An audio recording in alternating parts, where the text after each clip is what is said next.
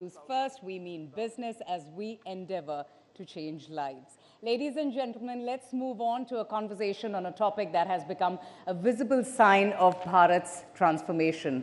The flight status display board at any airport these days in our country makes for a fascinating sight. Tier 2 towns and cities now clearly outnumber the metro and state capital destinations as more Indians are taking to the skies. This data reinforces this. In fact, the commercial fleet strength in India has gone up from 395 in 2014 to 714 in 2023. That's just vaulting by nearly 81% as millions crisscross the country's firmament. Now, there are also 148 airports, fully functioning commercial airports in India, which has gone up from a dismal 74 in 2014. Would you believe that? Clearly, there is much more to our country than metros and big cities. The lead up to the very successful G20 summit last year stood out for weaving in a unique socio-cultural flavor, showcasing this distinctive Indian geographical and cultural richness and diversity. Please welcome our next guest. We are so happy to have amongst us Mr. Amitabh Kant, G20 Sherpa, India, and Prasoon Joshi, poet and a famous lyricist, screenplay writer, and noted filmmaker, for a session that's titled Incredible India, Destination Bharat, in conversation with News 18's Rahul Shivshankar. Rahul, could you kindly come on stage and welcome the guests? Ladies and gentlemen, let's have a huge round of applause. We had a great start to the morning. Let's have some energy there.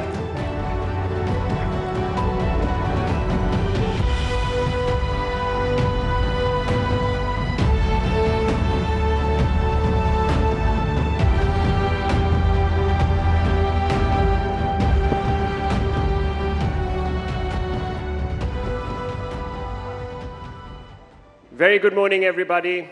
Thank you for being here. It's going to be an exciting day as we dive into Bharat. And who can ever forget Mr. Kant when India led the presidency of the G20 for the first time? That descriptor appeared on all our screens, the Prime Minister of Bharat, Narendra Modi. Let's discuss this brand transition and what it means and how we can sort of interlocute better with Bharat. Mr. Kant, tell us first about this conscious decision to spin India's presidency at the G20 around brand Bharat. And what was the principal aim of this? We were told a little story about how the Prime Minister actually wanted this event to be spread across geographies. What was that for? So, Rahul, first of all, when G20 is held, it's normally held in 1 or 2 cities. The Prime Minister's vision was that it should be a people's presidency. Take it to the people of India. Take it to every state of India. So we took it to 60 cities of India. And we used that opportunity to improve drainage, sewage, solid waste, roads. We cleaned up the lakes, the backwaters.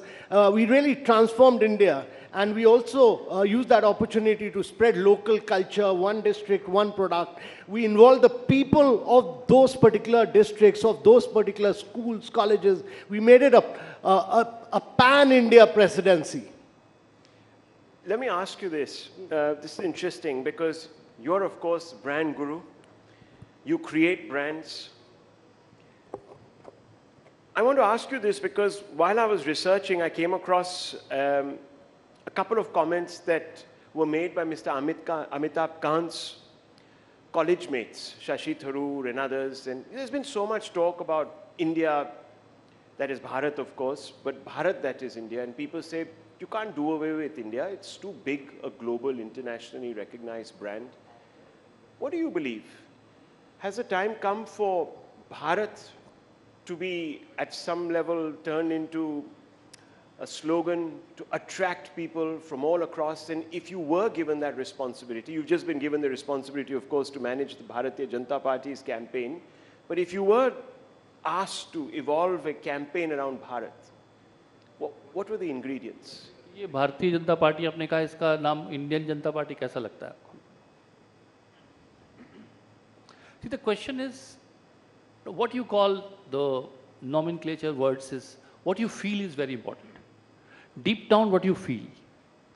What is the country you feel about? What is the ethos you feel? What it evokes? is not only semantics. It's also, it's certain, you know, when your tongue moves in a certain way, and I think the experts will tell you there is a neurological path which it follows, and hence a certain imagery is evoked. So when you pronounce Bharat, a different imagery is evoked, and I think that's very, very personal and important imagery for me. So for any cost, I would never give up Bharat as a name, because it is deep down ingrained into what we believe the country is. It doesn't mean that India comes in parlance or you know, people refer to it in their local languages the way. I think that's a different sort of practice. Practice and emotion and belief. I think we need to understand the semantics of it from that. So it's not that you will shun things. In fact, I believe in assimilation. देखिए क्या होता है, आप भाषा की बात करते हैं. Now, you have a new word which comes, says SMS, which also means messaging. अगर SMS शब्द हिंदी की भाषा के शब्दकोश का हिस्सा बनता है तो मुझे बहुत खुशी होती है, बिकॉज अपनी बाहें आप फैला रहे हैं, अपना आकाश वृहत कर रहे हैं, you are making your sky larger. लेकिन वो SMS शब्द अगर संदेश शब्द की हत्या करके आता है तो मुझे प्रॉब्लम है. आई हैव, जहां पे संदेश से आएंगे वहां संदेश से ही आएंगे, वो आप रिप्लेस नहीं कर सकते. So I think this coexistence, I think this assimilation is how I think about it, because it evokes a certain feeling, and those feelings are important. शब्द जो है वो संस्कृति का कैप्सूल है. जब एक शब्द मरता है तो उसके साथ उसकी संस्कृति जुड़ी हुई मरती है. ये आपको सारे linguistics बता देंगे. Even a particular word dies, how many emotions and how many feelings and how much of knowledge, information dies with it, because it is a capsule of that culture. So I think we have to make sure that, you know, we inject and infuse life in words, और जो गायब भी हो रहे हैं उनको वापस लाए. That is what my approach is. So it's a complex subject. What should take precedence? I think it should be left to people to finally see what they feel. I think their feeling is more important. I think the names belong to them. The language belongs to people who practice it. Let me draw you into this, because Amitabh Khan, speaking in tangible terms, the emphasis today is around projecting our nation as a fast, modernizing, innovative country amongst the comity of nations. And many people are using the term Viksit. The Prime Minister himself uses it. It sort of gives us a feeling of, as he says, energy. But Bharat invokes a sense of earthy nostalgia. At least that's what a batchmate of yours in college, Piyush Pandey, another brand guru, has said. So how do we contemporize brand Bharat? So, you know, मेरे विचार से जो हमने achieve किया है, you know, infrastructure में, digitisation में, climate change में, स्ट्रक्चरल रिफॉर्म्स में जो कुछ अचीव किया है पिछले 8-9 सालों से, so there is a great sense of national pride, huge sense of, so the vestiges of colonialism have gone away. We are not aping the West anymore. We are going back to our roots. That's very clear. That we want to be a modern, progressive nation based on our own strength, on our own civilization. And I think Bharat gives you that strength, that we are a strong nation, and that Bharat, the time is now. It has to be ambitious, it has to be aggressive, it has to be aspirational. That is what the message goes out. So let me ask you, because Mr. Khan, people in the opposition say that the NDA's obsession with this concept, Bharat, is essentially about a political messaging to its core base. It imagines a Rashtra with sort of Hindu sensibilities and characteristics. Now, how do you respond to that? It's also very forward-looking. It's also very progressive. It's also very modern. When you open up, you're opening up your space sector, you're opening up your drone sector, you're opening up your robotics sector, you're doing, the startups have grown by leaps and bounds by 20x, in the number of incubators have grown by 15x, you know, your economy is growing at 8.5 percent for the last 3 quarters at a time when there is a global slowdown. So all this also reflects the confidence of a young, vibrant India, of a very dynamic young India. The average age is just 29. Why should we be caught up in just looking at what the West's perspective on India is? We are confident that we are a Bharat. Prasunji, let me ask you this. But इसमें मैं एक चीज जोड़ूंगा कि progress and what people feel, everything aside, what is authentic is what I am interested in. And Bharat is authentic. India is not. See, authenticity, now you say politicization. Politicization versus political ideology.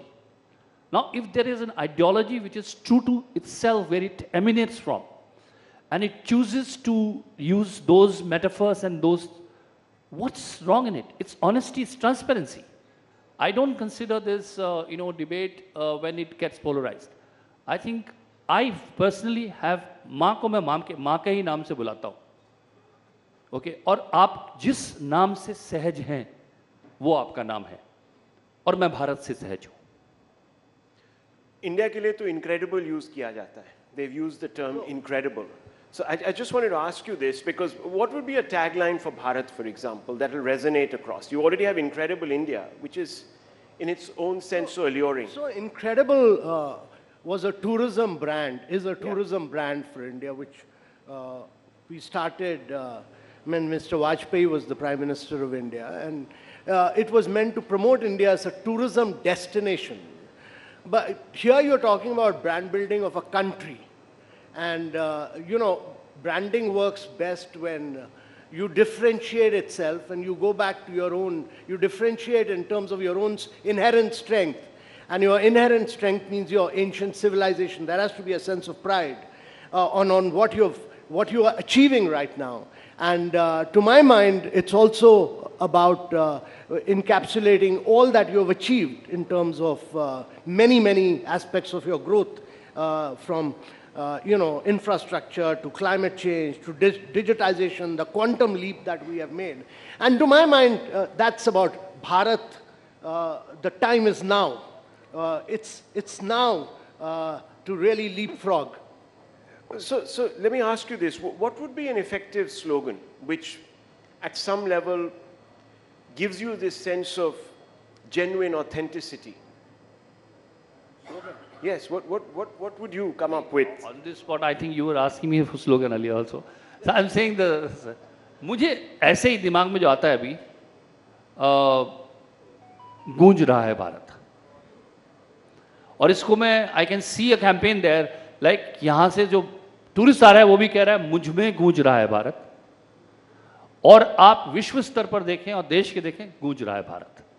Bharat का प्रताप, भारत की प्रतिष्ठा, भारत का सम्मान, भारत की everything about our country, it's resonating, reverberating. I feel right now, if you ask me instantly, I mean, this is an exercise which we normally sort of, that's a profession, you're asking it to do for free. Well, someone is paying you now, I believe.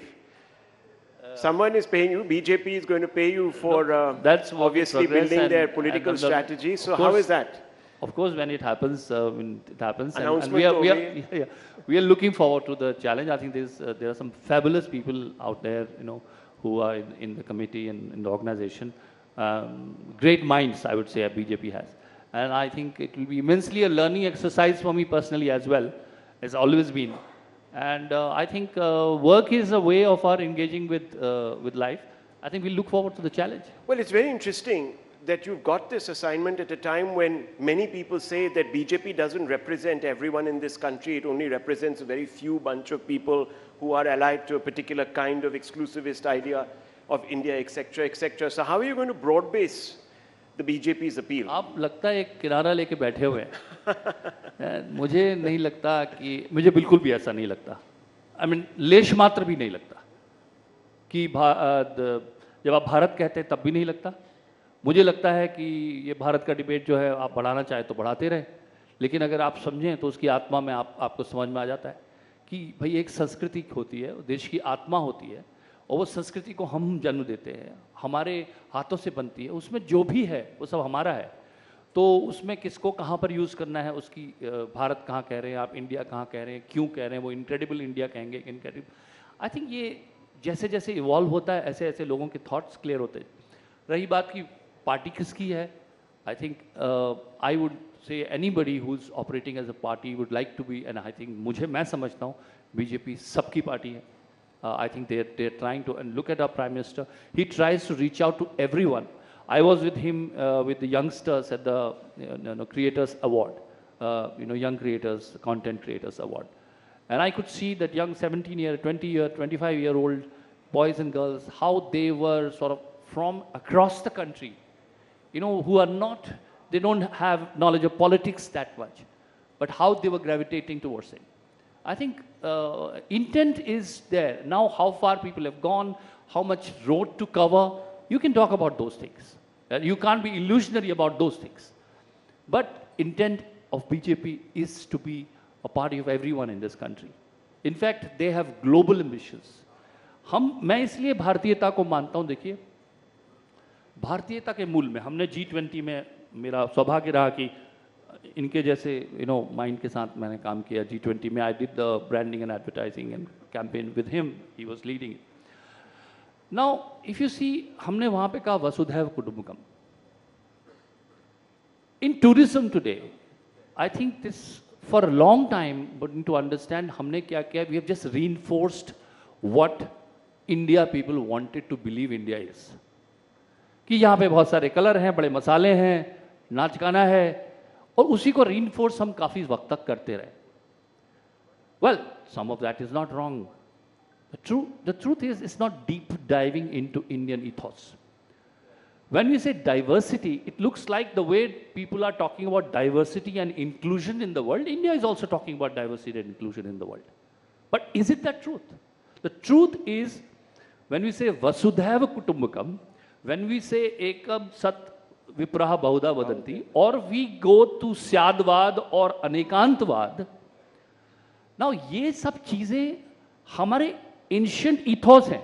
Now people will say why are you going to ancient, अरे भाई वही तो आपको differentiate करता है, वरना everybody thinks like it's a fashion to talk about inclusivity and diversity. India is also talking about it, India is not talking about it, India has practised it. Now how does it help brand India? It does help brand India because it makes it ahead of everyone, and it says that before you even it crossed your mind, this civilization was practicing it. I take a lot of pride in it. Whenever I go into different other countries, I make it a point, I say that.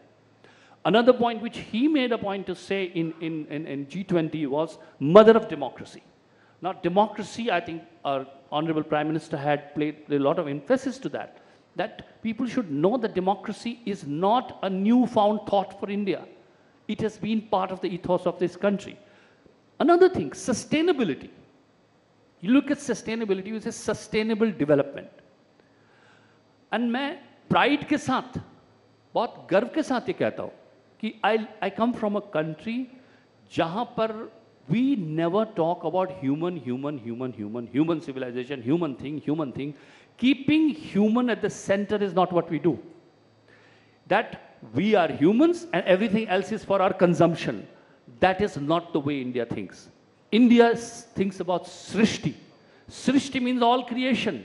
There is a rhythm to the creation. So I am one of the part of the creation. Hence, it is not for my consumption. And what it does, that it creates sustainability on its own. And then sustainable development, sustainability comes like an afterthought.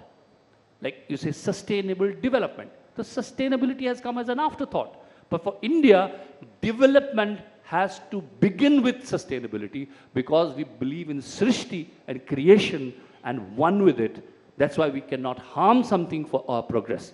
Now, is it a modern thought or is it a thought which is part of the ethos of the country? And if somebody says it's part of the ethos of the country, you call them parochial, you call them the fact that they are, becoming inward looking.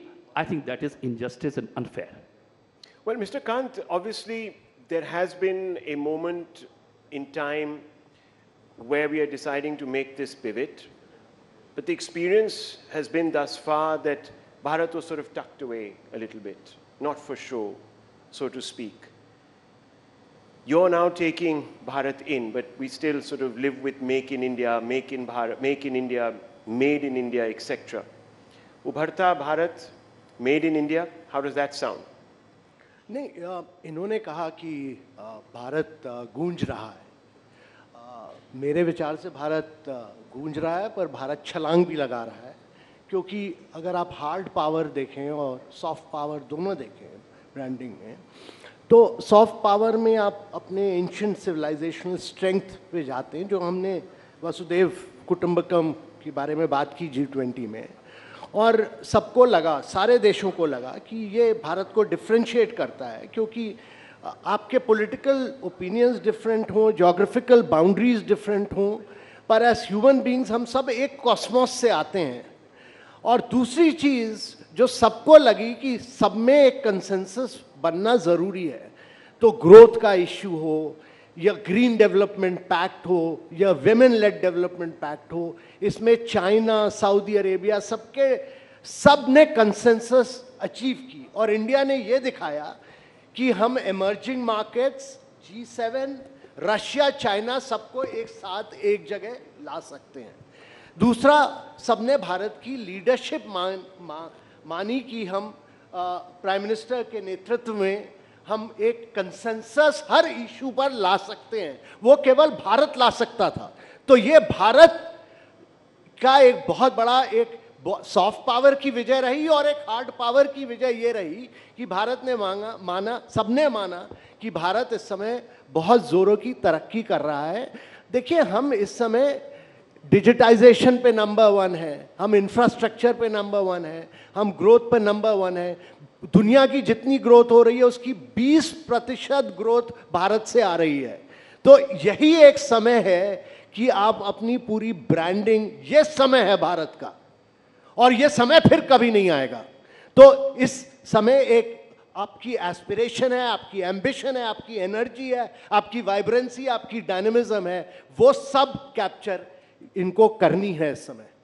Well, as long as it's not just a topical change, as in you rebrand, but the reality must also change. So that's what you're trying to say. मैं ये कह रहा हूं कि इस समय एक, क्योंकि हमने बहुत अचीव किया है, और बैंक ऑफ इंटरनेशनल सेटलमेंट ने कहा कि जो आपने 9 वर्षों में किया वो भारत को 50 वर्ष लगते अचीव करने में। Right. तो एक सेंस ऑफ नेशनल प्राइड है। अभी हमारा जो, हम हमेशा कॉलोनियलिज्म थिंकिंग में फंसे रहते थे, हम हमेशा वेस्ट को एप करते थे, हम वो अब हमारे दिमाग से निकल गया है, ये समझना बहुत जरूरी है। Thank you very much, gentlemen. It's been very enlightening. कि वो है कि देखिए, ये हीन भावना जो है ना, जो आप कह रहे हैं, ये हम सबसे जानने की आवश्यकता है। Even if you want to make brand India, you want to talk about the India doing well, it's very important कि हमारा सेल्फ बिलीफ खत्म नहीं हो। क्योंकि आप ये देखते हैं कि ऐसा लगता है कि हमारे देश में कमियां ही कमियां हैं। भाई, झील में पत्थर ही पत्थर हैं, झील भूल चुकी है झील होना। झील में पत्थर ही पत्थर है, झील भूल चुकी है झील होना। अब कहां बची गौरैया की फुरफुर, हर कोई चाहता है चील होना। तो आप भारत को अटैक करना चाहते हैं और अपनी कमियों को उजागर करना चाहते हैं। ये लोगों से मैं ये कह रहा हूं, जो लोग भारत की कमियों को अक्सर आगे रखते हैं, सेल्फ बिलीफ जो है वो बहुत ही जरूरी है कि हमें ये एहसास करा दिया गया कॉलोनियल पास्ट में कि हमें कुछ भी अच्छा नहीं है। ये कैसे हो रहा है? लोग एयरलाइन में आज ट्रैवल कर रहे हैं, अरे कैसे कैसे लोग एयरलाइन में आ रहे हैं। एक तो टैगलाइन ये रिजेंटमेंट कहां से भाई? कैसे कैसे लोग हैं? आपके ही तो लोग हैं। ये कैसे कैसे लोग एयरलाइन में आने लगे हैं? ये कैसे हम कह सकते हैं अपने लोगों के लिए? ये हम ये पहले रिजेंटमेंट भी जो प्रिविलेज क्लास में है, ये भी खत्म होना चाहिए कि भाई हमारे ही लोग हैं, जब तक ये तरक्की नहीं करेंगे आप तरक्की कैसे करेंगे? Okay, well, very passionate about Bharat. Believe in Bharat. That's your tagline, perhaps. Thank you very much, gentlemen. Thank you very much for being here.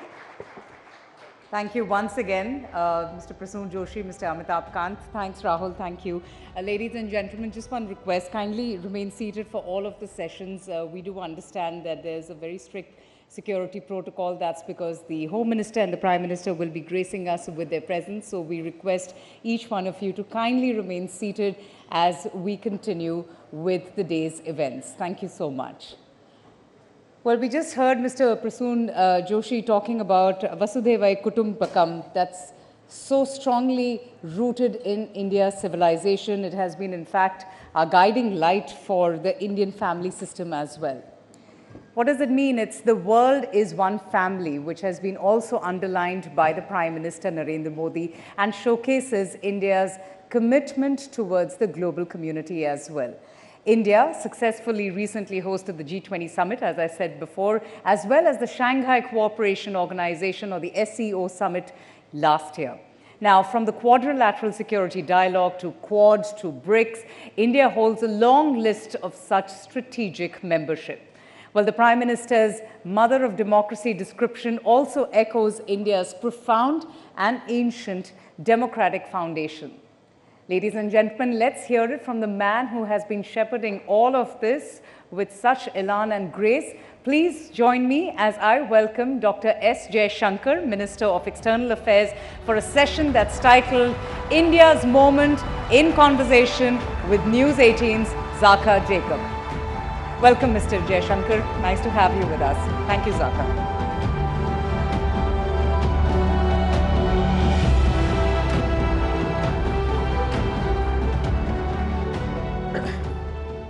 Dr. Jaishankar, thank you very much for joining us here at Rising Bharat. So we were having this discussion outside and internally in the run-up to Rising Bharat as well. In an election year, forget about election year, we are a few weeks away from elections. What do we ask the Foreign Minister? Is foreign policy top of mind of people during elections? You would think that more tangible things like homes and toilets, etc., are the things that people are more concerned about during election time. But funnily enough, Minister, in the News 18 opinion poll that we had last week, one of the things that people said, one of the reasons why they will vote for Modi is because Modi ne desh ka naam roshan kiya hai. Modi has elevated the image of India substantially. Why do you think something that is not necessarily tangible, like foreign policy and foreign policy gains, has suddenly become a vote-determining issue? Well, first of all, let me say what a pleasure it is to be here with all of you. Look, to be honest, that answer doesn't surprise me. It doesn't surprise me because in the last 5 years, traveling around the country, I've seen this sentiment grow. And I attribute it to 2-3 factors. One, that there is a greater sense of pride in the nation about itself, you know.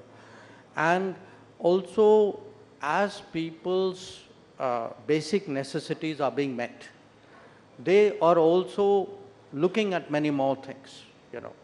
So they know today, for example, that the water connection will come, the electricity will come, the road will come, the health will happen, because they have seen that grow. So they're also, there's a kind of a, I would say, a neo middle class thinking which is pervading through the society. The second is that a lot of people today go out to work, go out on travel. They are tourists of various kinds. Something abroad in some way affects their livelihood.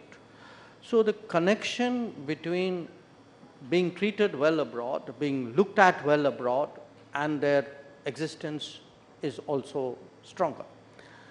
I would say the third factor would be, to me, the G20. G20.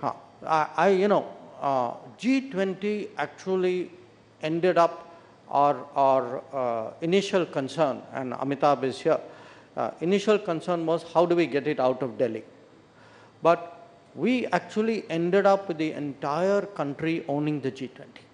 That in very small towns, you know, I mean, people you would not think would have an interest in foreign policy, leave alone something as specific as G20. Actually, people had that sense, it's our G20, you know, it's a time to show our country to the world, people are coming. So I think G20's had a great sense of connection. And finally, in a very peculiar way COVID. That what COVID did was at different times, it's made us aware, after all the COVID came from outside. We sent vaccines outside. At a critical moment, we got oxygen from outside. So somewhere that connect with the world, it's made people more aware. Then it's technology. You have the world in the palm of your phone. So I do want to ask you about the G20 part, because we have seen instances in the past where major sporting events have transformed the image of a nation, whether it is the Barcelona Olympics, the Beijing Olympics, and so on. But the G20, the uncharitable way of putting it is it's a talk shop. Why would that have permeated to the level of the Aam Aadmi and Aam Aurat on the street in a way that it's lifted the image of India? Partly, as I said, physically, because it was done in 60 cities and towns. And mind you, other than those 60 places where something happened, people went out maybe to another 60 or 100 places more. So if you actually said in terms of locations, I would say maybe 120 to 150 locations in some way or the other saw G20. We ran G20 actually like an andolan, like a Jan Bhagidari. So I mean, look, I've been doing G20 for 10 years now. This is the only G20 where you went to a place, you had a meeting, but there's a university running a event on a G20, there were a bunch of NGOs who were doing something on a G20, the population was out there displaying their culture. So it had a flair and a impact which was very, very different. So the second is, to be very honest, I don't think people expected us to succeed. Really? Yeah, I mean, look, we went through, I saw the Indonesian presidency, the kind of pressures they were in. Every meeting was blocked by a single issue. And then finally, okay, we patched something together at the summit. All of us helped out because that's the way it is. Now, in our case, I think we took, frankly, much less defensive strategy. We said, look, every meeting, if there's a finance meeting, we will get a finance outcome. If you've got other issues, I'll put an asterisk and put it on the side, but you are not going to block that finance outcome. So what we did was, we piled up the stakes, outcome after outcome. So you said it's a talk shop. Yes, you are right, but even talk shops make a difference. So when a talk shop, for example, ends up recommending to the World Bank that you need to change, reform as per a report which is coming out, or a talk shop says that digital public infrastructure is today a kosher concept and the rest of the world must adopt it for propagation. Don't write off the power of ideas and talking. Ultimately they move things. And I would say, if you look at one thing which has gone very badly wrong with the world, which is that COVID, the impact of COVID has really set back development, SDG targets in the world. The G20 brought the focus back. So, and people intuitively understand it, that people, they may not know the nuances, but they knew the pressures were on us, and they knew that we had to, get the outcome done at the summit, and I think they kind of get it. So, because this is election season, as they say, you have to go to the voters, give them your hisab of what you have achieved over the last 5 years. So in the realm of foreign policy, because you've been shepherding it, you've been marshalling for India's foreign policy over the last 5 years, aside of the G20, the COVID vaccines, navigating India's interests through these two wars, what is the one thing that you would say is the standout for the Modi government, which no other government in the realm of foreign policy has done in the last 75 years? Well, look, if, it's not an if, it is a when.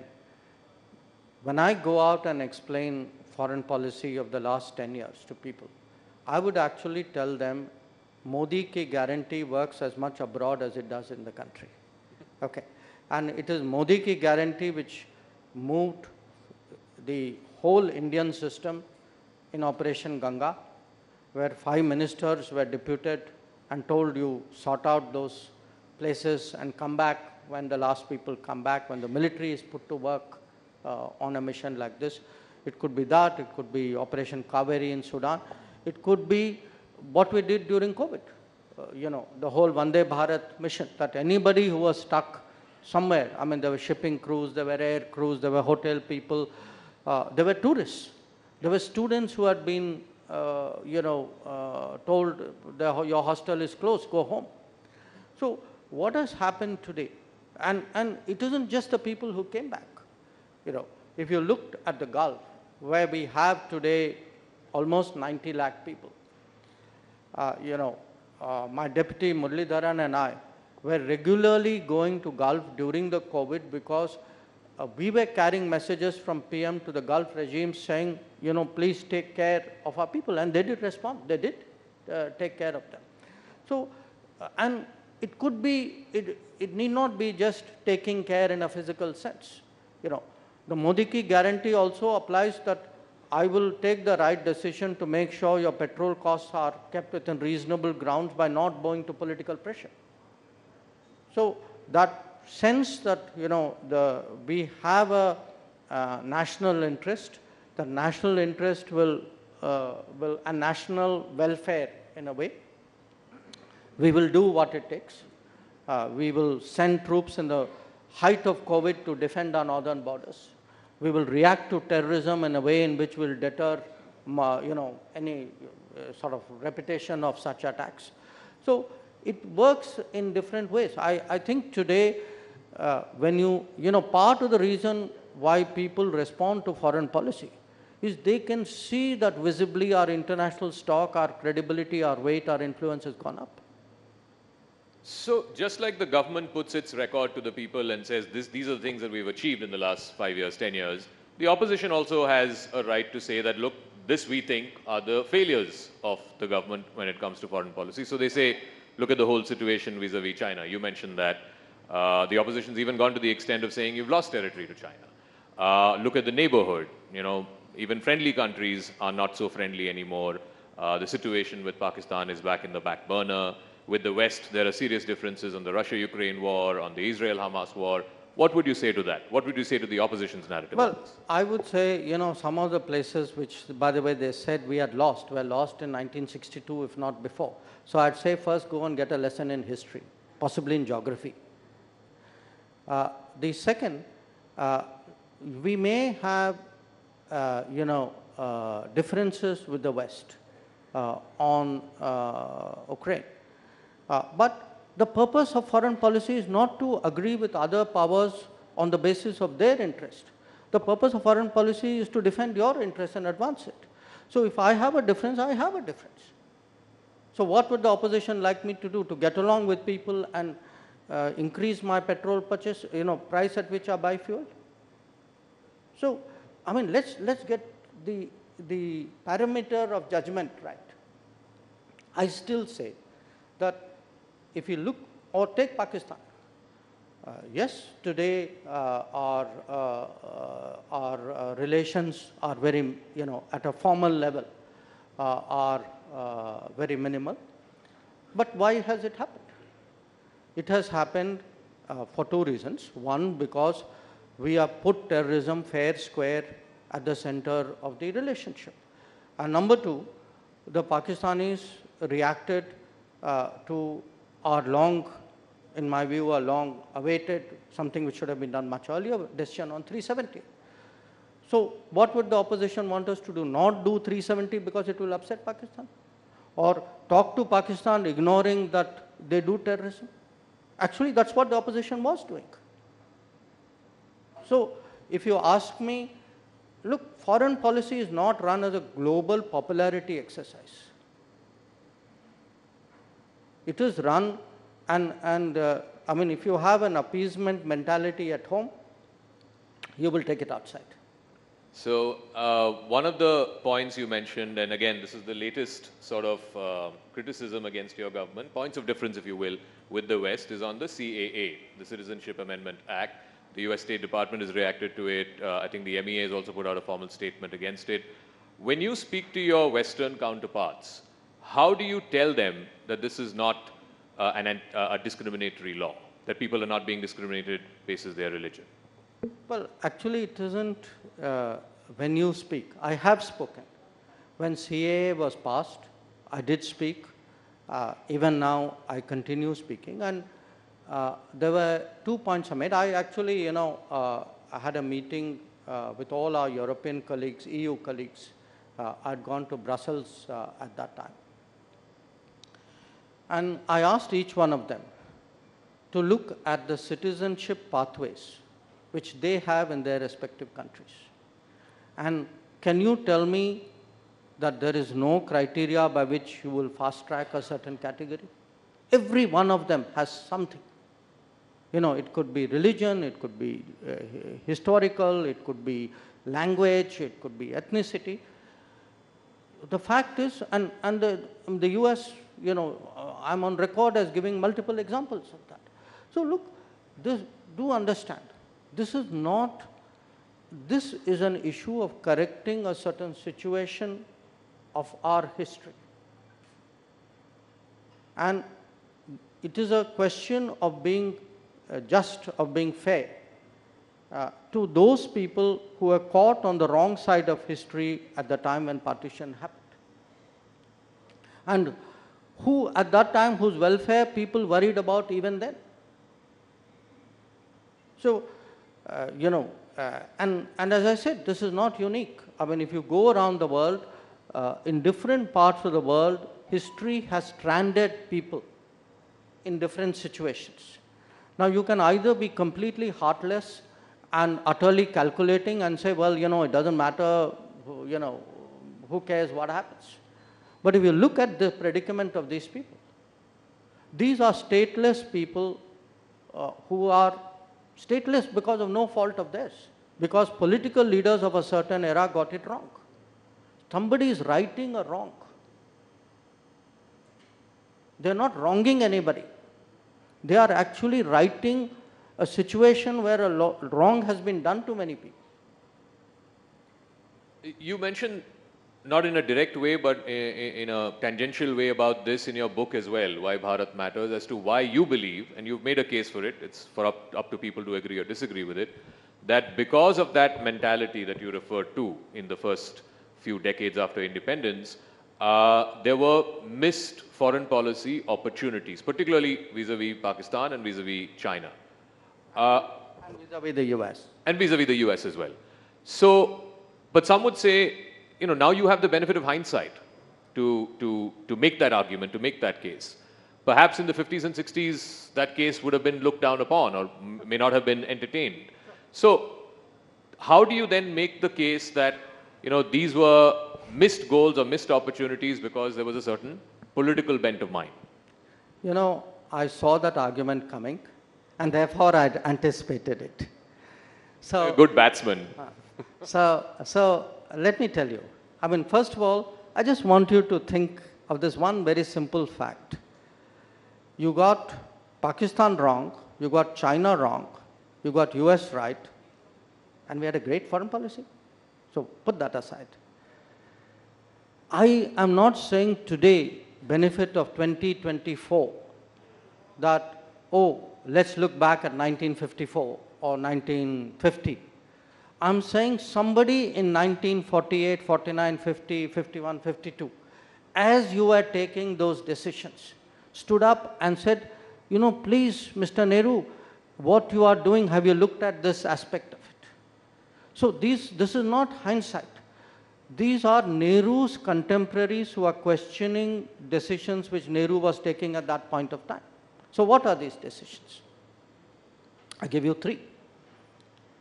Shyama Prasad Mukherjee actually contests very strongly the Nehru-Liaquat Pact, saying, look, are assuming that Pakistan is going to treat its minorities the same way as we are treating our minorities. But the very nature of creation of Pakistan and the regime which has come into being is very different. So how can you possibly make, such a fundamental misreading of these guys? And mind you, this is just 3 years after partition. Okay. Well, a little bit more. The Patel, I'm giving you an example of China. Patel puts in writing that today, for the first time, we are facing a two-front situation. The intentions of China cannot be taken in a positive way. There is much that we have to apprehend. So please do not, have a sort of rosy picture of the situation.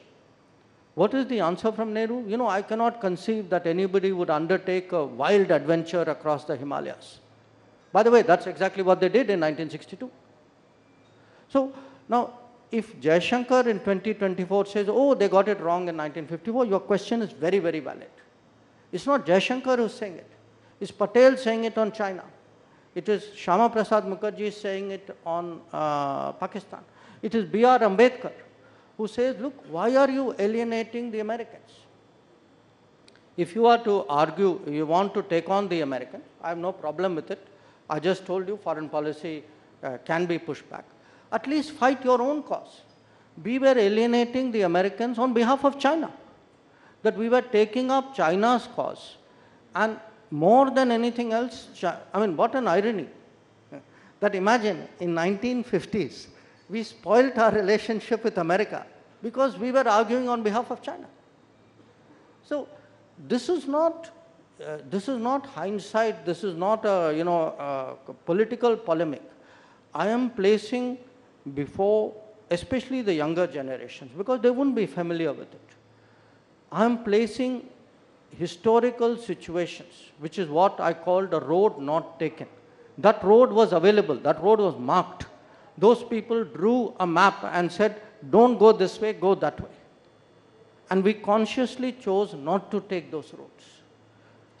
Now, I'm not saying there were no-brainers. There were pluses and minuses. But we need to get out of this, cult worship that everything from 1946 till pick your year, these were great years and we did splendidly. If anything went wrong, other people were to blame. But, Nehru's foreign policy is such a sort of impeccable theology that even today, whoever comes to power must follow it. And any deviation is somewhere wrong. I think, companies are audited. After all, countries should also be audited, for policies should be audited. People should look at what happened in the past with an open mind, with a critical mind. And by the way, I'm not saying it should only happen then. I'd be very happy if somebody said, I'd like to discuss the last 10 years with you. In fact, that's exactly what you're doing. And please defend your record. I'd be very happy to defend it. So let's talk about one big aspect of that record, and since you referred to in the previous answer about a two-front situation. Are we not in a two-front situation today? We have, my friend, we have always been. It is we who were in denial. Tell me, I'm now asking you as a person, Zaka, at which stage in your life did you actually feel that China was your strategic partner? I don't think in my lifetime. No, but yet in 2006, we actually have a declaration describing China as a strategic partner. So I want to say, look, there's a gut sense in society. Sometimes, and I say this as someone from the foreign policy fraternity, sometimes, this is a bubble you have created. Because in the earlier years, it was very much a Nehruvian ideological bubble. Nehru was against America, so everybody was against America. Nehru said China is a great friend, everybody says China is a great friend. So the vestiges of that continue. Even today. You have a concept called Chindia. Okay. many of you will remember who put that concept forward. So if you actually have reached to think that you're making a sandhi of China and India, and you think we are that close, and our interests are so aligned, I mean, this is a different world.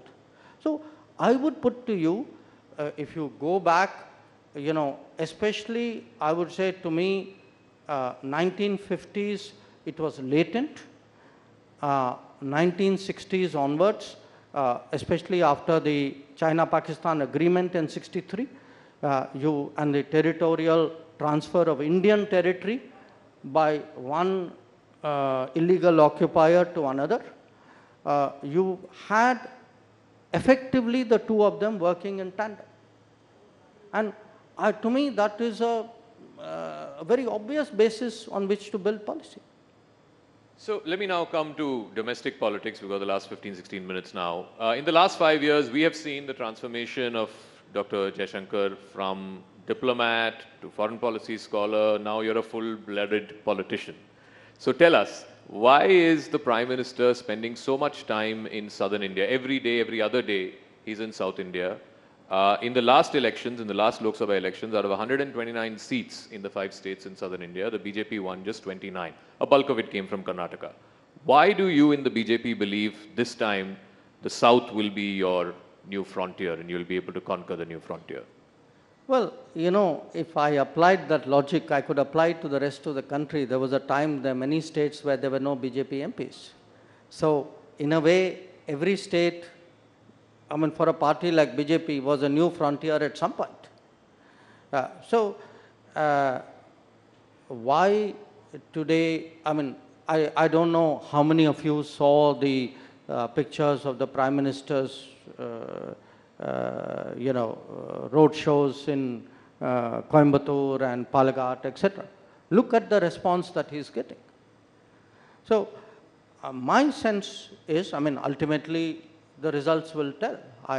But as someone who's been traveling a fair amount, certainly to Kerala, I mean, Karnataka is a different case. There's already a strong history with BJP out there.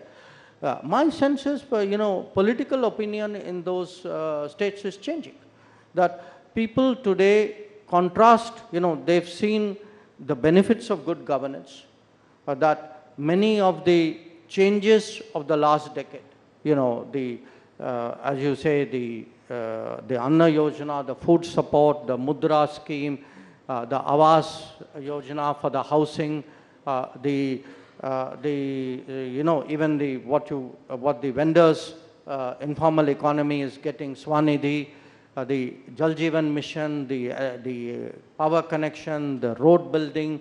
So when the Kisan Samman Nidhi so if you put all this together, they today realize, and particularly if you add to this health and insurance, they today realize that, look, because you are getting good governance out of the center, and these schemes have been pushed by the center, they have benefited literally tens of crores of people. They are looking, at a very, very different way, both at the center and at the BJP. The second, I would say, our sense of ourselves as a nation and society is also changing. There is today, I mean, you refer to it in a very different way, saying, why are people taking an interest in foreign policy? Yeah. I would argue one of the reasons they are taking an interest in foreign policy is they have a stronger sense of what this nation is about. And the South is, as deeply, if not more so, that sentiment as the rest of the country. And I think the combination of all these things is actually, it's certainly, anybody objective would tell you something is changing out there. You can see that, you can feel that. Now, we'll have to see how it goes, but I can tell you there's a fair degree of confidence about how this will work out electorally. You mentioned about the sense of identity, sense of pride. No doubt it's gone up in the last 5-10 years, but in the South, there's also regional identity. And one of the narratives, you can call it a trope if you want, particularly from the southern parties, is that your party is anti-South India, you're a North Indian party, you're a Hindu, Hindi imposition party. As somebody who is a Delhi boy, but your family is from the southern part of this country, how would you counter that narrative? Well, look, I think by now Prime Minister Modi has put that kind of propaganda to rest. He's contested it very, very effectively. But you have not had a Prime Minister of this country who has so visibly associated anything national with what you would call regional issues. I mean, it could be, the fact that we've taken foreign policy out there, the fact, I mean, even the parliament, the Single issue, the fact he did Kashi Tamil Sangamam, or in fact also, a Tamil Saurashtra.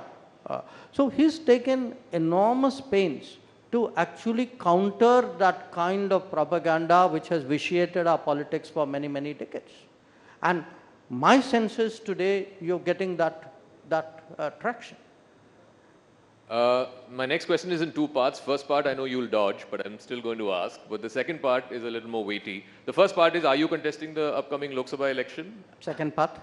The second part is, does it make a difference in your, practicing of foreign policy if you're an elected politician as opposed to one who is nominated to the Rajya Sabha? It's a hard one because if you look at the previous foreign ministers of India, you've had a mix. Many, I mean, my immediate predecessor, Sushma ji, was from Lok Sabha, and many of her predecessors. So it's a mixed issue. The fact is, today, certainly speaking from a BJP perspective, I can tell you how much focus there is on constituency, on ensuring delivery, on making sure that last mile, that leave no one behind message goes through. So when I look at my, I'm a parliamentarian of 5 years juniority.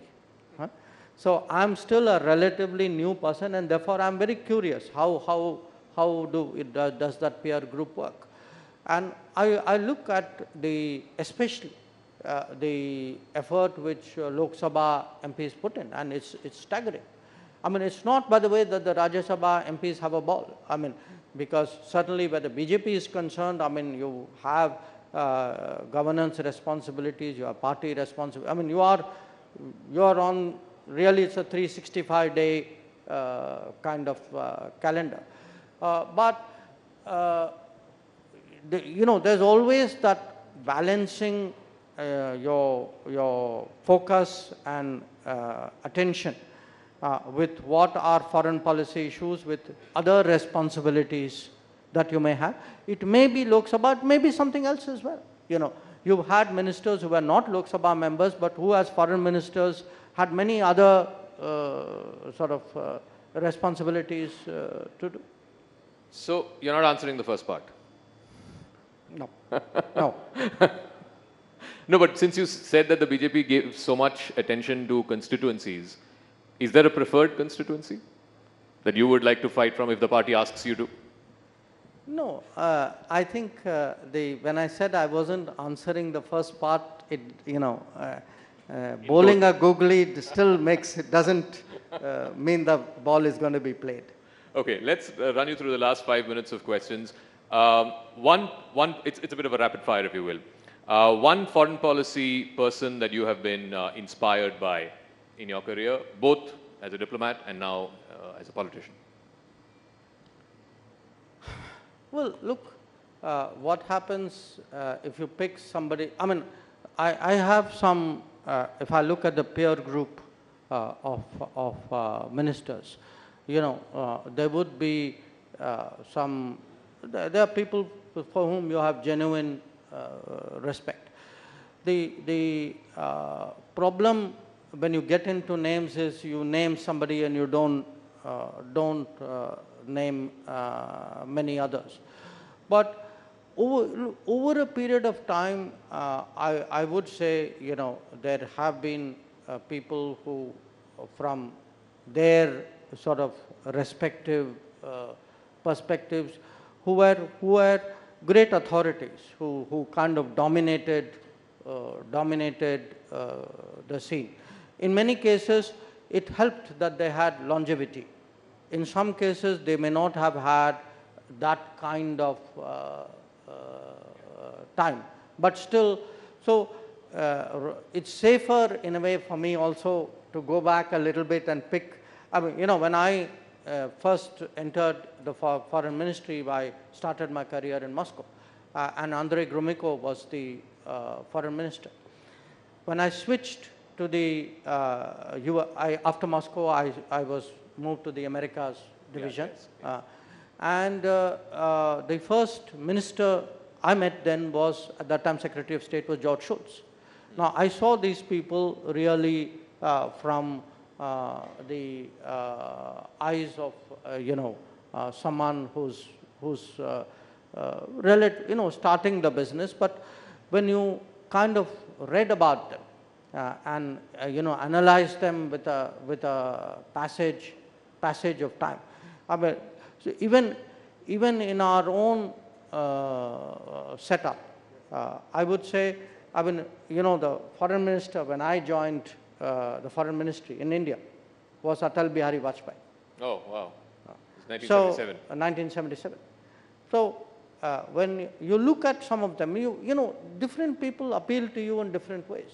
You know, Atalji, for example, was always someone who was willing to sort of, in a way, break the mold. You know, and you saw that finally when it came to the nuclear test. So I would say at different points of time, I've had the good, you know, it's like if you are interested in cricket and you've been seeing a lot of test matches, you'd remember great innings. Yeah. You know. By the way, the first century I ever saw was Ian Chappell. Ian Chappell? Yes, in Delhi. Oh. So you remember, you know, you remember these moments, you would remember. I would hesitate to say, okay, this was the all-time greatest. Sure. I mean, yeah, that's a tough one, yeah. Yeah. Since you mentioned nuclear and since we're talking about all of these doyens, you've talked about him in the past as well and more recently as well about the legacy of your late father. He's the man who, you know, for all practical purposes was the architect of India's nuclear doctrine. Do you think about your legacy as to how people will remember Dr. S. Jaishankar? No, not really. I mean... how would you want them to remember you if it... I haven't even given thought to that. I mean, look, you know, you start, I guess people start thinking these things when they feel they are very advanced and are close to hanging up their boots.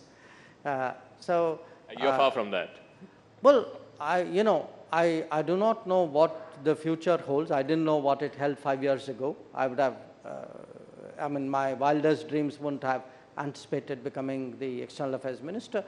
But I think I still have enough gas left in the tank not to think about parking in the garage and thinking about how people are living. Please race away, Dr. S. Jaishankar. Thank you very much. Ladies and gentlemen, the External Affairs Minister of India, Dr. S. Jaishankar. Thank you so much. Thank you, Mr. Jaishankar. Thank you, Zaka. That was a fascinating discussion. I think his legacy will be remembered for taking India's foreign policy and diplomacy to great heights under his leadership. Ladies and gentlemen, I request everyone to be kindly seated. And once again, I'll make that request to be seated for all the sessions and not to move out.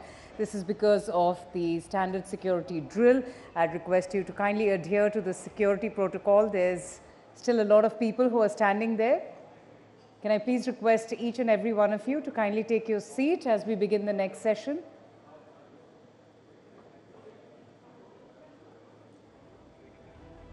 All right. Now, India has also made great strides over the last few years in the economic and foreign policy space. and it's also widely seen as a nation whose time has come. Well, this optimism finds resonance on the playing field as well.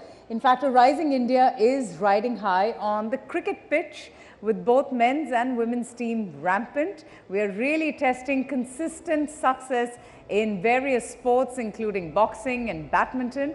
But for a medal-hungry nation of 1.4 billion, there's still plenty to do to emulate the successes of some other nations as well. Ladies and gentlemen, I'd request you once again to be kindly seated before I introduce my next guest. Please put your hands together as I welcome with great pleasure Shri Anurag Thakur, Union Minister for Information and Broadcasting and Youth Affairs and Sports, for our next session titled Gunning for Gold, No Hurdle Too High. This session will be in conversation with my colleague Anand Narasimhan. Welcome, Mr. Anurag Thakur. Let's have a huge round of applause for our next guest.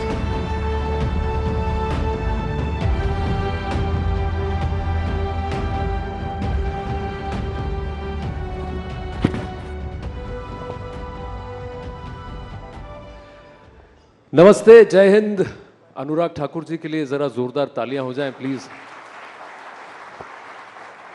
Anurag ji, हाल कैसा है जनाब का? क्या ख्याल है आपका? 400 क्या पार होंगे हो। देश ने मन बना लिया 400 पार होकर ही रहेगा, और इसके लिए ख्याल भी अच्छे ही हैं, और समय का इंतजार है, बस वोटिंग शुरू हो जाए, चुनाव कैंपेन शुरू हो जाए। कुछ लोग सर इसे कॉन्फिडेंस नहीं, ओवर कॉन्फिडेंस कह रहे हैं। मुझे लगता है जब आपने काम अच्छा किया हो तो आपका कॉन्फिडेंस लेवल ज़्यादा ही होता है।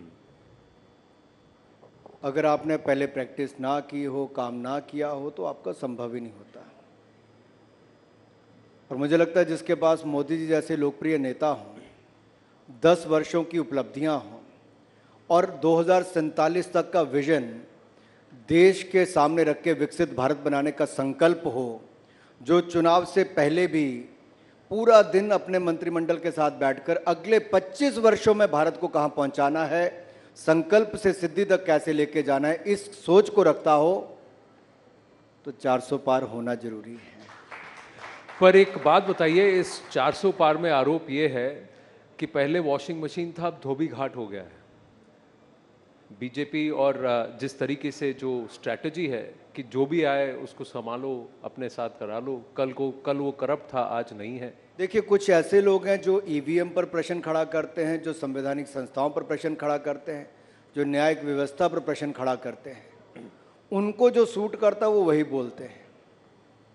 मैं तो यही कहूँगा, अगर किसी के खिलाफ आरोप सिद्ध होते हैं, किसी को कानून सजा देता है, तो उसके खिलाफ जो दंड बनता है उसको देना चाहिए। लेकिन जब तक कुछ नहीं होता तब तक जान चल रही है। पर वो कुछ तब नहीं होता जैसे वो बीजेपी में आ जाते हैं, तब तक होता है जब तक बीजेपी में नहीं होता। ऐसा बिल्कुल भी नहीं है। ऐसे बहुत सारे उदाहरण होंगे जहां पर समय के साथ साथ, अब कई वर्षों में देखिए, नेशनल हेराल्ड में राहुल गांधी जी और सोनिया जी बेल पर हैं, लेकिन दूसरी ओर मनीष सिसोदिया जी, संजय सिंह जी, सत्येंद्र जैन जी जेल में हैं। कोई शराब घोटाले में जेल में है, कोई नेशनल हेराल्ड घोटाले पे बेल पे है। लालू यादव जी एक मामले में जेल में जाए, दूसरे मामले में जांच चल रही है। अरविंद केजरीवाल जी 9 सम्मन आने के बाद भी ईडी के सामने पेश नहीं होते, लेकिन राजनीति में आने से पहले बहुत ज्ञान कांग्रेस को बांटते थे, आज उन्हीं के साथ हाथ मिलाकर बैठे हैं। ये अरविंद केजरीवाल जी से इतना प्यार क्यों है? कहीं ना कहीं हर दिन किसी ना किसी बहाने उन्हें समन दिया जा रहा है। नहीं, बहाने नहीं, कारनामे के कारण दिया जाता है। एक ऐसा व्यक्ति जो झूठ की पराकाष्ठा, उनके झूठ दुनिया में सबसे ज्यादा कोई और सबसे सफाई के साथ बोलने वाला है, तो उनका नाम है अरविंद केजरीवाल जी। राजनीति में आने से पहले कहा बेटी की कसम खाता हूं नहीं आऊंगा, फिर कहा बड़ी गाड़ी नहीं लूंगा, फिर कहा सिक्योरिटी नहीं लूंगा। सबसे बड़ी गाड़ी भी ली, 2 राज्यों की सिक्योरिटी भी ली, सबसे बड़ा बंगला भी लिया, शीश महल के रूप में बनाया भी, करोड़ों रुपए खाए भी, और जो कहते थे ईमानदारी के साथ सरकार चलाऊंगा, सबसे भ्रष्ट सरकार चलाने का रिकॉर्ड किसी के नाम पर है तो आम आदमी पार्टी और अरविंद केजरीवाल जी के नाम पर है। पंजाब में सरकार बनाते स्वास्थ्य मंत्री का इस्तीफा हो गया भ्रष्टाचार के चलते, दिल्ली का स्वास्थ्य मंत्री जेल चला गया भ्रष्टाचार के चलते, और दिल्ली का शराब मंत्री जिसको ईमानदारी का सर्टिफिकेट ये देते थे आज कितने महीनों से जेल में बैठा है, बेल भी नहीं हो पा रही। पर वहाँ ये आरोप है कि क्योंकि दिल्ली में बीजेपी को हराया 2 बार, इसीलिए बीजेपी थोड़ा गरम है, इसीलिए इनके पीछे पड़ी हुई है। चुनाव में हमारा क्या है जी, जनता ने जिता दिया जी, लेकिन बीजेपी हमारे पीछे पड़ी है जी। नहीं, ऐसा ये नहीं। ईडी के समन तब तक आते रहेंगे जब तक हम बीजेपी का बुलावा स्वीकार नहीं करेंगे। आनंद जी, ऐसा है, चुनाव में हार जीत चलती है, बीजेपी को पहली बार थोड़ी हारी।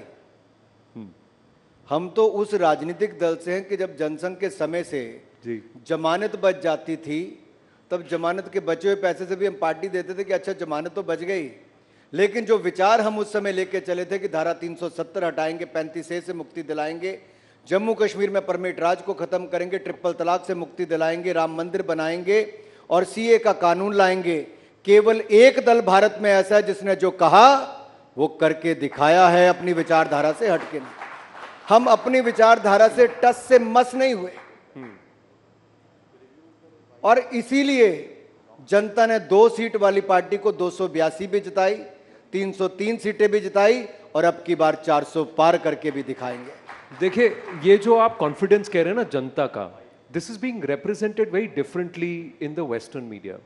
Harvard has come out and said कि the coming elections are not a good thing for democracy, it's a worry. Harvard की एक लेटेस्ट स्टडी आई है। वीडेम कहता है कि हम एक इलेक्टोरल ऑटोक्रेसी हो गए। ये विदेशी मीडिया को आपसे इतना प्रेम क्यों है? मुझे लगता है गुलामी की मानसिकता से हम सबको बाहर निकल जाना चाहिए। आज दुनिया भारत की ओर देख रही है कि भारत नए मापदंड क्या तय कर रहे हैं। जब कोविड के समय दुनिया के बड़े बड़े देश जो नहीं कर पाए, जो कहते थे यही विदेशी मीडिया कि भारत में करोड़ों लोग मर जाएंगे महामारी और भूखमरी के कारण, आज मैं इस मंच पर कह रहा हूं मोदी का नेतृत्व था, महामारी से भी बचाया, भूखमरी से भी बचाया, 2 वैक्सीन भी बनाई, 220 करोड़ वैक्सीन मुफ्त में लगाई भी, और 80 करोड़ लोगों को मुफ्त में अनाज पिछले 3 साल तो दिया ही, अगले 5 साल की गारंटी भी मोदी की गारंटी है। उस समय जब दुनिया कहती थी कि यूक्रेन रशिया के युद्ध में भारत को ये नहीं करना चाहिए, वो नहीं करना चाहिए, हमने गैस भी खरीदा, तेल भी खरीदा। जब दुनिया ने दबाव बनाया तब कहा हमें भारत की ज़रूरत को पहले देखना है, हमें अपनी एनर्जी सिक्योरिटी 140 करोड़ लोगों के लिए पहले देखनी है, और भारत ने जो निर्णय लिया हम उस पर खड़े रहे। ये पुराना भारत नहीं, ये नया भारत है, और नए भारत की बुलंद तस्वीर इससे नजर आती है जब 10वें नंबर की अर्थव्यवस्था लड़खड़ाती चरमराती अर्थव्यवस्था से आज दुनिया की 5वीं सबसे बड़ी अर्थव्यवस्था भारत बनकर खड़ा हुआ। लेकिन जब यही इंटरनेशनल मीडिया फ्रंट पेज पे प्रधानमंत्री के चेहरे के इंटरव्यू को लिखती है या छापती है या कुछ भारत के बारे में अच्छा कहती है, तो फिर आप ही सबसे ज्यादा कहते हैं कि देखिए इसको दिखाइए इंटरनेशनल मीडिया हमारे बारे में क्या कह रही है। अब आप कह रहे हैं कि इंटरनेशनल मीडिया को मत गिनिए जब वो आपको क्रिटिसाइज करती है। मैं आपको एक छोटा सा उदाहरण देता हूँ। सन 2001 में नरेंद्र मोदी जी गुजरात के मुख्यमंत्री बने जी। बहुत बड़ी चुनौती थी, उससे पहले भूकंप आया था, आपदा आई थी, गुजरात को वापस खड़ा करने का उन्होंने बहुत बड़ा काम किया जी।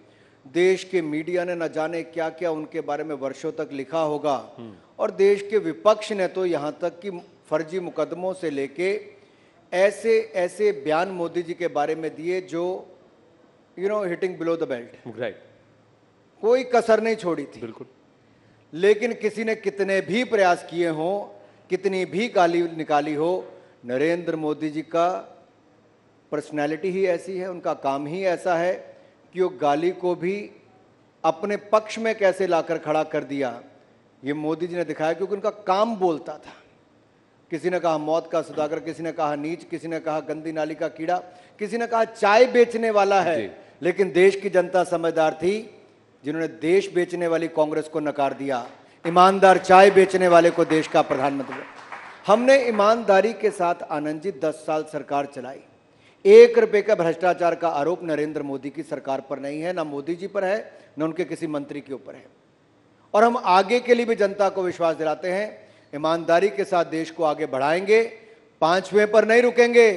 दुनिया की तीसरी सबसे बड़ी अर्थव्यवस्था हम भारत को बनाएंगे। लेकिन खेल नैरेटिव्स का भी है अनुराग जी। देखिए, you are the information and broadcasting minister, तो इसलिए मैं वापस आपसे पूछूंगा कि अंतर्राष्ट्रीय अकेडमियां आज भी भारत को जिस नज़र से देखती है, वहाँ ये कहती है कि मोदी सरकार के अंदर ये एक इलेक्टोरल ऑटोक्रेसी हो रही है, यानी कि डेमोक्रेटिक तानाशाही। इस लेवल तक कहा जाता है कि जनता वोट जो भी दे रही है ये डेमोक्रेटिक प्रोसेस नहीं है, क्योंकि सारे इंस्टीट्यूशंस आपने कंट्रोल कर लिए हैं।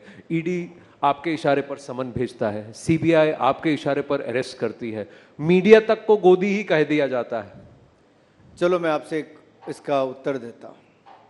पहली बात तो जांच एजेंसियां स्वतंत्र हैं, किसी को भी भ्रष्टाचार के मामले में बुला सकती हैं।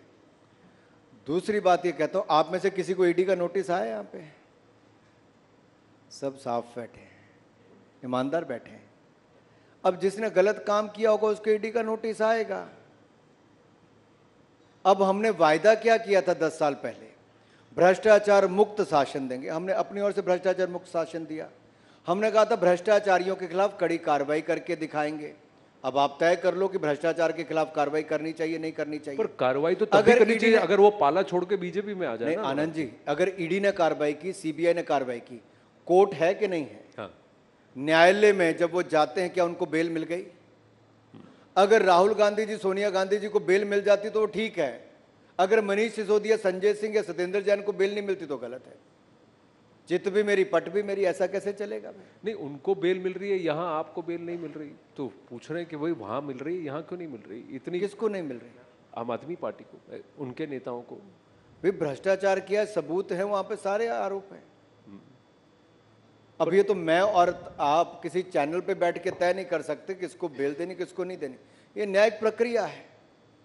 मुझे तो अपने देश के कानून पे विश्वास है, न्यायालय पे विश्वास है, न्यायपालिका पे विश्वास है। नहीं, ये जो प्रोसेसेस को कंट्रोल करने की बात है, हिमाचल में जो हलचल हुई, अब आप देख रहे हैं 15 महीने में वहाँ सरकार डगमगा रही है। वहाँ भी कहीं ना कहीं दोष बीजेपी को दिया जा रहा है कि भाई हमें नहीं चुना तो तुम्हारी सरकार भी नहीं चलने देंगे। घर आपसे ना संभल पाए, आरोप पर हम पे लगाए।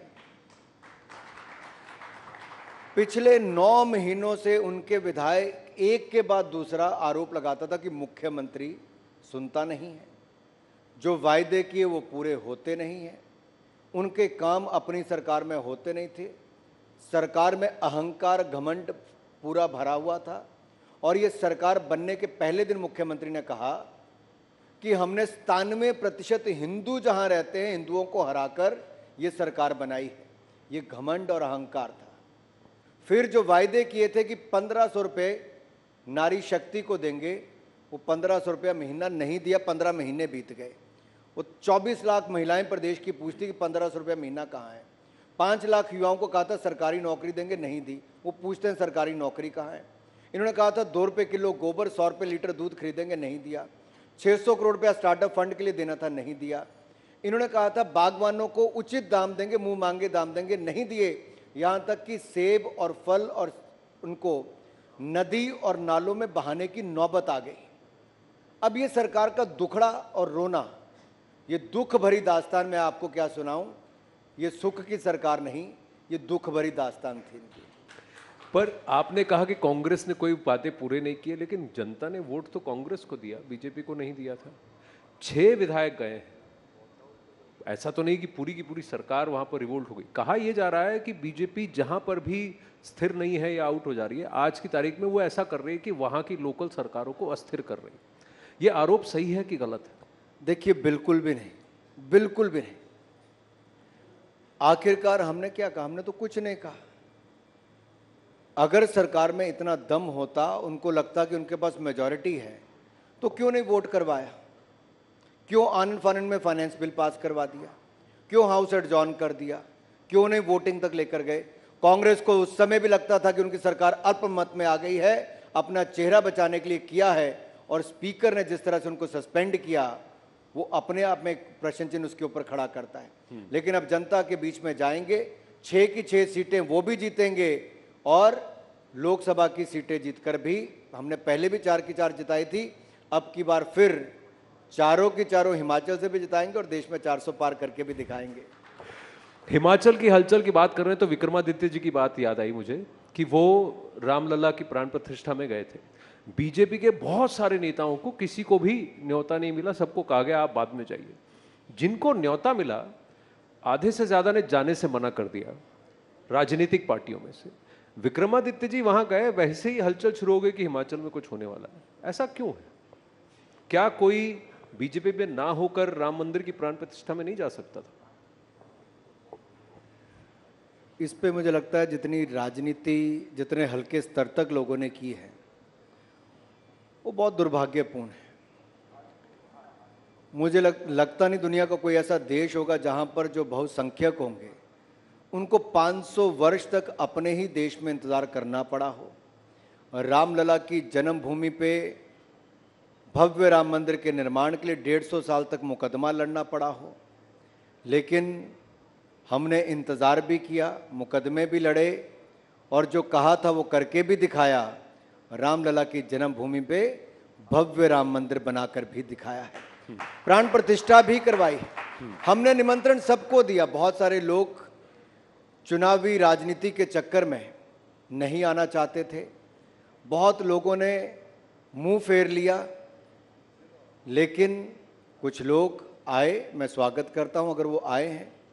मुझे लगता है इसको राजनीतिक रूप से नहीं देखना चाहिए, इसको आस्था के रूप पर से। राजनीतिक रूप से ही देखा जा रहा है। बीजेपी पर आरोप है कि पहले राम की राजनीति की, सरकार बनाया, बहुमत बना, पार्टी ग्रो हुई, अब मंदिर बन गया तो मंदिर की भी राजनीति कर रहे हैं।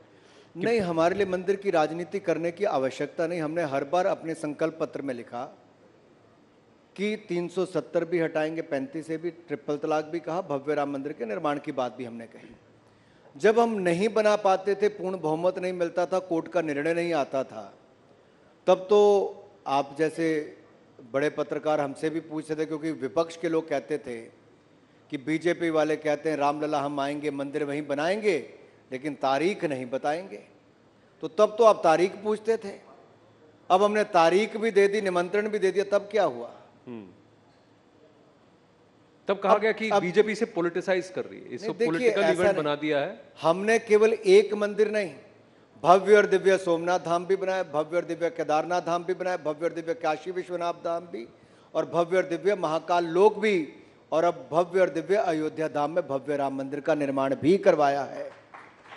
ये आस्था के केंद्र है, ये आस्था के केंद्र है। लेकिन अब आधारभूत ढांचा, इंफ्रास्ट्रक्चर यहाँ पे अच्छा बनाने के साथ यहाँ पे अर्थव्यवस्था के केंद्र भी बने, रोजगार स्वरोजगार के अवसर मिले। तो मुझे लगता है अगर आप बुद्ध सर्किट देखोगे, बुद्ध सर्किट को देखोगे, करतारपुर कॉरिडोर को देखोगे, हेमकुंड साहब तक रोपवे को देखोगे, ये सब किसने किए? मोदी जी ने किए। आजादी के समय पंडित नेहरू जी ने निर्णय नहीं कर पाए, करतारपुर कॉरिडोर नहीं था उस समय करतारपुर। अब पंजाब में से दूरबीन लगा के हमारे सिख भाई गुरुद्वारा साहब के दर्शन वहां पे करते थे। ये मोदी सरकार को 70 साल के बाद निर्णय लेना पड़ा, तब जाके करतारपुर कॉरिडोर बना। हेमकुंड साहब का कभी जाके देखिए, हमारे भाई यहाँ पर बैठे हैं, सच पूछिए कितनी कठिन यात्रा है वहां के लिए, लेकिन रोपवे से उसको आसान बना दिया गया। इसी तरह से बाकी जगह के लिए भी जब इंफ्रास्ट्रक्चर आपका बन रहा है, फर्क कहाँ पड़ता है आनंद जी? केवल आप देखिए, आज मंदिर की बात करते हैं, मंदिर बनाया, लेकिन आप ये मुझसे क्यों नहीं पूछते कि अच्छा पहले एयरपोर्ट कितने थे, आज एयरपोर्ट कितने, पहले मेडिकल कॉलेज कितने थे? लेकिन मैं आपके सामने देश को बताना चाहता हूँ, सिर्फ 74 एयरपोर्ट थे 2014 में, आज 150 एयरपोर्ट हैं। केवल 384 मेडिकल कॉलेज थे, आज 710 मेडिकल कॉलेज हैं। केवल 500 यूनिवर्सिटीज थी, आज 1100 यूनिवर्सिटीज हैं। केवल 16 IIT थे, आज 23 IIT थे। कल 12 IIM थे, आज 19 IIM हैं। हमारे यहाँ पर केवल 5 शहर मेट्रो से जुड़े थे, आज 20 शहर मेट्रो से जुड़े हैं। पहले 96,000 किलोमीटर नेशनल हाईवेज थे, आज 1.5 लाख किलोमीटर नेशनल हाईवे हैं। पहले 3,20,000 किलोमीटर ग्रामीण सड़कें थी, आज 6,75,000 किलोमीटर ग्रामीण सड़कें हैं। जो कांग्रेस 60 साल में नहीं कर पाई, हमने 10 साल में करने का काम किया है। आप पूछिए ना मुझसे विकास की बात, इनके समय 10 साल में 10वें नंबर पे अर्थव्यवस्था खड़ी रही, हम 5वें नंबर पे लाए हैं। इनका कालखंड पूरा 2G घोटाला, कॉमनवेल्थ गेल घोटाला, अंतरिक्ष घोटाला, अगस्ता वेस्टलैंड घोटाला, कोयला घोटाला, घोटाले पे घोटाला था। अब हमने घोटालों की जांच की शुरू की, तो आप मुझसे जांच से बाहर नहीं आ रहे हैं। ये फर्क है दो सरकारों का। इनके समय कोई बड़ा आयोजन नहीं होता था, कोई बड़ा अलायंस नहीं होता था। Today I can say Modi is a man of alliances. International solar alliance की बात करें, ग्लोबल बायोफ्यूल अलायंस की बात करें, हमारे इंटरनेशनल बिग कैट अलायंस की बात करें, योग और आयुर्वेद को जो दुनिया के स्तर पे लेकर गए, वैश्विक पहचान दिलाई, वो कौन आज से पहले कर पाया था? कोई नहीं। हमने G20 की अध्यक्षता की, हो सकता था दिल्ली में ही करते, देश के 60 शहरों के 200 स्थानों में की।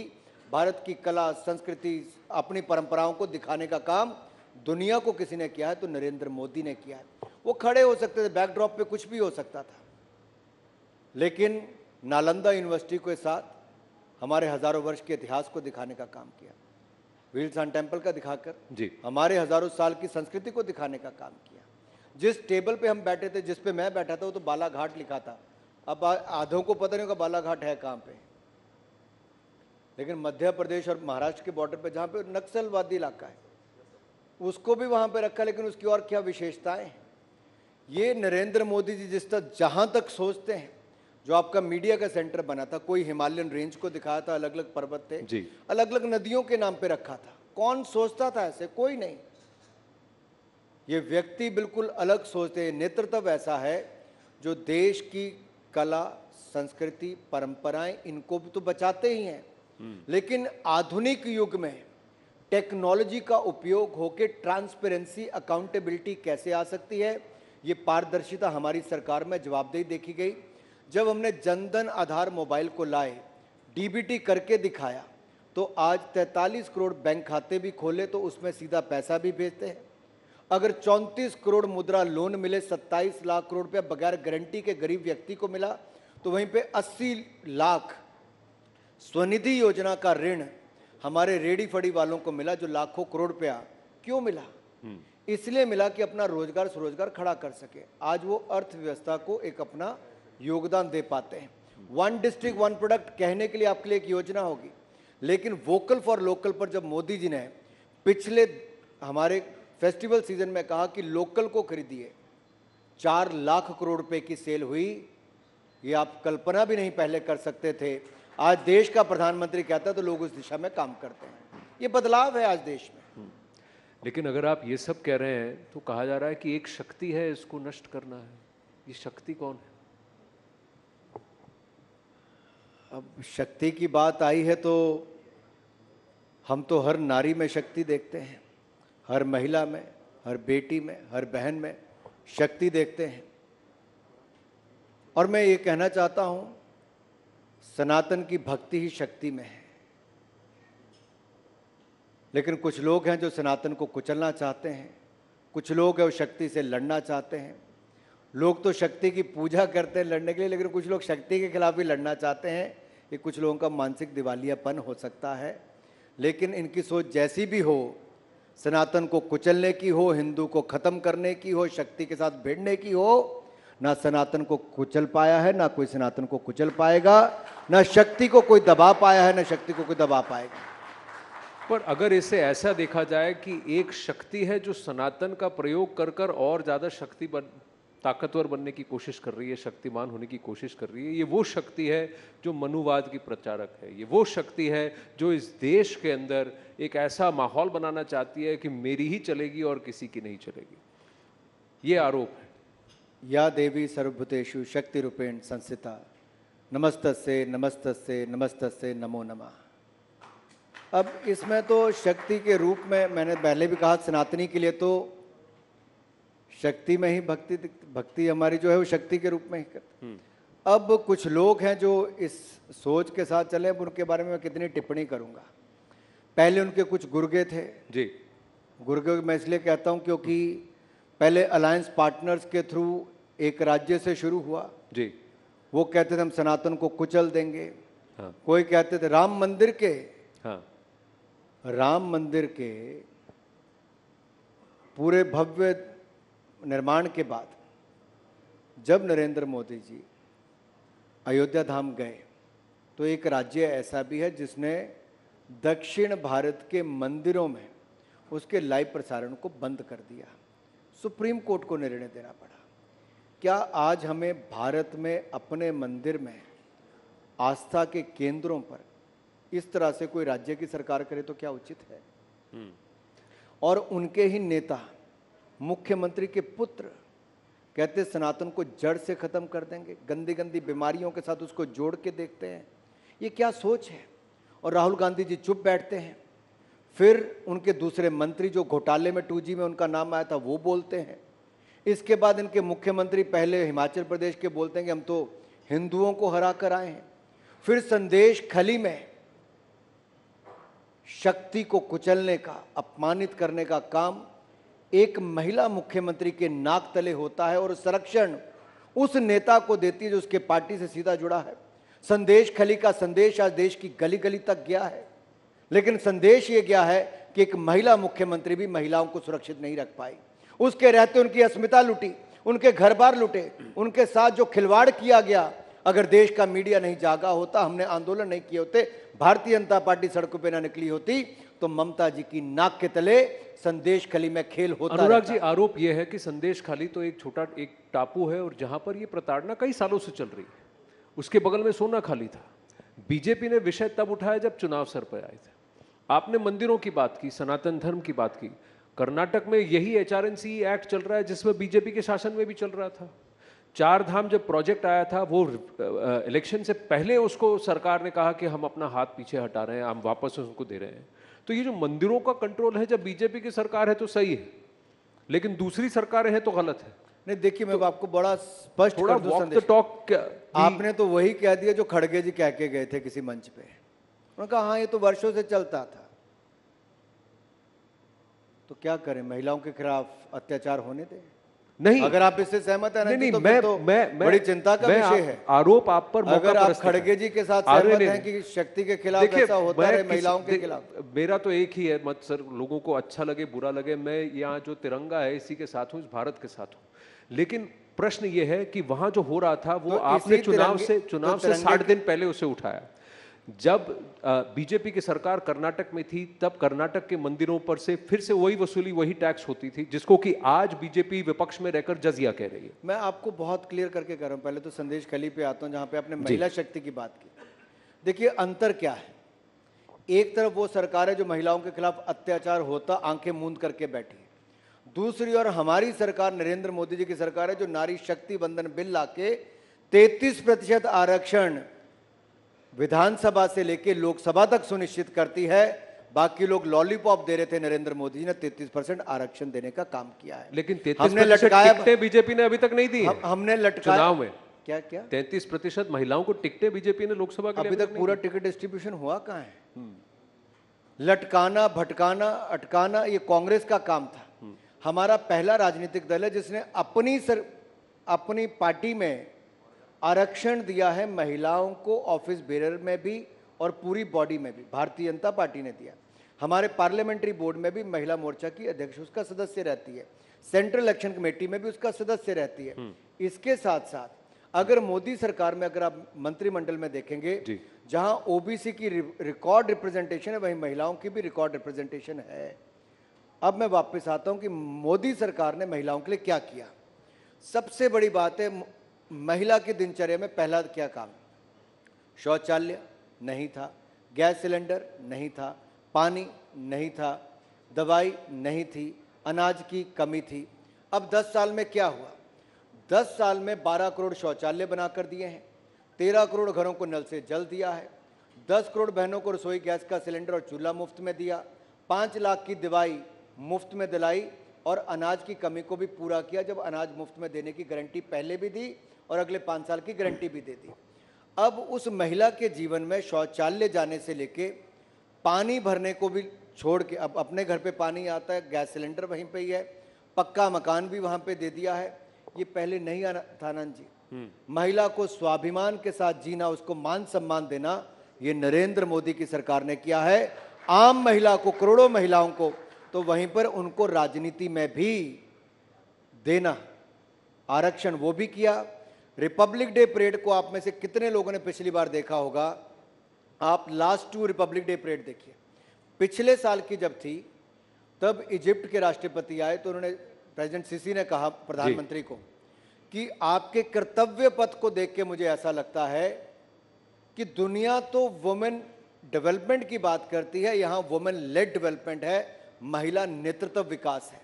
और इस बार तो पूरे कर्तव्य पथ पे अगर किसी ने लीड किया है और समर्पित किसी को रिपब्लिक डे परेड थी तो नारी शक्ति को थी।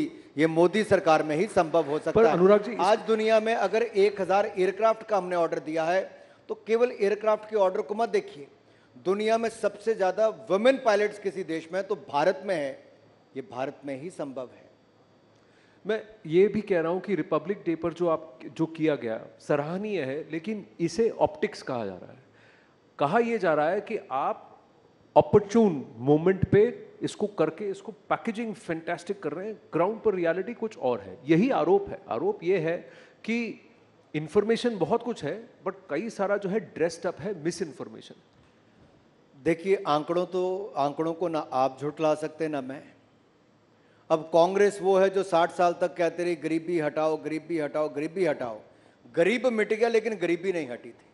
लेकिन मोदी सरकार के 10 साल में मल्टी डायमेंशनल पॉवर्टी में, यानी कि अति गरीबी रेखा वालों में से 25 करोड़ गरीबों को गरीबी रेखा से बाहर निकालने का अभूतपूर्व कार्य किसी ने किया तो नरेंद्र मोदी की सरकार ने किया।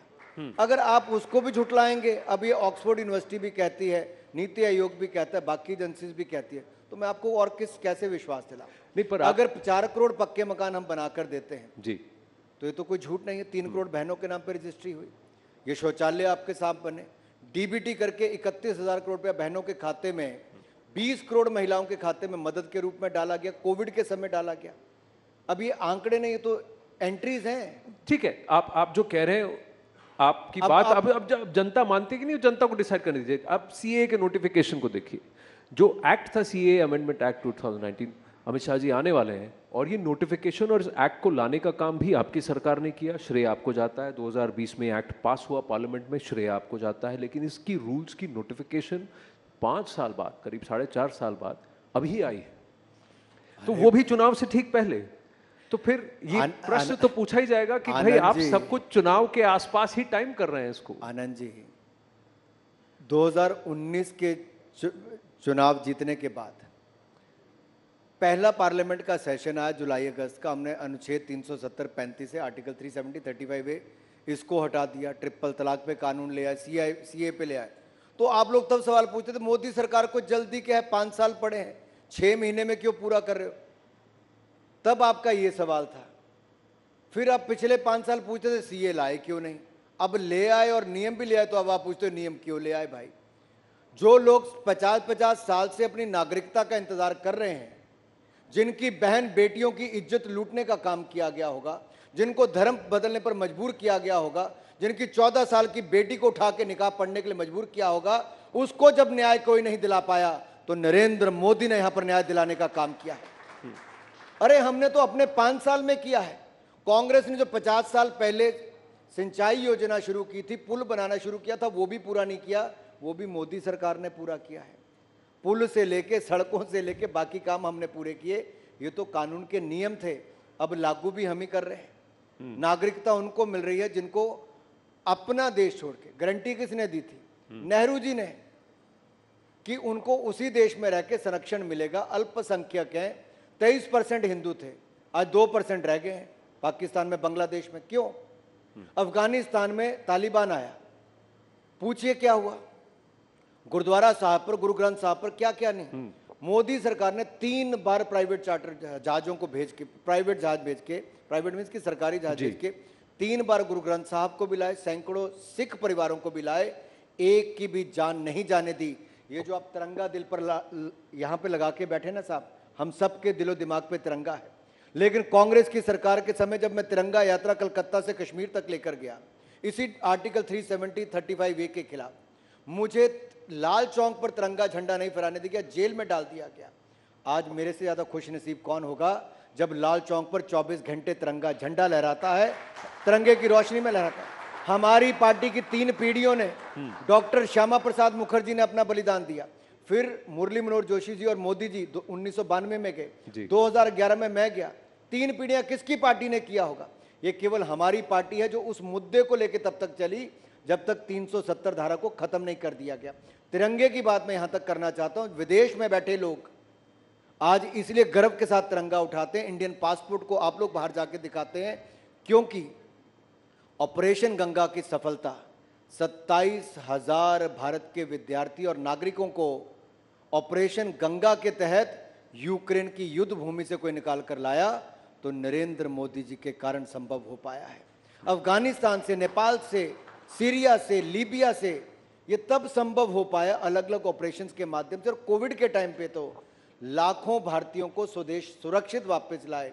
ये संभव नहीं था जी। आज हर भारतीय की जान उसका महत्व है, ये पहले नहीं होता था। ये मोदी है तो मुमकिन है, और आज तिरंगे का ही समय है जी, यही समय है, सही समय है। मोदी सरकार का तीसरी बार आने का भी यही समय है। यही समय है, सही समय, मोदी सरकार का यही समय है, आप कह रहे हैं। चलिए जल्दी से कुछ मैं स्पोर्ट्स पे भी आपसे पूछना चाहता था। भारत ओलंपिक्स होस्ट कर रहा है। देखिए, पहला तो मेरा गिला आपसे है कि स्पोर्ट्स को जो प्राथमिकता समाज ने अब पहले से ज़्यादा दी, लेकिन आपके सेशन में सबसे एंड में फिर लाए। हम सबको स्पोर्ट्स को सबसे आगे रख के चलना है। इट्स अ सॉफ्ट पावर जी। और देखिए, हमने टोक्यो ओलंपिक्स में, पैरालंपिक्स में, डेफ ओलंपिक्स में आज तक के सबसे ज़्यादा मेडल जीते। वर्ल्ड यूनिवर्सिटी गेम्स में हमने सबसे ज़्यादा मेडल आज तक के जीते। और आपने बीच स्पोर्ट्स भी अब स्टार्ट किया। और जब हम एशियन गेम्स में गए तो पिछली बार 64 मेडल थे, लेकिन इस बार क्रिकेट में तो सेंचुरी हम लगाते ही हैं। एशियन गेम्स में 107 मेडल जीतने का काम भारत ने किया, जो आज तक के सबसे ज़्यादा है। लेकिन आपका सवाल मुझे पता है किस दिशा की ओर है। जी हाँ, मोदी जी ने बहुत क्लियर कर दिया है। और जब आईओसी का सेशन था तब नरेंद्र मोदी जी ने कहा भारत ओलंपिक्स के आयोजन के लिए तैयार है। 2030 में यूथ ओलंपिक्स, 2036 में समर ओलंपिक्स, जैसे ही बिड शुरू होगी भारत होस्ट करने के लिए तैयार है। अगर हम दुनिया की तीसरी सबसे बड़ी अर्थव्यवस्था होंगे तो हमारे में दुनिया की सबसे बड़ी युवा शक्ति भी यहां पर है। हमसे बड़ी मार्केट जी आने वाले समय में कोई नहीं होगी खेलों के विस्तार के लिए। तो जी हाँ, 2030 का यूथ ओलंपिक्स, 2036 का समर ओलंपिक्स भारत आयोजन करने के लिए तैयार है। चलिए लास्ट के 1.25 मिनट बचे हैं, तो जल्दी से मैं कुछ प्रश्न आपसे पूछना चाहता हूं। ये रैपिड फायर की तरह आप इसे ले लीजिए। अगर आप नेता नहीं होते तो क्या होते? क्रिकेटर। टेरिटोरियल आर्मी आपने छोड़ दिया, पर क्रिकेटर होते। ठीक है। घर में टेरिटोरियल आर्मी में तो अभी भी हूं। अभी भी I am a serving captain in the territorial army. Correct. तो फौजी भी हैं, नेता भी हैं, कॉम्बिनेशन, और क्रिकेटर भी हैं। धर्मशाला में मीडिया का मैच कब करा रहे हैं सर? वादा कर रहे हैं, कराए नहीं? मुझसे कहा, पूछिए। मेरा बस चले तो मैं तो चुनाव प्रचार के दौरान ही करवा दूं, क्योंकि जब इंग्लैंड की टीम भी आई तो उन्होंने कहा कि दुनिया का सबसे खूबसूरत मैदान कहीं पर है तो धर्मशाला में। आनंद जी, इसको मैं 1 मिनट और लेके, इसलिए आधा मिनट में बोल देता हूं। पहली बार हुआ होगा कि यूके से लगभग 4,000 लोग फ्लाई करके केवल धर्मशाला का मैच देखने आए। ये अपने आप में लोकल इकोनॉमी और खेल के लिए बहुत बड़ी बात है। एक भूल जो आप सुधारना चाहेंगे? पहले भूल करना ही नहीं चाहूंगा तो सुधारने की तो दूर की बात। हिमाचल प्रदेश या हिंदुस्तान? हिमाचल प्रदेश या हिंदुस्तान, यानी कि स्टेट लेवल पॉलिटिक्स या नेशनल लेवल पॉलिटिक्स? दिल में है हिंदुस्तान, लेकिन जमीन है हिमाचल में, तो जमीन बचा के रखनी और देश के लिए काम करना हिंदुस्तान के। Ladies and gentleman, Anurag Thakur. Big round of applause for him, please. Thank you.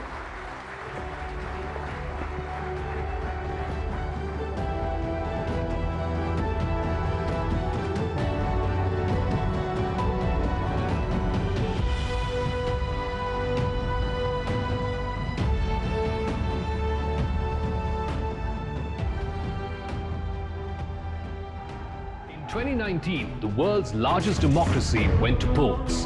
As millions cast their votes, there emerged one undisputed winner, News18 Network. On election result day, our news network had the highest cumulative reach. Bharat के सबसे बड़े news network के तौर पर हमें एक निर्णायक बढ़त मिली, क्योंकि 2019 में हमारे पास थी रिपोर्टर्स की सबसे विशाल टीम, जो देश के चप्पे चप्पे की हर हलचल ला रही थी, जिससे हमने देश को यह भरोसा दिलाया कि सिर्फ हम आप तक लाएंगे सबसे तेज और सबसे सटीक नतीजे। So what's new in 2024?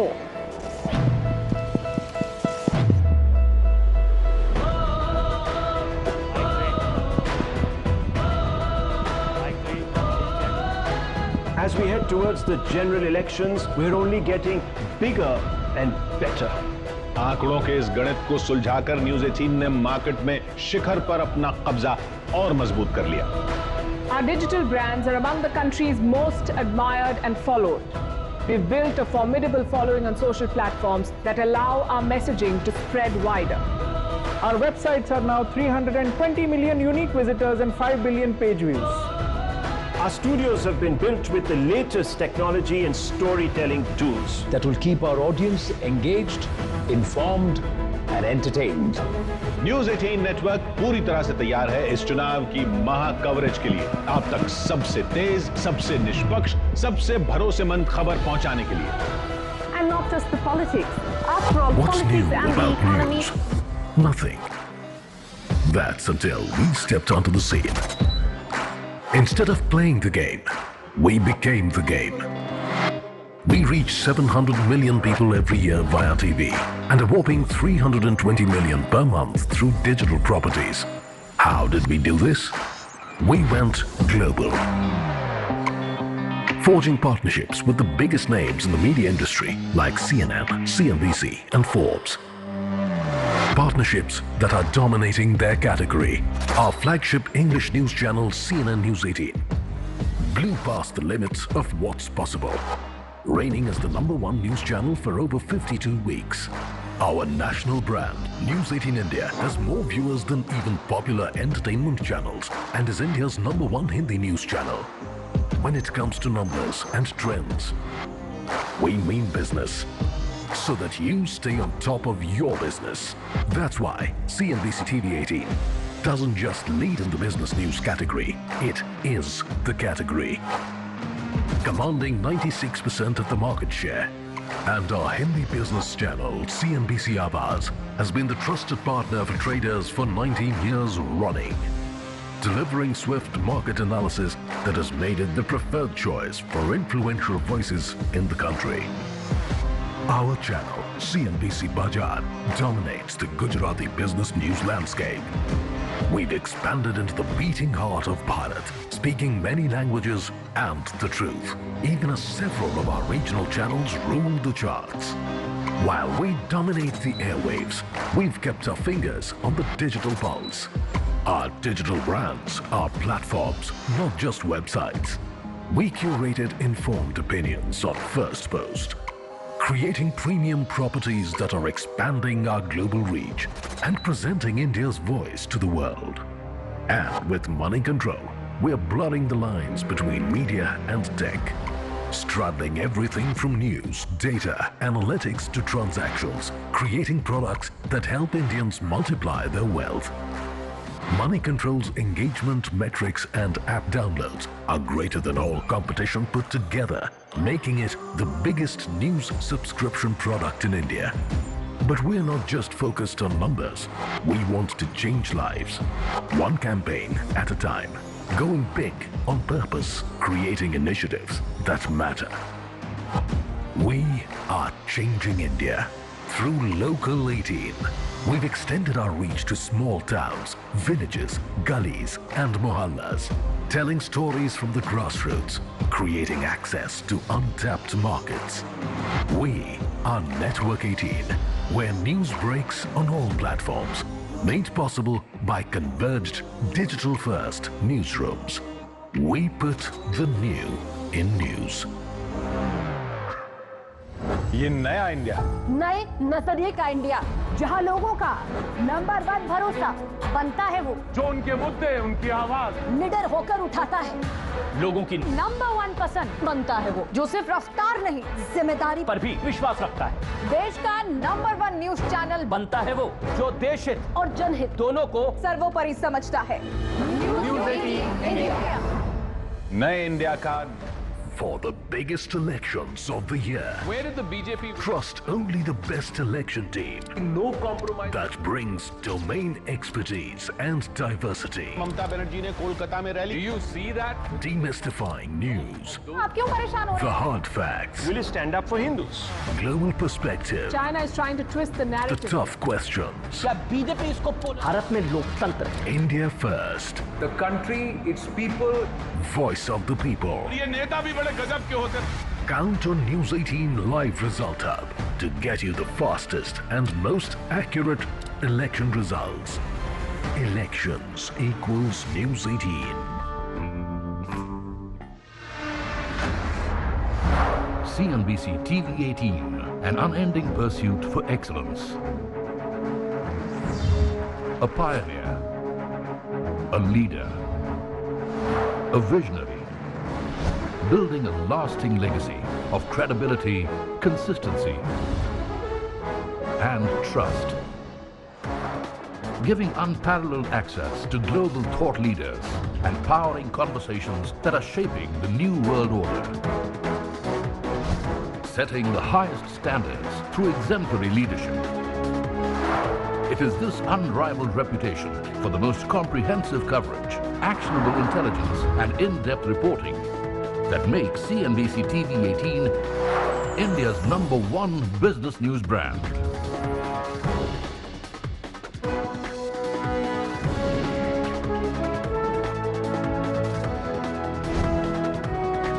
Foreseeing change, growth, and transformation for over a quarter of a century. Trendsetters crafting innovative content formats.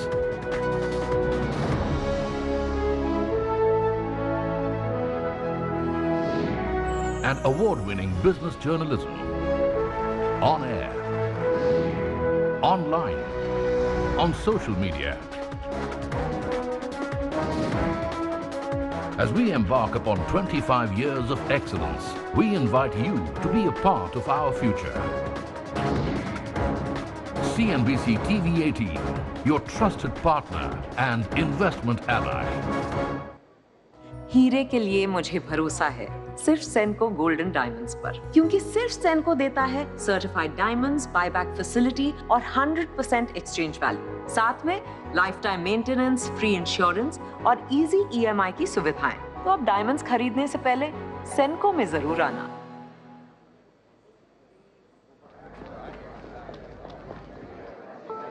Krishna का Radhe Radhe.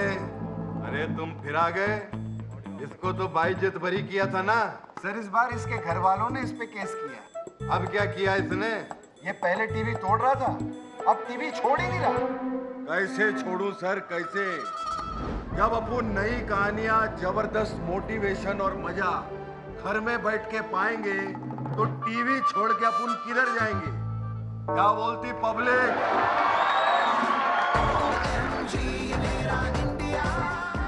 Alto K10 OMG ये मेरा इंडिया का 10वां सीजन को पावर्ड बाय policybazaar.com एंड पैसाबाजार.com हर सोमवार रात 8 बजे हिस्ट्री TV 18 पर।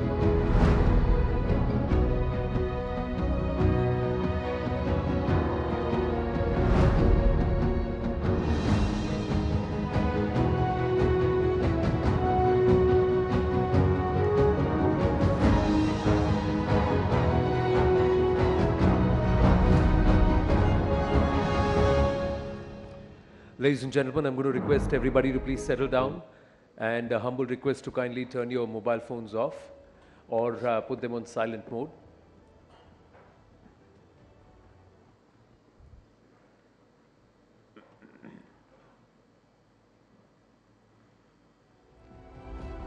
अगले सेशन की शुरुआत अगले 2 मिनट में हम करेंगे। भारत के गृह मंत्री और कोऑपरेशन मिनिस्टर श्री अमित शाह यहाँ राइजिंग भारत के पटल पर पहुँच चुके हैं और थोड़ी देर में हमारे साथ यहाँ पर होंगे एक वार्ता चर्चा के लिए। I know there are a lot of expectations, बहुत उम्मीदें हैं, बहुत सारे प्रश्न हैं उनसे पूछने के लिए। सबसे बड़ी बात यही है कि भारत कहाँ जाएगा आगे जाकर। 2047 का ये जो लक्ष्य है विकसित भारत का, इसको हम कैसे अचीव कर सकते हैं, इस तक कैसे पहुँच सकते हैं। Theme of Rising Bharat, ladies and gentlemen, has been to lead for global good and how we can set the tone for a future जहां हम ये कह तो सकते हैं, I'm going to quote Prasoon Joshi ji, कि मैं रहूं या ना रहूं भारत ये रहना चाहिए, पर इससे आगे जाकर हमें ये कहना है कि मैं रहूं या ना रहूं संसार ये रहना चाहिए, संस्कृति ये रहनी चाहिए, सभ्यता ये रहनी चाहिए और हमारी पृथ्वी इस लेवल पर, इस तर्ज पर रहनी चाहिए कि आगे की पुश्तें भी, पीढ़ियां भी यहाँ रह सकें। दोस्तों, भारतीय राजनीति की बिसात पर आज की तारीख में अगर किसी की साख है तो वो है श्री अमित शाह। उन्हें यूं ही चाणक्य की उपाधि नहीं मिली। प्रधानमंत्री नरेंद्र मोदी जी के विश्वसनीय और बेहद करीबी तो ये है ही दोस्तों, विश्व में लोकतंत्र में इनके जैसे नेता बहुत कम है। नजरिया या दृष्टिकोण 3 फीट से हो या 30,000 फीट से, इनका फोकस हर लेवल पर क्लियर है। इनकी कर्मठता और पीएम मोदी जी के साथ इनकी अभेद पार्टनरशिप, इसकी वजह से भारत में पिछले कई वर्षों में इतिहास रचा गया है। 370 हटा, एक देश एक विधान हुआ, इंस्टेंट 3 तलाक बाधित हुआ, समाज से कुरीति हटी, CAA नोटिफाई हुआ, विभाजन के कारण पाकिस्तान, अफगानिस्तान और बांग्लादेश से पलायन कर भागे कई दशकों से पीड़ित शरणार्थियों को पहचान मिलने का मार्ग प्रशस्त हुआ। भारत के पहले गृह मंत्री सरदार वल्लभ भाई पटेल गुजरात से थे और उन्हीं के आदर्शों पर चलते हुए उस लौह पुरुष की जैसी एक भारत के प्रति अड़ी निष्ठा रखते हुए आज हमारे गृह मंत्री हैं श्री अमित शाह।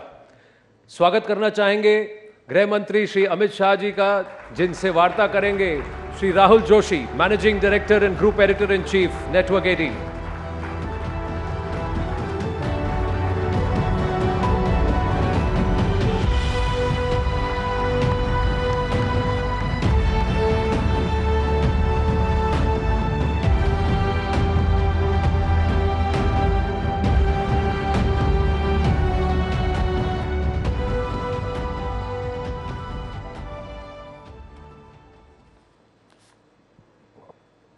अमित जी, आपका हमें समय देने के लिए आपका बहुत बहुत धन्यवाद। मैंने सुना है कि कल सुबह 4 बजे तक मीटिंग चल रही थी, कल आप हमारे साथ नहीं जुड़ सके, आज आप आए हैं तो स्वाभाविक है कि बहुत सारे सवाल हमारे पास हैं और आपके ही पास सारे जवाब भी हैं। तो सबसे पहला सवाल जो मैं आपसे पूछना चाहूँगा कि इस बार का जो माहौल है, 2014 में मोदी जी की एक बड़ी वेव थी, लोग सीट प्रेडिक्ट कर रहे थे कि जीतेंगे, कितने से जीतेंगे। 2019 में भी बालाकोट हुआ, उसके बाद माहौल बदला और लोगों ने फिर प्रेडिक्ट करना एक मिनट, बालाकोट के पहले से ही माहौल भाजपा के पक्ष में था और हम जीतने वाले। पर इस बार अमित जी, इस बार तो कुछ अलग ही नंबर और आंकड़े आ रहे हैं। 370 एक बहुत बोल्ड आपने टारगेट लिया है, 400 पार NDA के लिए। तो इस बार वेव इलेक्शन देखते हैं आप, इसको क्या कारण है कि आपको कॉन्फिडेंस है कि 370 सीटें मिलेंगी बीजेपी को? देखिए, ये 10 साल है 2014 से 24 के, आज़ादी के बाद के 75 साल में जब भी देश का इतिहास लिखा जाएगा, मोदी जी के शासन के 10 साल स्वर्णिम अक्षरों से अंकित होने वाले हैं। ये 10 साल में भारत की जनता अनुभव कर रही है एक देश की नई पहचान समग्र विश्व के सामने खड़ी हुई है। देश का हर नागरिक सम्मान के साथ कहता है कि हाँ मैं भारतीय हूं, गर्व के साथ कहता है हाँ मैं भारतीय हूं, और दुनिया में जहां जहां भी भारतीय पासपोर्ट के साथ जो कोई भी जाता है इसका बड़ा सम्मान होता है। ये 10 साल में विकास की प्रक्रिया से पूर्णतया कटे हुए 60 करोड़ गरीब, जिनको 70 साल की आजादी के बाद भी बैंक अकाउंट नसीब नहीं हुआ था, घर में टॉयलेट नहीं था, घर में गैस नहीं था, घर में बिजली नहीं मिली थी, नल से पानी नहीं मिला था, खाने के लिए बड़ी मशक्कत करनी पड़ती थी, स्वास्थ्य की सुविधाएं नहीं थी। ये 10 साल के अंदर ही, सिर्फ 10 साल के अंदर हर एक को बैंक अकाउंट, हर एक घर में नल से जल, हर एक घर में शौचालय, हर एक घर में गैस, और 60 करोड़ लोगों को 5 लाख तक की स्वास्थ्य की सारी सुविधाएं पूरी की है। और हर गरीब को प्रति व्यक्ति प्रति माह 5 किलो अनाज आज फ्री ऑफ कॉस्ट मिल रहा है। एक प्रकार से ये 60 करोड़ लोगों को भारत के अर्थतंत्र के साथ जोड़ने का काम नरेंद्र मोदी जी ने किया। ये 10 साल के अंदर ही देश जिसकी बड़े समय से राह देखता था कि भारत अपने अर्थतंत्र को दुनिया की तालिका में बहुत आगे पहुंचाए। अटल जी 11वें नंबर पर छोड़कर गए थे। अर्थशास्त्री मनमोहन सिंह जी ने 10 साल में 11वें का 11वां मेंटेन किया, और मोदी जी ने 10 साल में 11वें नंबर से 5वें नंबर पर पहुंचा है। और मैं आज आपके कार्यक्रम के माध्यम से देश की जनता को कहने आया हूं, ये मोदी गारंटी है, तीसरे कार्यकाल का आशीर्वाद दे दीजिए, हम तीसरे नंबर की आर्थिक ताकत दुनिया की बन कर रहे हैं। ये 10 साल में भारत मैन्युफैक्चरिंग का हब बना है। ये 10 साल में डिजिटल क्रांति सब्जी वाली से लेकर बड़े बड़े कॉरपोरेट तक ट्रांसलेट कर गई है। ये 10 साल के अंदर भारत के स्टार्टअप दुनिया भर में धूम मचा रहे हैं। ये 10 साल के अंदर ही एक सर्वग्राही, सर्वस्पर्शीय और सर्वसमावेशी शिक्षा नीति का आगाज हुआ है, जो अपनी भाषाओं पर तो गौरव करता है, दुनिया भर की आधुनिक से आधुनिक चीजों को समाहित करते हुए विश्व के मंच पर भारत के युवा को खड़ा रहने की ताकत देता है।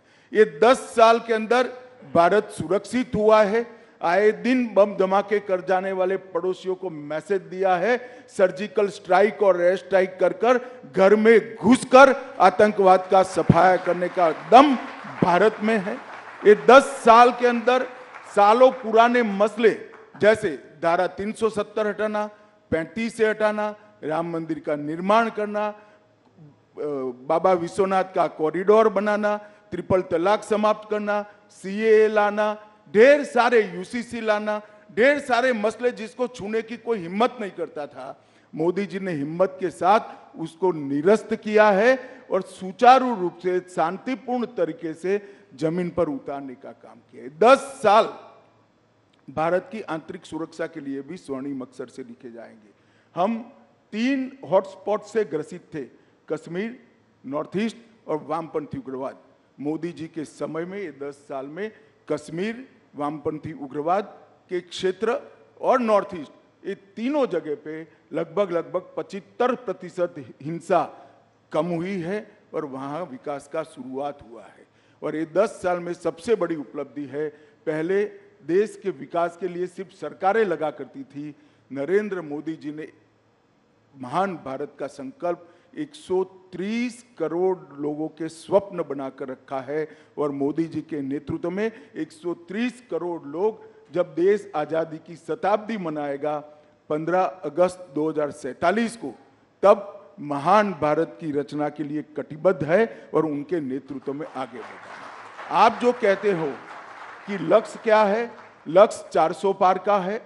कमल के निशान पर हम 370 से ज्यादा सीटें जीतेंगे और ये लक्ष्य सिद्ध इसलिए होगा कि भारत की जनता की आशा, आकांक्षा और सपनों को पहली बार कोई प्रधानमंत्री फ्रंट पर से लीड कर कर, गरीब के साथ खड़ा रहकर, युवा के कंधे पर हाथ रखकर, गरीब बहन का भाई बनकर, आज इनके स्वप्नों को पूरा कर रहा है। मुझे पूरा विश्वास है कि मोदी जी के नेतृत्व में भारतीय जनता पार्टी 370 पार करेगी, एनडीए 400 पार करेगी और फिर एक बार मोदी सरकार बनेगी। धन्यवाद। आपने मेरे एक ही सवाल में 3-4 जवाब दे दिए, तो ये माहौल, अब मैं आपसे एक एक करके सवाल पूछता हूँ। सबसे पहले जो मुद्दा इस चुनाव के पहले जो गर्म हो गया है वो है इलेक्टोरल बॉन्ड्स का मुद्दा। तो इलेक्टोरल बॉन्ड्स के बारे में मैं ये पहले आपसे जानना चाहता हूँ कि आपकी क्या प्रतिक्रिया है। आपको क्या लगता है कि इससे ब्लैक मनी वापस आएगा? जो कॉन्फिडेंशियल नाम थे लोगों के, जिस वजह से लोगों ने इलेक्टोरल बॉन्ड्स खरीदे, वो आज जो है सब सामने आ गए हैं। तो क्या ये उचित है और आप इसके बारे में आगे क्या सोचते हैं? देखिए, भारत की सुप्रीम कोर्ट जो भी फैसला सुनाती है, देश के सभी नागरिक इससे बंधे हुए हैं। हम एक संवैधानिक व्यवस्था में रहे।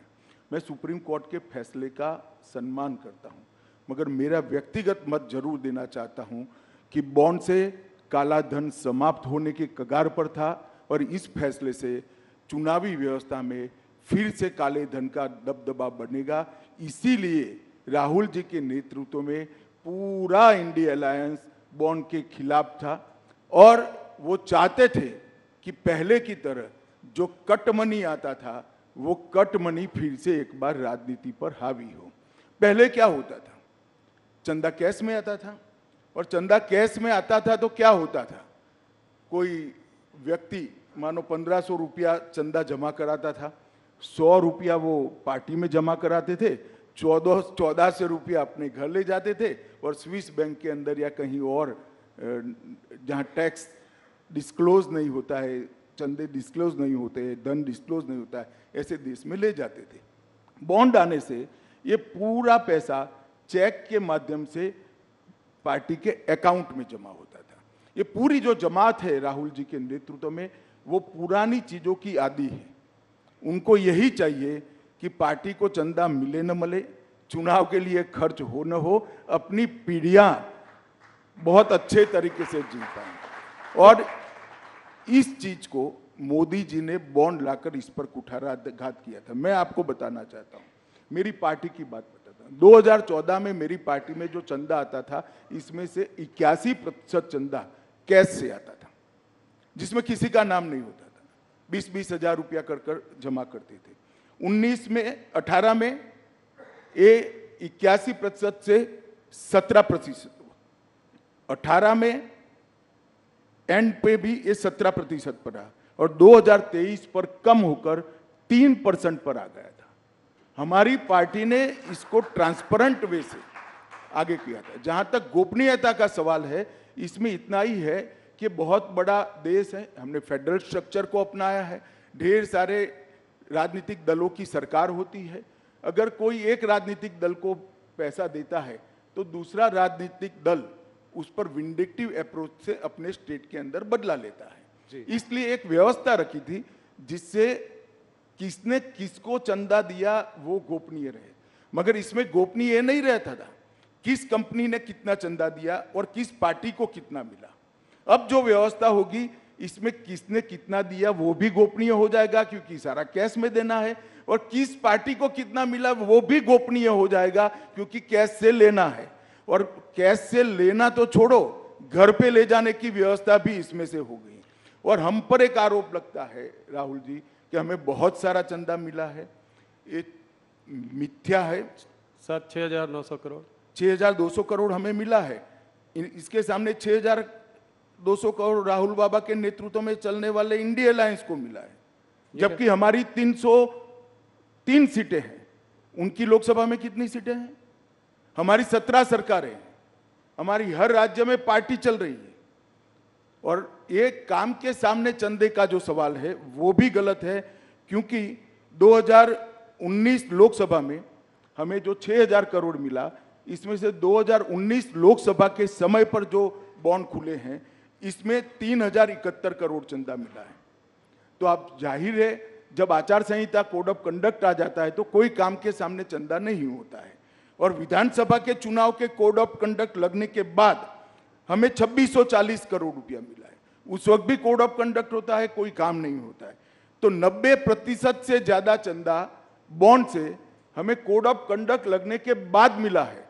तो ये जो आर्ग्यूमेंट कर रहे हैं बड़े बड़े धाराशास्त्री, जो ये पूरी सिस्टम के फायदा उठाने वाले हैं, क्योंकि वो भी राजनेता ही है ज्यादातर, चंदे वाली, कैश चंदे वाली व्यवस्था का फायदा उठाने वाले, वो उनका आर्गुमेंट था कि इससे सरकारी नीतियां प्रभावित होती है।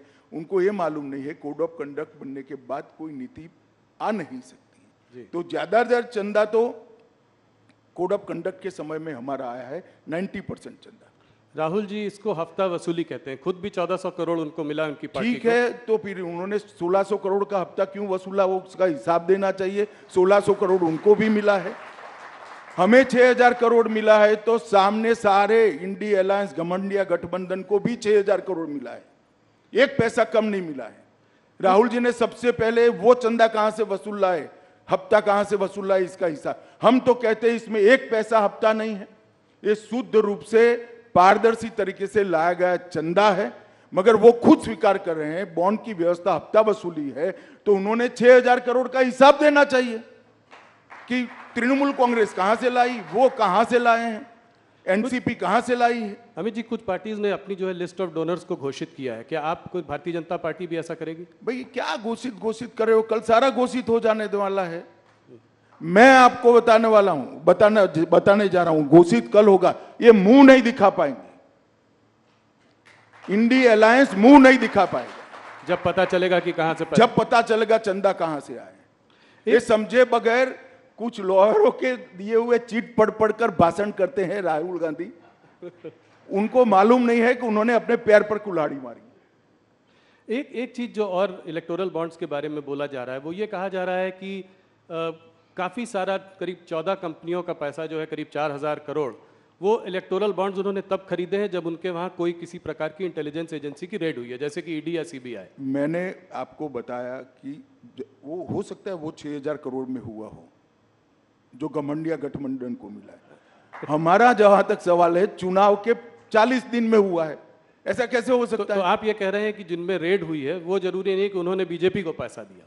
हाँ, अभी आएगा ना, मैं कह रहा हूं। अच्छा, कल आप कह रहे हैं जब आएगा तो सारा दूध का दूध और पानी का पानी हो जाएगा। चलिए, उसका इंतजार करेंगे, वापस आपसे फिर उससे सवाल करेंगे। एक इससे लगा हुआ सवाल है, तो पूछकर इस मुद्दे से आगे बढ़ते हैं कि ऑपोजिशन का कहना है कि ईडी की रेड हो, इनकम टैक्स की रेड हो, सीबीआई की रेड हो, वो हर बार ऑपोजिशन लीडर्स पर ही क्यों पड़ती है? भारतीय जनता पार्टी के लीडर क्या सब साफ सुथरे? ये एकदम सफेद झूठ है। मैं देश की जनता के सामने कहना चाहता हूं, मोदी जी के प्रधानमंत्री बनने के बाद काले धन पर कठोर कार्यवाही हुई है, ईडी काले धन पर कार्यवाही कर रही है, और ईडी ने जितनी भी संपत्तियां कुर्क की है उसमें से 5% ही राजनीतिक दलों से जुड़े हुए लोगों की है, 95% काले धन वाले की। ये भी काला ही धन है, मगर वो ऐसा चाहते हैं व्यवस्था जिसमें राजनेता पर कोई कार्यवाही ही न हो। मैं आपको स्पष्टता से बताना चाहता हूं कि 95% कार्यवाही ऐसे लोगों पर हुई है जो राजनीति से जुड़े हुए ही नहीं, और ये बिल्कुल सरासर। और ममता जी के मंत्री के घर से 51 करोड़ रुपया मिलता है, कांग्रेस के सांसद के घर से 355 करोड़ मिलता है। 10 मशीन एसबीआई की गिनते गिनते थक जाती है, गर्म हो जाती है, और ये कहते हैं कार्यवाही ना हो। भैया, कार्यवाही का सवाल मत उठाओ, तेरे सांसद के घर से 350 करोड़ कहां से आया वो सबसे बड़ा सवाल है। ममता के मिनिस्टर के घर से 55 करोड़ कहां से आया वो बड़ा सवाल है। क्या समझते हो, जनता कुछ देखती नहीं है? तो क्या नोटों की गड्डियां भरने के लिए मेटाडोर लाने पड़ते, एक मेटाडोर छोटा पड़ गया, दूसरा मेटाडोर रात को 4 बजे लाना पड़ा। ये कहां जाने वाला था पैसा? राहुल बाबा बता सकते हैं देश की जनता को? ये 355 करोड़ जो कांग्रेस के सांसद के घर से पकड़े, किसके? इसका जवाब देना चाहिए उनको,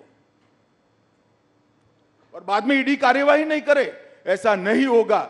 जो करप्शन करेगा उस पर कठोर कार्यवाही होगी और जेल की सलाखों के पीछे भी जाएंगे। और जहां तक सवाल है बीजेपी के नेताओं का सवाल है, इस देश में कोर्ट है। जब हम ऑपोजिशन में थे, ढेर सारे पीआई लगाए थे आपके खिलाफ, आपकी सरकार के खिलाफ। 12 लाख करोड़ के घपले घोटाले भ्रष्टाचार किए थे। 42 पीआईएल हुए थे। 42 पीआईएल में से 35 में ऑर्डर हुए थे, और आपकी ही सरकार ने आपके खिलाफ एफआईआर रजिस्टर करनी पड़ी। अगर हिम्मत है तो जाए कोर्ट में। और मैं कहता हूं ये 12 लाख करोड़ के घपले घोटाले भ्रष्टाचार करने वाला इंडिया अलायंस एक कांग्रेस पार्टी लोगों की आंख में धूल झोंकने के लिए, भ्रमित करने के लिए कह रही है। वास्तविकता है 23 साल से नरेंद्र मोदी जी मुख्यमंत्री और प्रधानमंत्री रहे हैं, उन पर 25 पैसे का आरोप देश में आज तक कोई नहीं लगा।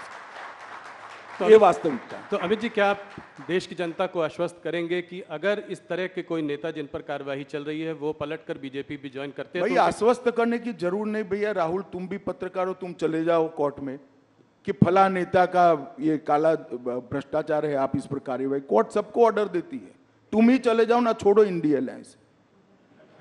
मैं सिर्फ सवाल पूछने तक ही सीमित रखता हूं अपने रोल को। अगला सवाल अमित जी, जैसे जैसे चुनाव पास आता जा रहा है पॉलिटिकल डिस्कोर्स गिरता जा रहा है। हमने पहले भी देखा है, पहले भी चुनाव हुए हैं, शुरू में तो लोग बात बड़ी बड़ी करते हैं, ऑपोजिशन भी बड़े मुद्दों पर अटैक करता है, पर जैसे जैसे पास आता जाता है स्तर गिरता जाता है। अब लोग कह रहे हैं कि मोदी को गोली मार देंगे, टुकड़े टुकड़े कर देंगे। इस तरह का जो डिस्कोर्स और वरिष्ठ नेताओं से आ रहा है, इसको आप कैसे देखते हैं? देखिए, किसी भी पार्टी के कार्यकर्ता ने जो सार्वजनिक जीवन में जीते हैं, इस प्रकार की भाषा का प्रयोग नहीं करना चाहिए। मगर मैं आपसे पूर्णतः सहमत इसलिए नहीं हूं।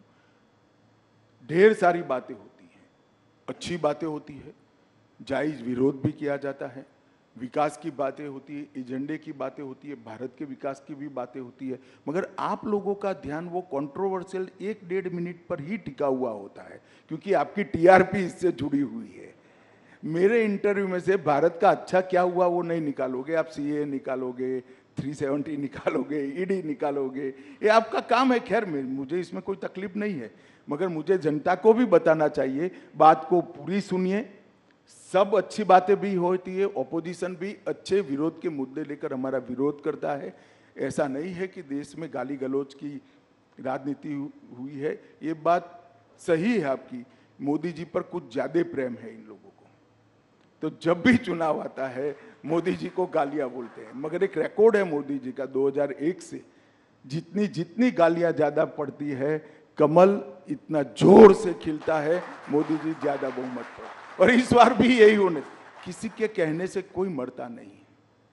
मोदी जी के साथ इस देश की करोड़ों माताओं का आशीर्वाद है, जिसको गैस मिला है, घर मिला है, सुरक्षा मिली है, खाना मिला है, दवाइयाँ मिली है। कोई 1-2 लोगों की बद्दुआ से कोई फर्क नहीं पड़ सकता। जिस व्यक्ति को देश के करोड़ों लोगों की दुआ हासिल हो, इसको कोई कुछ नहीं बिगाड़। थोड़ा बड़े मुद्दे की ओर जाते हैं। ऑपोजिशन राहुल गांधी जी ने कास्ट सेंसस की बात करी है। कास्ट सेंसस के बारे में आपका क्या मत है, और जितनी आबादी उतना हक, उस बारे में आप क्या बोलना चाहेंगे? देखिए, कमोबेश अभी भी जितनी आबादी उसका उतना हिस्सेदारी। आप देश की संसद का अभी का मानचित्र उठाकर देख लीजिए, यही हुआ है। परंतु राहुल गांधी को कम से कम ये बात करने का अधिकार नहीं है, क्योंकि काका साहेब कालेलकर कमीशन, जिसने सबसे पहले बीसी को रिजर्वेशन की बात करी थी, वो कमीशन कम से कम 30 साल तक कांग्रेस ने ठंडे बस्ते में रखा और कभी उसको ओपन नहीं किया गया, अमल नहीं किया गया। उसके बाद में मंडल कमीशन आया, इसको भी कांग्रेस थी तब तक उन्होंने ठंडे बस्ते में रखा।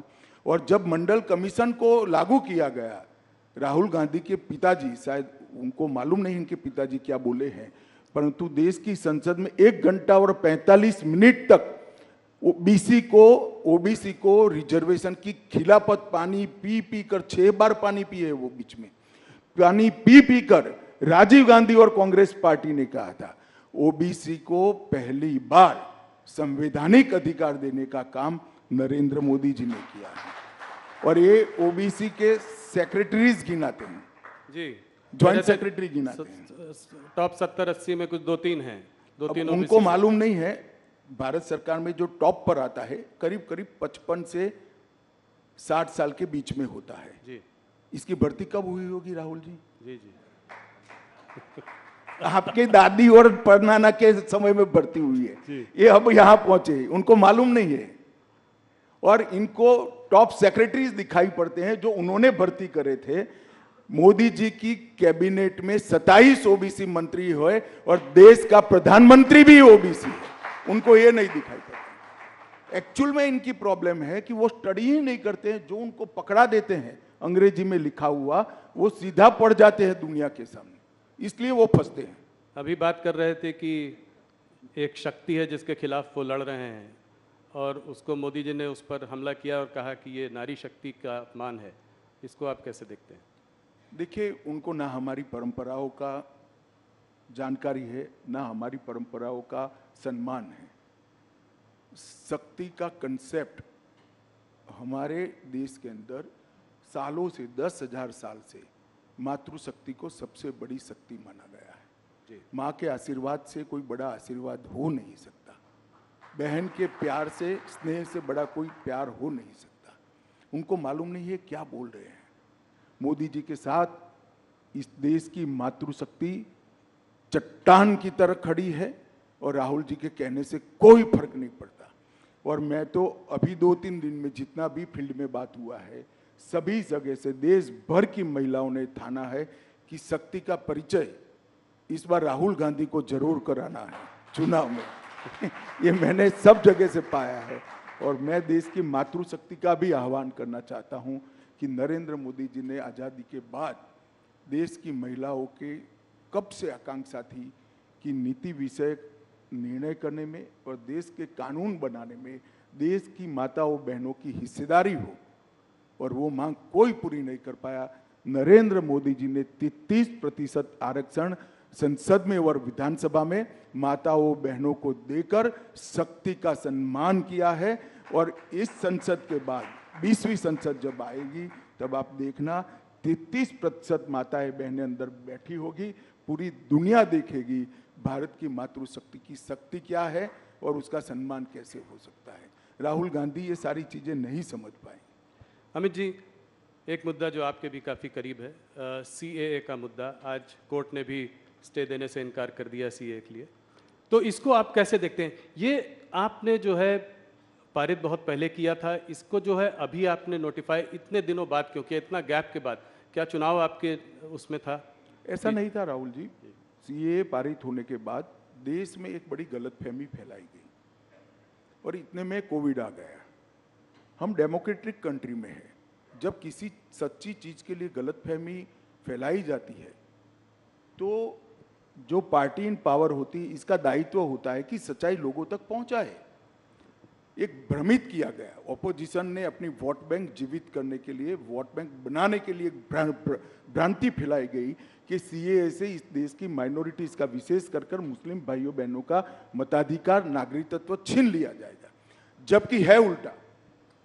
CAA से किसी का नागरिकता नहीं जाने वाला है। CAA नागरिकता देने का कानून है। सिख, बौद्ध, जैन, क्रिश्चियन, हिंदू, जो सारे भाई 3 देशों से प्रताड़ित होकर आए हैं, वो सालों से यहां बैठे हैं, उनके पास नागरिकता नहीं है। उनके नाम से संपत्ति नहीं खरीद सकते, सरकारी नौकरी नहीं ले सकते। किस प्रकार से इनका जीवन व्यतीत होगा? एक करोड़ों लोगों की परेशानी को कांग्रेस के पास इसका जवाब नहीं था। वो अपनी वोट बैंक की पॉलिटिक्स में ही मशगूल थे और पूरी भ्रांति फैलाई कि CAA थे देश से मुसलमानों की नागरिकता चली जाएगी। मैं फिर से एक बार, अनेक बार कर चुका हूं, फिर से एक बार स्पष्टता करना चाहता हूं, इस देश के मुसलमानों को डरने की जरूरत नहीं है। CAA नागरिकता लेने का कानून ही नहीं है, नागरिकता देने का कानून है। और जहां तक CAA का सवाल है, एक कांग्रेस के आजादी के वक्त महात्मा गांधी, जवाहरलाल नेहरू, मौलाना आजाद, सरदार पटेल, राजेंद्र बाबू, सबका वादा था कि जो पाकिस्तान, बांग्लादेश और अफगानिस्तान से आएंगे वो सारे शरणार्थियों को हम नागरिकता देंगे। वो वादा कांग्रेस पार्टी ने पूरा नहीं किया, वो वादा हम पूरा कर रहे हैं। वो एक प्रकार से नेहरू लियाकत पैक्ट का इंप्लीमेंटेशन है। मगर राहुल जी का ये सारे ऐतिहासिक डॉक्यूमेंट से लेना देना ही नहीं है। वो चीट पढ़कर बोलने वाले नेता है, चीट में इतनी सारी बातें आती नहीं है। केजरीवाल जी, ममता जी, राहुल जी, सबका कहना यह है कि जब देश में खुद ही नौकरी और खाने पीने की इतनी समस्याएं हैं, तो जब इतने घुसपैठिए और आ जाएंगे तो इनको हम लोग नौकरियां कहां से देंगे? घुसपैठिए नहीं है। घुसपैठिए और शरणार्थी में फर्क होता है। और मैं केजरीवाल जी, राहुल जी, ममता जी सबको कहता हूं, अगर देश के युवाओं की नौकरी की चिंता है तो आप बांग्लादेशी घुसपैठियों और रोहिंग्यास के लिए क्यों नहीं बोलते हैं? क्यों जुबान सिल जाती है? इसलिए सुल जाती है कि आप अपनी वोट बैंक को हट कर रहे हो। शरणार्थी जो होता है वो प्रताड़ित होकर यहां आता है। अभी मैं आपको बताता हूं, अफगानिस्तान में निजाम बदला, सारे लोग इनसिक्योरिटी फील कर रहे थे। सैकड़ों हजारों सिख भाई पवित्र गुरु ग्रंथ साहब को लेकर यहां आए। क्या करें उनका? वो घुसपैठी है क्या? हर सिख भाई बहन का इस देश पर इतना ही अधिकार है जितना मेरा और आपका है। हर हिंदू भाई बहन का इतना ही अधिकार है जितना मेरा और आपका है। इसको घुसपैठिए करार देना ठीक नहीं है। और जहां तक नौकरियों का सवाल है, वो पहले से यहां रह रहे, आज रह ही रहे हैं जी। कहां लोड डालने का सवाल है? और केजरीवाल कहते हैं क्या खाएंगे? केजरीवाल जी, आपको अगर प्रॉब्लम है तो 5 किलो अनाज की अर्जी कर दो, आपको भी दे देंगे, हमें कोई आपत्ति नहीं। मोदी जी हर एक को 5 किलो अनाज दे रहे। ये सारे लोग यहीं रह रहे हैं, कहां नहीं कोई व्यवस्था करनी। इनको अधिकृत नागरिक बनाना है, उनको सम्मान देना है, उनको अपना मानना है, इसको इस भूमि का हिस्सा बनाना है जो उनका अधिकार है। और इस तरह से देश को बांटने की बातें नहीं करनी चाहिए। यूएस स्टेट डिपार्टमेंट और यूएस एम्बेसडर ने भी सीए पे टिप्पणी की है, क्या कुछ कहना चाहेंगे उसके बारे में? मैं मानता हूं कि उनको पूरी तथ्य की जानकारी नहीं होगी। भारत सरकार का विदेश विभाग क्लैरिफिकेशन दे चुका है, इस पर मैं ज्यादा टिप्पणी नहीं करता। परंतु मैं इतना फर्मली कहना चाहता हूं, नागरिकता किसको देनी ये मेरे देश का अधिकार है और ये अधिकार में कोई दखल नहीं। चुनाव पास आ रहा है, अभी कुछ खबर आ रही है कि चाइनीज मिलिट्री ने कुछ दिनों पहले कहा कि अरुणाचल प्रदेश जो है उनका एक अभिन्न अंग है। इसको आप कैसे देखते हैं? क्या ये जवाहरलाल नेहरू के समय से कह रहे हैं जी। और बहुत बड़ा हिस्सा वो उस वक्त हड़प भी कर गए। मेरा तो जन्म नहीं हुआ था 1962 में जी। परंतु ये मोदी सरकार है, 1 इंच भी जमीन देश की किसी भी सरहद पर कोई नहीं ले सकता। ये हमारा भारत की जनता को वादा है। अमित जी, एक सीए से रिलेटेड सवाल है और आपने भी पहले इसकी बात की हुई है कि ये क्रोनोलॉजी की बात हुई थी कि सीए के बाद एनआरसी आएगा। एनआरसी की बात आजकल कम हो रही है, क्या इसको ये माना जाए कि इस मैनिफेस्टो में ये रहेगा या नहीं रहेगा? ऐसा है जी। राहुल जी, ये भ्रांति फैलाई जा रही है। एनआरसी कांग्रेस के वक्त आया हुआ कंसेप्ट है। एनआरपी चिदम्बरम साहब जब गृह मंत्री थे तब। गवर्नमेंट कंटिन्यूअस प्रोसेस होती है, हमने इसको आगे बढ़ाया। मगर सीएए का जो कानून है इसके अंदर कहीं एनआरसी का प्रोविजन नहीं है, कहीं एनआरसी के जिन्स भी नहीं है। कृपया देश की माइनॉरिटी को डराना बंद करिए, स्पष्टता से बताइए कि सीएए से किसी की नागरिकता नहीं जा सकती, और ये वास्तविकता है। नहीं, पर एनआरसी क्या बीजेपी के मैनिफेस्टो में होगा? अगले टर्म में इसको देखेंगे? अब मैं तो मैनिफेस्टो कमेटी में अभी ड्राफ्ट कोई आया नहीं है, जब पार्लियामेंट्री बोर्ड के सामने आएगा तब देखेंगे।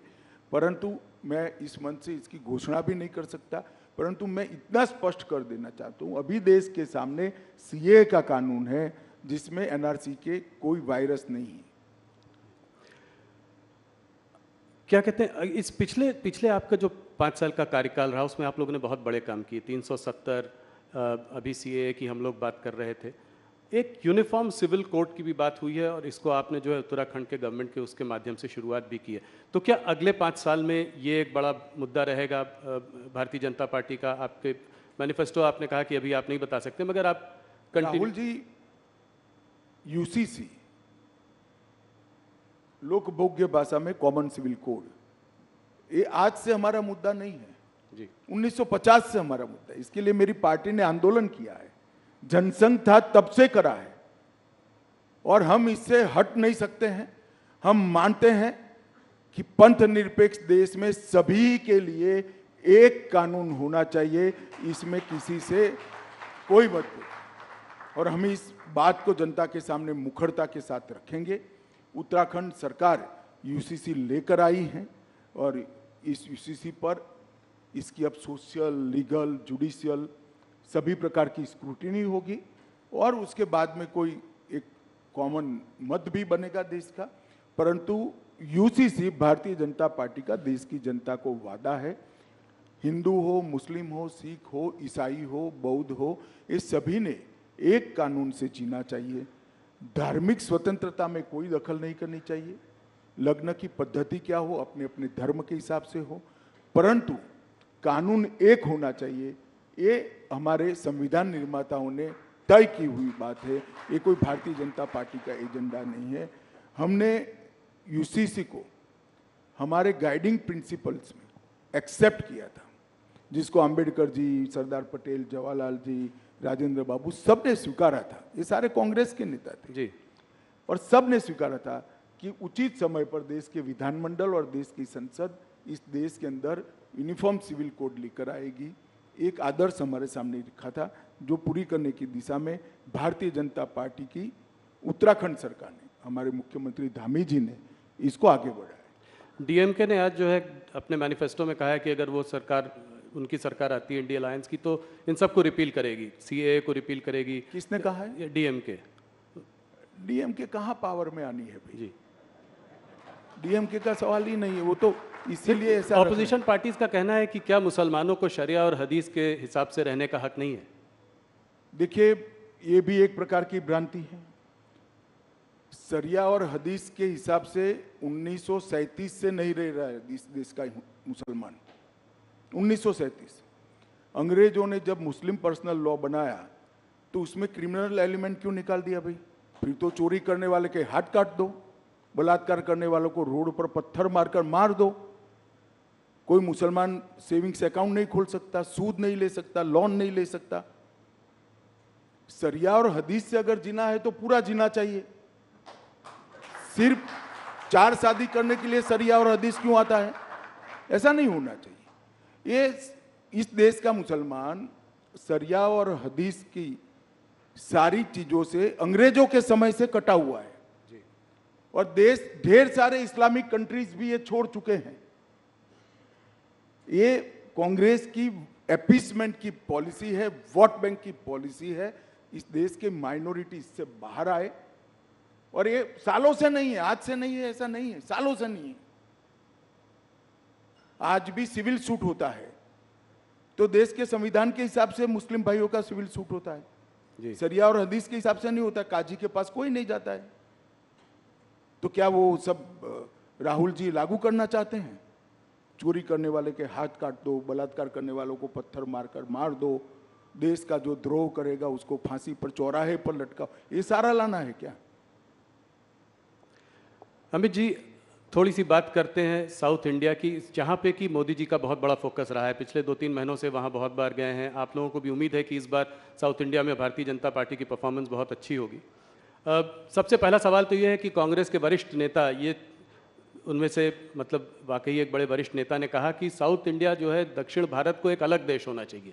पहले तो मैं जानना चाहता हूँ कि आप इसके बारे में क्या कहना चाहेंगे? देखिए, इसका जवाब तो सच अर्थ में राहुल जी को देना चाहिए।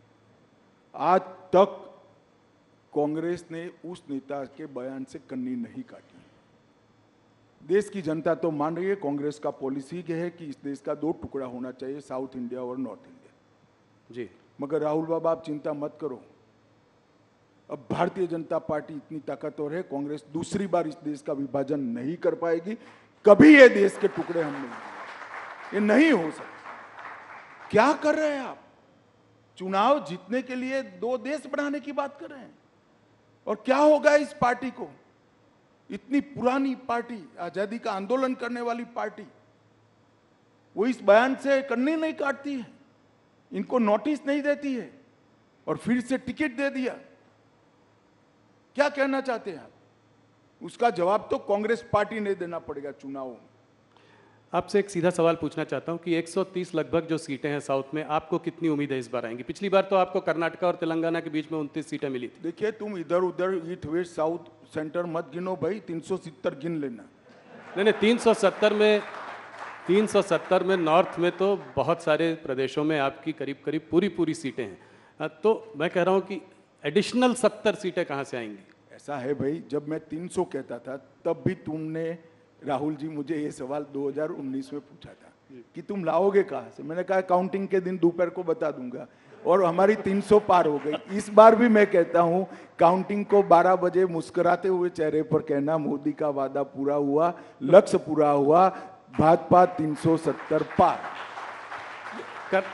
मैं ये देखना चाह रहा हूँ कि कहाँ से आप और उम्मीद देख रहे हैं। जैसे कर्नाटका में ढेर सारे स्पेस हैं जी। बंगाल में हम बढ़ सकते हैं, उड़ीसा में बढ़ सकते हैं, तेलंगाना में बढ़ सकते हैं, हम तमिलनाडु केरल में बढ़ सकते हैं, ढेर सारी जगह हैं, पंजाब में बढ़ सकते हैं। नीचे से शुरू करते हैं, केरला में अकाउंट खुलेगा इस बार? भाई मैं आपको कहता हूँ, आप पिसमिल अकाउंट में मत जाओ राहुल बाबू, आप 370 गिन लेना। मैं उस दिन आपके शो पर आऊंगा और बताऊंगा कि हमने कहा था देश की जनता के आशीर्वाद से, और इसमें भाजपा का कोई पराक्रम नहीं है।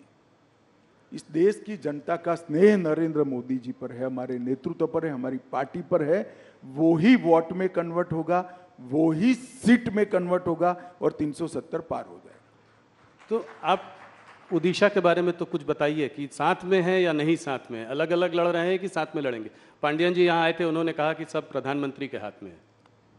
अभी तय नहीं हुआ है, राष्ट्रीय अध्यक्ष जी हमारे तय करेंगे, परंतु इतना निश्चित है कि हम उड़ीसा में हमारी स्ट्रेंथ बहुत बड़ी करने जा रहे हैं। उड़ीसा की जनता का मोदी जी के प्रति जो प्यार है, वो हमारे कार्यकर्ता बिल्कुल उष्मा के साथ और विनम्रता के साथ उसका स्वीकार भी करते हैं, इसको फील भी करते हैं। सीटें बढ़ेंगी पिछली बार से लोकसभा चुनाव में, और विधानसभा में क्या होगा? निश्चित रूप से विधानसभा लोकसभा दोनों में बड़ी बढ़ोतरी होगी, और चुनावी पंडितों की गिनती से कई गुना ज्यादा सीटें भारतीय जनता पार्टी की। उड़ीसा में सरकार बनाने की हालत में हैं आप लोग? कुछ भी हो सकता है, पहले तय हो जाए कि हम साथ में जा रहे हैं या अकेले जा रहे हैं। साथ में जाएंगे तो बीजू बाबू नेता है, तो स्वाभाविक रूप से हम साथी के रूप में लड़ेंगे। अकेले जाएंगे तो हम सरकार बनाने के लिए ही लड़ेंगे। पांडियन जी ने एक अच्छी अजीब सी बात कही, उन्होंने कहा कि देखिए सेंटर में बीजेपी को बीजेडी की जरूरत नहीं है और स्टेट में बीजेडी को बीजेपी की जरूरत नहीं है। क्या इस बात से आप सहमत हैं? देखिए, गठबंधन हमेशा जरूरियात के आधार पर नहीं होता। हमें ढेर सारी पार्टियों ने ये पूरे 5 साल में राष्ट्रीय हित के जो मुद्दे थे, इसमें इश्यू बेस्ड समर्थन पार्लियामेंट में दिया है। चाहे 370 हो पहले, चाहे जीएसटी करना था, चाहे बॉन्ड हो, बॉन्ड भी कांग्रेस ने विरोध नहीं किया था जी, उस वक्त नहीं किया था जी, मगर इश्यू बेस्ड समर्थन हमें ढेर सारी पार्टियों ने दिया है। और मैं मानता हूं कि ये लोकतंत्र की खूबसूरती है कि विरोध हर मुद्दे पर नहीं होता है। जो मुद्दा देश हित में होता है, इसका समर्थन इरिस्पेक्टिव ऑफ पार्टी पॉलिटिक्स करना चाहिए, सबने करना चाहिए। 2 प्रदेश जहाँ पे चुनाव इंटरेस्टिंग हो सकता है वो है बिहार और महाराष्ट्र। थोड़ा उस पर बात करूँगा।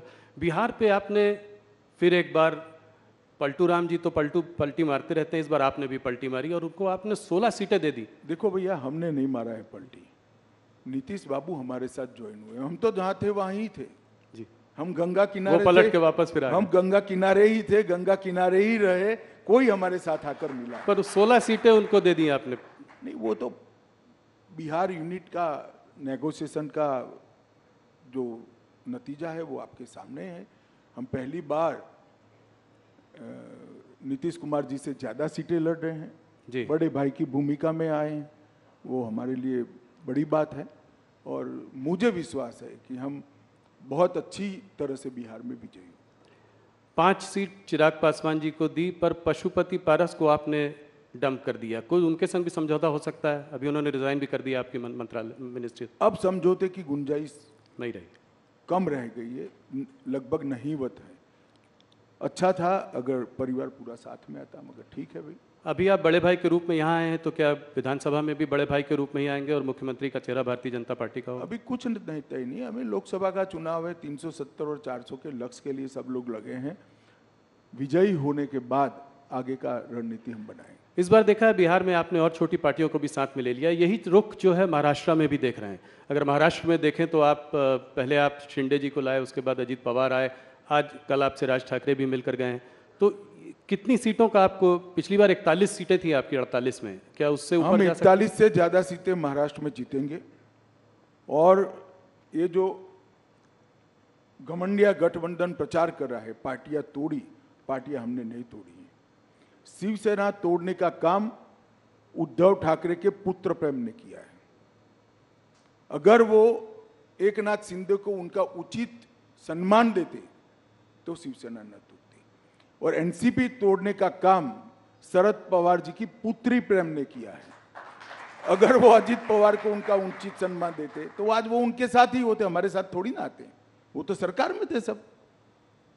मगर जब आप पुत्र पुत्री के मोह में अंध हो जाते हो तब पार्टियां टूटती है। इसका आरोप हम पर नहीं लगाना चाहिए। कितनी सीटों पर लड़ेंगे आप? 30 के आसपास। आप क्या डिवीजन हुआ है? अभी तय नहीं हुआ है, मगर स्वाभाविक रूप से महाराष्ट्र में हम सबसे बड़ी पार्टी होगी। और उसके बाद शिंदे सेना और उसके बाद अजित पवार। हाँ, कमोबेश यही होगा। कह रहे हैं लोग कि नंबर ऑफ सीट अभी तय नहीं हुई। पंजाब में क्या है? अकाली दल से कभी हाँ कभी ना बातचीत, कहीं कोई एग्रीमेंट कुछ हुआ है? कैप्टन अमरिंदर सिंह और देखिए, ये आप जिस तरह से सवाल पूछे, कभी हाँ कभी ना है ही नहीं। अभी नेगोशिएशन चल रहा है।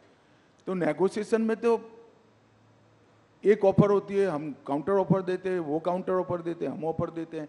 ये चलता है, इसको हाना में नहीं देखना चाहिए। तो उम्मीद है कि मुझे लगता है 2-3 दिन में स्थिति स्पष्ट हो जाएगी। पर आप लोग चाहते हैं कि साथ में लड़ें, ये स्वाभाविक। हम तो चाहते हैं कि हमारे एनडीए के सारे साथी हमारे साथ हो, फिर से एक बार सारा एनडीए संपूर्ण बने। परंतु भारतीय जनता पार्टी का उचित हिस्सा और हमारे कार्यकर्ताओं का सम्मान, वो भी हमारी चिंता का विषय होता है। तो हरियाणा में दुष्यंत चौटाला से बाद में फिर से समझौता हो सकता है? दरवाजे बंद नहीं है, एनडीए में रह सकते हैं। अभी तो आपने बहुत जल्दी होगी। अभी तो वो हमसे अलग हुए हैं, उन्होंने अपनी सीटें लड़ने का ऐलान किया है। तो अब तो आमने सामने चुनाव लड़ेंगे और जब नतीजे आएंगे तब देखेंगे। मगर अभी तो हम आमने सामने ही चुनाव लड़ रहे हैं।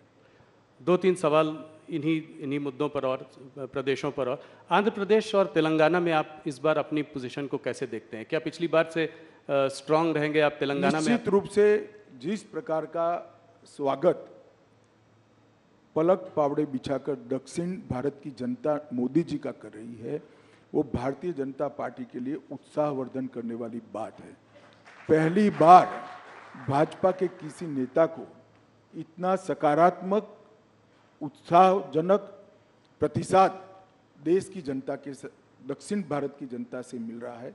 वो हमारे लिए बहुत आनंद का विषय है, उत्साह बढ़ाने वाला विषय है। मैं निश्चित रूप से मानता हूं कि दक्षिण के सभी 5 राज्यों में हमारी पोजीशन और कंसोलिडेट होगी, हम मजबूत होंगे और बढ़कर आएंगे। न केवल हम, हमारे साथी दल भी बढ़ेंगे। वेस्ट बंगाल की बात मैं थोड़ा सा करना चाहता हूँ। वहाँ संदेशकाली के बाद आपकी स्थिति, पिछली बार 18 सीटें आई थी और लोग मान नहीं रहे थे कि आपने मुझसे इंटरव्यू में कहा था कि बहुत अच्छी स्थिति है। हम लोग सोच रहे थे कि 18 सीट नहीं, पर आप 18 सीट लेके आए। इस बार आपको क्या लगता है, इससे बढ़ेगी और इसका क्या कारण है?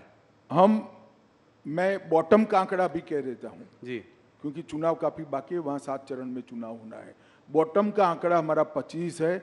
25 से ज्यादा सीट हम निश्चित रूप से बंगाल में जीतेंगे। इस बार बंगाल में भारतीय जनता पार्टी सबसे बड़ी पार्टी बनकर उभरी। 25 सीटें, बड़ा वो 25 से ज्यादा। 25 से ज्यादा। तो ये कैसे होगा? ये आपका जो साउथ ईस्ट बंगाल में जो है आप काफ़ी वीक हैं। पिछली बार आपको शायद सिर्फ 2 ही सीट मिली थी वहाँ 18 सीटों पे। वो एरिया जो है वो आपके लिए बहुत अहम है, कोलकाता, हुगली, 24 परगना, हावड़ा। तो वहाँ पे कैसे करेंगे ये? वहाँ पे आपका संगठन भी उतना शायद स्ट्रांग नहीं है। देखिए, 2017 से भारतीय जनता पार्टी ने लगातार पश्चिम बंगाल में संगठन का भी विस्तार किया है और चुनावी सफलता के आंकड़ों में भी विस्तार किया है। 2017 से लगातार हम बढ़ते ही जा रहे हैं। विगत विधानसभा चुनाव की मैं बात करूं, हम 2 लोग थे, 77 हो गए, बहुत बड़ी जंप है। Congress 0, communist party 0। आज prime opposition Bharatiya Janata party वहां बनी हुई है। हमारी 2 लोकसभा की सीटें थी, 14 में, 19 में 18 हुई और इस बार हम 25 से काफी आगे निकलेंगे, ये मेरा विश्वास है। बंगाल की जनता 1 करोड़ों रुपया जो पकड़ा गया है, इसमें ईडी पर सवाल नहीं उठाती है, ममता जी पर सवाल उठाती है कि रुपया कहां से आता है, रुपया किसका है। ये रुपया बंगाल की गरीब जनता का रुपया है भैया। वहां पर मोदी जी की योजनाएं नीचे नहीं पहुंच रही है। डर है उनको कि इस योजना से मोदी जी लोकप्रिय हो जाएंगे। क्या दोष है बंगाल के गरीब लोगों का? क्यों 5 लाख तक का उनको स्वास्थ्य की सुविधाएं नहीं मिल रही? क्यों अनाज उनका कालाबाजारी में बेचा जा रहा है? क्यों नल से जल की योजना वहां ठीक से इंप्लीमेंट नहीं हो रही? क्यों अब तक सीए से इनको महरूम रखा गया? केवल और केवल वोट बैंक की पॉलिटिक्स के कारण और भ्रष्टाचार के कारण। भ्रष्टाचार उनका उजागर हो चुका है। बंगाल की जनता के सामने ममता जी एक्सपोज हो चुकी है। एक महिला मुख्यमंत्री के शासन में जिस तरह से संदेश खाली में सालों तक बहनों माताओं पर अत्याचार होते रहे और उनके पार्टी के नेताओं के द्वारा होते रहे, सुप्रीम कोर्ट और हाई कोर्ट को दखल करने पड़ते, तब जाकर अरेस्ट करते हैं। शर्म आनी चाहिए। ईडी पर भी हमला हुआ था। ईडी पर हमला तो छोड़ो भाई, अलग बात है। मैं जिन्होंने वोट दिए वो बंगाली माताओं बहनों की बात कर रहा हूं। उन पर आपके पार्टी के नेता अत्याचार करे, आप उनको अरेस्ट नहीं कर रहे हो और हाईकोर्ट ने ऑर्डर करने पड़ते हैं। जी। बंगाल की जनता ये सब जानती है। मेरा तो बंगाल की माताओं बहनों से करबद्ध निवेदन है कि इस बार शक्ति का परिचय राहुल के साथ साथ ममता जी को भी करा दो। इस बार मोदी जी कश्मीर काफ़ी दिनों बाद गए। आर्टिकल 370 अपील होने के बाद उनकी बहुत बड़ी सभा हुई वहाँ पे। क्या आप लोगों को उम्मीद है कि वहाँ चुनाव में आप लोग अच्छा करेंगे? कश्मीर वैली में कोई अकाउंट खुलेगा? देखिए, कश्मीर वैली में भारतीय जनता पार्टी के अकाउंट खुलना न खुलना ये बड़ी बात नहीं है, परंतु 3 परिवारवादी पार्टियों ने, Congress party, NC national conference और पीडीपी, ये 3 परिवारवादी पार्टियों ने वहां पर लोकतंत्र को पनपने नहीं दिया। आजादी से अब तक वहां पंचायत चुनाव नहीं हुए। पहली बार हमने 30,000 पंच सरपंच को चुनाव करा, तहसील पंचायत बनी, जिला पंचायत बनी। पहले वो 3 पार्टी जिसका चिट फाड़ते थे वही नेता होते थे। मैं घाटी के मुसलमान भाइयों बहनों को कहने आया हूं कि आप कृपया अगर चाहते हैं कि जमहूरियत पाताल से नीचे तक चली जाए, लोकतंत्र पाताल से नीचे चली जाए, इसके मूल पाताल से नीचे जाना है, तो ये 3 परिवारवादी पार्टियों को साफ कर दो। जिसको वोट देना है ना इसको दो, परंतु कश्मीर में तभी जाकर लोकतंत्र आ रहा है। ये 370 का हवा बनाए थे भारतीय जनता पार्टी की सरकार ने, मोदी जी ने 370 को समाप्त कर दिया। आज हर कश्मीरी को 5 लाख से ज़्यादा स्वास्थ्य का मिलता है, पानी मिल गया, चावल मिल रहा है, सारी स्वास्थ्य की सुविधाएं मिल गई है, बड़े बड़े इंस्टीट्यूशन आए हैं। 2 करोड़ से ज़्यादा यात्री अब आज कश्मीर में जा रहे हैं। कश्मीर में 30 साल के बाद थिएटर खुले हैं। कश्मीर में 30 साल के बाद ताजिया का जुलूस निकल रहा है, मुहर्रम का जुलूस निकल रहा है। ये लोकतंत्र की बहाली के कारण हुआ है। जी, एक बार कश्मीर की जनता ने हिम्मत करना चाहिए। जिन लोगों ने 75 साल तक कश्मीर की जनता को लोकतंत्र से महरूम रखा, संवैधानिक अधिकारों से महरूम रखा और अपने केंद्र सरकार की स्कीमों से महरूम रखा, उनको दंड दीजिए, लोकतंत्र को मजबूत कर दिए। भारतीय जनता पार्टी को वोट दीजिए, जिसको देना है इसको दीजिए, परंतु घाटी में एक बार ये 3 परिवारवादी पार्टियों को सबक सिखाना चाहिए। कश्मीर में चुनाव कब होंगे? ये मैंने आपसे सवाल बहुत बार पहले भी पूछा है। इस बार बोला गया कि पैरामिलिट्री फोर्सेस की कुछ कमी है क्योंकि नेशनल इलेक्शंस हो रहे हैं तो नहीं हो पाए, तो इसका मतलब जल्दी होने चाहिए। सुप्रीम कोर्ट ने ऑर्डर ही किया है सितंबर तक कराने का। जी, तो उसके तो आउटर लिमिट है, सितंबर के पहले हो जाएंगे। एक सवाल जो कि बार बार होता है, आप लोगों का नारा था कि मंदिर वहीं बनाएंगे, वो आप लोगों ने बनवाया, प्राण प्रतिष्ठा हुई। एक और नारा है जो है अभी तो ये झांकी है, काशी मथुरा बाकी है, तो क्या ये अगले उसमें 5 साल में देखने को मिलेगा? देखिए, ये सारे मसले कोर्ट में लंबित है, इस पर मेरा अभी कुछ भी कहना उचित नहीं है, परंतु मैं एक बात जरूर कहना चाहता हूँ। राम मंदिर में हमारा पालमपुर कार्यकारिणी का भारतीय जनता पार्टी का वादा था कि हम संवैधानिक रूप से प्रभु श्री राम का भव्य मंदिर अयोध्या में बनाएंगे। 500 साल से करोड़ों राम भक्त जिसकी राह देख रहे थे, वो काम मोदी जी ने 5 साल में भी कर दिया। सुप्रीम कोर्ट का फैसला भी आ गया, भूमि पूजन भी किया और 22 जनवरी को प्राण प्रतिष्ठा कर कर प्रभु श्री राम को अपने भव्य मंदिर में विराजित करने का काम भी नरेंद्र मोदी ने कर दिया। और मैं मानता हूं कि जो दृश्य है वो क्षण है, 10,000 साल का क्षण है, मेरी बात याद रखना। 10,000 साल तक न केवल भारत, दुनिया इस क्षण को भुला नहीं पाएगी। और ये बहुत बड़ा लोकतंत्र का उदाहरण है, क्योंकि भारत में हिंदू मेजोरिटी में होने के बावजूद भी 75 साल तक हमने राह देखी कि हमें कोर्ट ऑर्डर करे, उसके बाद ही हम मंदिर बनाएंगे। और पूर्ण तरह संवैधानिक रूप से कोर्ट के ऑर्डर से मंदिर बनाया। दुनिया में ऐसे उदाहरण बहुत कम मिलते हैं जो भारत ने दिया है, और उसका मोदी जी के समय में होना, भाजपा के समय में होना, हम सबका सौभाग्य हम मानते हैं। जी, बस कुछ सवाल, 2-3 सवाल और आपको मैं उत्तर प्रदेश के बारे में सवाल पूछे बिना नहीं जाने दे सकता। क्या इस बार उत्तर प्रदेश में आपकी परफॉर्मेंस 2014 से भी ज़्यादा अच्छी होगी? निश्चित रूप से 73 सीटें थी। निश्चित रूप से हम उत्तर प्रदेश में हमारा अब तक का सबसे अच्छा परफॉर्मेंस करेंगे, 2014 से भी ज़्यादा सीटें। इसका मतलब रायबरेली में आप जीत सकते हैं, कन्नौज, मैनपुरी, आजमगढ़, इन सब में? सीटों के नाम पे न पड़िए। पूरी उत्तर प्रदेश की जनता परिवारवाद से त्रस्त है। इस बार परिवारवादी पार्टियों को जनता सबक सिखाएगी, ऐसा मुझे भरोसा है। आपसे हर बार जब इंटरव्यू करते हैं तमाम सवाल पूछते हैं, देश भर की बातें होती हैं। गृह मंत्रालय के कुछ अचीवमेंट्स बताइए जो 5 साल में, जो आप सबसे बड़ा मानते हैं। देखिए, कोई अचीवमेंट बड़ा या न छोटा नहीं हो सकता। हर अचीवमेंट की अपनी जगह पे एक अहमियत होती है। छोटे से छोटा फैसला बहुत बड़ा हो सकता है अपनी जगह पे। जैसे मैं कहता हूँ, जब 5 किलो आरडीएक्स पकड़ा जाता है तो लोगों को लगता है, इतना कॉलम आता है कि आज 5 किलो आरडीएक्स पकड़ा गया। अगर वो न पकड़ा जाए तो 2000 लोग बम धमाके में मारे जाते हैं। तो ये तो नज़रिए का सवाल है।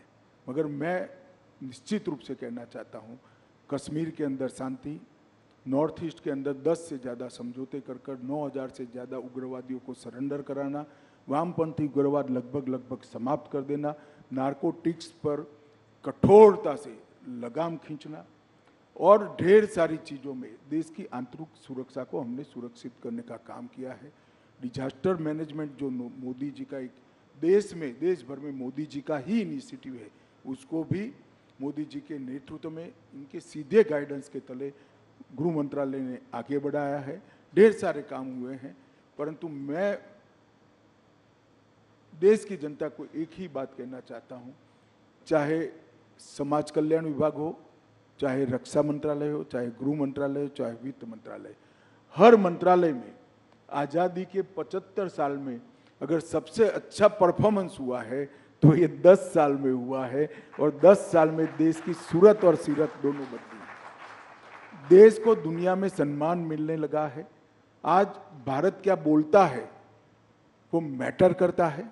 भारत का पासपोर्ट लेकर कोई जाता है तो सम्मान के साथ उसको देखा जाता है। और भारत के भविष्य पर न केवल भारतीय, पूरी दुनिया को विश्वास है कि आने वाले 25 साल भारत के 25 साल है। मोदी जी जब देश की जनता का आशीर्वाद लेने आए हैं, तब हमारे पास 10 साल का ट्रैक रिकॉर्ड भी है और 25 साल का एजेंडा भी है। विपक्ष के पास ना ट्रैक रिकॉर्ड है, ना एजेंडा है, ना नेता है, ना नीति है। भारतीय जनता पार्टी एक कॉन्क्रीट एजेंडे के साथ महान भारत की रचना की कल्पना लेकर आप सबके सामने आ रही है। आप समर्थन करिए, मोदी जी को आशीर्वाद दीजिए, भारतीय जनता पार्टी को आशीर्वाद दीजिए, और आशीर्वाद दीजिए तो थोड़ा बहुत मत दीजिएगा, 400 पार करा दीजिएगा। इतनी ही मेरी आप सबसे विनंती है। धन्यवाद। अमित जी, आप दिन रात काम करते हैं। हम लोग बात कर रहे थे, आजकल दिन में सुबह रात 3-4 बजे सुबह तक मीटिंग्स चलती रहती हैं। आज हमारे साथ आपकी धर्मपत्नी सोनल जी भी यहाँ हैं, तो घर के लिए समय कैसे निकालते हैं? हम लोग वर्क लाइफ बैलेंस की बात करते हैं, ये वर्क वाइफ बैलेंस कैसे होता है? देखिए, वो कोई सार्वजनिक बात नहीं है, मगर मैं आपको बताता हूँ कि मैं परिवार के लिए समय नहीं निकाल सकता। परिवार मेरे लिए समय चुनकर निकाल लेता है, तो हमारा बैलेंस बना रहता है और इसमें परिवार का बड़ा रोल रहता है। अमित जी, बहुत बहुत धन्यवाद, आप हमारे साथ जुड़े, आपने बहुत सवालों के जवाब दिए, 1 घंटे हमसे बात करी, आपका बहुत बहुत धन्यवाद।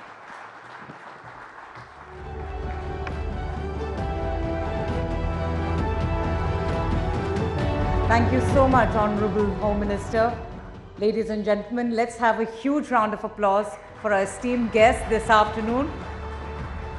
In fact, he took the time to dispel all rumors and dismissed all criticism around the contentious Citizenship Amendment Act, refuting allegations that this law is divisive or discriminatory as alleged by the opposition. The Home Minister also accusing the opposition of spreading lies and information. Ladies and gentlemen, kindly remain seated. There is a lot of security. I'd request each one of you to not leave your seats and please take your chairs for the next session. We're just about to begin. The Home Minister, in fact, made it very clear that the opposition is indulging in fear-mongering, and he is extremely confident, as you heard from himself, of surpassing the 400 mark, with the BJP winning and attaining a massive 370 seats. All right, ladies and gentlemen, please remain seated. The security will not allow you to leave the hall, so I'd request you to kindly remain seated for our next session. I can see a lot of you are already headed towards the exit, but I'd request you to kindly remain seated, please.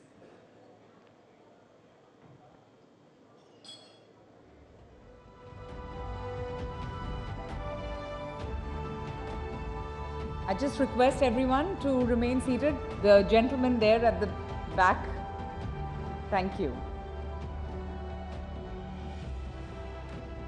We have very tight security arrangements, as you can understand, because of the presence of the Home Minister and later the Prime Minister coming in. So we just request you to kindly bear with us and the security arrangement. This is all part of the standard security protocol, and we do appreciate your patience and understanding as well. Okay, there are a lot of people at the door of the exit. I'd request each one of you to please come, take your seats. Our next session is just about to begin.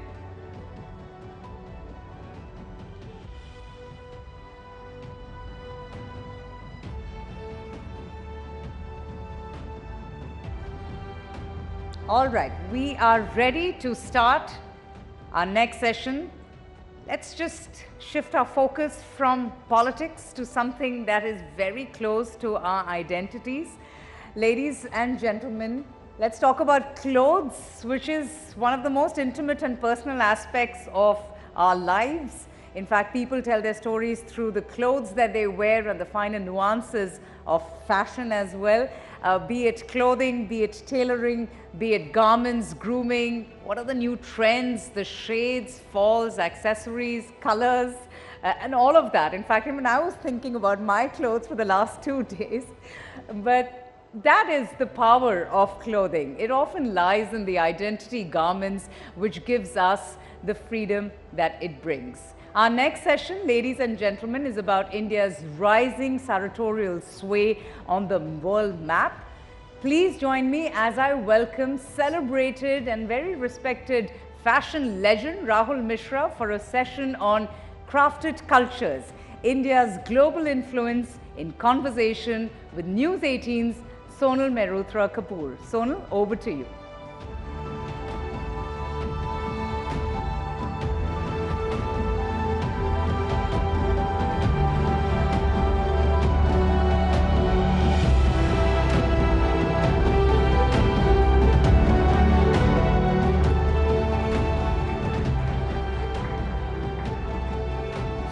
What a pivot, right from the Home Minister to the fashion sort of legend as we know now, Rahul?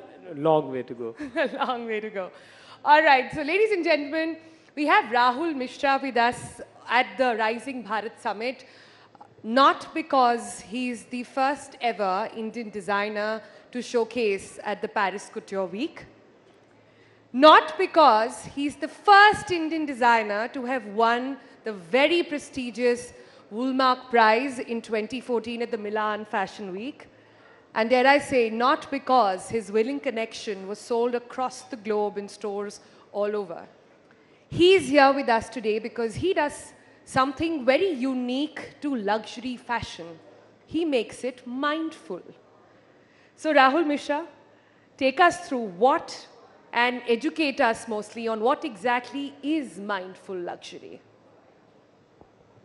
So thank you News18, thank you for amazing introduction.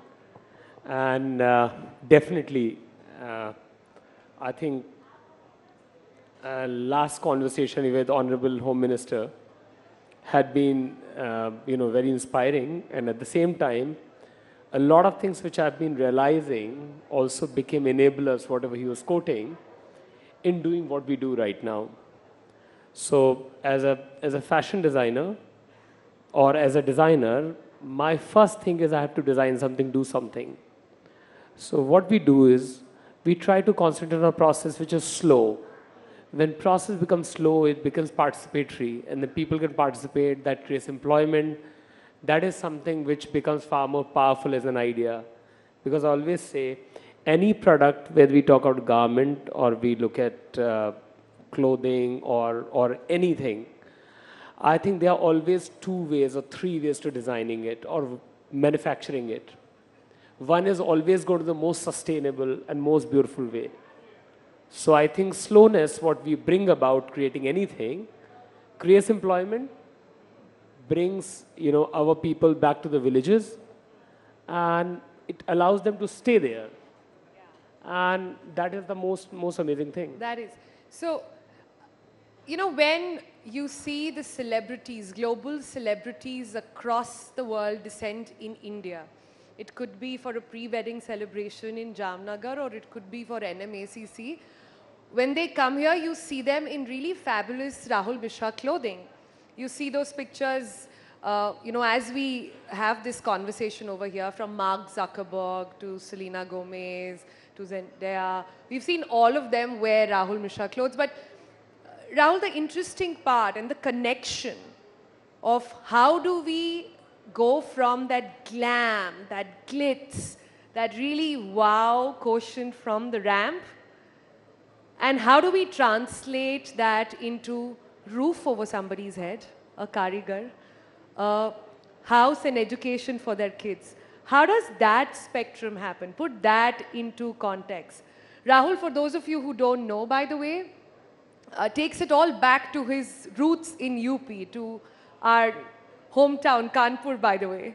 So that's where it's all going. And those clothes that you see on international celebrities are being made there in UP. UP along with West Bengal and everywhere. So first thing what we did is, because ultimately we have to get into product manufacturing. So what we did is we decentralized the processes. And very first time when I started working hand embroidery, I came to this Dharavi and Jija Mata, all those areas, Mumbai. And we realized these working conditions or the way people are working are not really, really good. I'm talking 2012, 2013. How we can make sure that places are much better, people can have much better lives. Nobody should be living in those areas also.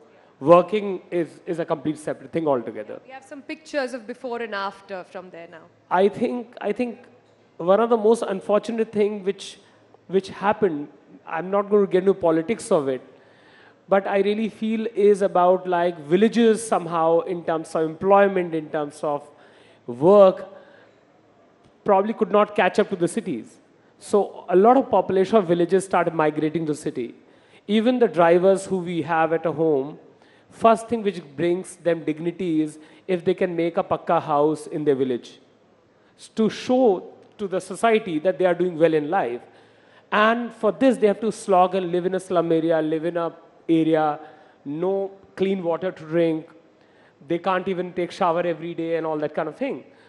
And no nutritional food also at the same time. So what we started in 2012, and now because of, this, I should say Jan Dhan Yojana, and because of what is happening in the villages, like recently 10 days back I went to my village also, I was surprised to see actually all nulls over there and they all are working, which is amazing. So now villagers, they want to live over there. For us 10 years we have been doing that. All these guys, they work from the villages, and they all produce the pieces which probably Mark Zuckerberg is wearing, which probably... So you're saying you're not bringing the karigar from UP, from West Bengal to Delhi and Mumbai. You're taking work to them. This is sort of work from home, is it? So actually, it's a bit like hybrid model because we have got 300 people who work with us at the studio in Noida. And together, all of us are able to create employment for another 1,200 people, full-time employment. Wow. All across India. Yeah. So, and my dream is to be able to create, I think, jobs for 1 million people through our fashion initiatives because we create clothes which are extremely slow. Like, for example, this Zendaya sari or Mark Zuckerberg shirt which you see over there or what his family was wearing, these clothes are good enough to get employment for 15 people for 15 days. Hold on. 15 people for 15 days worked on that one shirt. That Not shirt, I'm talking about like both the couple. Both the couple on what Mark and his wife were wearing. Yeah. Wow. Wow. So I think the process of slowness becomes far more engaging, far more beautiful. And that is something which has been one of the highlights of our career. And also the reason, because I always say like how we can think about, so I often talk about this, that instead of seeing primary objective of fashion as consumption alone, we try to create a system that creates participation from people, participation from people. Because as a designer, it's very easy for me to think about a design, digitally print it, it's going to be a half-an-hour job. When you machine embroider, it's going to create 50 hours of job. But when you do hand embroidery on the same piece, it creates 5,000 human hours of work. So that is where fashion or a product become far more powerful. And I'm also sharing something, like one of the key person, his name is Afzal Zariwala. He started working with me in 2012. Again, Karigar. Yeah, Karigar. Again, he was working, in West Bengal, leaving his village in Bonpur, in Mumbai, comes from West Bengal. 1984, he migrated in search of work, started doing embroidery, was living in slum areas in Mumbai. And he had a beautiful house over there, maybe some of the pictures are there. And what I've realized, when we started creating work over there, so they all migrated, all his people migrated back with him. And today, his daughter is studying in London. Oh, so wow. A guy who has probably That's the gentleman not over there, gone beyond, so this is a setup which he started in village. So every bicycles around, they all come around over there. They all have been part of Mumbai initially. And what is really powerful here is that, the kind of dreams which every day, this is his house, which was locked for almost 15, 20 years. He built it for his parents, could never live over there because who's going to get job over there? So this kind of engagement becomes very, very powerful for fashion. Indeed. To imagine that somebody who had to migrate in search of work, stay in the slums, and their kids now in London is indeed incredible. So congratulations, Rahul, for having done that. I want to sort of understand, this is India's moment in so many ways than one. It could be our financial market, it could be so many other things, it could be music, it could be art, and so is fashion. So many Indian designers we know are showcasing abroad, are being talked about, and we see more and more celebrities, global celebrities, don the Indian sari with a lot of pride. Yours, of course, has made waves as well. But particularly in France, is it true, can I just go straight to that, is it true that the French President Macron asked you to shift to the French countryside, that this is too much talent for India, we need him there in France? Is that true? Yeah, this is, I think this is obviously 6 months back I met him.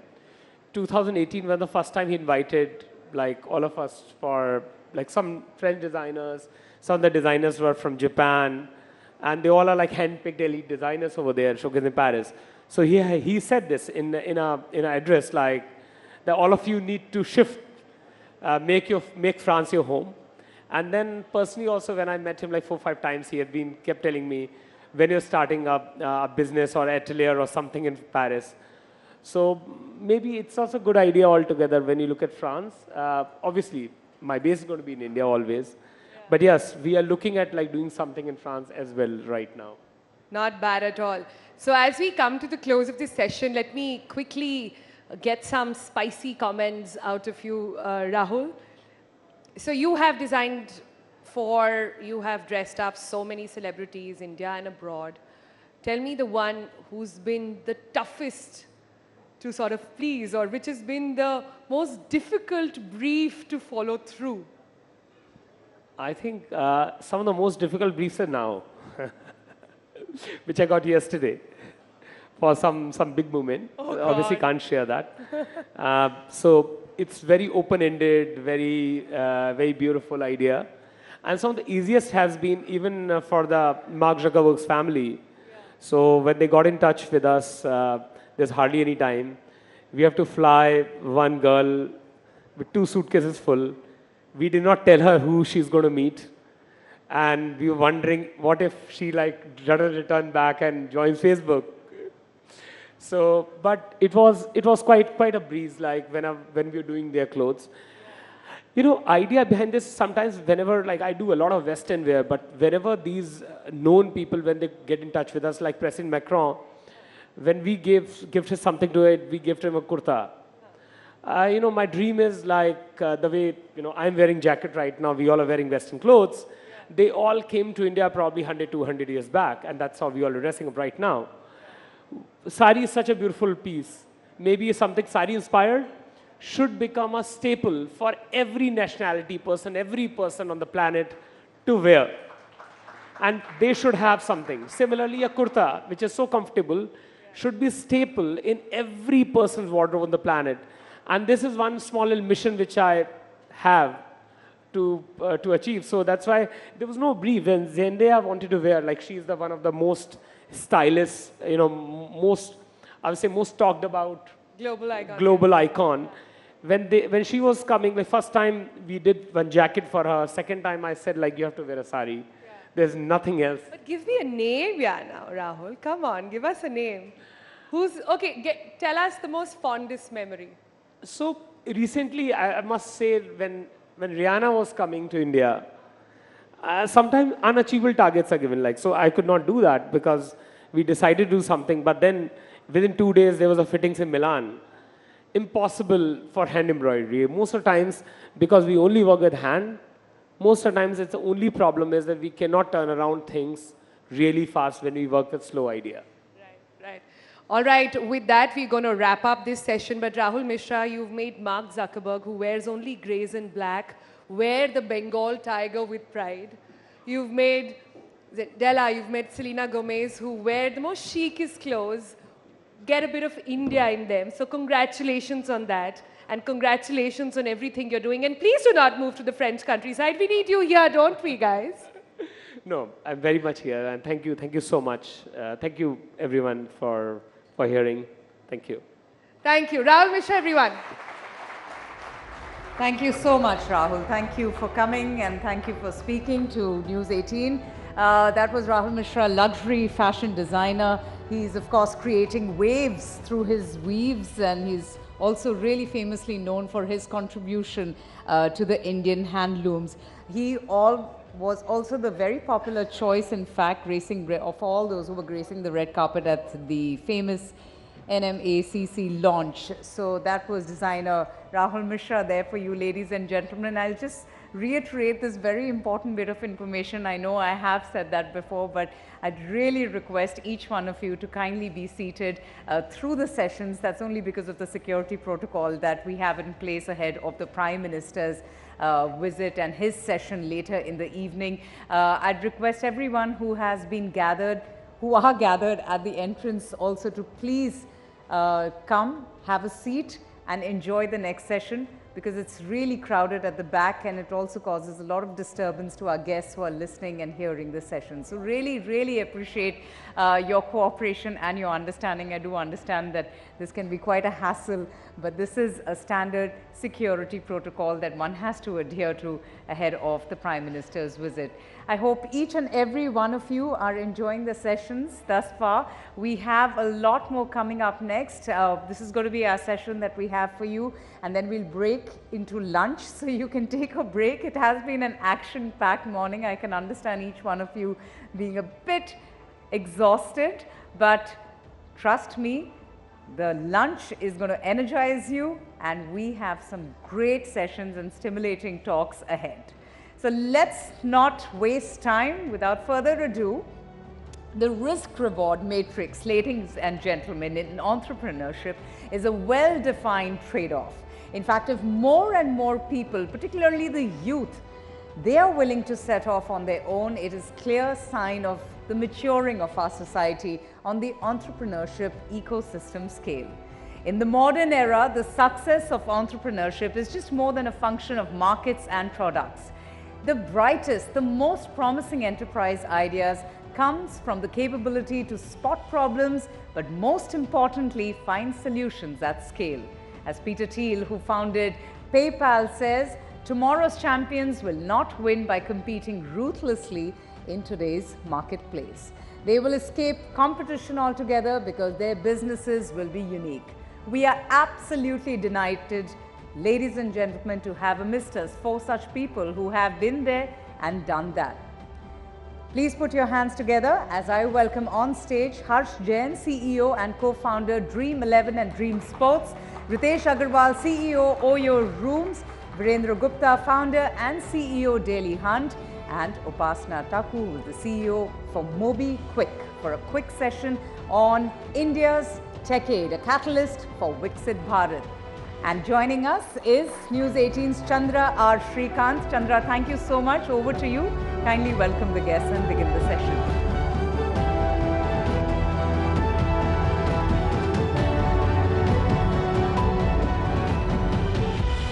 Good afternoon, everyone. It's always challenging to do the session just before lunch because we are literally, standing in the path of you and some delicious food put together here at Taj Palace. But I promise you, this is going to be a very short, sweet, and insightful session.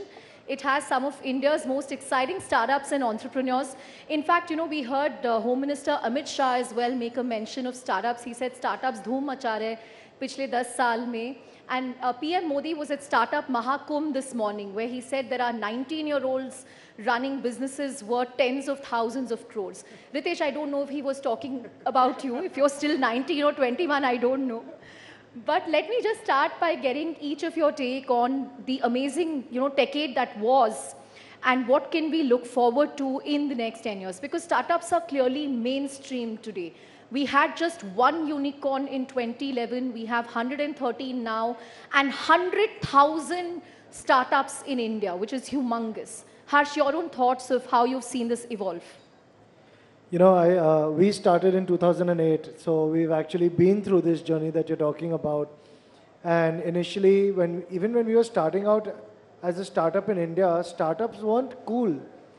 Today you have to be a little crazy to start up. You have to leave a salaried job. You have to take that risk. You have to throw it all on the line. But I think that today, if you ask the youth, if you ask people, it's changed completely.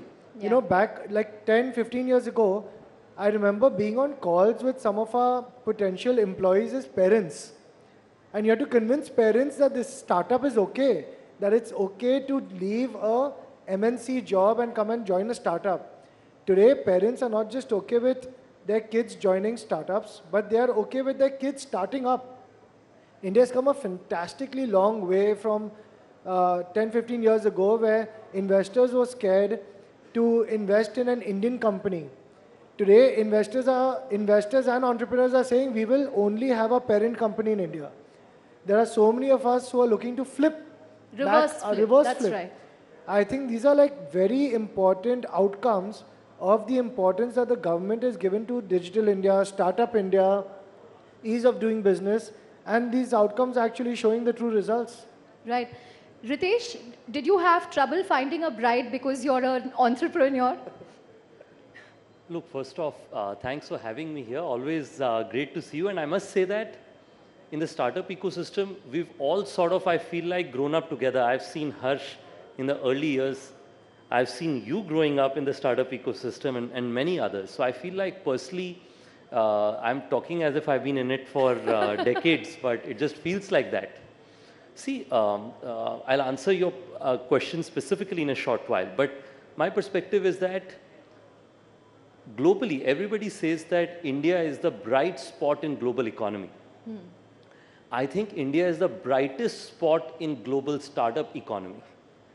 Because we are now what's happening, the third largest startup ecosystem in the world. yeah, and in my view, not just the third largest, it's probably the fastest growing, which means that we are not far away from staking claim on the second very quickly and eventually, hopefully, go for the big one. So I think before India becomes among the top 3 economies, I believe that India will also become probably the top 2 startup capitals in the world, which is a big transformation that we are trying to see and shows how India's economic rise is deeply connected to the India's startup rise as well, and in similar perspective. And look, I think I started in 2013 and 2014. And Startup India started in 2016. That is when the first big Startup India event happened. And Mom looked at television, on national television, for the first time, Honorable Prime Minister talking about startups and so on. Before that, she used to think I was in, like Hindi में कहते हैं कि तुम गलत संगत में पड़ गए हो. She used to say, ये startup वाले तुम्हें गलत संगत में ले गए. It's the wrong group of people. You should not surround yourself with them. You should go and meet your other friends who are going to university. But that day she felt that if the Prime Minister is talking about startups, then must be something good that's happening here. So I told doing something right. I told her that your threshold is so high that you need to see this. But look, the question to your point on Bride, look, I and Geet know each other for over 10 years now, so that was not that much of a trouble. But I heard from my friend Anupam at Shadi that nowadays entrepreneurs are a pretty premium sort list in the wedding matrimonial websites. So they are what IT employees used to be before in the marriage market. I hope that also demonstrates more interest among, just generally every ecosystem, because I believe that if you see countries like that of Japan, US was civil war driven, and Europe used to be the most dominant economy in the world. But entrepreneurs such as Vanderbilt, Henry Ford, people like those are the ones who built America into becoming a world leader today. So I believe the entrepreneurs that are growing up today, who are the 19-year-olds today, will be the ones leading the Indian economy in the future. So I'm excited about that. Right. Virendra, one thing that's often said about India is we are great in terms of the number of users. I mean, we have, 800 million internet users now. WhatsApp itself has 400 to 500 million users. So we are great in terms of user count, but we are still far behind when it comes to monetization. It's very hard to make money in India. Do you see that changing as an internet entrepreneur? So I think startups is not about making money in 1 year or 2 years or 3 years. It's a journey. Harsh and Ritesh both have spoken that they have been building this company for decades, right? Harsh is hugely profitable. So, but I'm saying he has been building it for 10 years, 10, 15 years, right? So I think one misconception which people have about startups is you launch a startup and tomorrow you're going to be a $1 billion company. The news which you see out of a $1 billion valuation or a couple of $1 billion valuation is startups which have been plumbing and doing hard work for 8 to 10 years. So that's one very big thing. I think second thing is, I would say, when I started Daily Hunt, people used to say, does Bharat need internet? Does a Hindi-speaking user need an internet? Does a Kannada-speaking user need an internet? No, VCs were so much averse to funding any business which is serving Bharat. So there was a lot of, naysayers that point of time. The same naysayers are talking right now that India has a lot of users and they don't have monetizability. If you look at the macro picture of India, I mean, our GDP per capita is growing leaps and bounds. We are going to be a 5 to 7 trillion economy in few years. And businesses which put and plumb right now, they will reap the benefits of when the economy grows up. So I think it's a game of patience. India is the fastest growing GDP market in the world. As Ritesh said, India is the startup capital of the world, I would say. You go to San Francisco, you go to Europe, you don't find the energy which you find here. This is primarily because people in tier 2, tier 3 cities are all talking about startups. Every engineering college, every MBA college has an entrepreneurship cell. There would be at least 60 to 70 accelerators across the country who are breeding startups. So the energy, the aspiration to do well in the world is just infectious, and India is a place to be in. That's an amazing insight that, this is not a top 6 cities or top 8 cities trend, but it's really reached Bharat, even in terms of entrepreneurship cells and starting up at the college level. But Upasana, you cannot talk about startups thriving without mentioning the initiatives from the government, be it the JAM Trinity, right, Jan Dhan, Aadhaar, or more importantly, all the DPIs in place, from eKYC to UPI to all the building blocks. I mean, we've seen a significant leapfrog because of that. In fact, we had the global CEO of Visa yesterday, and he said he's asked his employees to take pictures of sound boxes in India so that, he can show it to his global teams on the kind of innovation that's happening in fintech. It's on a different plane altogether, the use cases and the innovations. Take us through the role that DPI has played, and what role will it continue to play? Because now we are seeing account aggregator, we are seeing OSEN, which is again going to play a huge role in credit. We are seeing ONDC, which is, an e-commerce challenger. What role is all of this going to play? So firstly, thanks for having me here, Chandra. A pleasure to be here with all my very esteemed panelists. And, the question that you asked, I think the government in India has had a huge role to play. And within the government, I would say the central bank, the regulator, Reserve Bank of India, and all their different divisions, which have been at the forefront of this fintech innovation. And of course, that's how it, sparks. Has UPI been a game changer for India? Obviously it has. But even before UPI, has Aadhaar been a game changer for India? It has. And everything else that you mentioned, the fact that today you can buy real estate and everything is based on your Aadhaar and not necessarily based on your thumbprint or your signature. I think as a country, loans are being given, investments are being made completely digitally, right? Forget about the fact that we move money at the speed of a few milliseconds, which was not the case in the most developed markets. So absolutely, I mean, having been a participant of the fintech industry for the last 14 years, before the word fintech was coined is when we got started. And much like my co-panelists were saying, have done, answered all of that questions, that does India need digitization in payments and then other financial products? Or, convincing parents that, why is this mission so important? So I think what I would like to say is that today, while India has about 800 million internet users, from a fintech perspective, the transacting base is still around 400, 450 million. So from that perspective, it's still a very high growth opportunity, because in the next 5 to 7 years, this number will double to 800 million transacting users.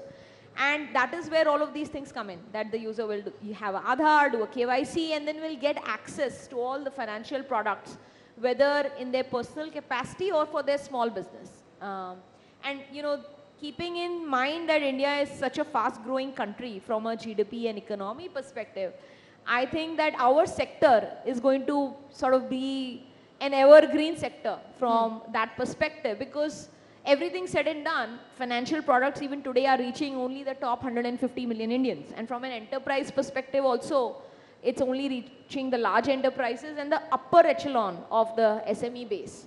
So, there's a long way to go for the QRs and the sound boxes and the sound box backed merchant loans that have still to reach, 50, 70 million merchants in India.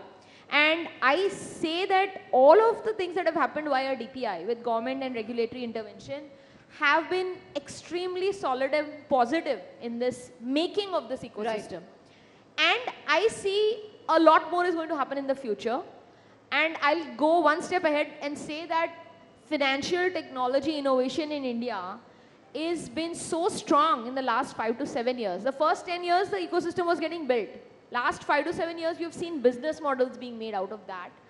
And so it's been a, how to build a sustainable business on top of this fintech. So our tech stacks are so strong.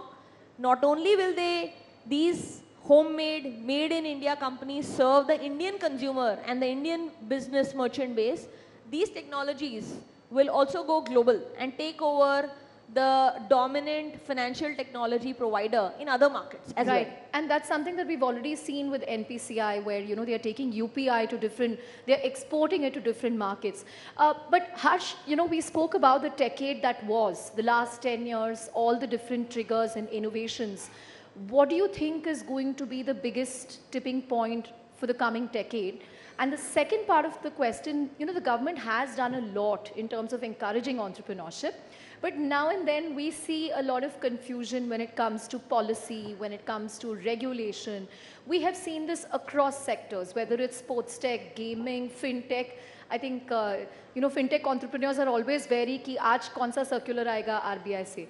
But what needs to be done on both these fronts, according to you? So I think some of the tailwinds that we're seeing is obviously in the last few years we've seen the geo effect, right? Yeah. Just literally, the government policies have helped enormously with Startup India, Digital India, but there's also been this geo effect of getting almost 850 million people, getting fast speed internet. Gone are the days where you get excited about 1 Mbps. Now I get 30, 40 Mbps on my phone in my moving car, right? It's unimaginable from like 5 years ago. I think to answer your question, there's a couple of new technologies and platforms that can really push us forward. The standard point is obviously AI. There's no discussion without Gen AI. Without mentioning right. AI. But I think 5G and, we're talking about satellite internet now. I think internet is also going to evolve to a point where we get connected appliances, Internet of Things actually become a reality. You start seeing people having internet in the middle of nowhere. Today you still have to be near a cell phone tower, right, to get internet. I think that's going to keep moving away. The semiconductor push that the government is doing is phenomenal to make India self-reliant on something that's such a critical component of our future. But I think to answer the second part of your question, right, the way India has moved forward has been phenomenal to see. I think that we are now getting more and more self-reliant on our own. In fact, going back to Viren's point, Dream11 has 75% of our users coming from outside the top 100, 115 cities in India, outside tier 1, tier 2. So what we're seeing is this real Bharat. When they say Bharat, all our kids play football, for example, right? So we think football is growing in India, which it is. But India is still very much a cricket market.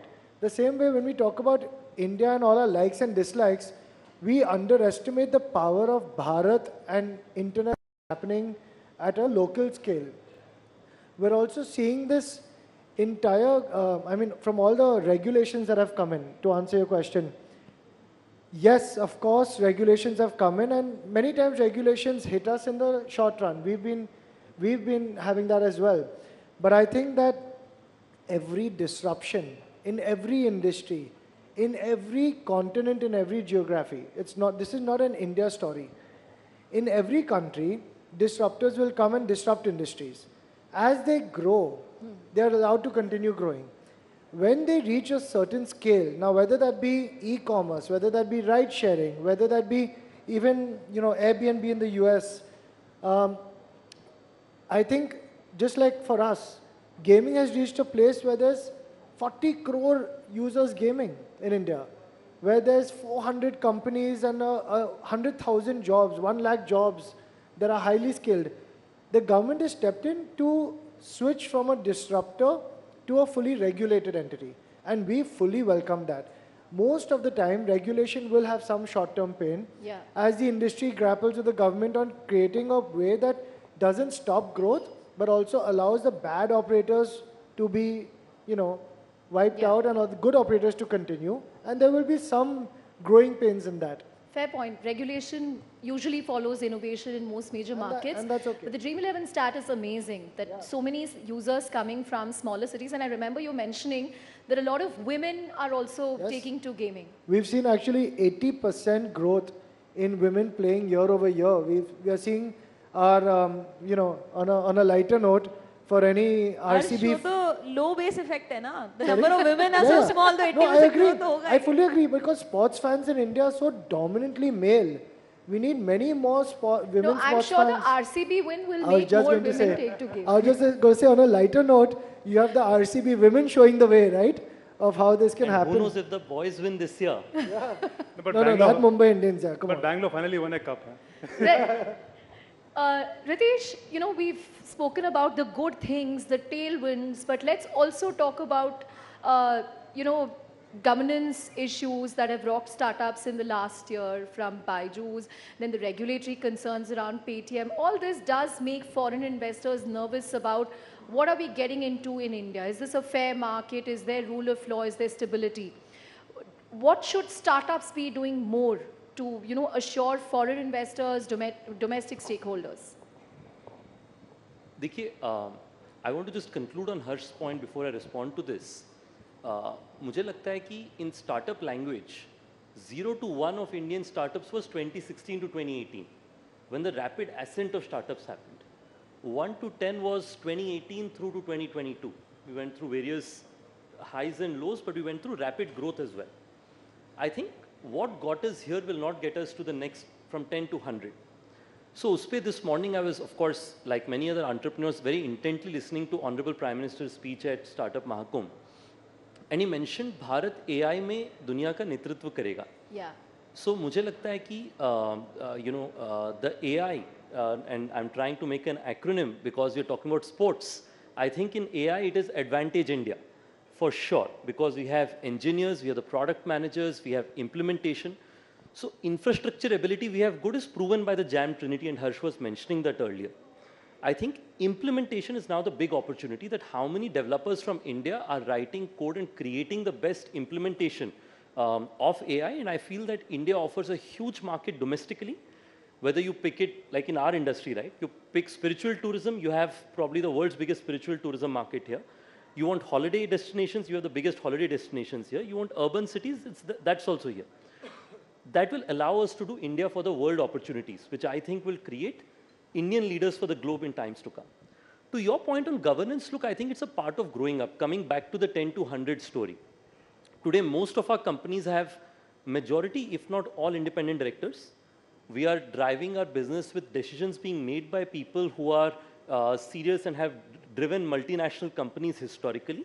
My view is that more startups are willing to be accountable not just to regulators, but also to their own stakeholders. I think their ability to make a positive impact will only get better. So my view is that it's a growing pain, but you will see companies, Indian startups, be probably in next 5-10 years learning from the pains as among the best governed, is my hope in times to come. Right. Interesting point on AI. Hopefully the AI mission will also mean we get those GPUs which are in demand globally. We're out of time, and I want to get just closing thoughts from Viru and Upasna.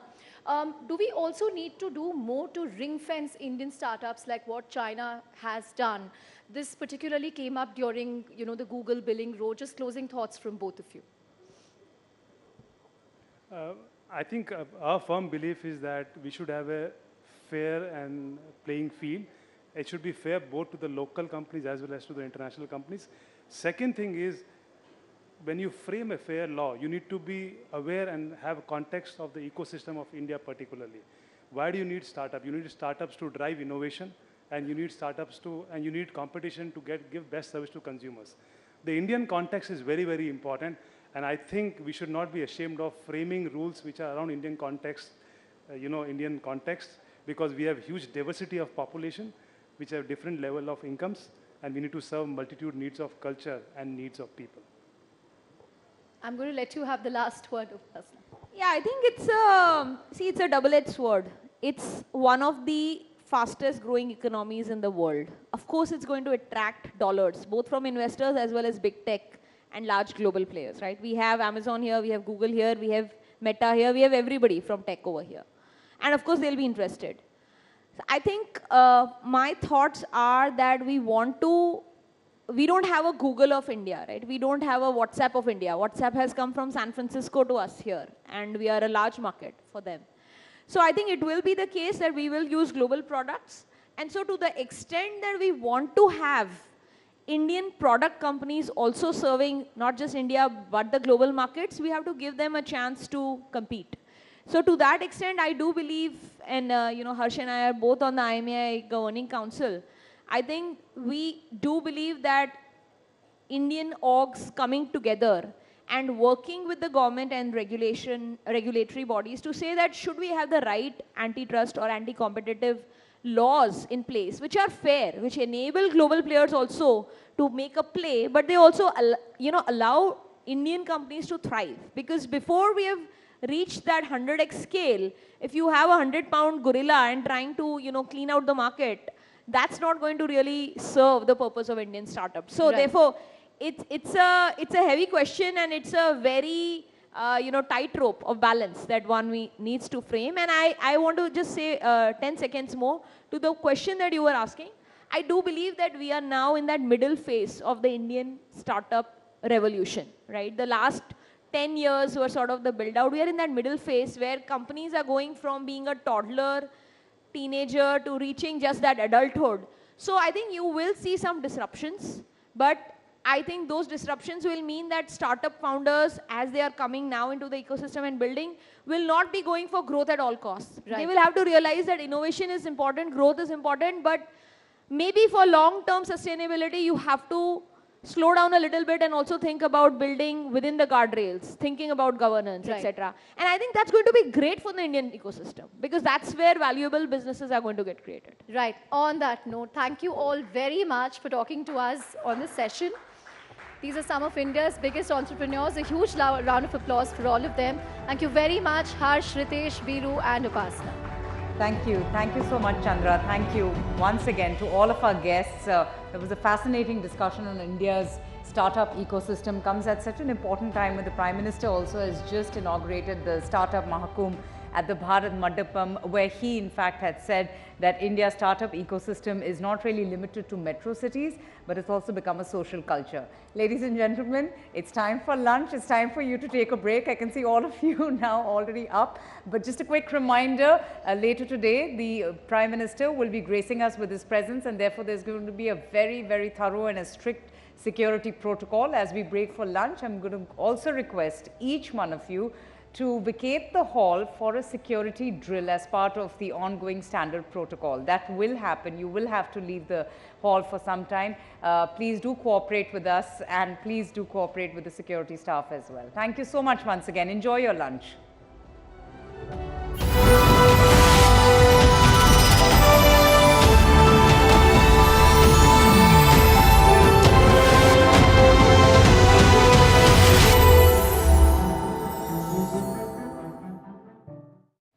Ladies and gentlemen, let's hear it from the man who has been shepherding all of this with such elan and grace. Please join me as I welcome Dr. S. Jaishankar, Minister of External Affairs, for a session that's titled India's Moment in Conversation with News 18's Zaka Jacob. Welcome, Mr. Jaishankar. Nice to have you with us. Thank you, Zaka.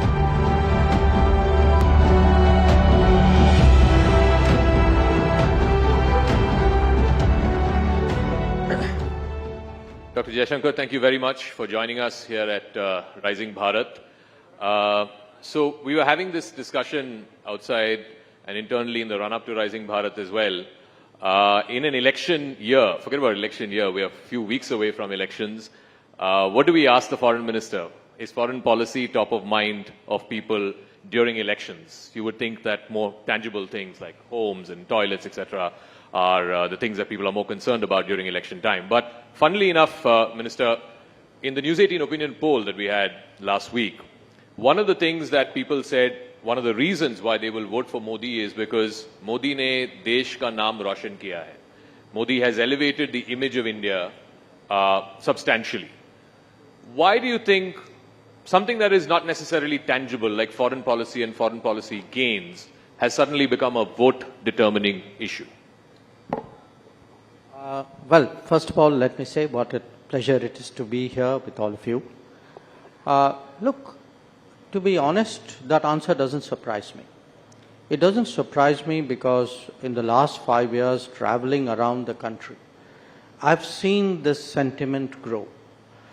And I attribute it to 2-3 factors. One, that there is a greater sense of pride in the nation about itself, and also as people's basic necessities are being met, they are also looking at many more things, you know. So they know today, for example, that the water connection will come, the electricity will come, the road will come, the health will happen, because they have seen that grow. So they're also, there's a kind of I would say, a new middle class thinking which is pervading through the society. The second is that you know, a lot of people today go out to work, go out on travel. They are tourists of various kinds. Something abroad in some way affects their livelihood. So the connection between being treated well abroad, being looked at well abroad, and their existence is also stronger. I would say the third factor would be, to me, the G20. G20. You know, G20 actually ended up our initial concern, and Amitabh is here, initial concern was how do we get it out of Delhi. But we actually ended up with the entire country owning the G20. That in very small towns, you know, I mean, people you would not think would have an interest in foreign policy, leave alone something as specific as G20. Actually, people had that sense with our G20, you know, it's a time to show our country to the world, people are coming. So I think G20's had a great sense of connection. And finally, in a very peculiar way, COVID. That what COVID did was, at different times, it's made us aware, you know, after all the COVID came from outside. You know, we sent vaccines outside. At a critical moment, we got oxygen from outside. So somewhere that connect with the world, it's made people more aware. Then it's technology. You know, you have the world in the palm of your phone. So I do want to ask you about the G20 part, because we have seen instances in the past where major sporting events have transformed the image of a nation, whether it is the Barcelona Olympics, the Beijing Olympics, and so on. But the G20, you know, the uncharitable way of putting it is it's a talk shop. Why would that have permeated to the level of the Aam Aadmi and Aam Aurat on the street in a way that it's lifted the image of India? Partly, as I said, physically, because it was done in 60 cities and towns. And mind you, other than those 60 places where something happened, people went out maybe to another 60 or 100 places more. So if you actually said in terms of locations, I would say maybe 120 to 150 locations in some way or the other saw G20. And we ran G20 actually like an Andolan, you know, like a Jan Bhagidari. So I mean, look, I've been doing G20 for 10 years now. This is the only G20 where you went to a place, you had a meeting, but there's a university running a event on a G20, there were a bunch of NGOs who were doing something on a G20, the population was out there displaying their culture. So it had a flair and a impact which was very, very different. So the second is, to be very honest, I don't think people expected us to succeed. Really? Yeah, I mean, look, we went through, saw the Indonesian presidency, the kind of pressures they were in. Every meeting was blocked by a single issue. And then finally, okay, we patched something together at the summit. All of us helped out because that's the way it is. Now, in our case, I think we took, frankly, much less defensive strategy. We said, look, every meeting, if there's a finance meeting, we will get a finance outcome. If you've got other issues, I'll put an asterisk and put it on the side, but you are not going to block that finance outcome. So what we did was, we piled up the stakes, outcome after outcome. So you said it's a talk shop. Yes, you are right, but even talk shops make a difference. So when a talk shop, for example, ends up recommending to the World Bank that, you need to change, reform as per a report which is coming out, or a talk shop says that digital public infrastructure today a kosher concept, and the rest of the world must adopt it for propagation. Don't write off the power of ideas and talking. Ultimately they move things. And I would say, if you look at one thing which has gone very badly wrong with the world, which is that COVID, the impact of COVID has really set back development, SDG targets in the world. The G20 brought the focus back. So, and people intuitively understand it, that people, they may not know the nuances, but they knew the pressures were on us, and they knew that we had to, get the outcome done at the summit, and I think they kind of get it. So, because this is election season, as they say, you have to go to the voters, give them your hisab of what you have achieved over the last 5 years. So, in the realm of foreign policy, because you've been doing it, you've been marshalling for India's foreign policy over the last 5 years, aside of the G20, the COVID vaccines, navigating India's interests through these two wars, what is the one thing that you would say is the standout for the Modi government, which no other government in the realm of foreign policy has done in the last 75 years? Well, look, if, it's not an if, it is a when. When I go out and explain foreign policy of the last 10 years to people, I would actually tell them Modi ki guarantee works as much abroad as it does in the country. Okay. And it is Modi ki guarantee which moved the whole Indian system in Operation Ganga, where 5 ministers were deputed and told you sort out those places and come back when the last people come back, when the military is put to work on a mission like this. It could be that, it could be Operation Kaveri in Sudan, it could be what we did during COVID, the whole Vande Bharat mission, that anybody who was stuck somewhere, I mean, there were shipping crews, there were air crews, there were hotel people, there were tourists, there were students who had been, told your hostel is closed, go home. So what has happened today? And it isn't just the people who came back. If you looked at the Gulf, where we have today almost 90 lakh people, my deputy Muralidharan and I were regularly going to Gulf during the COVID because we were carrying messages from PM to the Gulf regime saying, please take care of our people. And they did respond. They did take care of them. So, and it could be, it need not be just taking care in a physical sense. The Modi ki guarantee also applies that I will take the right decision to make sure your petrol costs are kept within reasonable grounds by not bowing to political pressure. So that sense that, we have a national interest, the national interest will and national welfare in a way. We will do what it takes. We will send troops in the height of COVID to defend our northern borders.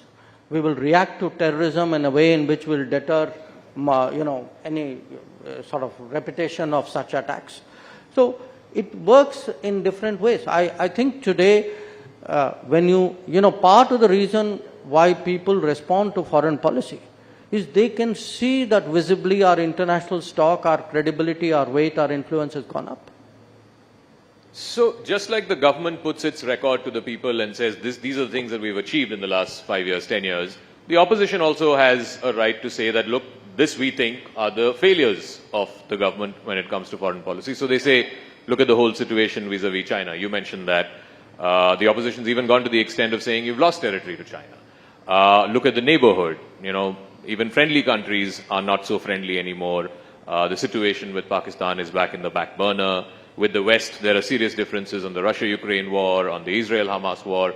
What would you say to that? What would you say to the opposition's narrative? Well, I would say, some of the places which, by the way, they said we had lost, were lost in 1962, if not before. So I'd say first go and get a lesson in history, possibly in geography. The second, we may have, differences with the West on Ukraine.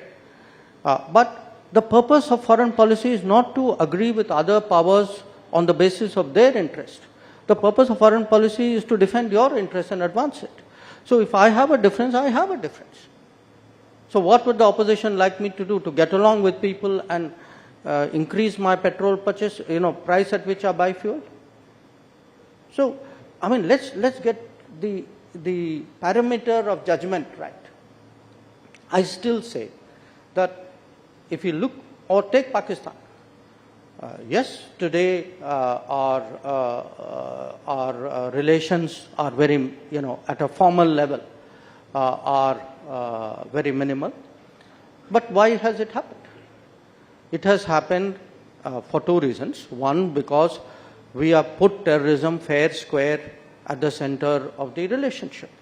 And number two, the Pakistanis reacted to our long, in my view, a long awaited, something which should have been done much earlier, decision on 370.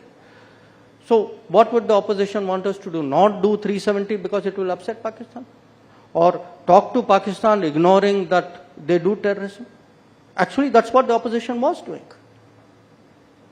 So if you ask me, look, foreign policy is not run as a global popularity exercise.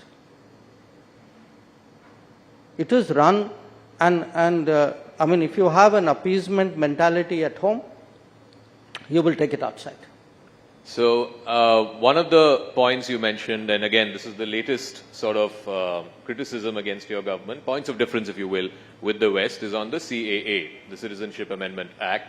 The US State Department has reacted to it. I think the MEA has also put out a formal statement against it. When you speak to your Western counterparts, how do you tell them that this is not a discriminatory law, that people are not being discriminated basis their religion? Well, actually it isn't when you speak. I have spoken. When CAA was passed, I did speak. Even now, I continue speaking. And there were 2 points I made. I actually, I had a meeting with all our European colleagues, EU colleagues. I'd gone to Brussels at that time. And I asked each one of them to look at the citizenship pathways which they have in their respective countries. And can you tell me that there is no criteria by which you will fast track a certain category? Every one of them has something. It could be religion, it could be historical, it could be language, it could be ethnicity. The fact is, and the US, I'm on record as giving multiple examples of that. So look, do understand, this is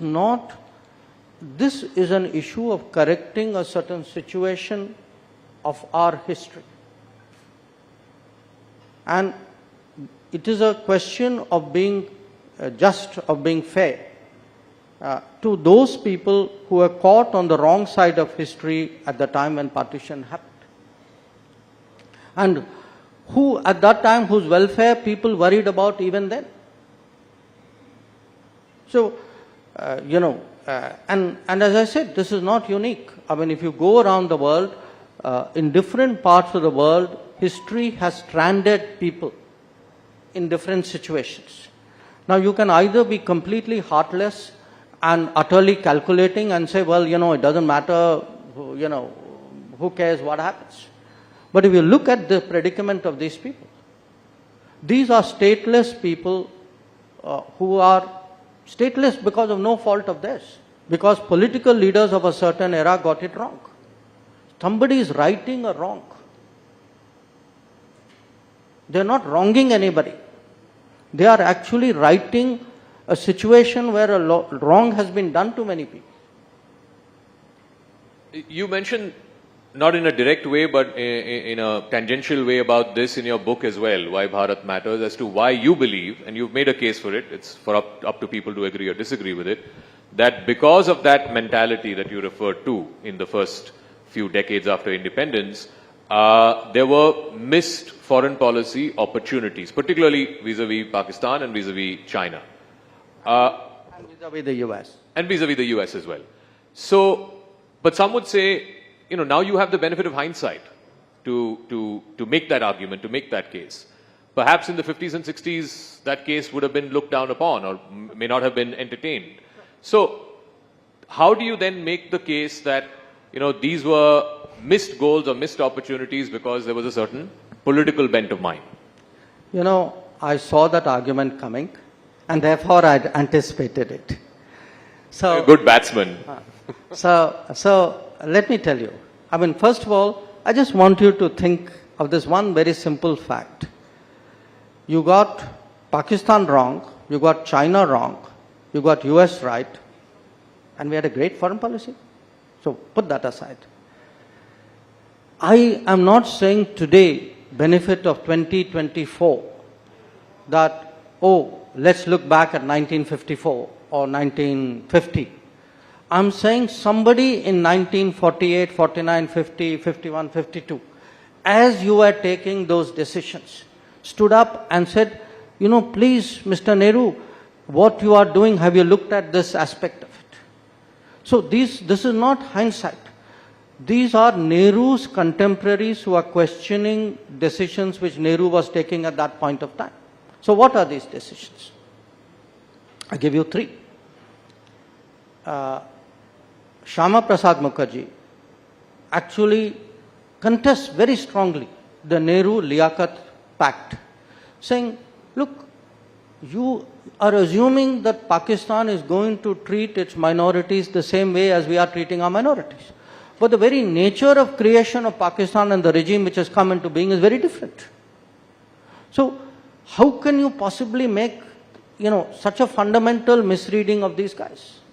And mind you, this is just 3 years after partition. Okay.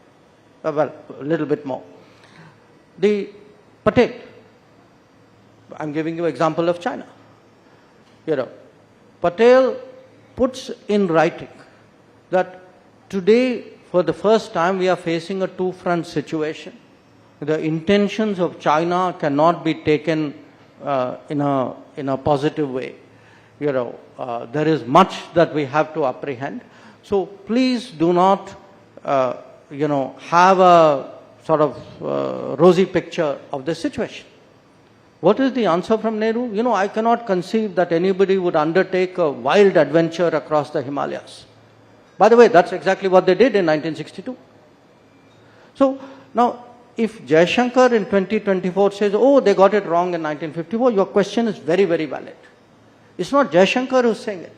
It's Patel saying it on China. It is Shyama Prasad Mukherjee saying it on Pakistan. It is B.R. Ambedkar who says, look, why are you alienating the Americans? If you are to argue, you want to take on the American, I have no problem with it. I just told you foreign policy can be pushed back. At least fight your own cause. We were alienating the Americans on behalf of China. That we were taking up China's cause. And more than anything else, what an irony. That imagine, in 1950s, we spoilt our relationship with America because we were arguing on behalf of China. So, this is not hindsight, this is not a political polemic. I am placing before, especially the younger generations, because they wouldn't be familiar with it. I am placing historical situations, which is what I called a road not taken. That road was available, that road was marked. Those people drew a map and said, don't go this way, go that way. And we consciously chose not to take those roads. Now, I'm not saying there were no-brainers. There were pluses and minuses. But we need to get out of this, cult worship that everything from 1946 till pick your year, these were great years and we did splendidly. If anything went wrong, other people were to blame. But, Nehru's foreign policy is such a sort of impeccable theology that even today, whoever comes to power must follow it. And any deviation is somewhere wrong. I think, companies are audited. After all, countries should also be audited, for policies should be audited. People should look at what happened in the past with an open mind, with a critical mind. And by the way, I'm not saying it should only happen then. I'd be very happy if somebody said, I'd like to discuss the last 10 years with you. In fact, that's exactly what you're doing. and please defend your record. I'd be very happy to defend it. So let's talk about one big aspect of that record, and since you referred to in the previous answer about a two-front situation, are we not in a two-front situation today? We have, my friend, we have always been. I mean, it is we who were in denial. I mean, tell me, I'm now asking you as a person, Zaka, at which stage in your life did you actually feel that China was your strategic partner? I don't think in my lifetime. No, but yet in 2006, we actually have a declaration describing China as a strategic partner.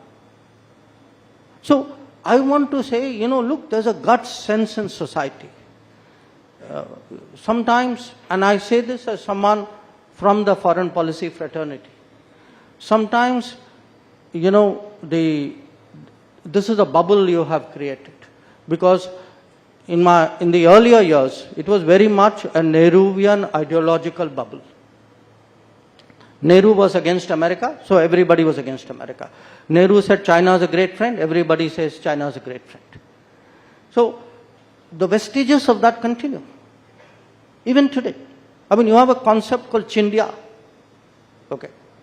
I don't, many of you will remember who put that concept forward. So if you actually have reached to think that you're making a sandhi of China and India, and you think we are that close, and our interests are so aligned, I mean, this is a different world.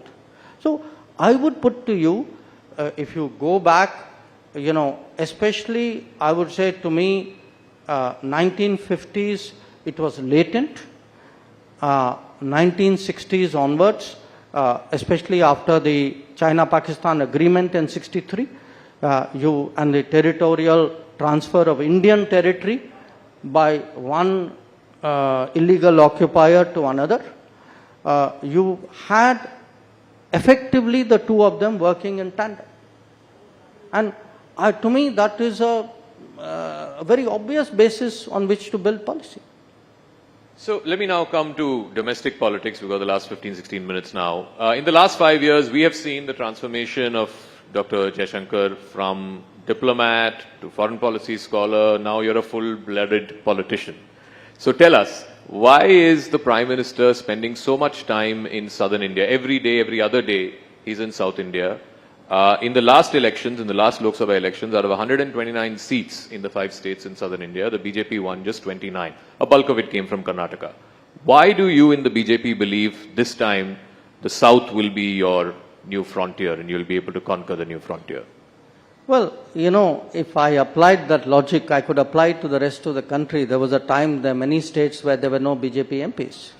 So, in a way, every state, I mean, for a party like BJP, was a new frontier at some point. Why today, I mean, I don't know how many of you saw the pictures of the Prime Minister's road shows in Coimbatore and Palagat, etc. Look at the response that he's getting. So, my sense is, I mean, ultimately the results will tell. But as someone who's been traveling a fair amount, certainly to Kerala, I mean, Karnataka is a different case. There's already a strong history with BJP out there. My sense is, political opinion in those states is changing. That people today contrast, they've seen the benefits of good governance, that many of the changes of the last decade, as you say, the Anna Yojana, the food support, the Mudra scheme, the Awas Yojana for the housing, even what the vendors, informal economy is getting, Swanidhi, the Jal Jeevan Mission, the power connection, the road building. So when the Kisan Samman Nidhi so if you put all this together, they today realize, and particularly if you add to this health and insurance, they today realize that look, because you are getting good governance out of the center, and these schemes have been pushed by the center, they have benefited literally tens of crores of people. They are looking, at a very, very different way, both at the center and at the BJP. The second, I would say, our sense of ourselves as a nation and society is also changing. There is today, I mean, you refer to it in a very different way, saying, why are people taking an interest in foreign policy? Yeah. I would argue one of the reasons they are taking an interest in foreign policy is they have a stronger sense of what this nation is about. And the South is, as deeply, if not more so, that sentiment as the rest of the country. And I think the combination of all these things is actually, it's certainly, anybody objective would tell you something is changing out there. You can see that, you can feel that. Now, we'll have to see how it goes, but I can tell you there's a fair degree of confidence about how this will work out electorally. You mentioned about the sense of identity, sense of pride. No doubt it's gone up in the last 5-10 years, but in the South there's also regional identity. And one of the narratives, you can call it a trope if you want, particularly from the southern parties, is that your party is anti-South India, you're a North Indian party, you're a Hindu imposition party. As somebody who is a Delhi boy, but your family is from the southern part of this country, how would you counter that narrative? Well, look, I think by now Prime Minister Modi has put that kind of propaganda to rest. He's contested it very, very effectively. But you have not had a Prime Minister of this country who has so visibly associated anything national with what you would call regional issues. I mean, it could be, the fact that we've taken foreign policy out there, the fact, I mean, even the parliament, the Single issue, the fact he did Kashi Tamil Sangamam, or in fact also, a Tamil Saurashtra. So he's taken enormous pains to actually counter that kind of propaganda which has vitiated our politics for many, many decades. And my sense is today you're getting that traction. My next question is in two parts. First part, I know you'll dodge, but I'm still going to ask. But the second part is a little more weighty. The first part is, are you contesting the upcoming Loksabha election? Second part. The second part is, does it make a difference in your, practicing of foreign policy if you're an elected politician as opposed to one who is nominated to the Rajya Sabha? It's a hard one because if you look at the previous foreign ministers of India, you've had a mix. Many, I mean, my immediate predecessor, Sushma ji, was from Lok Sabha, and many of her predecessors. So it's a mixed issue.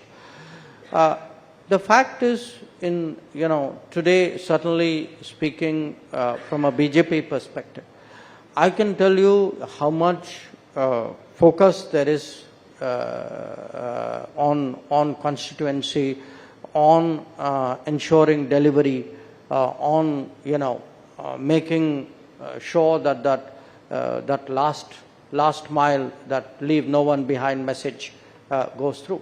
So when I look at my, I'm a parliamentarian of 5 years juniority. So I'm still a relatively new person, and therefore I'm very curious how does that peer group work?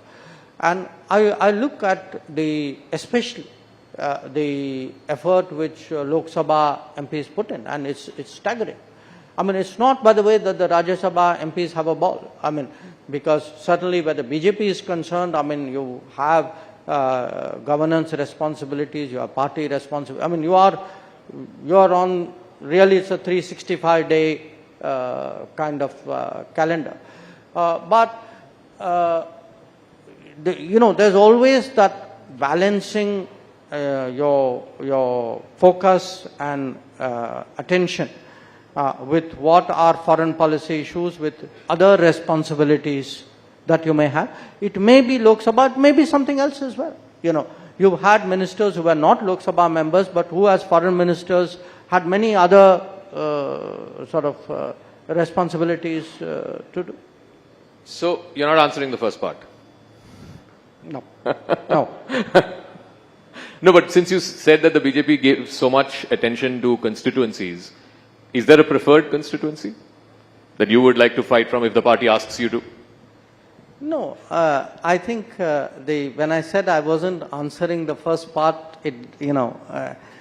bowling a googly still doesn't mean the ball is going to be played. Okay, let's run you through the last 5 minutes of questions. It's a bit of a rapid fire, if you will. One foreign policy person that you have been inspired by in your career, both as a diplomat and now as a politician. Well, look, what happens if you pick somebody, I mean, I have some, if I look at the peer group of ministers, there would be there are people for whom you have genuine respect. The problem when you get into names is you name somebody and you don't name many others. But over a period of time, I would say, there have been people who, from their sort of respective perspectives, who were great authorities, who kind of dominated the scene. In many cases, it helped that they had longevity. In some cases, they may not have had that kind of time. But still, so it's safer in a way for me also to go back a little bit and pick. I mean, when I first entered the foreign ministry, I started my career in Moscow, and Andrei Gromyko was the foreign minister. When I switched to the after Moscow, I was moved to the Americas division, and the first minister I met then was, at that time, Secretary of State was George Shultz. Now I saw these people really from the eyes of someone who's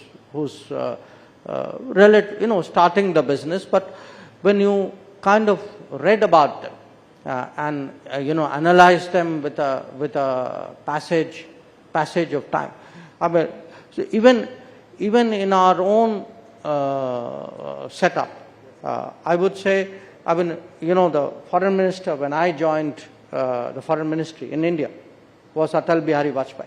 Oh, wow. 1977. 1977. So, when you look at some of them, different people appeal to you in different ways. Atalji, for example, was always someone who was willing to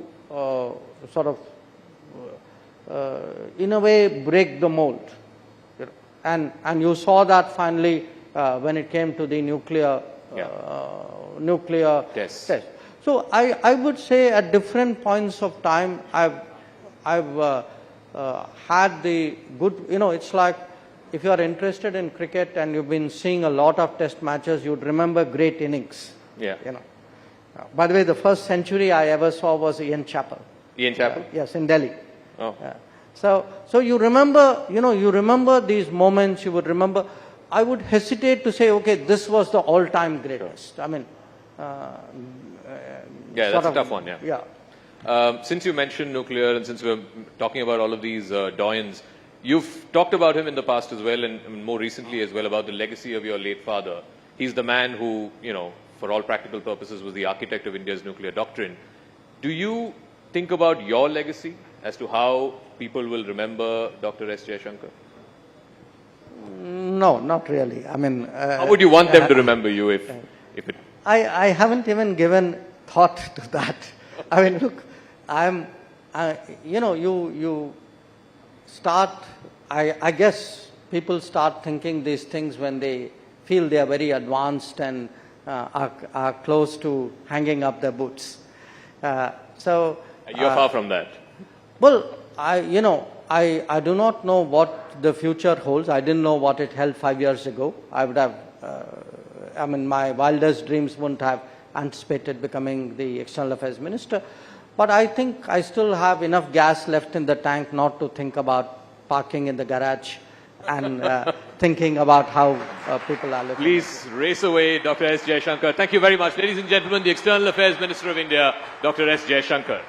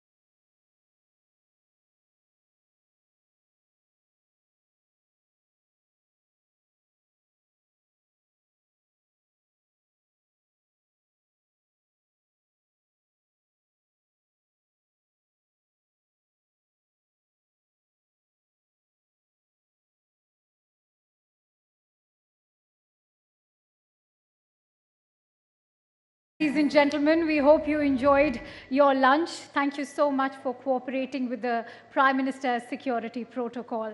Now, we have a captivating post-lunch lineup peppered with politics, policy, sports, films, and of course, bookended by the Honorable Prime Minister's session in the evening. Our next session is powered by Jio Cinema. Now, all of us are big cricket fans, and in a couple of days, the most exciting tournament on the cricket calendar is about to begin. Yes, the IPL. We know cricket evokes so much passion and has lessons for all of us in mental resilience, strategizing, man management, long, medium, and short-term planning, and lateral thinking as well. And so today, we have a stellar panel to talk about all that and a lot more. Mr. 360 himself, the legend A.B. de Villiers, former South Africa captain, once the fastest bowler in the world, the great Brett Lee, former Australia cricketer. The most popular voice in the commentary box, Akash Chopra, former India opening batter. And one of India's greatest ever women cricketers, Anjum Chopra, former India captain and a renowned commentator. Our esteemed panelists will be joining us for a session titled Cricket Insiders in Conversation with Shivani Gupta. Shivani, the stage is all yours.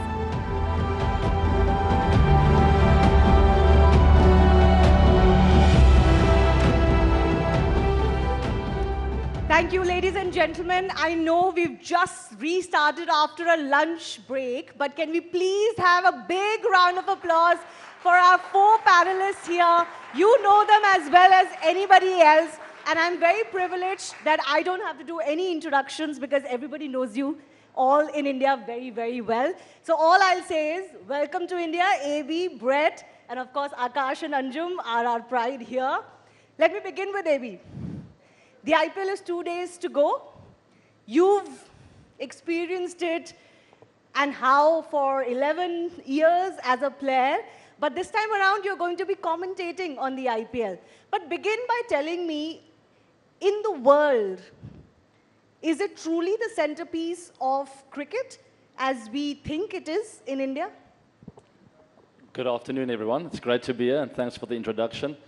It certainly is. It's grown from strength to strength over the years. It's most definitely, it's not only the biggest cricket league in the world, I think it's one of the biggest sports leagues in the world, which is quite something to have been achieved over not a long period of time. We've seen it really explode over the last few years. The performances the players put in really make them household names, and some of the foreigners coming over here get to understand a bit more about the Indian culture and also become household names over here. So it's truly remarkable. It's a great opportunity for all players, and not only players, but administrators and everyone to get involved. And I think the fans of cricket have really enjoyed it over the years. Let me ask you, at the very top, is it harder to be Mr. 360, or is it going to be harder to be a commentator and please the fans inside the commentating box?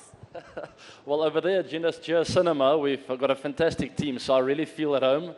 It's not an individual sport, which helps a lot. It's nice to have teammates around you, and we have a lot of fun, and that's also part of our strength over there. We are still cricket players. I still feel like I just played the other day, so that's the way we commentate as well. We really give the fans and the audience a bit of a insight of what it feels like to go through those moments, the pressure moments, what it feels like in the change room, what it feels like to lose and also to win, and I think that's what makes it really special. But are you nervous about commentating more than when you were going out to pad up? I don't think so, to be honest. It's a lot less pressure. You just sit there and you watch the players make the mistakes instead of yourself. It was very nerve-wracking to walk out there to bat. Luckily, when I had my bat in hand, I started relaxing a bit, but the build-up was always really terrifying. Do one thing, take your bat in the commentary box as well. I should, sitting next to Brett Lee. Yes. Brett, I was going to come to you. How has that journey been for you? What are the adjustments you had to make as a player to a commentator? Well, firstly, Namaste, Keso. It's great to be back in my, my second country. The adjustments, look, it's obviously different going from being a player than going up in the commentary box and working on the game. But the thing is, we're very lucky that we all have played, the game and now get to talk about the game, which we love. So it's so humbling as a former player to get out there and, as AB said, to watch other players and see what they do, the mistakes that they make and how they can fix the game. But for us, it's a lot of fun. We're sitting with mates that we've played against, mates that we've played with, and it's still like you actually get the feeling like you're still there playing, but we're not warming up and we're not doing the stretches. If he's Mr. 360, which he is, I think I might call myself Mr. 160. Not with my batting, of course. Absolutely. But tell me, what is it about the IPL that clicks so well? And what is the impact that you have seen, both as a player and now, from outside the boundary line, that this league has made in world cricket?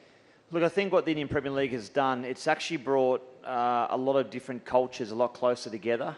And my first, couple of years, my first 3 years, I think it was playing for Kings 11, the Punjab Kings back then. And seeing how different guys prepare. Like you got guys from South Africa, obviously players from India, from all over the world, and just the different preparations that they go through. And I think it's brought the cricket nations a lot closer together. It doesn't mean that we don't, when you get the chance to play against them on a national scale, that camaraderie's still there, that passion, that aggression's still there, but it just transcends and actually finds a way to take that angst out of the game. And that's what the Indian Premier League has done. It just gets better and better and better. I always joke around and say that the hardest part about playing in the Indian Premier League wasn't necessarily the training and the bowling, it was the after parties and trying to recover from that. So that was a lot of fun. It's changed though. Spoken like a true player. It's changed. I think a few cricketers have said so. But Akash, speaking of the IPL and its success, I do want to broaden this to the format itself. We've had a lot of conversations and Brett and AB can weigh in on this as well, along with Anjum. There's been a sense that the T20 format in itself is a bit threatening to other formats, particularly the classical format of Test cricket. Do you sense that there is a concern? I mean, the BCCI recently incentivized monetarily for players to play more Test cricket. What does that tell you? And is there a concern? Good afternoon, everyone. And actually, these two guys, for everybody's consumption, their Aadhaar card is already made, and we are linking it with their bank accounts as well. So they're as Indians can be. But when you talk about the T20 cricket threatening, I think there is a possibility of everyone to coexist. This was the threat way back in 2008 as well, when the tournament was first launched. I was one of those skeptics that it may actually eat into Test cricket too much. Nobody would want to play Test cricket and all of that because I was still that old school and couldn't play like AB, of course. Not many of us could. But it has still coexisted. Let's be fair. On Jio Cinema and Sports 18, we were covering the Test series that just got concluded. It was India versus England. Absolute top draw where contests were very keenly contested. Two quality teams going at each other. There is a lot of charm there.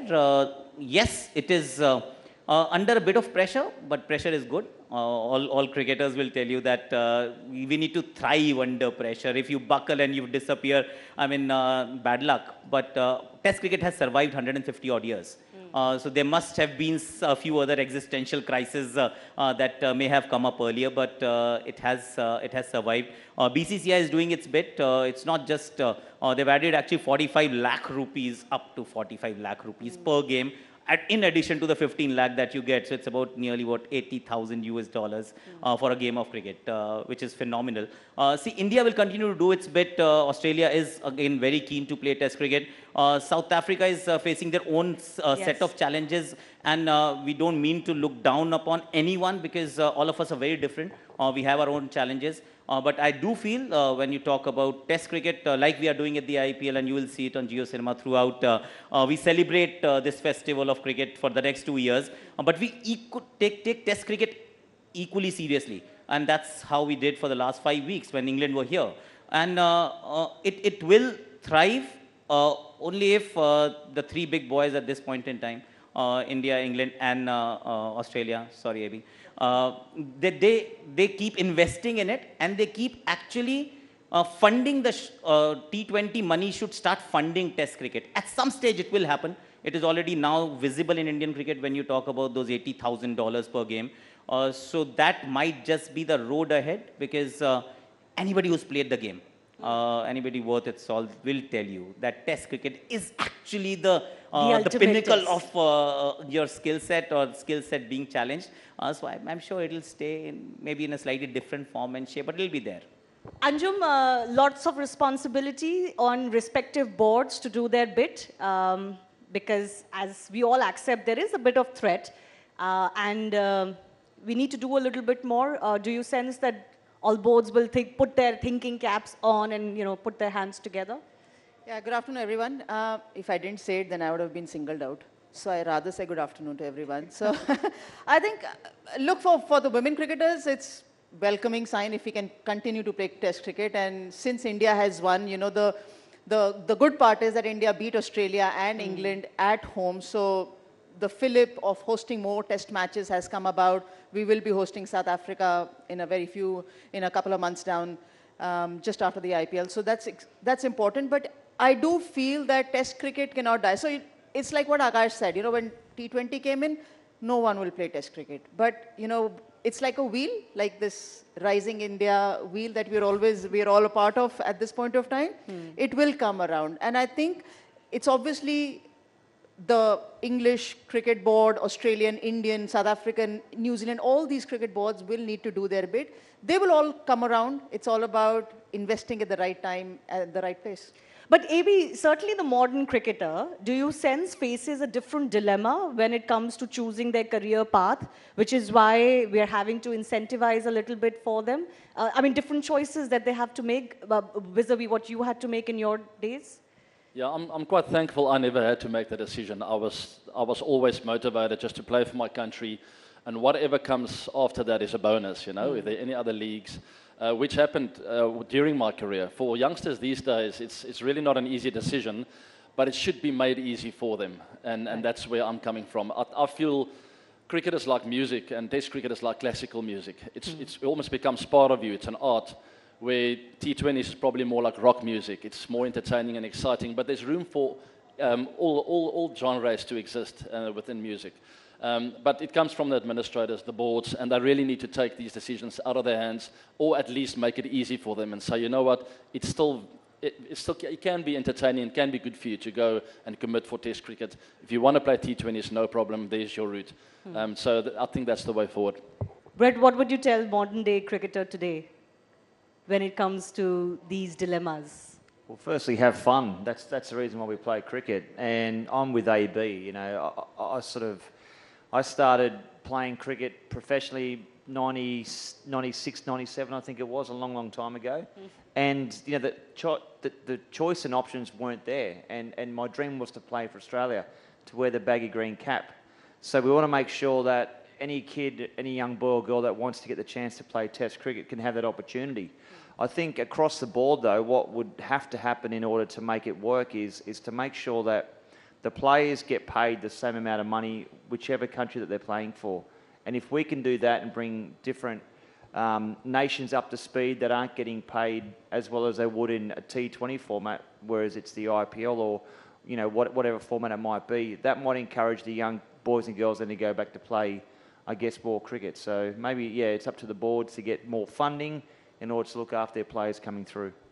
I'll just add one small bit, and that's where I think broadcaster can and has played a role. Of course, we've spoken about the players, how can they be incentivized, but this is what we actually did it. Make it accessible to everyone to watch it for free. There are countries where it is not on terrestrial TV, and then you don't get to see it at all. If you don't see it, you're not going to be encouraged to play it. So the last test series, I keep referring to that event, India-England, wonderful test series, but it was also available on everyone's mobile. Go wherever you watch. Bring people into the stadium, don't charge them a penny, just bring them in. Because if they watch their heroes play only in colored clothing for their franchise or for their respective countries, that's what they want to be. And if you want them to play Test cricket, expose them to Test cricket, and suddenly they'll fall in love with it. Yeah. So that's something that responsibility also lies with us. from a broadcaster point of view, that make it entertaining, make it innovative, and make it accessible, because that's important. You know, speaking of broadcasting, Akash, I don't think it would be unfair to say to anybody else that you are the most popular Hindi commentator in India and the world. What Akash has managed to do with his YouTube channel plus your signature brand of Akash Vani is absolutely phenomenal. So kudos on that. But you know, you, unlike us in news, get very real-time feedback. What is the biggest feedback you've received when you do this and interact with audiences? What has been the learning, the biggest learning? Well, firstly, thank you so much. She's been too kind. See, feedback mechanism is a fantastic thing. Where do you get it from? And that's what I think digitalization has actually been a game changer. If you were always been on linear TV, for example, if you're on linear medium, how would you know what works, what doesn't? It is just between a group of people deciding, oh, this is nice, and that is perhaps not nice. But when you are on a digital medium, I think feedback is almost instant. You get to know if people are tuning in, going out, when they actually tend to drop. And now you obviously are deeply ingrained in the digital space as well. So metrics have changed quite a bit. And I also feel actually that digital medium is empowering people. Previously, you didn't have a choice. Now, when you consume any sort of content on digital medium, you have the choice. You're not sitting in a group of people and watching something on linear TV with a remote control being with somebody else. You're not forced to do anything. If it's on your mobile phone, you decide what you want to watch. And if the person who is watching is empowered, then it's our duty to engage him and engage him or her for a significant period of time. Because if we are failing to do so, then there is no hope. And that's where now when we talk about the IPL and what we did at JioCinema, it can only happen in a digital space where you got 17 feed with 12 languages. And only at a click that you decide. So do you modify what you're doing immediately almost, realizing, okay, you know, we need to do something different? You do, actually. You take feedback if it's available, if it's there, you watch it and then you say, okay, fine, this is clicking, this may not be clicking. Pop culture references, the new age Gen Z things I may or may not relate to personally because of the age. But my kids do. So you listen to them all the time and you respect them a lot more because they are the ones who are giving you their time. And if you don't value it, I think it's not going to fly. So, and very empowered audience has to be engaged entertainingly enough for them to stay with you. I think the other thing too on JioCinema and the great thing that we have as broadcasters is that, you know, we do things a little bit differently. You know, when you look at other different channels and stuff, everyone can see the cricket, you know, they can see the ball going to the boundary, they can see the reason why it's gone to the boundary, but what we bring is a different insight from past players, different education, you know, the reasons behind playing that shot, the thought process that goes behind playing that shot, and we've got more time to explain it, I think, between balls, and that's, I've done both. I've done, you know, the live feed where we've done things, and I've done stuff last year with JioCinema. It's very, very entertaining because we, you know, bring a different style of broadcasting to the team, and yeah, it's been heaps of fun. You know, Anjum, one of the biggest innovations was different languages. I mean, India is a country of, you know, tens of languages that people speak, and the experiences that people have had with so many different languages, commentary now available online, is a huge revolution. What is the difference you noticed in the way the audiences were pulled in because of language alone? A taxi driver was watching IPL on JioCinema in Bhojpuri language. Yes. So I had to ask him what is the score because he was consuming that content and he says it's brilliant. Then one fine day I was like, do you only watch cricket in Bhojpuri language? He says, no, friends of mine and actually watch it in Punjabi language also. So there I was in a more comfortable space because I do understand Punjabi. But it's the fact, like what the gentleman have just mentioned about consumption of content, if it's available in a very much relatable language, which is the first language for many people, be it Bhojpuri, be it Bengali or any other language, if it's more relatable and it's also said in a very funny way as well, because it's at the end of the day, it's entertainment. It's not a product which you consume with a lot of seriousness. Seriousness is for the cricketers because we play, but not for the audience. So I think the way that JioCinema has brought about different languages and made it more accessible, as Akash mentioned, and the entertainment value, that's why we see the product so successful. Who here would have thought that you would have commentary in Bhojpuri one day for cricket? Raise your hands. Did anyone see this coming? No. In Punjabi? No. Right? That's the difference that has happened today, isn't it? Akash, I mean, it's been a revolution. Well, there is Haryanvi this year because people were asking for it, that, this is far more entertaining. What are the requests that are coming in? Oh, lots actually, I'll tell you. So there's our Punjabi commentator goes by the name of Sunil Taneja. He's very popular. People in Pakistan, and I met them, they said, we are watching him via VPN. I was like, wow, okay. Because it is so Punjabi popular. is spoken very popularly. Yeah, it is spoken in very Pakistan. well. Yeah, it's spoken there. So, see, I'll tell you, sport is a very strange kind of content piece that you can consume on mute. Let's be fair, if it's there, you don't even have to switch on the audio to know what is happening. The audio is based only on your preference. If it is entertaining enough, I want to listen to it. I've got a teammate, he comes from Khurja. So I asked him, अच्छा तुम्हारे गांव में क्या होता है? तुम क्या commentary सुनते हो? कह रहा सर म्यूट पे सुनते थे. हम तो क्रिकेट ही म्यूट पे देखते हैं. We don't watch it with commentary because it's English. They don't understand it. See, there is no disrespect, but if it is the language that I don't relate to, I don't understand, I might as well watch on mute. But the moment I give you the language preference, the language that you speak in, the world opens up. It's far more entertaining and engaging in the end. Yeah, and AB, it's not just about languages. It's also about capturing audiences that maybe were, I wouldn't say neglected, but felt neglected. I mean, you have a YouTube, a YouTube show of your own, and you were seen on a show with Mrs. De Villiers one day. So it's also about getting people involved, people generally that you wouldn't have spoken cricket with, isn't it? Yeah, with the YouTube show, I learned from the best over there. Eh? It's not so easy, but I do enjoy it. It's nice to stay in touch with the cricket audience, and that's the idea behind the YouTube show, is to keep sharing what's on my mind about the cricketing world and some other stuff as well. But yes, once again, with our JioCinema feed, we have the Hangout feed, which is quite different. And I was on that show with my wife, and I also got educated in that show, to be honest.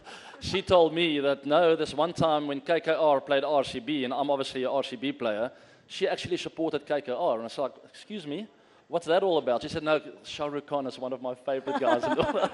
So I also learned some stuff on there, but I think the audience really relate to that. It's something different. It's something about my personal life and everyone's personal lives, and we get some of the players on there as well. I think Virat's been on, a few of the younger guys get on the show, and we just talk about different things, not only cricket. And yes, there are die-hard cricketing fans out there, but there are also fans that want to know a bit more and not just cricketing stuff. So I think from that point of view, I think JioCinema has done it incredibly well.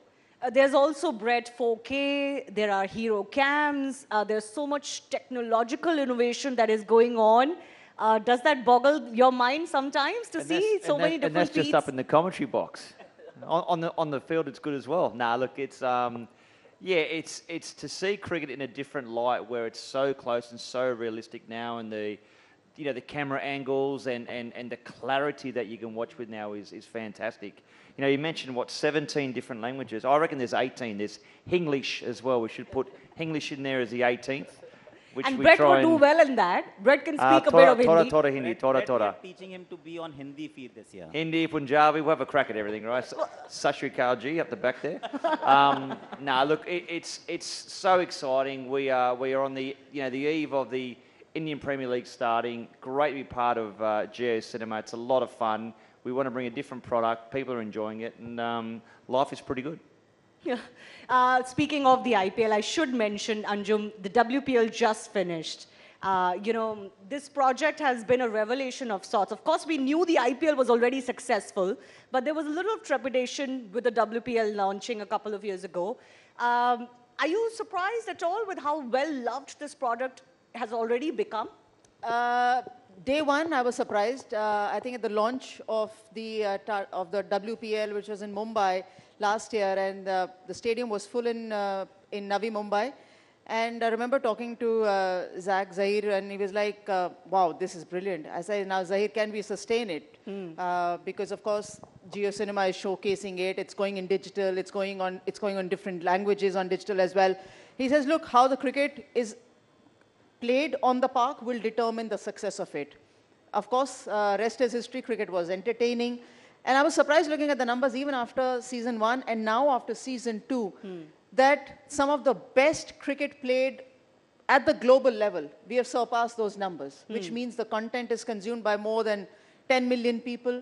I'm not comparing it to any of the World Cups right now, but then if our Indian product can deliver a hit like this, then I think we've done really well. And that's exactly what we wanted. We wanted the WPL to succeed. We wanted cricket to be showcased, brought to them as easily accessible as it was and is, and women's cricket to be right in front of them. So I think for me, it's perfect because WPL just supersedes or precedes IPL. And if Bangalore team wins it, it's entertaining like this. Why not? I was going to come to AB. AB, the girls have finally done it. When are the boys going to do it? I think it's destiny. It's honestly like, I mean, the girls did it now. And in a relationship, the guy's got to come to the party now. It's just how it is. I do think the shackles are broken. I think this is the year. It's meant to be for the guys. I don't mean to pull your leg, but every season we say this is going to be RCB's season. You've heard it before, right? We've heard it before. Maybe the change of name, though. The change Bengaluru. of name, They've become the Bengaluru. change of colours on the shirt colour. Maybe this is the year.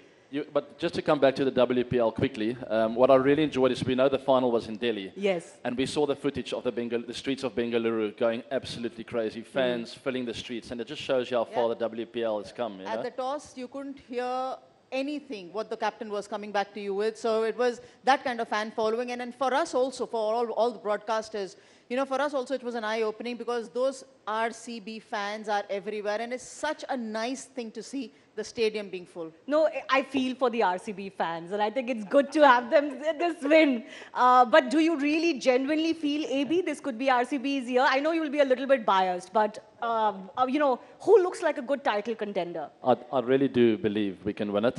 We will win it this year. Look, you got to be patient. Sport is a funny thing. Cricket is not predictable. Otherwise, it would have been boring. So maybe once the shackles are broken, and I really think the women, sometimes things just happen in a weird way. I think the women have broken the shackles, and once the RCB men's team get one win, I think there's going to be quite a few back-to-back. So yeah, hopefully we go from strength to strength this season. Brett, do you agree? I was actually going through the list of teams, the 10 franchises, and I, not because he's sitting next to me, but I actually think RCB have got a very good chance this year. Yeah, I would not back against them. Well, they always have a very good chance. When do they not have a very good chance? They've always got a good team. They have arguably had the best side for a number of years, but maybe different ways where they're playing, and maybe too, over here in India, there's a lot of superstitions. The change of the name, the change of the colour of the clothing. This could be their year. No, but AB, what did hold RCB back? Like, I'm sure there were plenty of discussions around this because it had a superstar team, including yourself, for so many years. There were 9 other superstar teams as well, It's just, you look at World Cups, I mean, any team can win it. The IPL, actually, even more so. There are 10 incredibly But most other teams have won it. Well, there are quite a few that haven't won it too, We are sitting in Delhi, don't forget, huh? Don't remind me about Delhi. Let's not go there. I know Anjum, Akash and I suffer because of the Delhi thing. But was there something, or it's just how it goes sometimes? It's just part of sport. It's not predictable. We gave it our absolute best, lost a couple of times or 3 times in the final.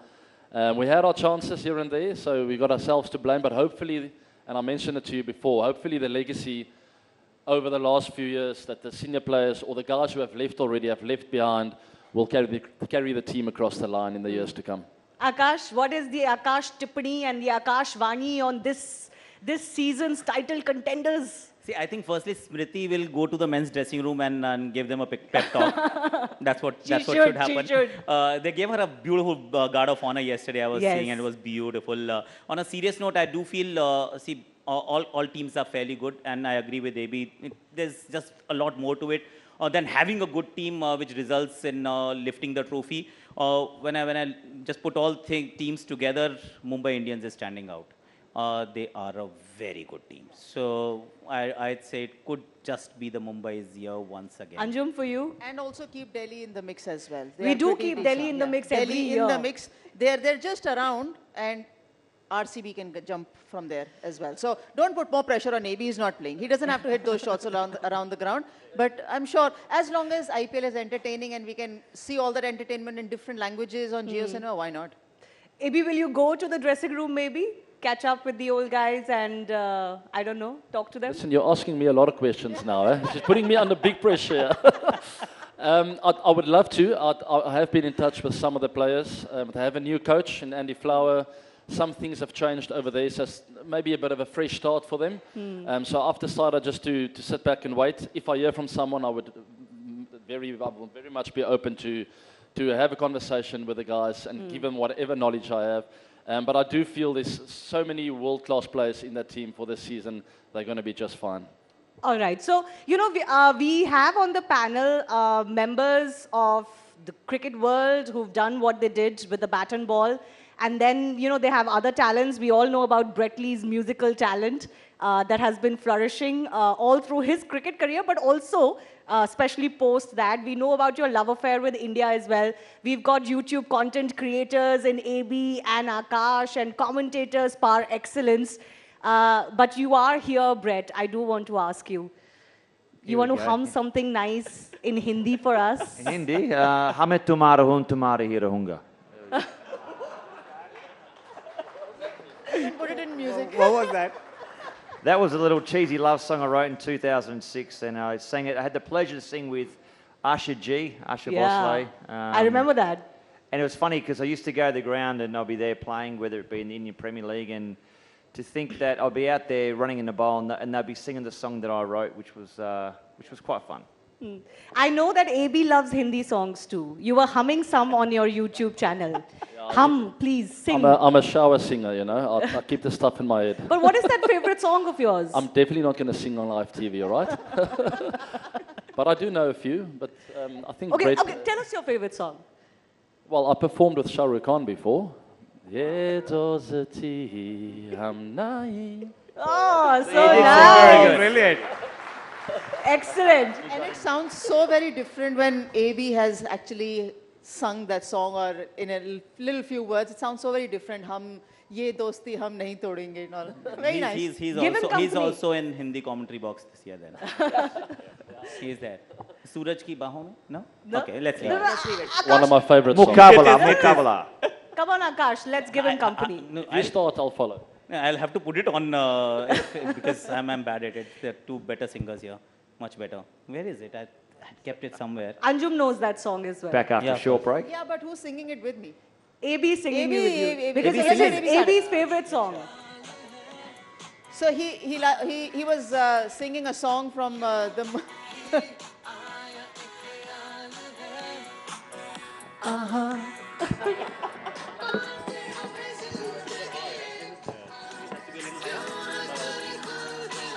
Who knows the lyrics? That is a nice song.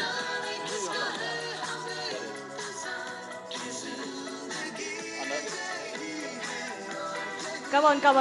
So for cricketers, basically, it's if you're not on the park, you're obviously, you know, right now, of course, you're listening to music personally, but earlier days, music was loud on the team bus, and there was no option. So if it was a player who understood Hindi or Punjabi or any other language, that was the music which used to play on the team bus. Yes. And everyone else had no option.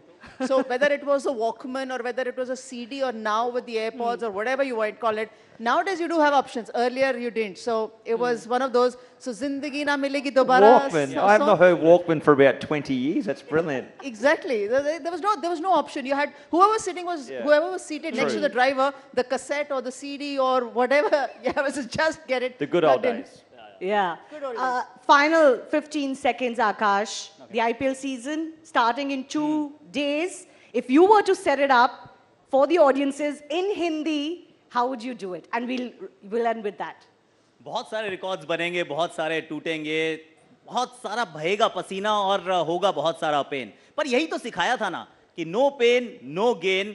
17 का खतरा इस बार होने वाला है, because this is season number 17 और मंच तैयार है। अब देखना ये होगा कि सरपंच कौन बनेगा। 5 बार जीता है चेन्नई, 5 बार जीता है Mumbai. Will we have a new winner in Bangalore? We shall find out. All right. On that note, a big round of applause for our cricketers on the panel. Thank you so much, ABT, Brettley, Akash, and Anjum. Thanks a lot.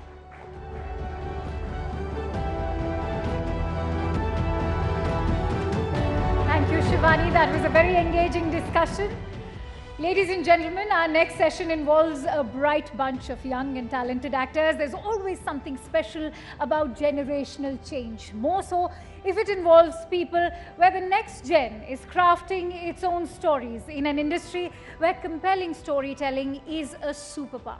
A famous surname can give you a head start. It can also, however, carry the risk of snowing you under a mountain of expectations. Ladies and gentlemen, please welcome 4 supremely talented actors, Rajveer Deol, Alize, Vedang Raina and Palak Tiwari for a session titled New Gen, New Genres in Conversation with Pankaj Bhargav. Ladies and gentlemen, let's have a huge round of applause for them.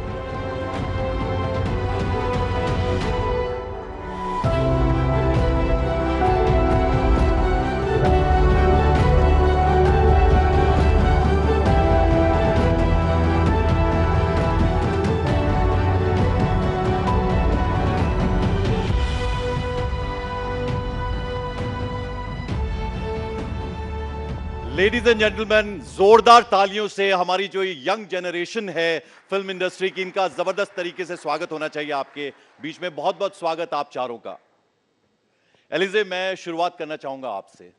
देखिए, जब आप एक ऐसी film industry में एक ऐसी family से आते हैं जहां इतने बड़े बड़े सुपरस्टार्स हों, सबसे बड़े सुपरस्टार हों, तो बहुत मुश्किल होता है कि कैसे शुरुआत करें। मैंने आपके बारे में तो ये सुना है कि आपका इरादा नहीं था फिल्म इंडस्ट्री ज्वाइन करने का, तो फिर कैसे आपको लगा कि मुझे फिल्म करनी है, फिल्मों में आना है? एक्चुअली ये सच नहीं है। मुझे पता नहीं था अगर मुझे एक्टिंग करनी थी या मुझे फिल्म में काम करनी थी। I was not sure which path I wanted to take, but I knew I wanted to work in film and I knew I wanted to do something creative. और ऐसे कुछ I never like to say I had any pressure. मुझे अच्छा नहीं लगता है बोलने के लिए, because it's been actually a very blessed and amazing journey for me, with my family support, with the support of the people that support my family. So it's been great, and I'm really grateful to be a part of this panel and to be here representing that, sir. Thank you. तो राजवीर, ये सवाल तो मेरा आपसे भी है। देखिए, जब दादा जो हैं वो सुपरस्टार हों फिल्म इंडस्ट्री के, और पिता आपके वो 2.5 किलो का जो मुक्का है, और बॉबी देओल हों, अभय देओल हों, ऐसी फैमिली से जब आप आते हैं तो कितना प्रेशर आपके पास था? और फिर आप तो भाई भी हैं, तो क्या लगा आपको कि मुझे भी इसी चीज़ को करना है, फिल्म इंडस्ट्री में ही अपने पैर जमाने हैं, कदम जमाने? कितना आपके लिए आसान था और कितना मुश्किल था? I don't think you can escape it when it surrounds you so much. No matter how many other jobs I wanted to do, other careers I wanted to take, in the end, acting was always there. And for your other thing, for pressure, yeah, there's a lot of pressure. You can't escape that shadow. So you try to really, carve your own path, and you just keep trying and trying and trying. Otherwise, you just be eclipsed in their shadows forever. नहीं, तो फिल्मों में जब आप आए हैं तो आप दादा को ज़्यादा सोच के आए दिमाग में कि दादा जैसा बनना है, उनकी जैसी एक्टिंग करनी है, या आपके घर में सनी देओल जो हैं आपके पिता हैं, उनके जैसा बनना है, बॉबी देओल जैसा बनना है? क्या था आपके जहन में जब आप आए फिल्म इंडस्ट्री में, या अपनी एक अलग आइडेंटिटी बनानी? I just wanted my own identity. I can't do what they do, no matter how much I try. बिल्कुल। देखिए, जाहिर बात है आपके लिए थोड़ी डगर बहुत मुश्किल है। वेदांग, आपके बारे में हमने सुना है कि भाई अगर लुक्स की बात होती है, दिखने की बात होती है, तो सिर्फ एक नाम है, वो है वेदांग। तो ये जो पॉपुलैरिटी है आपकी, पहली फिल्म जो आपने की, उसके बाद से ये चीज़ें तो आपको सुनने को मिल रही थी। तो जो पहली फिल्म का अनुभव था, और वो भी डायरेक्टर अगर मैं कहूँ तो उनकी कितनी सुपर हिट फिल्म थी जो पहली फिल्म उन्होंने बनाई थी, how was the experience? Sir, बहुत ही अच्छा एक्सपीरियंस था। मेरे लिए बहुत नया था ये सब, क्योंकि ऐसे बचपन से प्लान नहीं था कि मैं फिल्मों में काम करूँगा, एक्टर बनूँगा। ये कॉलेज में ऐसे एक आई वुड से चस्का चढ़ा फर्स्ट ईयर कॉलेज में कि मॉडलिंग में ट्राई करता हूँ और मैं उससे पहले एक सिंगर था, तो मैं म्यूज़िक बनाता था, गिटार बजाता हूँ. So it started like that and then eventually I started auditioning क्योंकि मेरी एजेंसी ने बोला आप थोड़े ऑडिशंस दो. एंड धीरे धीरे ऑडिशन देते देते एक ऑडिशन लैंड हुआ और तो मतलब I just consider myself lucky. ऐसे कुछ प्लान नहीं था लेकिन ये हो गया and I am very grateful for it. और एक्सपेक्टेशंस तो कुछ थे ही नहीं क्योंकि कुछ मतलब I never expected to be in that position. So yeah whatever is happening right now it's all bonus. बिल्कुल. तो लेडीज एंड जेंटलमैन, आप चाहेंगे, चूंकि गाने का जिक्र किया है, अभी तो नहीं लेकिन थोड़ा सा आगे आप कहेंगे, आपका गला खराब है मुझे मालूम है, वो आप जरूर कहेंगे, लेकिन आप सुनना चाहेंगे जरूर कि ये क्या गाते हैं, कैसा गाते हैं, आप देखना चाहेंगे, सुनना चाहेंगे. एक बार जरा बोल दीजिए आप. ऐसा होगा तो देखिए, अब आपके ऊपर आपको सोचने का हमने टाइम दिया. जब तक मैं पलक से बात करता हूं, मैं वापस आपके पास आऊंगा. पलक, जरा आप बताएं, आपकी जो पहली फिल्म थी उसमें एक बड़े स्टार आपके साथ थे और दूसरी फिल्म में तो इतने बड़े स्टार थे, तो वो दोनों फिल्मों का जो आपका शुरुआत हुई वो अलग अलग एक्सपीरियंस रहे होंगे. तो कैसा एक्सपीरियंस था पहली पिक्चर का और फिर जो दूसरी आपने इतने करोड़ की फिल्म कर डाली? सर वही मैं बहुत सौभाग्य की बात मानती हूँ कि मेरी पहली फिल्म इतने करोड़ों की थी, पर उसमें आपको पता है ये हो गया कि एक कलाकार के लिए सबसे कठिन चीज़ होती है बॉक्स ऑफिस, और वो हमारा जो सरदर्द था वो सलमान सर ने ले लिया, तो वो एक टेंशन मेरे शोल्डर से कम हो गई. तो उसमें आई थिंक ये एक्सपीरियंस पूरा हंसी मजाक का हो गया, मज़े का हो गया, क्योंकि मैंने अपनी जो पहली फिल्म थी मैं इतने बड़े लोगों के साथ काम करी थी कि मुझे लगा मैं सिर्फ सीख लेती हूँ, मैं यहाँ पे कुछ दे तो नहीं पाऊँगी पर मैं सीख लेती हूँ. और वहाँ पे मैंने सिर्फ सब कुछ निचोड़ा है. मैंने आसपास देखा है, मैं अच्छा ऐसे करते हैं, अच्छा ऐसे करते हैं, मैंने सब सीख लिया वहाँ से, और वो थी मेरी पहली फिल्म. और जो मेरी दूसरी फिल्म है वो अभी तक आई नहीं है, पर वो संजय दत्त सर के साथ है, वो उसमें है. उतना नहीं जितना सलमान सर थे, किसी का भाई किसी की जान में, पर संजय सर प्रोड्यूसर भी हैं, तो इसमें थोड़ी ज़्यादा हैवी लोडिंग है. तो ये मुझे लगता है कि ये पार्ट 2 है. पार्ट 2 में पार्ट 1 में सीखो एक बड़े स्टार से, पार्ट 2 में दूसरे बड़े स्टार के सामने जाके, ये मुझे पता है, हाँ इतना मुझे आता है. तो ये थोड़ी प्रिपेयर होगी मैं सलमान सर की वजह से, तो बस वही लकी होगी वहाँ. अच्छा, वो इतने बड़े स्टार हैं, वो आपको बिल्कुल फील नहीं होने दिया होगा उन्होंने, जब आप फिल्म बन रही थी, जब वो शूटिंग चल रही थी, ऐसा तो फील नहीं होने दिया आपको? आई थिंक वो कभी कभी खुद भूल जाते हैं कि वो बहुत बड़े स्टार हैं. उनको बहुत अच्छा लगता है सबको एक जैसा रखने, कि सबको एक जैसा रखें. उनको बहुत, स्पेशली अगर कोई उनको लगता है ना बच्चा है, उनको बहुत प्यार से रखते हैं, बहुत हमेशा सिखाना उनको बहुत पसंद है. उनको नहीं लगता कि हमारी उम्र में कोई गलती कर सकता है. उनको लगता है ठीक है कोई बात नहीं, अच्छे से करो, ये नहीं ऐसे करो. कोई भी चीज़ बड़ी या छोटी नहीं होती. तो उनसे मैंने बहुत कुछ सीखा है. बिल्कुल बहुत कुछ सीखा है. एलिजे, देखिए इतने बड़े क्रिटिक अगर घर में ही हो, जब आप फिल्म कर रही थी तो क्या उनकी कुछ गाइडेंस मिलती रहती थी या पूरा छोड़ा हुआ था उन्होंने कि आप अपना बेस्ट दो, और बाद में जब वो फिल्म लगी, जब उन्होंने देखी, तो वो कॉम्प्लीमेंट या जो भी उन्होंने कुछ कहा जरा वो शेयर करें हमारे दर्शकों के साथ? आई थिंक सबसे बड़ी चीज़ जो थी वॉज दैट कि उन्होंने मुझ पर इतनी यकीन की that he was okay to support a film with a female protagonist like Farrey, and it was the best thing we could have asked for. क्योंकि आई थिंक एडवाइस तो बहुत लोग देते हैं, but to actually do something for someone physically to make a movie happen, to find investors, to get the script, to get the director, इतना commitment देने के लिए it's very, I am really grateful कि उन्होंने मुझे इतना support किया. And more than advice I think it's that वो जो साइलेंट प्रेजेंस रहता है, गार्डियन एंजल जैसा, कि हम देख रहे हैं, हम इन्वॉल्व नहीं हो रहे, you should be independent, you should live your life. लेकिन दूर दूर से वो देखते रहते थे कि I am here for you and I am there. ऐसे कुछ स्पेसिफिक उन्होंने. अच्छा, ये बताइए कि वो लाड और डांट का मिक्स होता है उनके साथ, या बहुत ज्यादा लाड करते हैं, डांटा कभी किसी बात के लिए उन्होंने? कभी भी नहीं, कभी भी नहीं. और हमेशा प्यार से ही बात करते हैं. जब फिल्म देखी तो पहली बार क्या कहा फिल्म देखने के बाद? एक्चुअली उन्होंने कुछ बोला नहीं. I think that was good. He was very happy with it and he said yeah कि बहुत अच्छी है, and I think we should go theatrical, क्योंकि प्लान था कि हम OTT पे रिलीज़ करेंगे पहले.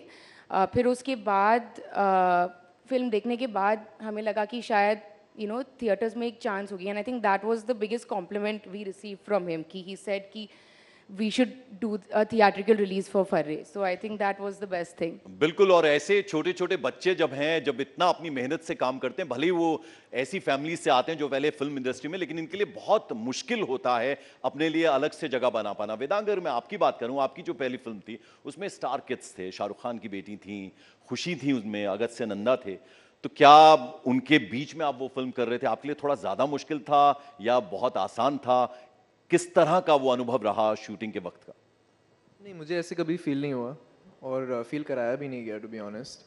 एंड मेरे लिए ऑलरेडी बहुत बड़ी बात थी कि मैं कोई भी सेट पे पहुंच चुका हूँ, यू नो, कि मैं कोई भी फिल्म का एक पार्ट हो चुका हूँ. सो मेरा ऐसे कुछ दिमाग में ऐसे कुछ था ही नहीं कि मैं क्या किन के साथ काम कर रहा हूँ, मेरा उसके बाद क्या होने वाला है, ऐसे कुछ दिमाग में था ही नहीं एट ऑल. बट एक्चुअली हम सब डेब्यूटेंट्स थे उस फिल्म में. तो because we were on this journey together, हम सब अपनी पहली फिल्म कर रहे थे, तो ऐसे कभी फील ही नहीं हुआ कि यू नो कुछ ऐसे डायनामिक था ही नहीं, कि ऐसे लग रहा था कि हम जस्ट 7 दोस्त हैं और एक साथ मेहनत करके एक फिल्म बना रहे हैं. तो मुझे ऐसे कभी फील कराया नहीं गया कि I am working with people who are carrying such an immense legacy.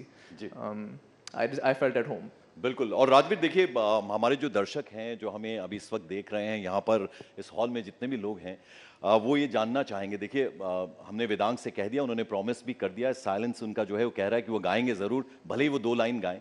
लेकिन हम आपसे चाहेंगे, इतने पॉपुलर डायलॉग्स हैं आपके दादा धर्मेंद्र जी के, सनी देओल जो आपके पिता हैं उनके तो डायलॉग्स, तो हम चाहेंगे चूँकि आप एक्टर हैं तो कुछ तो हो जाए उनका, ताकि हमें लगे कि हाँ, उनकी जो अभी वो यहाँ नहीं है तो हमें लगे उनकी प्रेजेंस यहाँ फेल्ट हो. आप बताएं कुछ करके उनका कोई dialogue famous. Good thing about movies is you can rewind it and play it any time. So their dialogues as well. You don't want to paint the Mona Lisa again. So out of respect for my father, grandfather, my chacha, I will not say the dialogue. अच्छा, पलक, आप ये बताएं, अब जो music albums हैं वो भी चल रही हैं फिल्म के साथ साथ, तो व्हाट डू यू एंजॉय मोर? और आपके लिए भी दिक्कत यह है कि माँ इतनी बड़ी स्टार हैं और आपके लिए भी अपनी ज़मीन तलाशना, अपनी जगह बनाना उतना आसान नहीं होता, बल्कि आपके लिए शायद ज़्यादा मुश्किल हो जाता है जब एक पैमाना सेट किया हो आपके पेरेंट्स ने और फिर लोग उनके साथ कंपैरिजन करते हैं, तो वो तो होता ही है.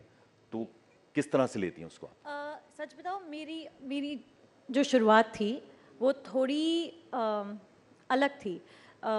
मेरा डेब्यू सच कहूँ तो बिजली ही था. तो मेरे डेब्यूटांट डायरेक्टर थे अरविंदर सर और मेरा डेब्यू हीरो था हार्डी. और उसकी वजह से मैं आज जहाँ पे भी हूँ मैं उसी की वजह से हूँ. तो उस म्यूज़िक एल्बम ने मुझे बहुत कुछ दिया है.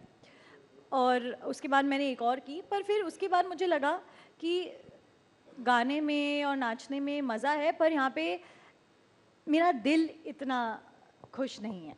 मेरा दिल ज़्यादा एक्टिंग में है, हमेशा से एक्टिंग में था.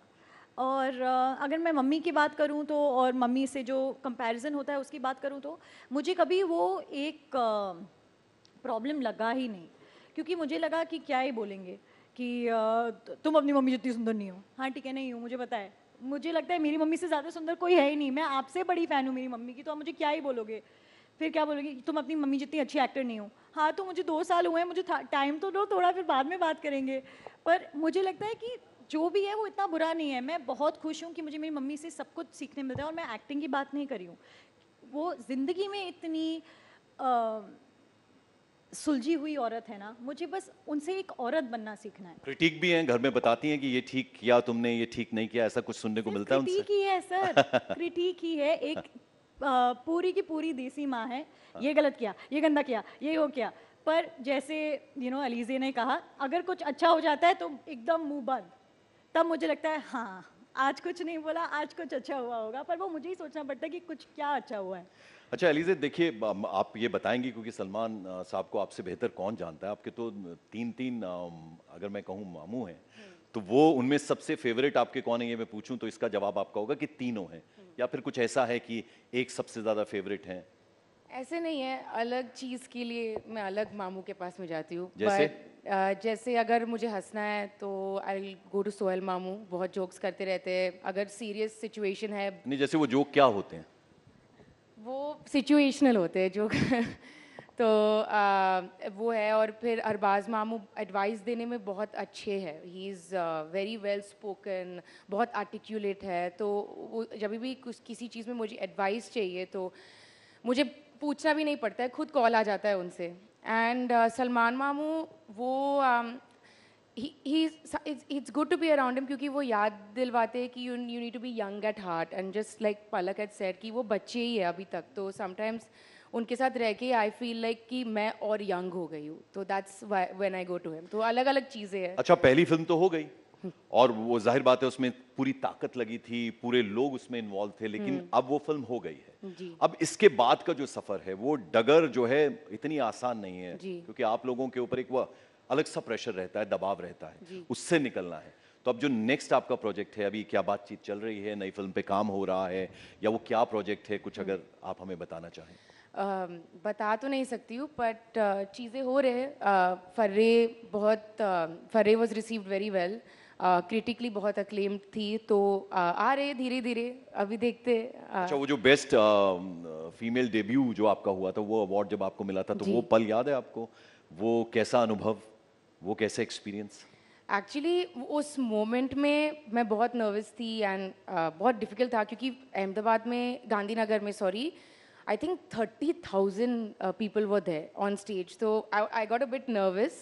तो वो पहला जो था वो याद नहीं है, पहला जो अवार्ड था, but I remember the second time मैं ज़्यादा prepared थी, I was more patient, I took the moment in. तो yeah, but वो अनुभव बहुत ही, first time was a bit scary. धीरे धीरे धीरे आदत लग रही है। बिल्कुल। और वेदांग रैना, आप कश्मीर से हैं, इतनी खूबसूरत जगह से है, कश्मीर के बारे में आप सुनते पढ़ते, आप गए तो नहीं हैं, मुंबई में रहे हैं सारे वक्त में, ऐसा सच है? ये ठीक बात है? हाँ जी, हाँ जी। तो मन होता है कश्मीर जाने का, कश्मीर के बारे में आज कल आप काफ़ी कुछ सुन रहे होंगे, पढ़ रहे होंगे, देख रहे होंगे, इतना कुछ वहाँ पर हो रहा है, अच्छी अच्छी चीज़ें सुनने को मिल रही हैं कश्मीर से, तो मन कर रहा है आपका वहाँ जाने का? कुछ वो जो सुनते हैं आप कश्मीर के बारे में, कुछ कहना चाहें अगर? ऑफ कोर्स मेरे माता पिता तो कश्मीर में, वो दिल्ली से हैं एक्चुअली, लेकिन माय ग्रैंड पेरेंट्स, उनके एक्सपीरियंसेस मैं सुनता रहता हूँ कश्मीर के। तो मेरा बचपन से बहुत ही मन है जाने का, अपॉर्चुनिटी कभी मिला नहीं अनफॉर्चुनेटली, लेकिन इस साल एक्चुअली प्लान बन रहा था कि some time may be April में you know the whole family will go, but I always hear the best things about it. और हम कश्मीरी लोग काफ़ी पैशनेट है अपने जगह के बारे में, हमारे कल्चर के बारे में, तो आई कीप हियरिंग स्टोरीज। भाषा आती है आपको? बहुत थोड़ी, कुछ एक अंश उसका अगर सुना पाएं, ताकि वो जो कश्मीर में बैठे लोग आपको सुने कि हाँ, हमारा लड़का जो है वो इतना शानदार काम कर रहा है फिल्मों में। क्या शुकरान is how are you doing or what are you doing, and Myon naam ch Vedang, that's my name is Vedang, and Orzu Dorkut, whoever knows that. तो वाजवान पसंद है आपको खूब? हाँ जी, of course, biggest fan of Kashmiri foods are Kashmiris. Rajveer, मैं आपसे ये जानना चाहूंगा, देखिए धर्मेंद्र साहब का एक बर्थडे था, तो मैंने उनको बड़ा लंबा चौड़ा उनके साथ इंटरव्यू किया था, तो वो जब होते हैं मंच पे तो एक माहौल सा बनता है, इतना लंबा उनका काम रहा है, इतना बेहतरीन उन्होंने काम किया है, इतना प्यार उनको लोगों से मिलता है और उनका एक अंदाज है। लेकिन अगर मैं सनी जी की बात करूं तो बहुत शाय हैं वो, आपके ब्रदर को भी मैंने देखा है और अब आपको भी देख रहा हूं।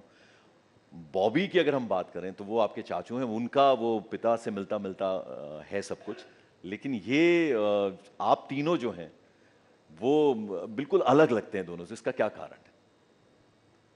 I think we have to talk to a therapist about that. I don't have a proper, I have no clue. We just shy people. तो जब आप दादू के साथ होते हैं अपने, तो वो तो आपको कहते होंगे कि थोड़ा कुछ बोला करो, थोड़ा हंसा करो, थोड़ा सा वो जो उनका अंदाज है, कुछ बोलते हैं, छेड़ते हैं आपको? He likes when I crack jokes, make him laugh. That's about it.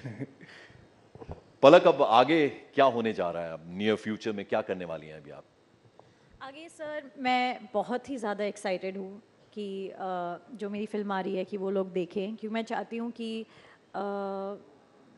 लोगों को देखने मिले कि एक ऐसी चीज़ जिसको लेके मैं बहुत प्राउड हूँ, जिसको लेके मैं जानती हूँ कि हाँ, इसमें मुझे लगता है कि मैंने अच्छा काम किया है, जो मैं अपने बारे में बहुत ज़्यादा बोलती नहीं हूँ, पर हाँ, तो मैं चाहती हूँ कि लोग उसको देखें, मुझे पता चले कि लोग इसके बारे में क्या सोचते हैं।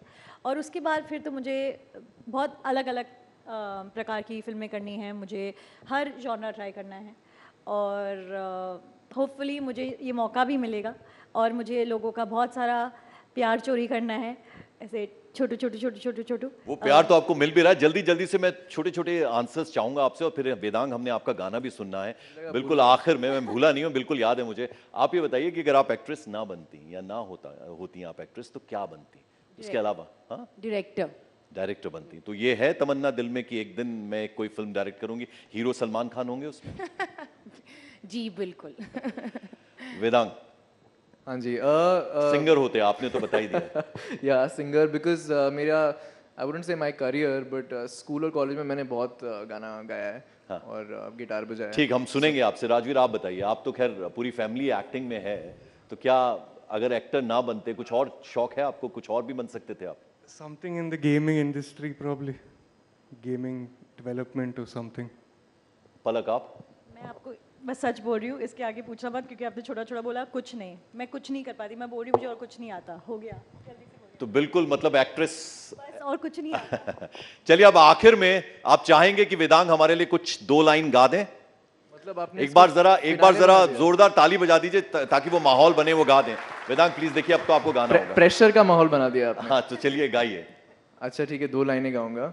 I will try. मैंने कुछ, हाँ चलो ठीक है, लेट मी जस्ट। एक गाना है लाल इश्क।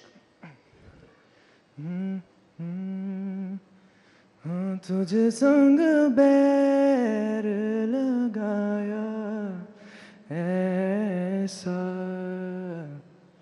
रहा ना मैं फिर अपने जैसा। बस।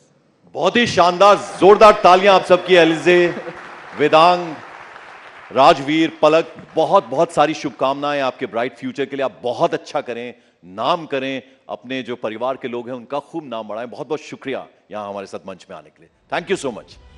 Thank you so much. Very engaging and heartwarming conversation.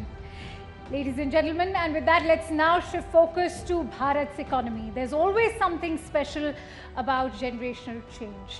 Now, with that, we've of course ended this session, but let's talk about the economy. If sustained economic growth is India's ambition, inclusive growth is Bharat's purpose. Welfare economics, education, health, employability will all have to sink in to cast the net growth to the widest possible range. Please welcome Dr. Shuchin Bajaj, Founder Director, Ujala Cygnus Healthcare.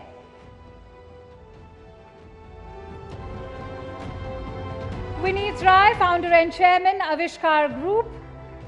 Ashish Dhawan, Founder Trustee, Ashoka University. And Neera Nandi, Co-Founder, Dasra India, for a session on the Inclusion Club, inching away from inequality, in conversation with Shireen Bhan. Ladies and gentlemen, please welcome our esteemed panelists with a huge round of applause.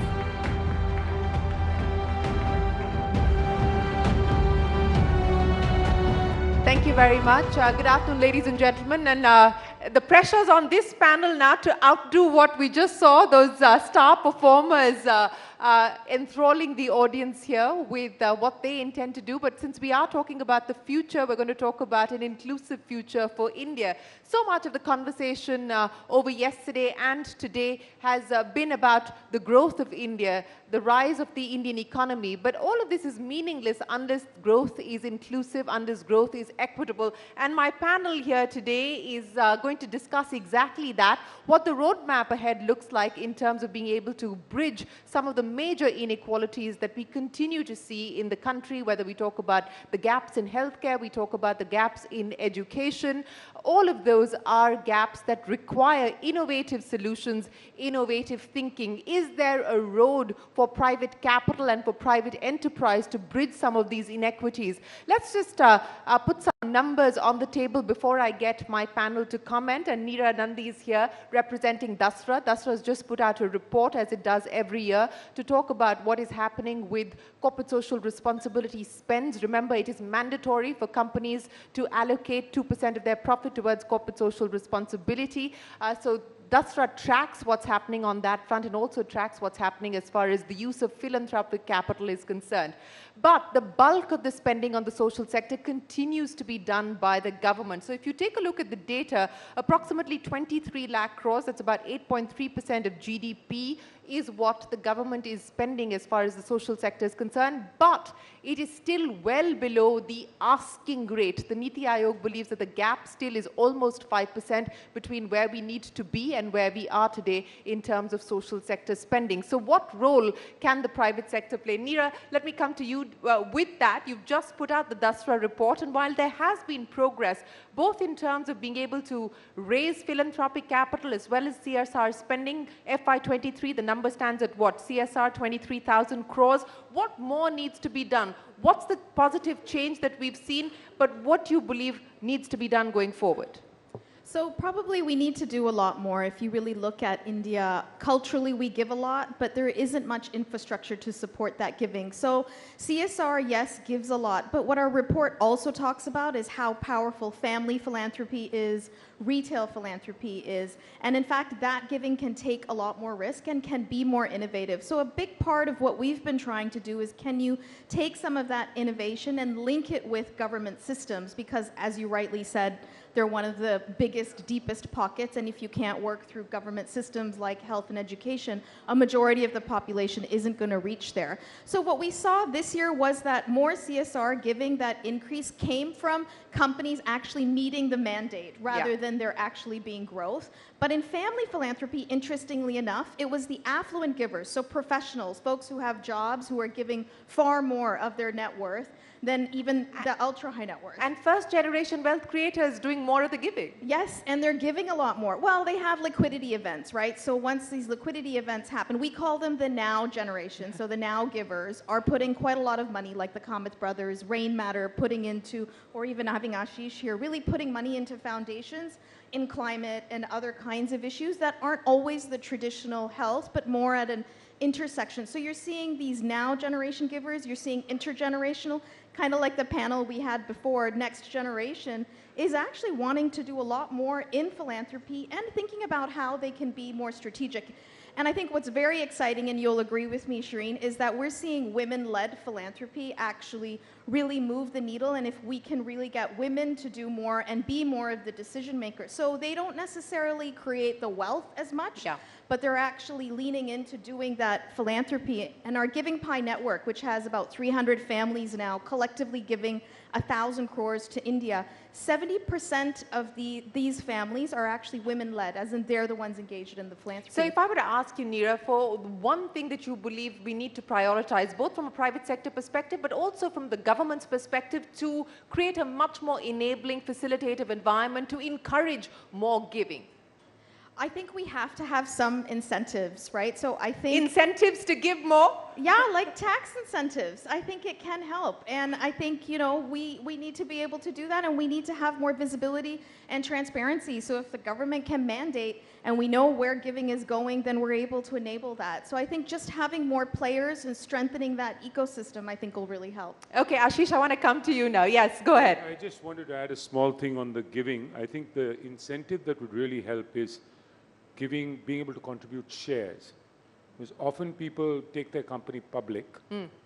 If you donate shares to a foundation or a charity, it has to be liquidated within a year.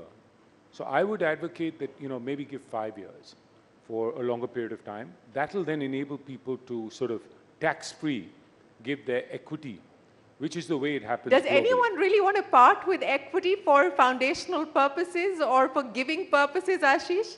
No, you'd rather, I think it's easier sometimes to give away small amounts of equity than to give away money? Cash. Yeah. That's easier, notionally. And two is, if you're getting it pre-tax, you know, giving away your equity before it crystallizes into a capital gain, that makes it easier. Yeah, you know, so that's one idea that you've put on the table to create a more facilitative environment to encourage giving. But since you did pick up the mic, let me continue that conversation with you, Ashish. And I want to talk about one of the big spaces that requires innovative solutions, innovative thinking, and a lot of capital from the private sector as well. A space that you're deeply involved and engaged with, education.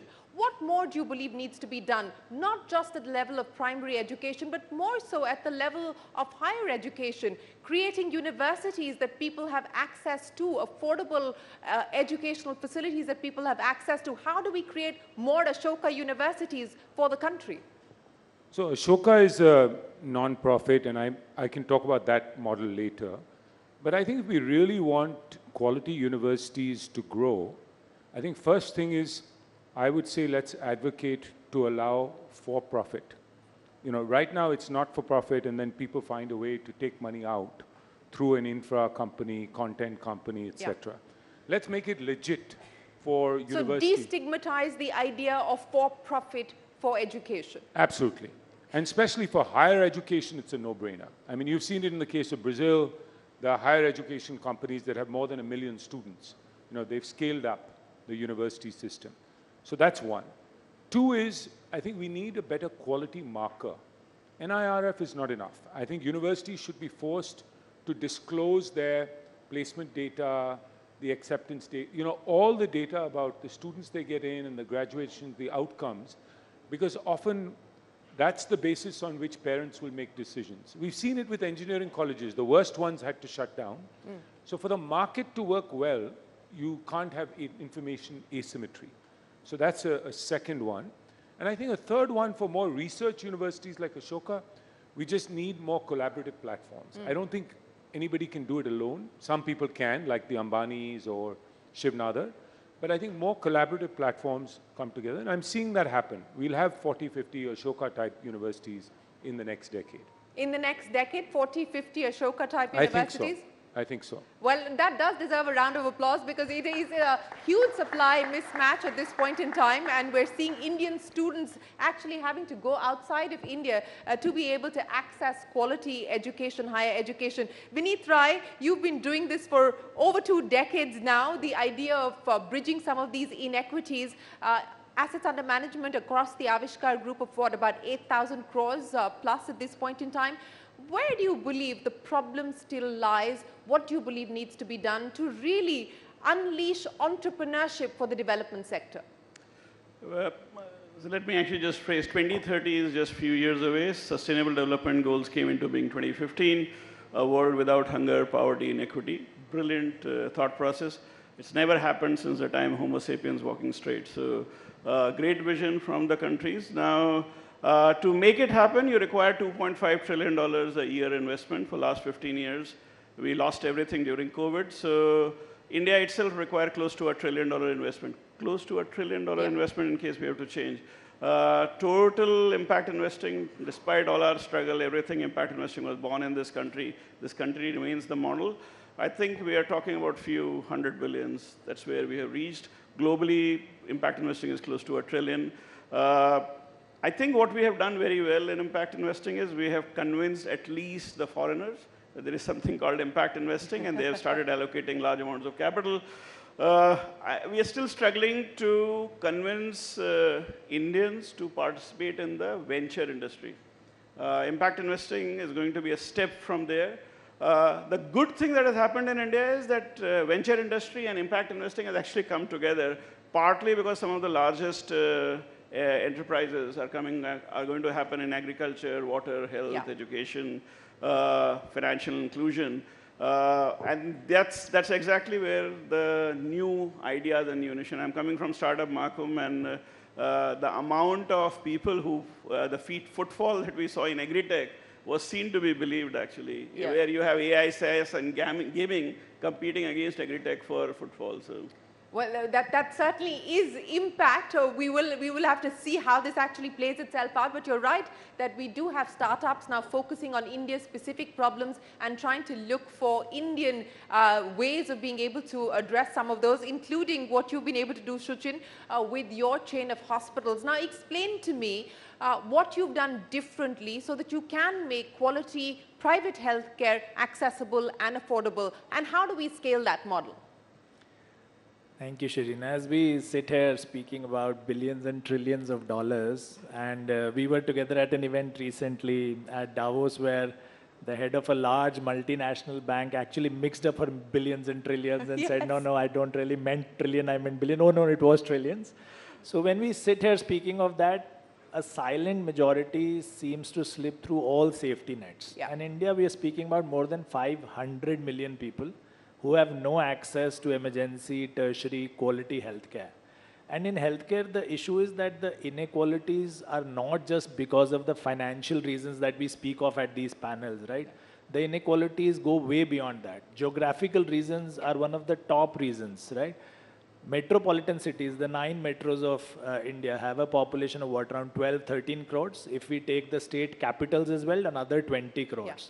So more than 100 crores are staying out of these cities, and they have less than 5% of all super specialty healthcare available. So even if you are a 100 crore net worth individual in a small town like Sitarganj where we work, if you have a heart attack and we were not there at that moment of time, there's no saving you. Those 100 crores cannot save you. So we understand that the real need is in these small towns, but also poor physical outcomes are just a small part of the outcomes in all. Poor financial outcomes are real, and they are there for everybody to see. More than 40% of all Indians, and it is difficult to understand sitting in this hall, more than 40% of all Indians have to either borrow or sell some asset just to be able every to hospitalization. Yeah. Every time they're hospitalized, they will borrow. And more than 25% of them slip below the poverty line at each hospitalization. That is more than 6 crore people every year. Yeah. So providing low-cost, high-quality healthcare is something that we have excelled in. We have now 22 of these hospitals. The setup costs are low. We apply the Pareto principle ruthlessly. We understand that at 20% cost, we can deliver 80% of the infrastructure, 80% of the outcomes, 80% of whatever is needed in that healthcare region. So this is what we've been doing, and I think it is real. I think it's very doable. We've proved it to the world. We've proven the model. Yes, 22 hospitals up and running across India, across North India at this point in time. Ashish said 40 to 50 Ashoka universities over the next 10 decades. How many hospitals are you going to be setting up over the next decade? Yeah, we shouldn't be less than Ashish. So 50 is the number we should go with as well. Okay, but you know, we're talking about safety nets, and Neera, I want to get you to come in on that as well. But just a quick point from you, Suchin, before I get Neera back in. Since we're talking about safety nets and we are talking about what the government can do, Ayushman Bharat, for instance, marquee scheme of the government, it is up for review. Vinod Paul committee has been set up by the government to review the Ayushman Bharat scheme. What do you believe needs to be done to recalibrate it, if at all, today? You know, people question the reimbursement rates, for instance. What do you think can be done to make it more robust? Shirin, you know, we've been the champions of Ayushman Bharat ever since it was launched. We did the first cardiac procedure in the country under Ayushman. The first angioplasty was done at our hospitals. Out of the first 10 hospitals recognized and rewarded by the government, 4 were ours. Unfortunately, the issue still remains, as in all PPP partnerships. This is a PPP partnership, right? The government is always wary and suspicious of the private healthcare or the private providers. The private providers are always wary that the government, does it really mean what it's saying on the big diocese? Payments are delayed due to those suspicions only. There's lots of issues between the rates that the private healthcare expects and the rates that the government wants to give. Even if we are ready to work at these rates, it's a very low margin, high volume business. So, but if you're earning less than 10% margins on those low rates, if the payments come in a year later, then you cannot, you know, hope to earn any money out of it. And that is why hospitals stop these services off and on. So like, for example, in Haryana, all private hospitals stopped Ayushman services for a couple of days because their payments had been due for more than 1.5, 2 years. So if they can, you know, they've announced the green channel, but if they can implement it on the ground, Neera, you know, just on the point of PPP and models that have worked, but as Suchin was also pointing out, gaps, execution gaps remain. And to Ashish's point about collaboration, you know, of the 23,000 in FY23 of CSR money and that available pool of capital, everyone wants to do a little bit of education, everyone wants to do a little bit of healthcare, but how do you get education or healthcare at scale using that capital through the power of collaboration? So, in fact, in our report, we talk quite a lot about we're seeing an increase in collaboration and having more pooled funds alongside with government could accelerate a little bit more innovation. But the challenge, Shireen, is not about is it education or is it health. For example, 12 years we've been running a collaborative for adolescent girls. You can't just chop her into pieces and be like, here's education, here's health. You have to work on sort of outcomes that might be keeping her in school, making sure she's not getting pregnant, not getting married. And is employability, which brings me to, we can have as many hospitals and education and even businesses, but our biggest challenge is actually smoothing this income for a bulk of the country, right? Income is just so choppy that if there's some way to smooth that with policies, with schemes, with additional support, because then you're going to get really that engine for our economic growth. And the biggest challenge, honestly, that we've seen is for girls and women and the most vulnerable. So they often get invisible. They often don't get reached out to. And that's where philanthropy plays a role. And that's where collaboratives with philanthropy and pooled capital needs to go to the aspirational districts. It needs to go to the most vulnerable because they need products and services to be subsidized ultimately. Yeah, Ashish, the Niti Aayog and Amitabh Kant set up that 100 aspirational districts with a clear focus of being able to try and address the vulnerable. But outside of that, if I were to ask you to prioritize, and we were just talking about this, prioritizing growth, but more importantly, equitable growth, job creating growth, what is it that you would like to see now in terms of policy changes, policy interventions? Yeah, so I think at the end of the day, whatever philanthropy does will be very small. The state needs to come up with policies and crowd in private capital to make it happen. And we need to focus on labor-intensive growth. We need to prioritize sectors where lots of jobs get created. So I would say a few things. One is the investment to GDP has already gone up, public investment. It needs to go up further because we need much better infrastructure in order to be competitive from a manufacturing standpoint. Two is we need more industrial incentive. We have PLI, which is a good start. I think we need an ELI, employment-linked incentive, particularly for, and we need to pick sectors like garments, like woodwork, furniture making, toys, all the labor-intensive sectors which create lots of jobs and provide the right set of incentives for people to kickstart companies in those areas and to grow them. Third is we need an exports mission because China captured anywhere from 30 to 50% global market share in all labor-intensive manufacturing from an export standpoint. This is a golden opportunity for India because China is blacklisted now, and this will yield huge results in terms of job creation. So my focus would be more on how does one accelerate growth, but accelerate growth in a manner that's actually creates lots of jobs, because that's ultimately the way out of poverty.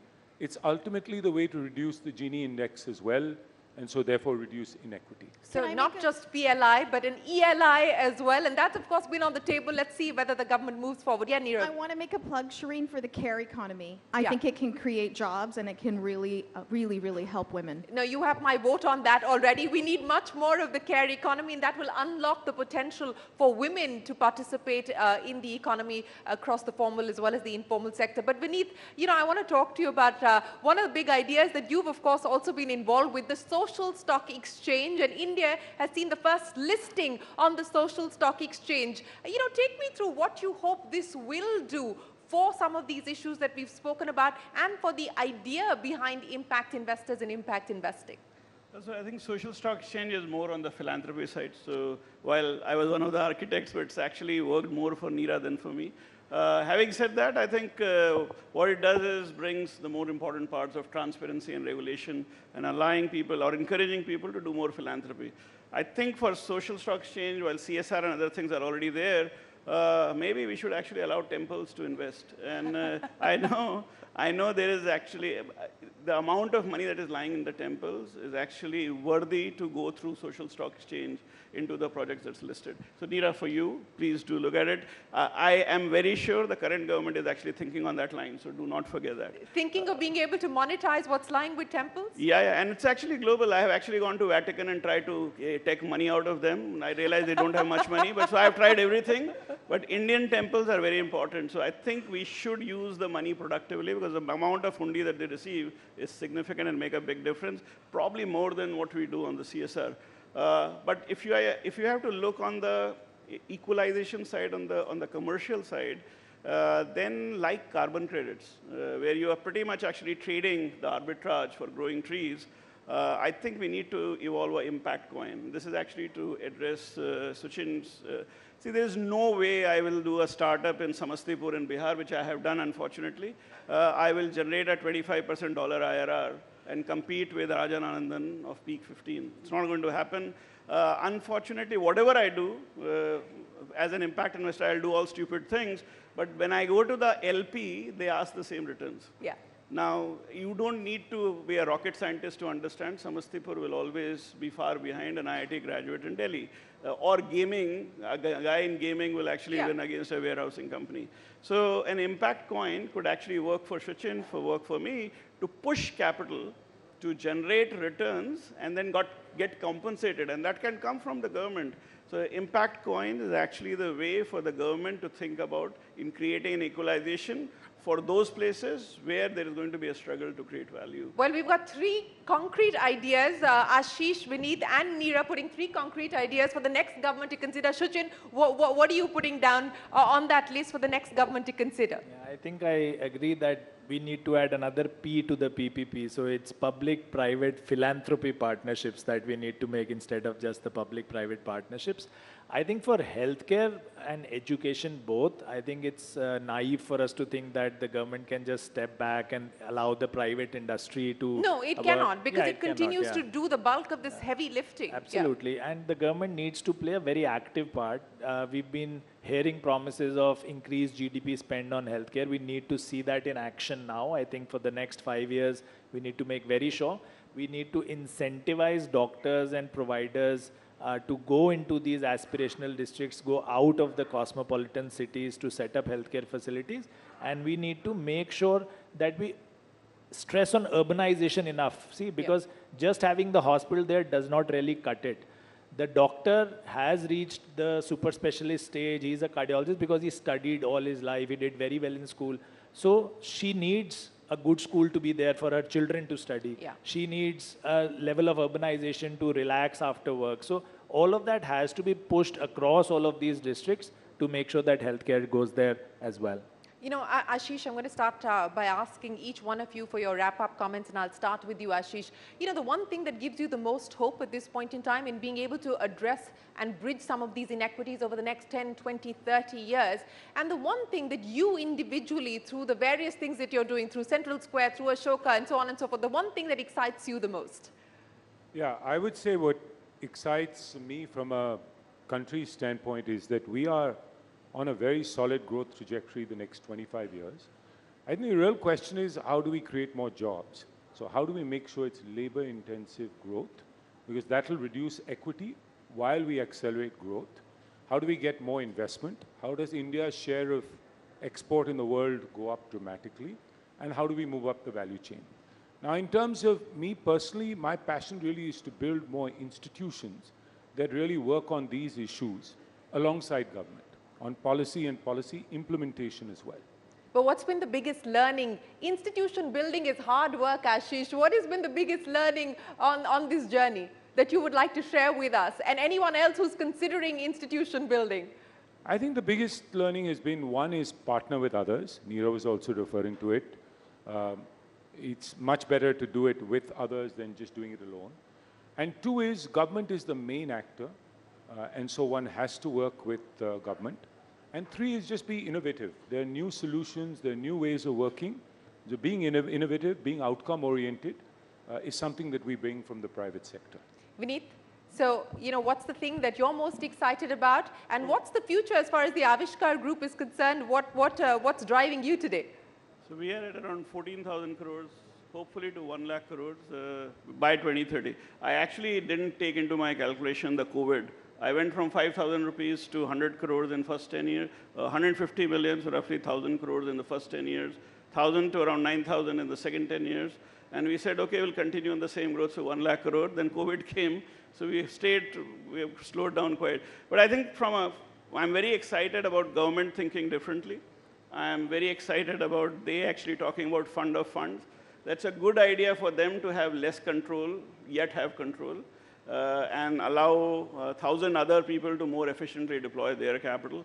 So I think I would want to see, if the new government comes in, whichever government comes in, to actually announce different kinds of funds of fund, which are 1 lakh crores and not 10,000 crores. I am fairly famous as a beggar both in Europe and US. I do not mind becoming famous here for fundraising. But till 2017, I raised zero in India. In last 5-7 years, I've raised significant amount of capital in India.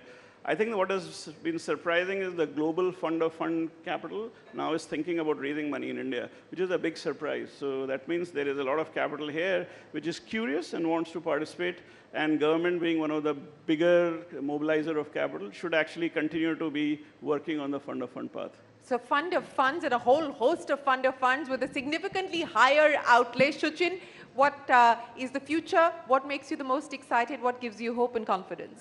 I truly believe this is India's century, and with the government's focus on healthcare, I think it's organizations like us that are at the really sweet spot, right? The focus on medical colleges, nursing colleges ensures that the supply side of healthcare will be adequately addressed for us.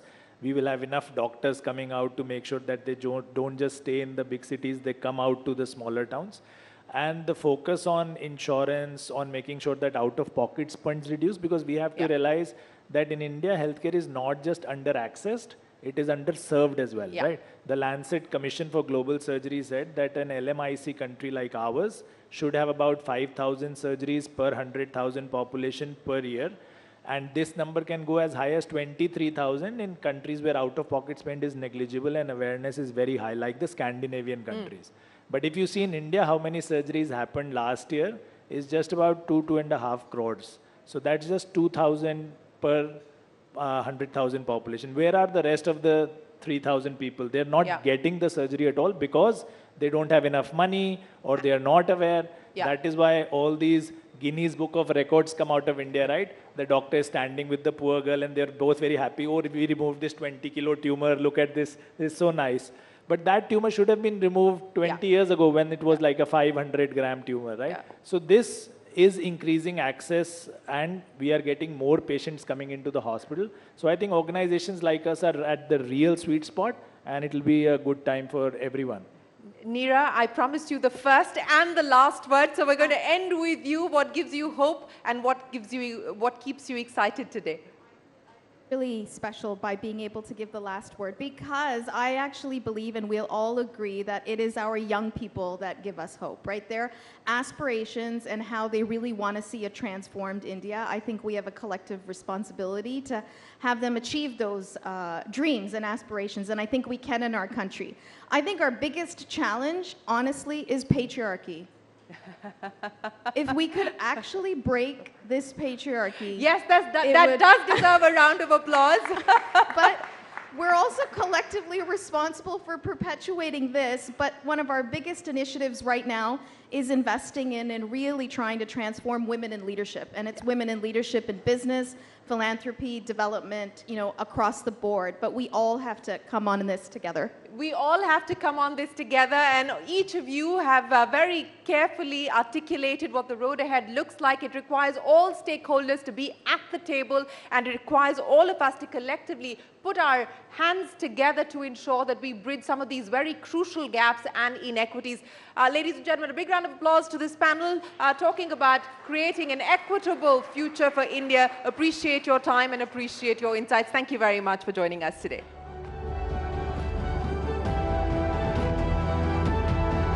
Thank you to our esteemed panelists and Shireen for that very insightful discussion. Now, ladies and gentlemen, as you are aware, Honorable Prime Minister Shri Narendra Modi ji will be gracing us with his presence today in the evening. That's why we sincerely request you to please cooperate with the security protocol. As we all know, this is a standard drill, keeping in mind Prime Minister Narendra Modi's security protocol. And of course, as we've already seen, the past 2 days have been very eventful because we've had a lineup of sessions which span over various fields from sports to politics, even entertainment, international affairs also. Do not forget that we also have former NSA of the United States, Mr. Mike Pompeo, also joining us later in the evening. It's been an eventful day today, one that will also culminate with the Honorable Prime Minister's note today. And we do hope that you've been having a good time. There's just one request. Please remain seated, those who are already inside the hall, and do cooperate with the security staff. Now, ladies and gentlemen, our next session is with the quintessential Delhi boy who has made it count in the competitive film world. He began his career as a fashion model, but left it to pursue acting. He took on roles in television before essaying his first lead role in the teen film of 2012, Student of the Year. Over the years, he has showcased his powerful versatility as an actor across genres and roles from romance to comedy to war to thriller, even to drama.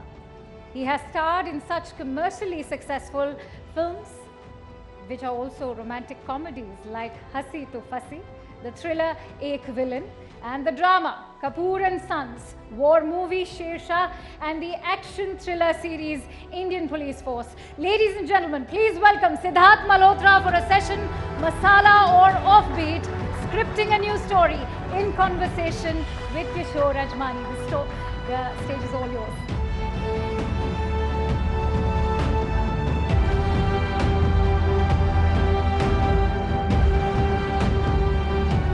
Ladies and gentlemen, please welcome the very handsome, very talented Siddharth Malhotra. Welcome, Siddharth.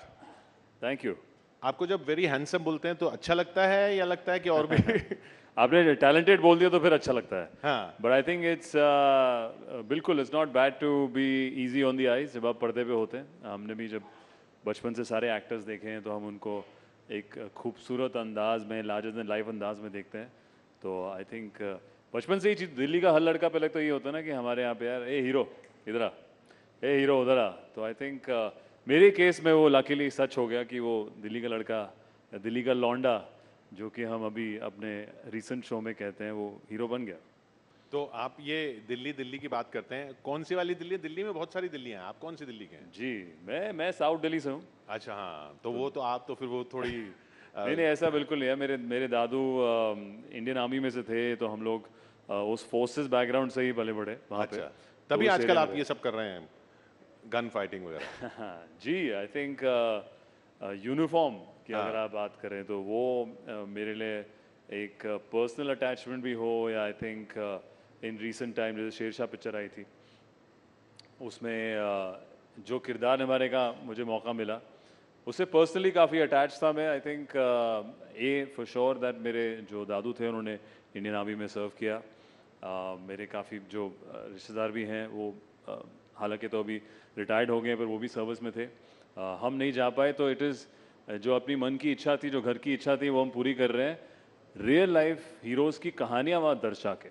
तो I think ये भी एक छोटा सा योगदान है because as any ordinary citizen शायद हमें रोज़ पता नहीं होता कि यार इस वक्त भी जैसा कि उन्होंने अभी सिक्योरिटी की बात करी या आप सरहद पे हो या आप देश के बाहर भी हो 24 घंटे लोग काम कर रहे हैं आपको सुरक्षित रखने के लिए. तो अगर हम उस पर अगर उन पर एक मीडियम बन जाए आपको दिखाने के लिए कि वो कितनी खूबसूरती से या कितनी बहादुरी से वो अपना काम करते हैं तो आई थिंक वो एक हमारा एक योगदान है क्योंकि वो भी बताना बहुत ज़रूरी है.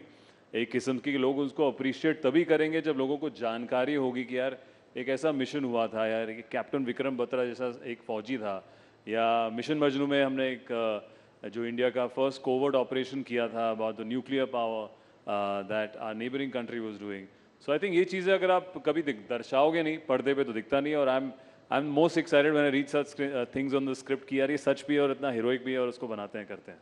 तो ये तो it's been 12 years since student of the year. जी. तो ये 12 साल बाद आप ये सब चूज कर सकते हैं. जी. लेकिन उस 12 साल पहले भी तो कुछ स्ट्रगल रहा हुआ तो होगा ना. ये बार बार जो लोग कहते हैं कि आप आउटसाइडर हैं और आप फिल्म इंडस्ट्री में चले गए. बहुत सारे लोगों के ऐसे सपने होते हैं लेकिन सपने पूरे सिर्फ 2-3 लोगों के होते हैं, एक अमिताभ बच्चन के हुए, एक शाहरुख खान के हुए, एक आपके हुए, जो आउटसाइडर होकर बाहर पहुंच गए वहां पे। जी बिल्कुल, वो सफ़र बहुत ही, उस सफ़र में काफ़ी सफरिंग थी, इतना भी आसान नहीं था। मैं तकरीबन 20-21 साल का था जब मैंने दिल्ली में एक एजेंसी के कहने पे ऑडिशन दिया। एजेंसी मॉडलिंग मतलब हाँ, एक मॉडलिंग एजेंसी कह लो आप, या जो एजेंसीज एक्टर्स को भी ऑडिशन देकर आगे फॉरवर्ड करती है। उन्होंने आपको कहाँ देखा? उन्होंने एक्चुअली मेरी एक तस्वीर देखी थी, उन्होंने पेपर में, जब हम फैशन मॉडलिंग के वॉक्स करते थे। अच्छा। तो वो फोटोज आती थी डिज़ाइनर कपड़ों में, चेहरा आता था। फिर पहला मैंने ऐड किया था एक मोबाइल फ़ोन के लिए। कौन सा मोबाइल फ़ोन था? वो एक्चुअली सैमसंग के एक कैंपेन चल रहा था उस टाइम पे। अच्छा। और उनको एक लड़का और एक लड़की चाहिए थे एक्सप्रेशन के लिए। वो मेरा पहला पे चेक था, सम आई थिंक 2,500-3,000 रुपीज़। उसमें तो वो मोबाइल फ़ोन भी नहीं आता होगा। हाँ, उसमें वो भी नहीं आता था, करेक्ट। हमारा उस वक्त हमारा वक्त सिर्फ इतना ही उसकी कीमत थी। तो उस सफ़र से लेके आज, अब तो काफ़ी साल हो गए हैं, वो तब मैं 18-19 एजेंसी ने फोटो देखी जी, and then the agency contacted you. जी, तो वहाँ से एजेंसी के बाद जब एक प्रोड्यूसर साहब थे, एक डायरेक्टर साहब थे जिनको पसंद आई वहाँ पे, अनुभव सिन्हा जी, जिन्होंने काफ़ी इंटरेस्टिंग काम भी किया है और पिक्चरें बना चुके हैं। उस वक्त एड लैब्स के साथ कोशिश कर रहे थे कि वो नए लड़कों को लॉन्च करें। अब इत्तेफाकन है कि वहाँ पे आप ऑडिशन देते हो, या हर किसी फील्ड में भी आप जब प्रेप करते हो किसी चीज़ के लिए, हमने 1 साल लगाया वहाँ पे। मैं मुंबई गया। 1 साल? जी जी। आप अनुभव सिन्हा के कहने पर बॉम्बे गए? आप करण जौहर के कहने पे नहीं गए थे? नहीं, बिल्कुल नहीं। वो तो बहुत देर आया मेरी जिंदगी में। वहाँ पे मैं उनके तरफ वहाँ पे गया एज एन असिस्टेंट डायरेक्टर। तो अनुभव सिन्हा ने आपको बुलाया और 1 साल आपसे 1 साल हमने ट्रेनिंग करी, एक पिक्चर के लिए, कि यार एक्शन ट्रेनिंग हो जाए, या आप अपनी लाइंस करते हैं, या कैरेक्टर के बारे में बात करते हैं, स्क्रिप्ट के बारे में बातें करते हैं, आप प्रेप करते हैं उसके लिए कि शूटिंग शुरू होने वाली। और अचानक से हमें पता चलता है कि उनके पास एक चीज़ कमिटमेंट है, बेहतरीन कमिटमेंट है, जो कि पिक्चर डिले हो गई है, या शायद ना हो, या कोई और डायरेक्ट करे उसको। मतलब शूटिंग शुरू होने वाली हो ही नहीं? जी, हुई नहीं। तो ऐसी बहुत पिक्चरें होती हैं, तो मैं भी उनमें से था। मैं 21, तब कम से कम मैं 22 साल का हो गया था, और बम्बई में था तब।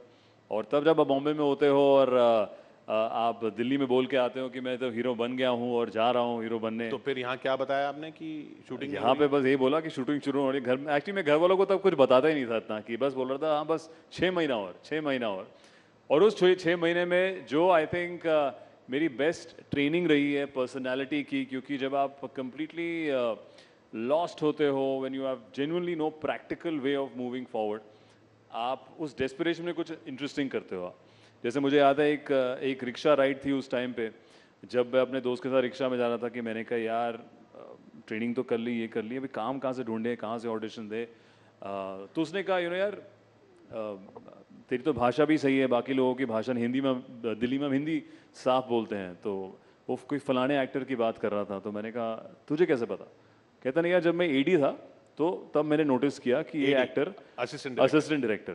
तो तब मैंने भी ऐसे रिएक्ट किया, मैंने कहा एडी माने? तो इसने कहा असिस्टेंट डायरेक्टर। तो मैंने कहा वो क्या होता है? इसने नहीं, हम डायरेक्टर को असिस्ट करते हैं एक बड़ी पिक्चर बनाने में, उसमें पता चलता है कि एक्टर का प्रोसेस क्या है, एक्टर काम कैसे करता है। तो मेरे को वो रिक्शा राइड इतनी स्पेसिफिकली याद है, अंधेरी से हम जूस सर्कल में जा रहे थे, और कि तब मेरे जहन में कुछ आया कि यार अगर ऐसा मौका मुझे मिले एक फिल्म सेट पे होने का, जहाँ पे मैं चीज़ें देख पाऊँ, ऑब्जर्व कर पाऊँ, तो आई थिंक शायद मैं ज़्यादा कॉन्फिडेंटली समझ पाऊँ कि मूवी बिजनेस चलता कैसे। तो उस महीने से, उसी हफ्ते से मैं स्ट्रेट गया सेम प्रोडक्शन हाउसेस, एजेंसीज सबके पास, ना कि बतौर एज एन एक्टर, बट बतौर as an assistant director, trying to be an intern. आपने एक्टर वाली ऑडिशंस नहीं दी? नहीं, फिर उस वक्त से मैंने शिफ्ट कर दिया। वो जो मैंने 3 महीना बिताए, I think that was destined for me to take this path, because उस वक्त मैं मिला ऐसे असिस्टेंट डायरेक्टर्स की टीम से जो कि बड़ी बड़ी पिक्चरें कर रहे हैं, और वहाँ पे भी ऐसे लोग थे कि अगर 5 एडीज होते हैं तो एक 5वां जो होता है वो इंटर्न होता है, मीनिंग कि डजंट पे वेल, डजंट पे एट ऑल एक्चुअली। सो मैं उसके लिए जॉब के लिए वाउच कर रहा था। मतलब एडीज के भी आप इंटर्न हो गए? जी बिल्कुल, मतलब एडीज होते हैं, पैसा कुछ नहीं होता, पहली पिक्चर में नहीं होता है। तो कौन सी पिक्चर थी ये? फिर मैंने गाना किया था एक पिक्चर का, फिर जो पूरी फुल फ्लेजेड पिक्चर हमने करी वो मुझे तब एंट्री मिली धर्मा प्रोडक्शंस के ऑफिस में, माय नेम इज खान करके। माय नेम इज खान में आप असिस्टेंट डायरेक्टर थे? जी बिल्कुल। मतलब वो बहुत सारी भीड़ जो होती है उसमें से एक थे? जी हम लोग नहीं, बहुत बड़ी पिक्चर थी, हम 8 असिस्टेंट डायरेक्टर्स थे और 8 में से मैं था, तब मेरी गिनती बीच में आ रही थी 5 या 6। उसमें तो वरुण धवन भी असिस्टेंट डायरेक्टर? उसमें वरुण धवन भी आया। तो आप दोनों जो असिस्टेंट डायरेक्टर थे वो स्टूडेंट ऑफ द ईयर में ले लिए गए? वो इत्तेफाकन है, तब नहीं पता था, तब नहीं पता था मेरे को। कम से कम उस पिक्चर को मैं प्री प्रोडक्शन में भी था, जो कि पिक्चर से पहले प्रेप होती है। वरुण आए, वरुण शूटिंग में भी आए, और वरुण पोस्ट प्रोडक्शन में नहीं था, तो मैं वहाँ तब भी रुका, बिकॉज मेरे लिए वो सबसे कीमती एक्सपीरियंस था कि मुझे यार it felt like the best film school. एक दिल्ली बॉय को जिसको एक्टर बनना है, इतने बड़े सेट पे शाहरुख और काजोल डायलॉग्स बोल रहे हैं यार, आपको उनके डायलॉग्स पढ़ने का मौका मिल रहा है, पहले उनका प्रोसेस देखने का मौका मिल रहा है।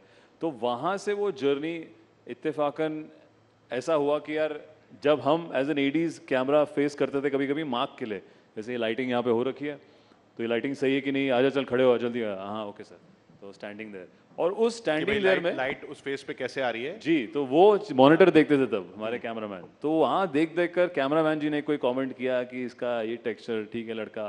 वहाँ पे करण जौहर जी ने देखा कि अच्छा इस पे कैमरा ऐसा लगता है, फिर कोई राइटर देखता है, तो ऐसे ऐसे उन लोगों के जहन में एक इम्प्रेशन बैठता है कि ये ठीक ठाक पर्सनैलिटी है। एक तरह से आपका जो आप लाइट टेस्टिंग करा रहे थे या कैमरा पोजीशन टेस्ट करा रहे थे, आपका स्क्रीन टेस्ट हो रहा मेरा स्क्रीन, मैं 2 साल इतना घसीटा वहाँ पे स्क्रीन टेस्ट कर, जहाँ मौका मिलता था हम लोग, चाहे काजोल मैम की लाइटिंग हो या शाहरुख सर की लाइटिंग हो, हम करते थे वहाँ पे। और उसी दौरान आई थिंक तभी आपको पता चलता है कि कैसे चीज़ें जुड़ती हैं आगे, क्योंकि अगर मैंने वो असिस्टेंट डायरेक्शन के जॉब के लिए चेस नहीं किया होता, मुझे स्टूडेंट ऑफ द ईयर शायद नहीं मिलती, क्योंकि उसके प्रोसेस के बाद ही जब करण सर ने हमें, मेरे को और वरुण को कैमरा के पीछे पर्दे में 1-1.5 साल देखा हरकतें करते हुए कि भाई इनमें भी जज्बा है, इनको एक्टर बनना है, और तब तो फुल जज्बाती ऑडिशन देने में हम तैयार।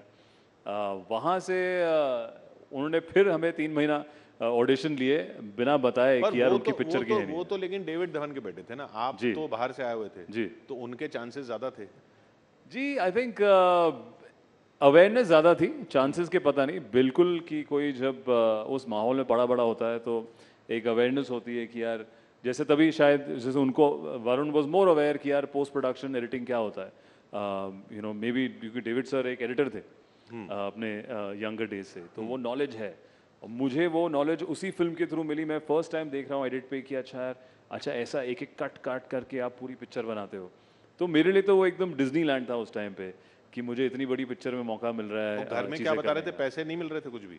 तब थोड़ी बहुत शुरू हुई, तब मैं उनसे एक्चुअली झूठ बोलकर बीच में शूटिंग के दौरान नहीं, बट जब हम प्रेप करते हैं, मैं जाता था अपने अलग अलग शूट करने के लिए, जैसे काफ़ी ऐसे कपड़ों के ब्रांड्स थे उस ज़माने में जो कि 1 डे के लिए यू नो मॉडलिंग के लिए फेसेस ढूंढते थे। आप एडी थे और बीच में मैं एक दिन जो कमाता था वो मेरे पूरे महीने का रेंट निकलता था उसमें, तो मैं बीच में जाके शूटिंग करता था। रहते हुए दूसरी जगह भी काम कर रहे थे? जी उनको बताया नहीं था? उनको बताया मैंने, उनको तब उनको मैं सुबह मेरे को अपनी रियल लाइफ एक्टिंग एबिलिटीज करनी पड़ती थी कि you know I am just under the weather, I am not really feeling well and you know so I can't come today, तो ऐसा लो।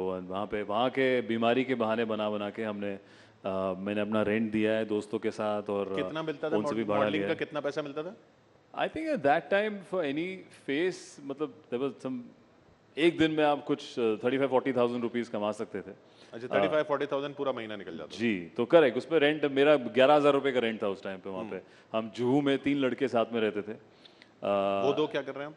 जी, वो उनमें से एक MBA में, आई थिंक एक अभी बिजनेस कर रहा है। अच्छा। तो सबके थोड़े अलग अलग चीज़, उनमें से एक को एक्टर नहीं बनना था लकली, तो वो सक्सेसफुल आगे निकल गया। जिनको एक्टर्स बनना था वो हम ही लगे रहते थे जिम और फिटनेस में, और उसमें अपना रेंट कर रहे हैं साथ में जोड़ के। But I think I had the best time, because वो स्ट्रगल के डेज की जो मस्तियाँ होती है वो अलग होती है। हमारे पास मुझे याद है जैसे 1.5 बेडरूम था, तो मैं हाफ बेडरूम में रहता था, और इस तरफ पूरी खिड़कियाँ थी, एक हाफ बेड था और कबर्ड से। तो जब हम शिफ्ट कर रहे थे हमने कहा चला पर्दे लगाएंगे देखते हैं जब अंदर घुसते हैं। तो हम 2 साल वहाँ पर रहे, वो कभी हमने उतने पैसे खर्चे ही नहीं कि हमने पर्दे लगाए उसमें।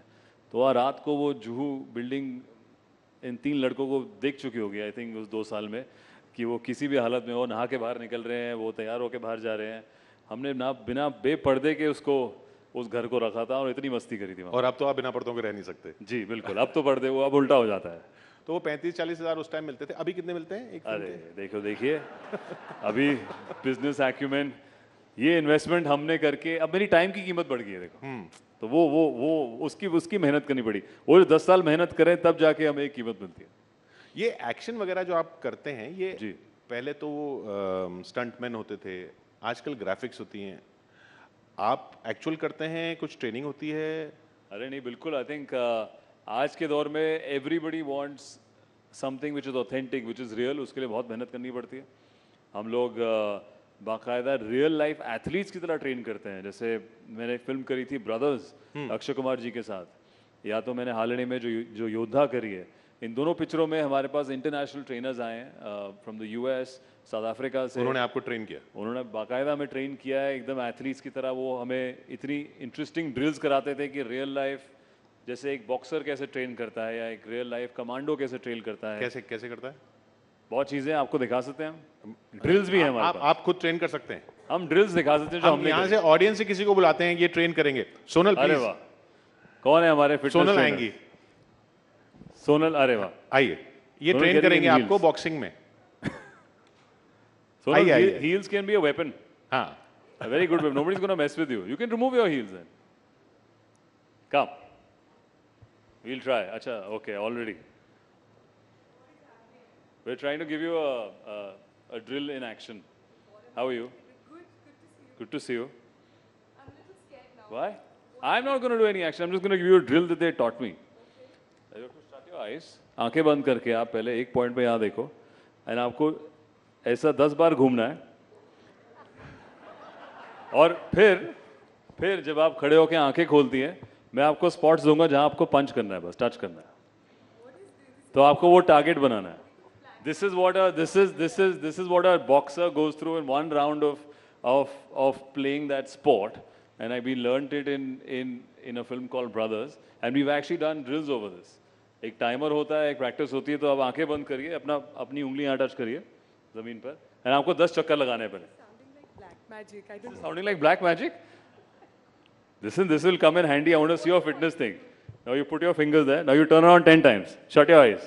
तो आपको 10 चक्कर लेने हैं fast. But fast. Bend down a little bit. Squat. Squat down. Okay. अच्छा, go one more. One more time. 10 times. 1, 2, 3. Faster, faster. Keep going. Oh. Right. Shut your eyes. Okay. And now 2 more.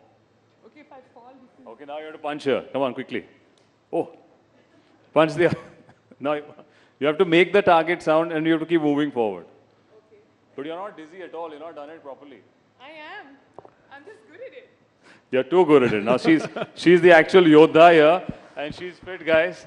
These are drills that हम लोग नहीं कर पाए थे first time पे जब हमें उन्होंने घुमा के खड़ा किया था. And you have to punch.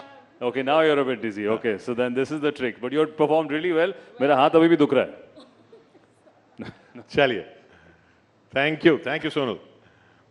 तो मतलब ये एक्चुअल जो आपको ट्रेनिंग करनी पड़ती है जी, ये आप यूनिफॉर्म की आपने बात की, आपको इस तरह की इमेज बना रहे हैं जैसे 60s 70s में मनोज कुमार ने भारत कुमार की बनाई थी। अरे वाह। अब आप यहाँ राइजिंग भारत में बता दीजिए कि आपकी 21st सेंचुरी भारत कुमार आप बन रहे हैं।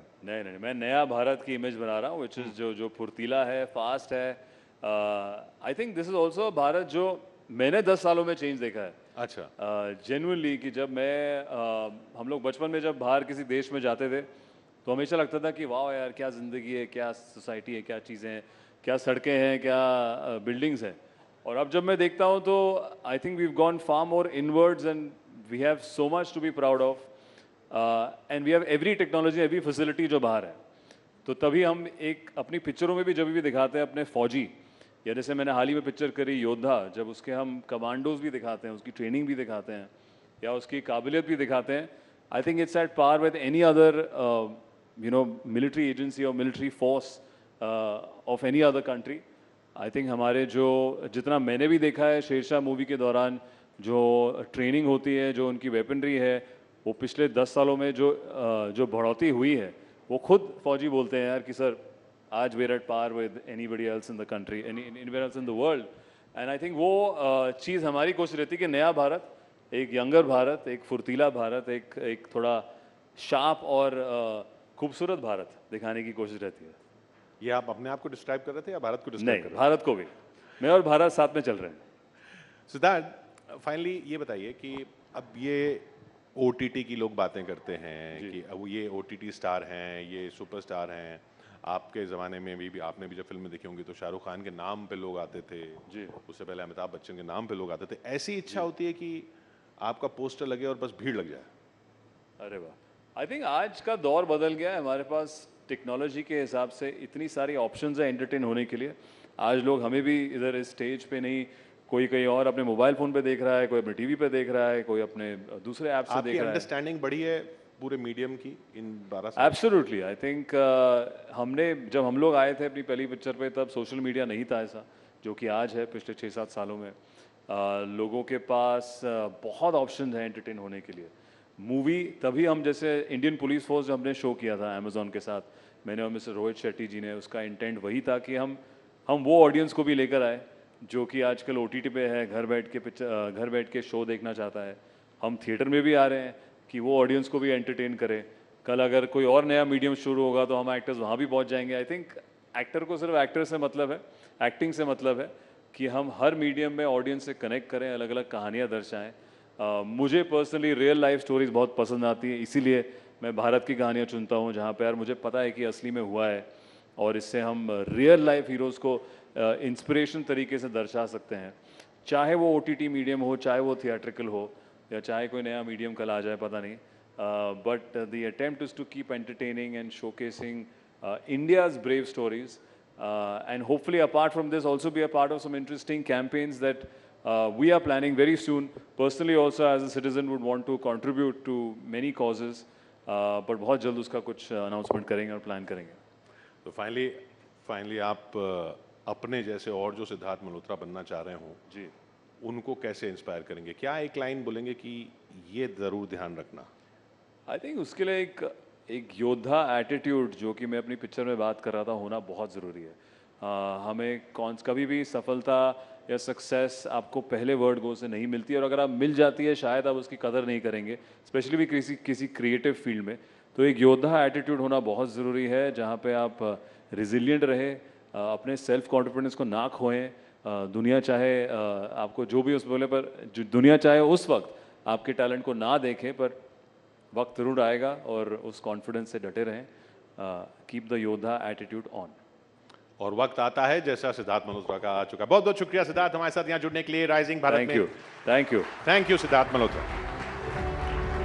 Thank you, Siddharth and Kishore, for a very entertaining discussion. Thank you to Sonal also for being a true sport over there. That was also very entertaining to see you give it a shot.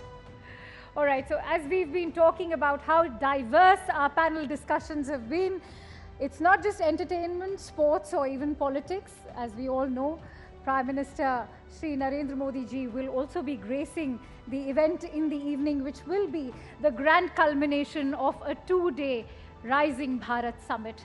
But having said that, let's now shift focus also over to international affairs, because we told you we have a very special guest all the way from United States. What is common between the United States and India this year? Well, we are both headed into general election. While there's talk about who will be India's next Prime Minister, there's talk about who will be the United States' next president. Will it be Joe Biden or will it be Donald Trump? On that note, our next speaker is a person who has spearheaded some of the US government's most significant foreign policy breakthroughs. As the only 4-year national security member of President Donald Trump's cabinet, he worked to impose crushing pressure on the Islamic Republic of Iran, avert a nuclear crisis with North Korea, even deliver unmatched support for Israel and bring peace to the Middle East. His efforts to promote religious freedom around the world were unequaled in American diplomatic history. He even helped the Trump administration craft the America First approach that appended Washington's wisdom and made him America's enemy's worst nightmare. Please welcome Mr. Mike Pompeo, former United States Secretary of State, for a session Never Give an Inch, in conversation with Bodhisattva Ganguly and Zaka Jacob. Ladies and gentlemen, let's have a huge round of applause for these gentlemen.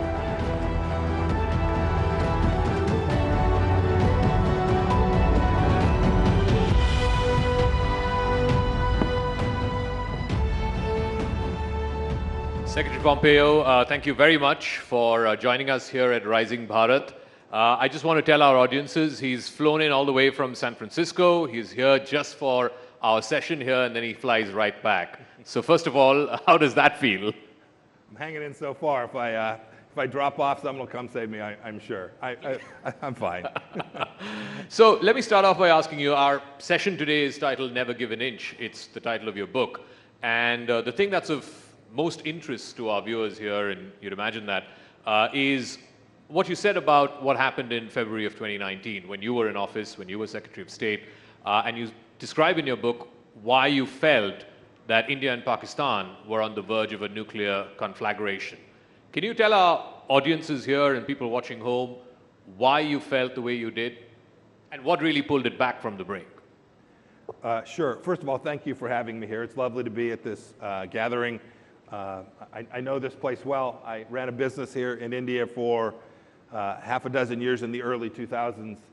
So I have a special affinity for the people of India and the amazing economy that has been built here in the intervening 20 years as well. I've watched that develop.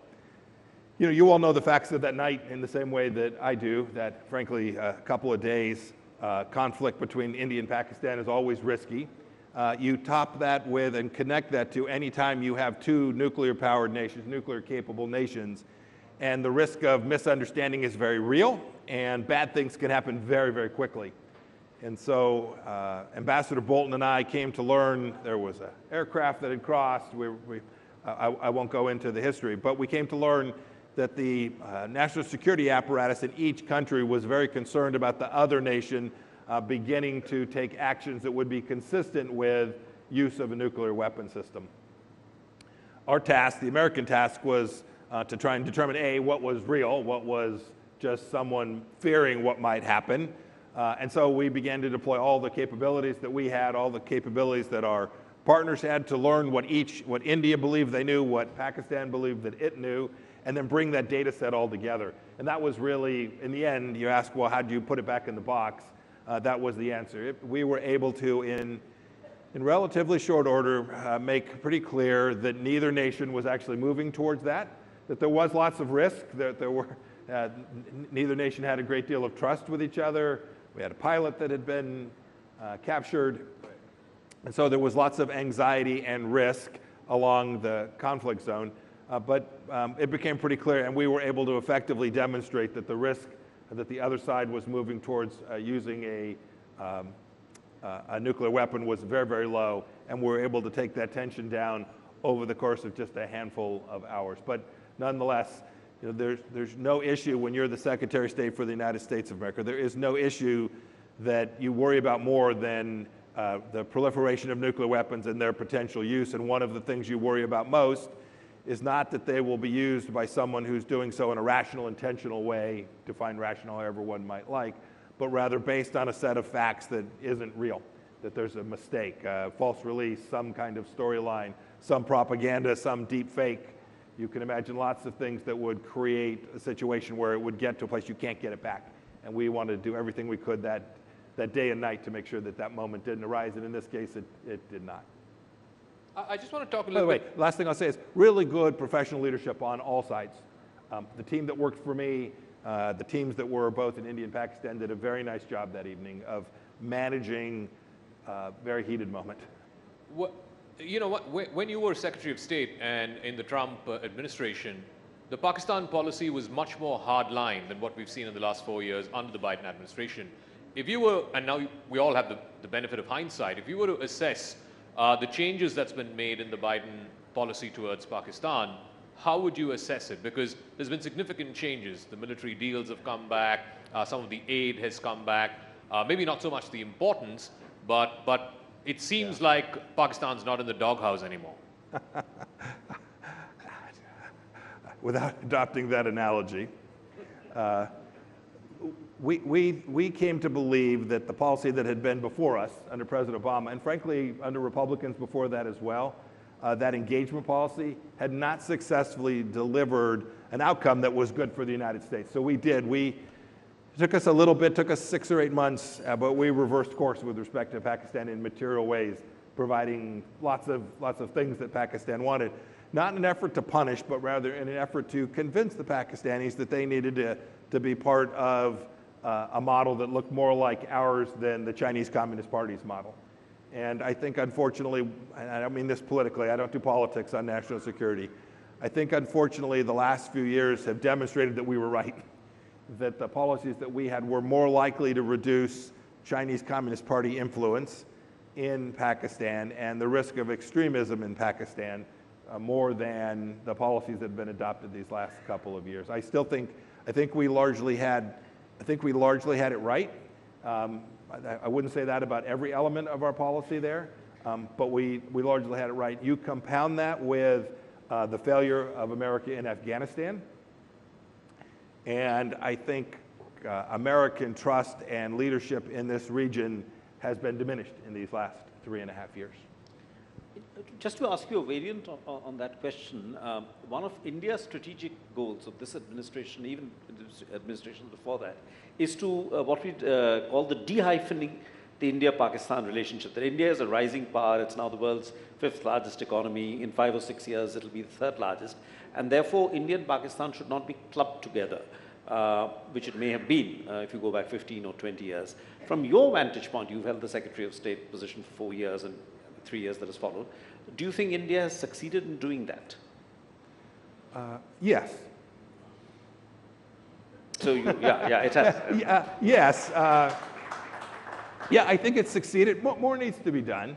But there's no doubt these two countries have taken fundamentally different directions, and I think you have economies to prove it. I think you can fundamentally see the difference in the growth trajectory of the two economies and, frankly, their place of leadership in the world. I think it is unambiguous that now you describe it, declubbing the separation. I think it is unambiguous and clear. I always root, just so you know, I root for every nation to be free and have opportunity for their people. I wish no one ill will. That includes the Chinese people of China. That's why I talk about the Chinese Communist Party, not about China. I'm rooting for their good luck and success as well. But it takes government leadership models that aren't desirous of doing that on the backs of others. India has done this by building out its own nation in a fundamentally creative, innovative way, and I think has benefited, and the world can see that as differentiated from Pakistan in the way you describe. And India has obviously benefited from the China, what is described as the China Plus model, as MNCs seek to diversify their supply chains.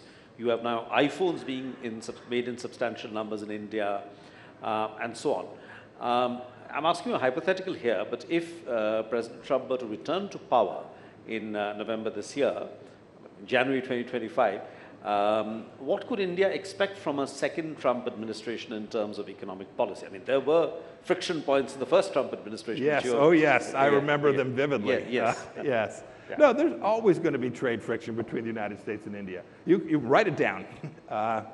It's natural that nations want to protect things that are theirs, including we want to do the same thing. So that piece is untroubling.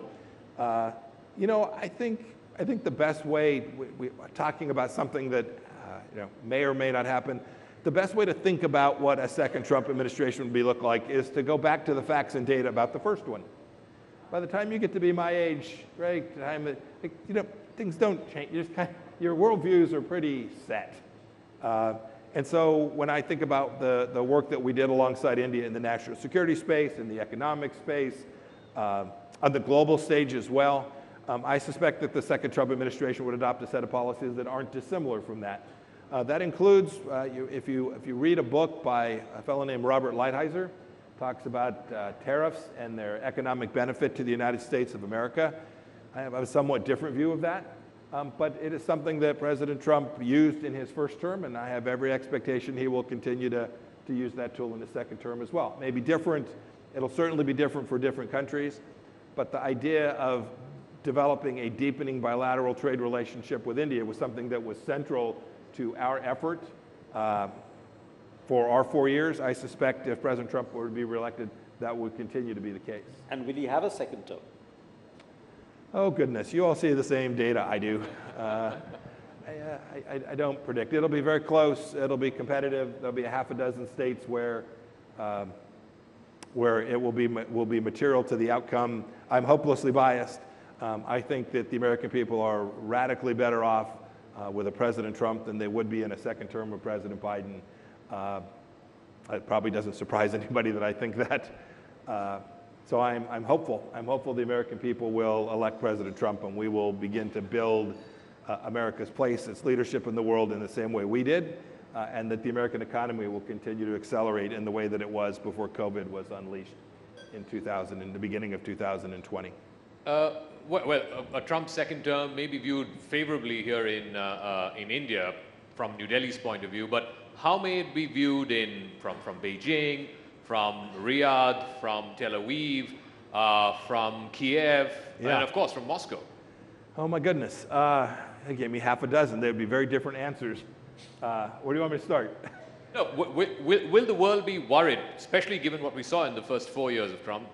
Should the world be worried how his presidency, if at all there is a second term, his presidency may shape these relationships? Yeah. No, the world should be thrilled. I mean, how many wars started for those 4 years? Anybody got an idea? 0. Yeah, 0. We now have a major conflagration in Europe, continuing now 2 years on. We have the most horrific act that I have seen in my adult lifetime. What Hamas did, what the Iranian leadership did to those women on October 7th in the southern part of the Negev desert is unlike anything I've ever seen. And I've seen, as CI director, I've seen an awful lot.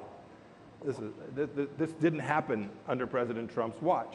Instead, we built peace and prosperity. We built what became called the Abraham Accords. We had 4 nations declare that they were no longer going to be hostile to the nation of Israel. We knew that Jerusalem was the rightful capital of Israel. Basic things that most of the people said, this will cause World War III. I remember, I was there. Mike, if you strike Qasem Soleimani, World War III will ensue. The truth is, just the opposite happened. We saw the entire world come to say, those people are serious. And they are going to defend the things that they promised to defend. Vladimir Putin didn't take an inch of Ukraine on our watch. He took 1/5 of Ukraine under President Obama, and then he stopped. And then he went back at it again just a few months after we left. I know, New York Times, CNN, International, they'll tell you it was just pure luck. Fair enough. Maybe we did have good luck. Maybe the good Lord was with us. We can ascribe it to whatever we want, but I know it happened. Afghanistan didn't fall under President Trump. Right? These are things that we can factually present that are indisputable about the world being better off. So when you ask, should the world be worried about President Trump, I think the world will be fundamentally more prosperous and more secure were President Trump to be given a second term, another 4 years. But how would, I mean, obviously the world he would inherit if he were to become president again is a very different world from when he demitted office. That's what I was just talking about. How would he, because the onus is going to be on how he's going to end these 2 wars. How would President Trump end the Russia-Ukraine war or the Israel-Hamas war? I don't do predictions. I don't do predictions. I do factual, I do principle-based analysis of what's likely to take place and what happened, what I can prove happened. There are folks who say, gosh, these things, these are counterfactuals, right? Here's what I can say with certainty. Vladimir Putin had a fundamentally different perception of America when President Trump was in office. He just did. You can argue about why. Mean tweets, you just describe it however you choose to describe it. But the reality was that the missiles that saved Kyiv, the very Javelin missiles that were fired that saved Kyiv the night that they almost lost it, does anybody in this room know who provided those missiles to the Ukrainian people? Which president? It wasn't President Obama. He refused to do it. Had President Obama or his successor been elected in 2016, there would have been no Ukrainian defense that night from Javelin missiles. President Trump allowed those missiles to be delivered, saving Ukraine, giving them the very opportunity that they face today. I would tell you that in the Middle East, the Iranians understood that we were serious about defending things. We were serious about being partners with the Gulf states, the Emiratis, the Omanis, certainly the Kingdom of Saudi Arabia and Riyadh. We were serious about supporting these partners in a way that allowed them to move towards a different model in the Middle East. We want a good thing for the people that live in Judea and Samaria, that live in the West Bank. We wanted good things for them too. But we weren't about to let the terrorists that are under the thumbprint of Iran, whether it's Hezbollah or the Palestinian Authority or Hamas or the Houthis in Yemen, we weren't about to let them upset the opportunity for prosperity in the Middle East and for America, because it was about America first. We wanted to make sure our young men and women didn't have to go fight and risk their lives in those places as well, as they had done so many times over the last 25 years. I'm a former soldier. My mission set at the State Department was to deliver a model in the Middle East which no one ever asked for the 82nd Airborne or a Marine Brigade. And we had built that. And so I would suggest to you that were President Trump to get another chance, he would begin to rebuild that model. And this is how, in the end, these conflicts will end. The only way you convince evil, bad guys, to stop is power. You have to deter them. And the United States and the world, not just the United States, Europe, Middle Eastern countries, lost deterrence. And this is now what has to be returned. And I'm confident that it can be done.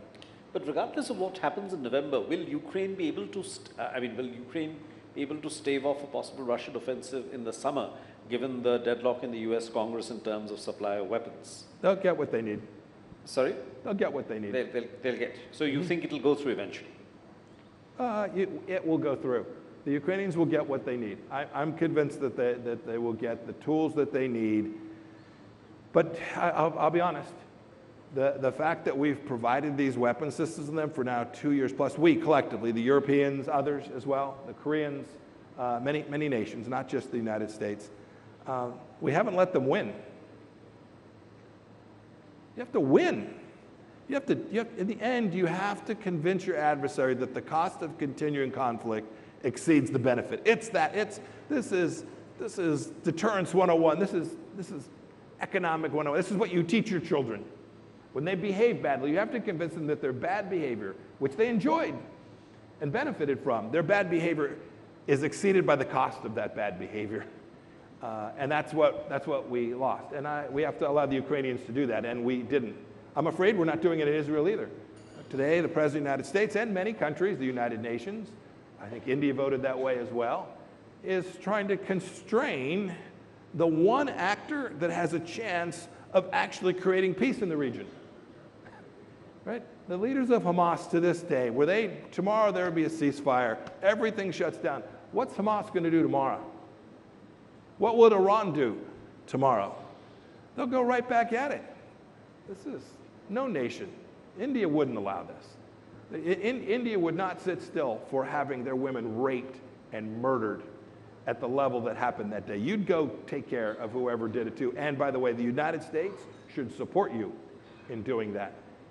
And if you had Indians held hostage, we should support your effort to go back and get those hostages. Today, there are not only Israeli hostages, but American hostages being held by Iran. And rather than pay them billions of dollars, we ought to go win.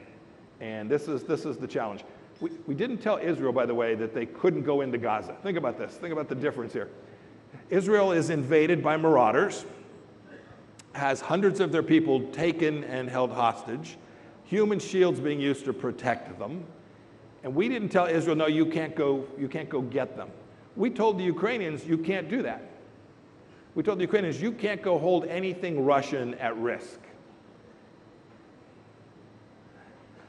If you're sitting in Russian leadership, not just Putin, but Russian leadership more broadly, and your mothers put their children to bed peacefully every night in Moscow and St. Petersburg, versus the Ukrainian mother who puts her child to bed and prays that the missile won't come through the building that night, this is asymmetric, and this is the thing that will continue to drag this European conflict out.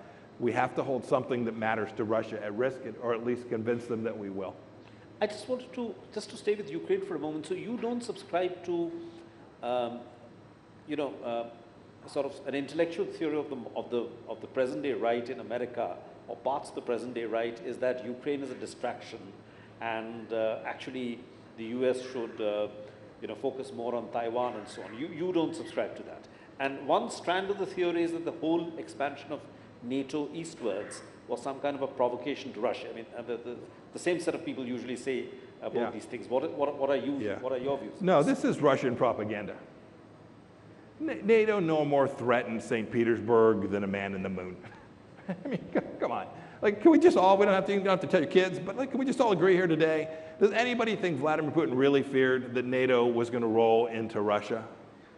Maybe. I don't think there's any evidence to support that.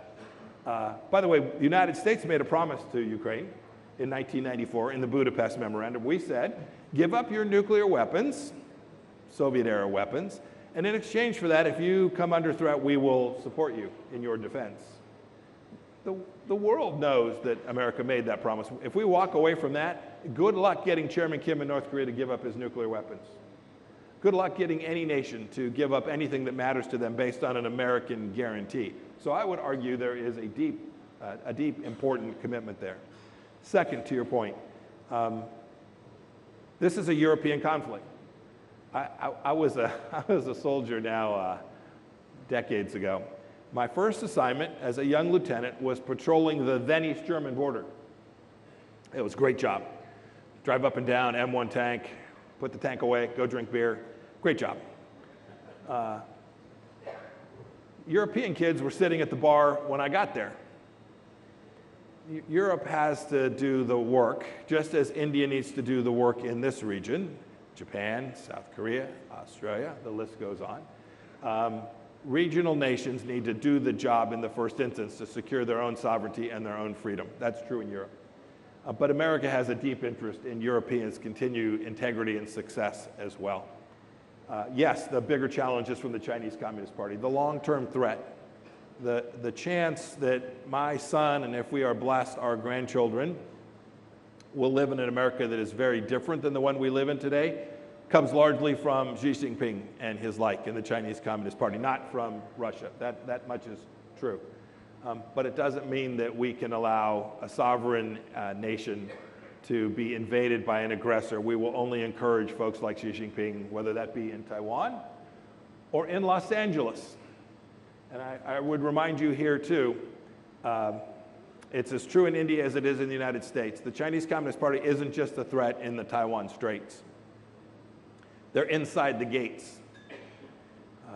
The largest spying operation, I believe, ever conducted on America wasn't by the Russians. It was being conducted out of the Chinese consulate in Houston, Texas, with diplomats operating undercover. And we closed the consulate. We made the decision to close the consulate. Not an easy decision. You can imagine, oh my gosh, what will the Chinese do? Will they invade Taiwan? Will World War III? What they understood was like, these guys, good on you. You figured it out and you crushed it. They remain a threat. They're all around us. They're working hard inside our countries. They want to change the nature of India as well. They want it to look more like them than you. And we can't let that happen inside our own countries either. It's complicated. I get it. Deep trade relationships for India. Deep trade relationships, economic interests for the United States of America as well. I know them very, very well. We have to find a model that delivers security and prosperity for ourselves, protects our own trading bloc, and the rules that have delivered India to the place that it is today. And if we do that well, I'm convinced China will end up having to follow suit.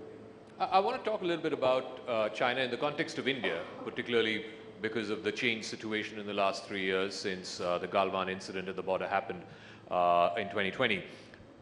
There is a perception, there is a school of thought here in India which says the Chinese are poking and testing, and the more India is moving in the American orbit or becomes closer to America strategically, then it just incentivizes them to try and do that more, to be more militarily adventurous.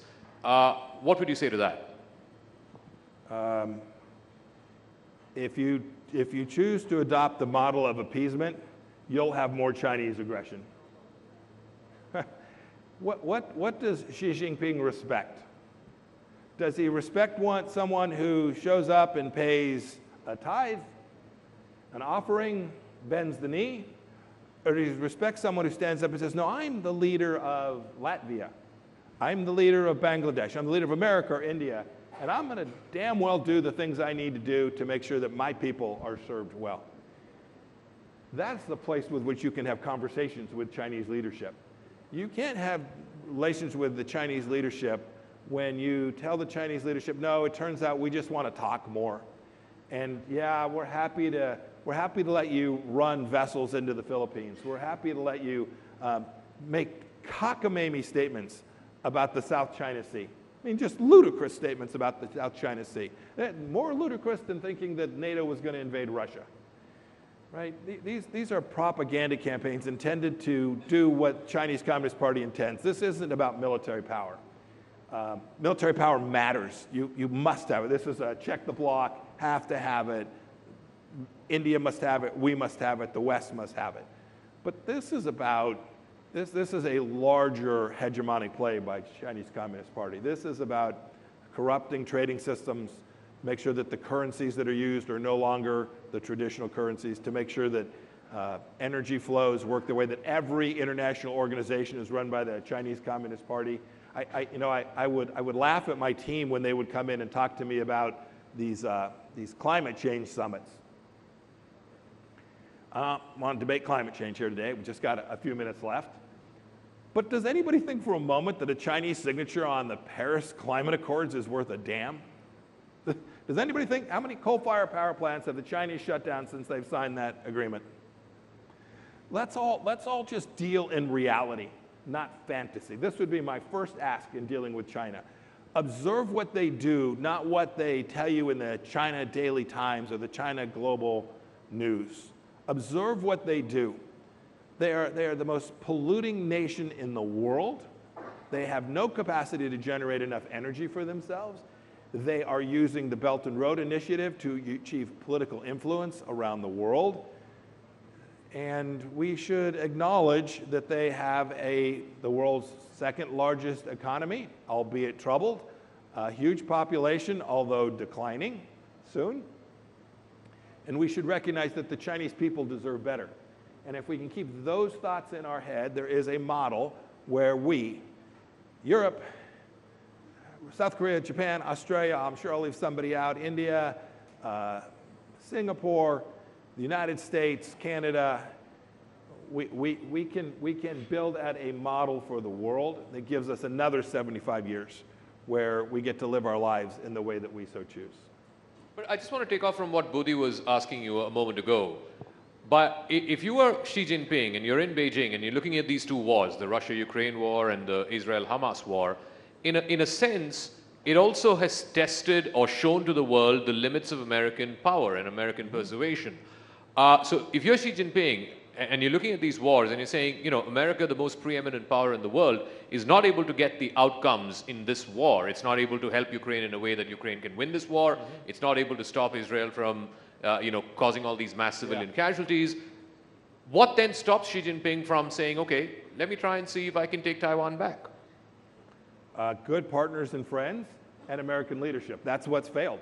I spoke about this already. This is the deterrence that failed. I agree. Xi Jinping observes that not just America, don't put this just on America. It's not fair. It's also dangerous, more importantly than not being fair. All of us have a responsibility to say, no, we have to go win these things. The world needs to perceive. Everybody loves, right? The Middle Eastern idea is the idea of the strong horse. Everybody follows the strong horse. We need to be that. We, collectively, need to be the strong horse. We're totally capable of doing this. Everybody has angst, like this is hard. We know precisely how to do this. I think in the 4 years we were there, we demonstrated that. Not perfectly. We could have done more in Hong Kong. I don't know that we could have stopped the collapse of Hong Kong as we knew it, but we could have done better. We could have done more. I'm entirely self-critical as well when appropriate. But yes, no, I think you're right. If you ask, by the way, what stops Xi Jinping today, I think he figures his generals are lying to him just like Putin's generals lied to him as well. So I'm guessing he's double checking what everyone's telling him. It's also the case that the cocktail party talk is about an invasion of Taiwan. Why would you invade Taiwan? That's nasty. You blow up TSMC, and so nobody benefits from this. No, the way to take Taiwan is to do what you did in Hong Kong, is to apply pressure and convince the world that, that in fact Xi Jinping, that the Chinese Communist Party is the strong horse. You undermine it via all the soft power tools and back it up with a very capable, not only Navy and Army, but a powerful nuclear weapons program, a powerful space program. China has each of those. So you have the hard power tools, but your modus vivendi to achieve your objective, which is political control, not just in Taiwan, but in the entire region, Pacific Islands included. I think the model isn't to send a fleet, might do that if he has to, but the model is way more dangerous than that. About India and Mr. Modi, there is a view among certain institutions, maybe even sections of the Western press, that look, while he's great for the economy and India is the fastest growing large economy and so on and so forth, there is this whole narrative about democratic backslide and freedoms being under threat. Yeah. I'm sure it was there when you were in office as well. What would you say to that narrative, having interacted with Mr. Modi himself and members of his cabinet in the 4 years that you were in office? You know, it's interesting because that narrative of, what did you describe it as, backslide? Democratic backsliding. Is the headline in the New York Times today about if President Trump were to be reelected, democracy is at an end. So just, you should know, I have a view on these things. No, my observation was indeed uniquely different from that. My observation was about an India moving radically forward in all the most central areas. We don't get it right in the United States every day either on these same set of issues. I was deeply aware of this.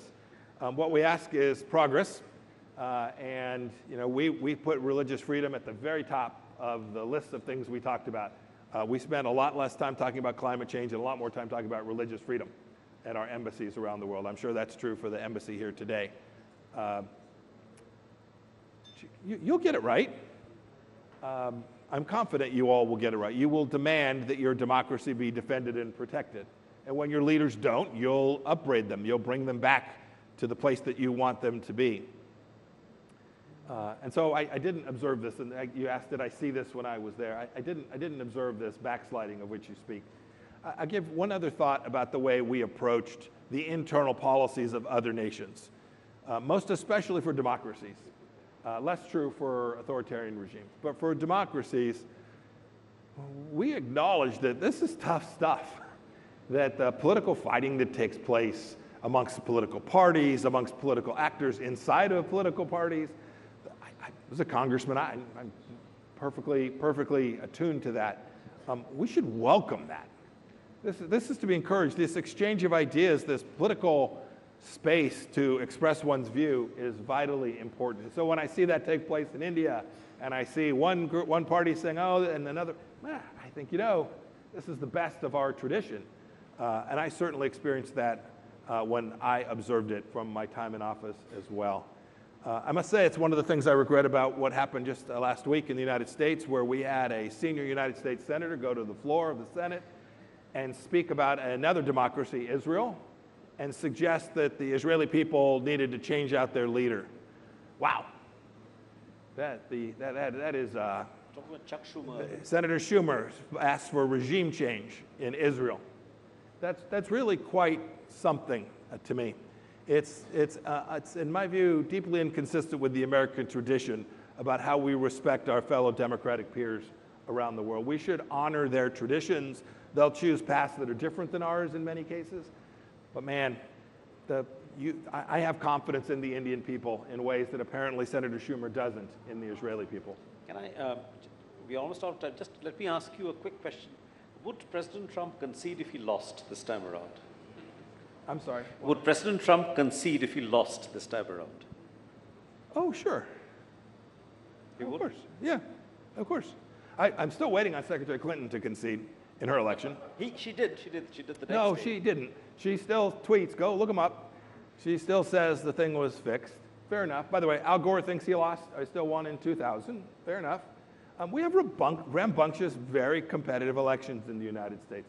But we also have a court system and a rule of law that conducted a peaceful transition of power, which caused me to grab my bag and walk out of the door on January 21st at noon of the year 20th of January 2021.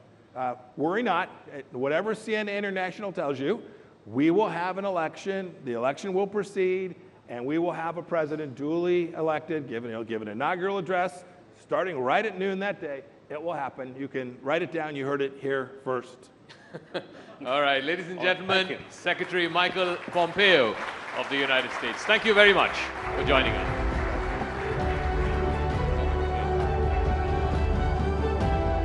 Thank you, Secretary Pompeo, Zaka and Bodhi, for that very engaging conversation, one that provided us with a window to changing geopolitics of the world. And with that, ladies and gentlemen, may I now invite upon Shireen Bhan, Managing Editor, CNBC TV, to introduce our next speaker. Shireen, please come. Thank you very much, Akanksha.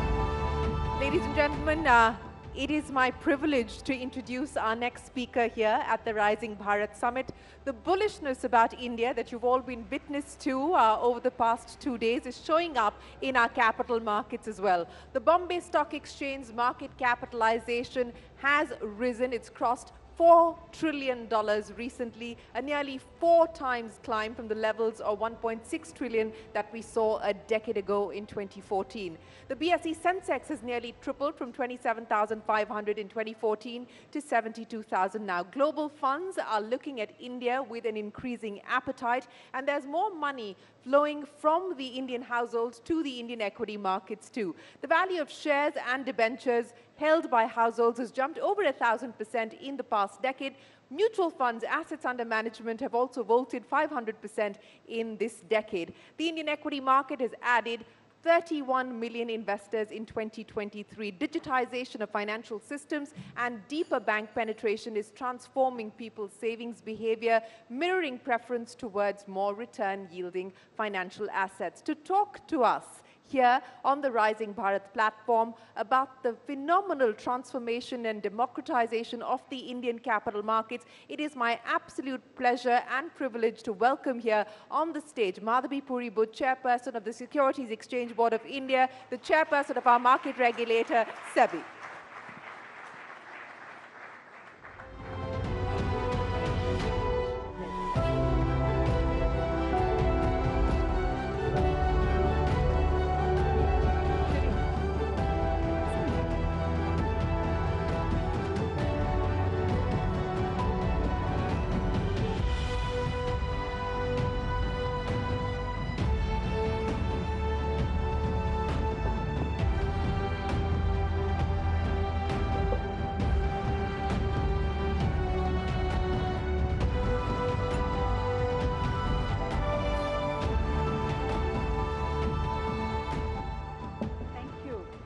Good evening, ladies and gentlemen.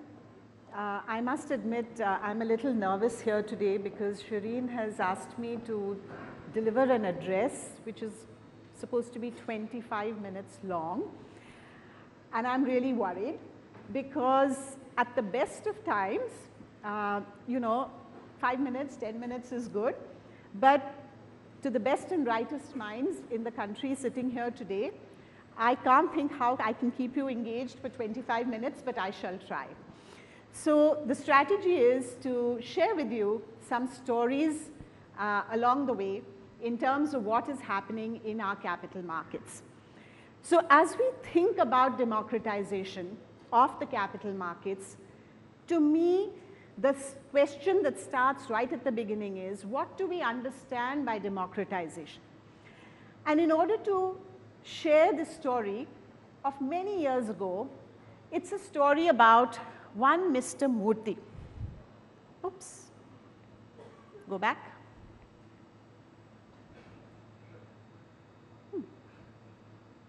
Okay, here's Mr. Murthy. He was a real person, Mr. Murthy, in Hyderabad. looked pretty much like this. This was the early days of online share trading. And when I met this gentleman, he was a small trader sitting in Hyderabad. We spoke partly in English, partly in Telugu. And he said that he was extremely delighted with online share trading. And when I asked him why was this the case, he had two very simple things to say. He said, you know, I like to trade, but I trade very small amounts. So the sub-broker doesn't really care much about me, and I have to keep pestering him and following up again and again, and he just often doesn't even take my phone call. And if it's a really volatile day, so there's no chance of my being able to get through to him.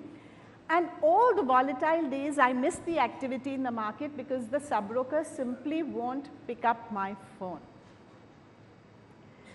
And he said, online share trading gives me an equal right, like all the bigwig investors, to go and buy and sell my shares. That was the day that I learned what is meant by democratization. We often think only of entry, you know, access to come in. What he taught me was access to get out as well. Because in a large part of any industry, any product or service, there are many people who encourage you to come in. But do you have equal access and as much service from them when you want to go out?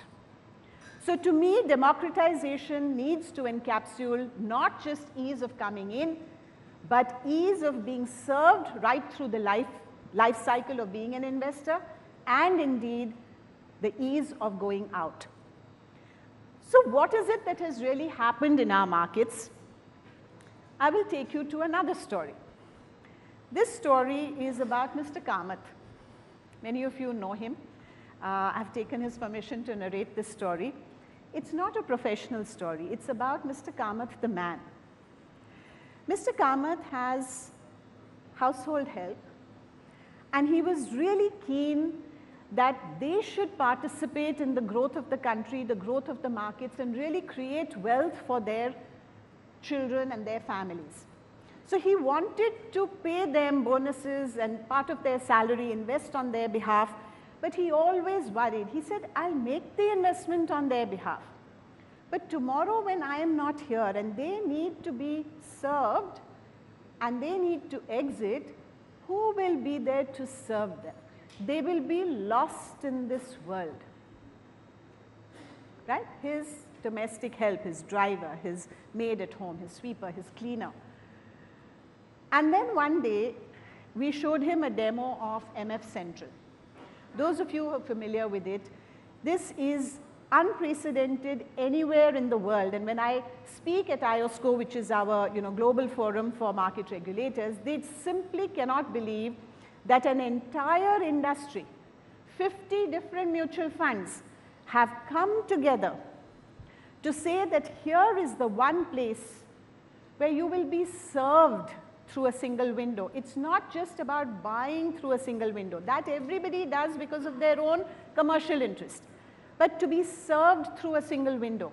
So if you say, I want to change my address, and you are holding units in 5 or 6 different mutual funds, you upload it once, it automatically goes to all 5 or 6. Whenever you have any service request, you say, I want my account statement, I want my tax statement, I need to give it to somebody. You upload once, it goes to everybody. Single window to be served during your entire life cycle of holding that. Now, this is truly phenomenal. It's not just about the fact that technology enables it.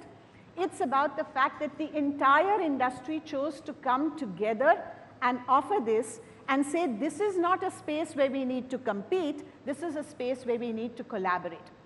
And that's what creates the democratization. Third story. This is Shakti Amma. Many of you may be aware, I am a Unilever wife, so I'm very aware of who Shakti Amma is. So this is the local Kirana wala lady who is in every village of the country. What is our ambition? Our ambition is that just as Shakti Amma is selling these little sachets of everything, And we know the entire story about how the shampoo market in India exploded when it moved from bottles to sachets, and people could afford to buy a 1 rupee sachet or a 2 rupee sachet of shampoo, but could never have afforded to buy a 100 rupee bottle. The market just exploded. So our objective is that in similar vein, we are looking to do sachetization of all our financial products. Again, the industry is coming forward to play such a marvelous role. So at the moment, the mutual fund industry tells us that a 500 rupee per month SIP is profitable for them. While many of them actually offer as low as 100 rupees a month, it is not profitable. They're sort of doing a bit of cross subsidy while they build up volume. We as a regulator know that unless it is viable, it will not be pushed. So we are working very closely with the industry to identify what are all the costs, including some of the regulation driven costs, which is making this unviable at a 250 rupee SIP. So again, it's something world over people cannot understand how a $3.50 per month investment can be made viable, but it is the magic of digitization. So for me, the journey of democratization is all about the journey of digitization. So hopefully very soon we will have Shakti Amma having little sachets of mutual fund units over there, 250 rupees a month top up. The next story is about the red, green and yellow. As I said, for us democratization not just to enter, sometimes there are disputes, sometimes consumers have grievances. If you don't have inclusion and democratization of that, you are again letting down your investor. So when we think of democratization, there must be democratization of this as well. At SEBI, we are about to launch on April 1st. I told them don't do April 1st, it's April Fool's Day. We are about to launch, Scores 2.0. It's a new version. It's absolutely fantastic. You know, the way the entire workflow of handling consumer investor complaints is completely automated. It is linked to every other system in the market.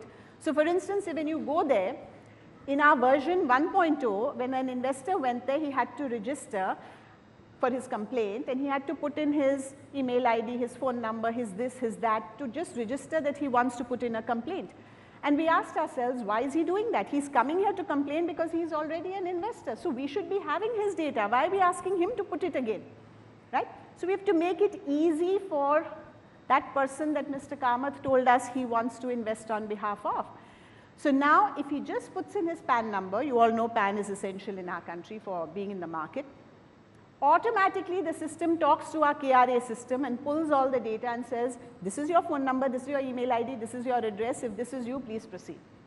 So simplifying it to this extent from the start of registration of a complaint to taking it to the end of an online dispute resolution mechanism of arbitration and mediation, the entire process with 3 levels of escalation for the consumer, for the investor, is something that has now been digitized. And the objective is democratize this thing for them, which is their dispute resolution. If you don't do that, you're just paying lip service to the fact that you allowed them in, but are you serving them in a democratic way? This one is a story of loss. You know, normally when we would think about loss in the markets, you would think somebody lost money in the markets, but for us this was not that loss. It was about the loss of a dear one. So if this person sat there or was standing there and got the news that his father or his mother passed away, and he's just sitting there, that he's just lost his parents,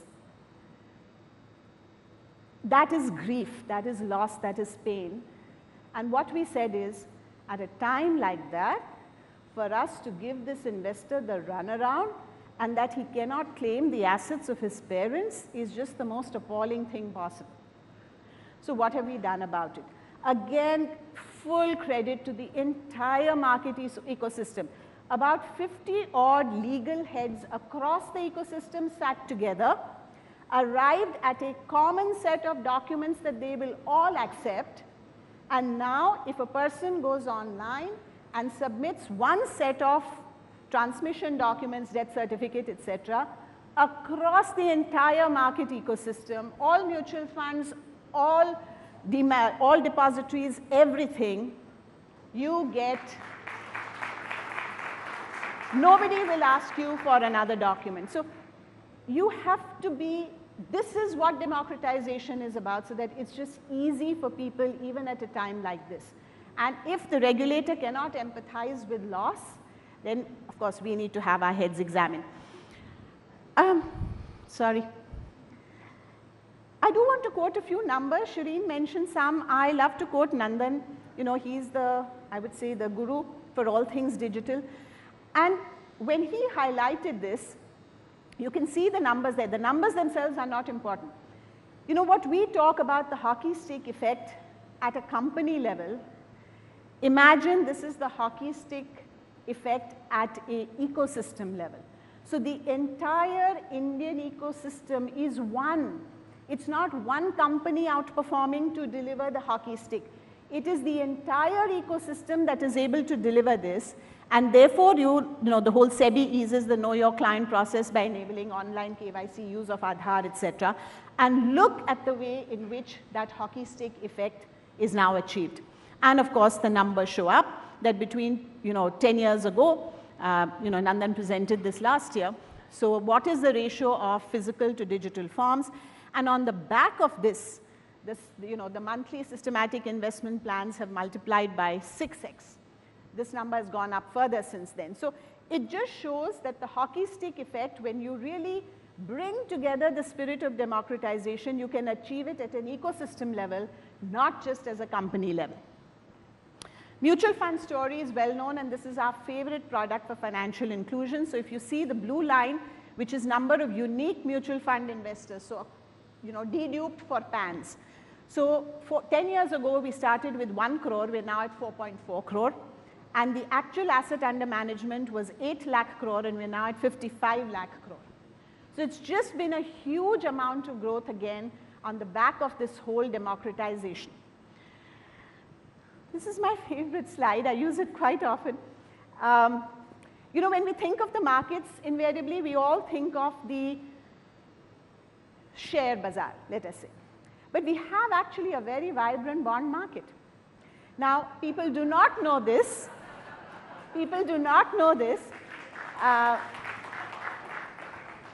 So two things I would like to say. Number one, some statistics. While the secondary market in bonds is not very active, and we're doing a bunch of stuff to try and improve that, in terms of the primary market issuance, okay, if you look at the total bonds outstanding today and compare it to the total banking loans to the corporate sector, it amounts to 60%, which means for every 100 rupees that the banking system gives to corporate India, the bond market gives 60 rupees.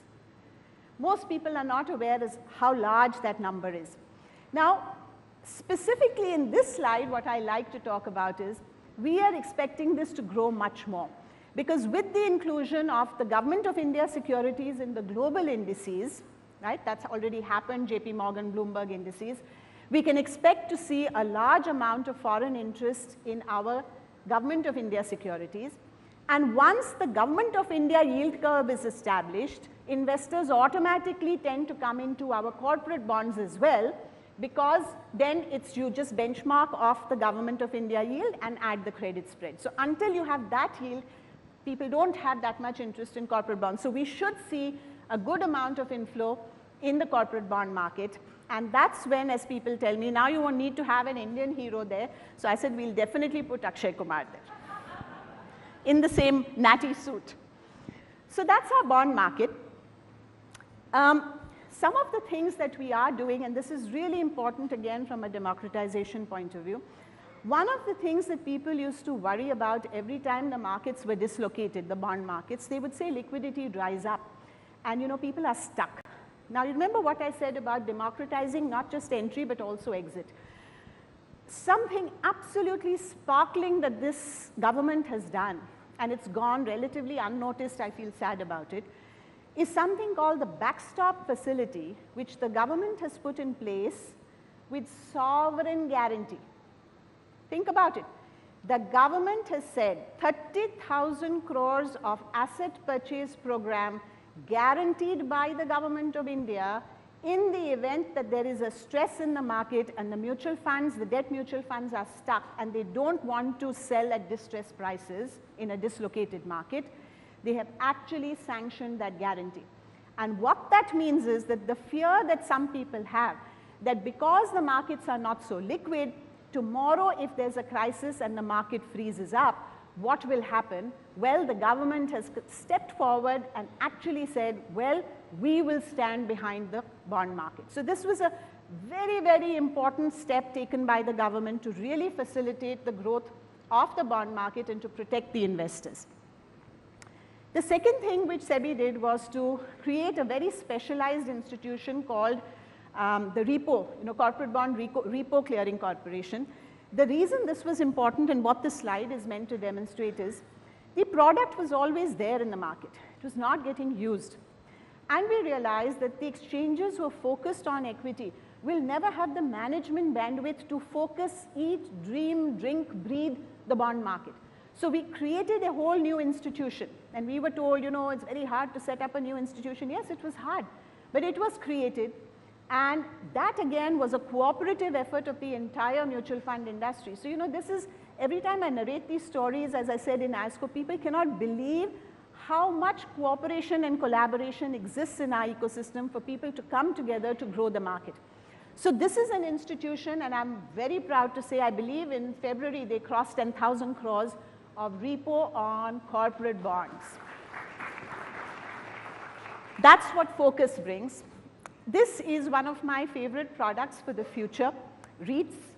I believe that there's just so much latent demand in our country for real estate, and for each of us to own a little bit of that action and that wealth creation and to try and participate in what can potentially be an inflation-proof income is so important.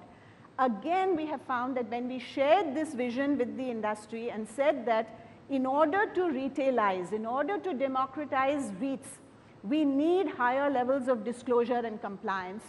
I cannot tell you the cooperation we got, and they've all agreed to a much higher level of disclosure and compliance so that the regulator has comfort to really retailize this product.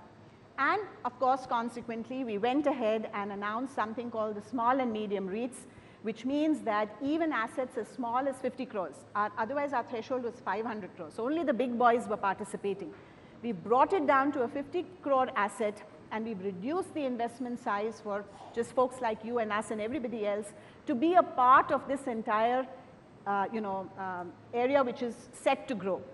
Our own back of the envelope calculation tells us that over the next 10 to 15 years, the REIT, InvIT and Muni bond market will be as large as our equity market today, 1 time GDP.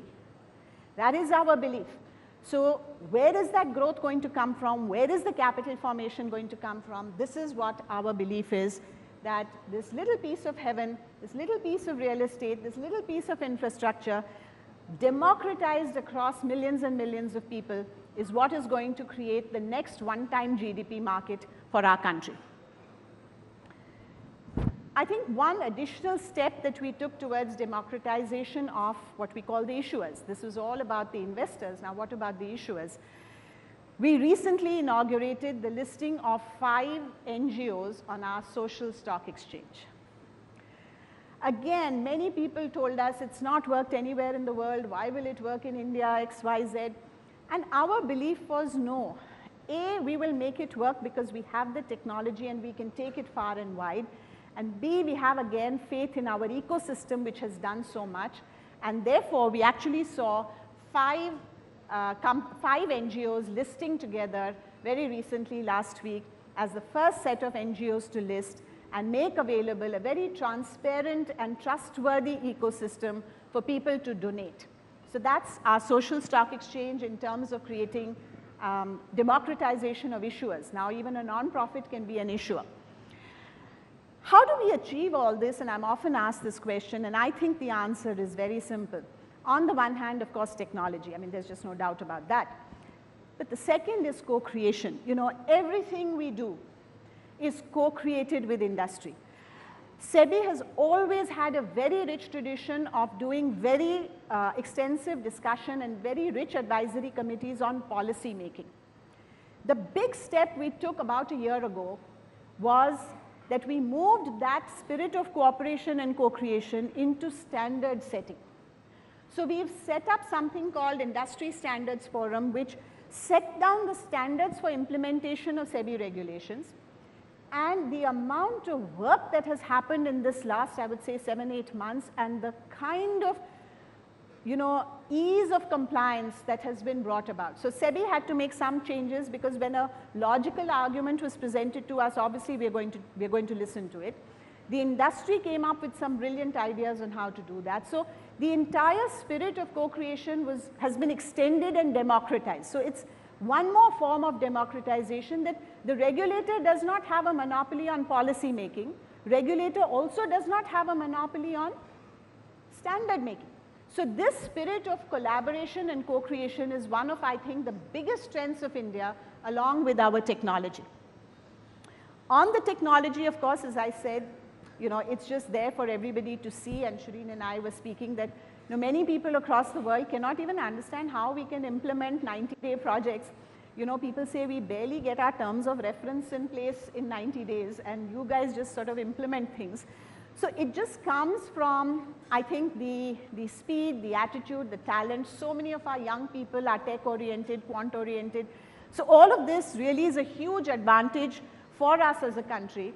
And therefore, with this entire democratization for the investor, for the issuer, for decision making, for policy making, all of this together is really wonderful to look at it and say that this market, therefore, is contributing to capital formation for the real economy, and that's where the driver of growth is going to come from. And at the same time, it is creating wealth in the hands of our citizens. And what a beautiful win-win outcome that is. And that's all thanks to the democratization of the capital markets. Thank you.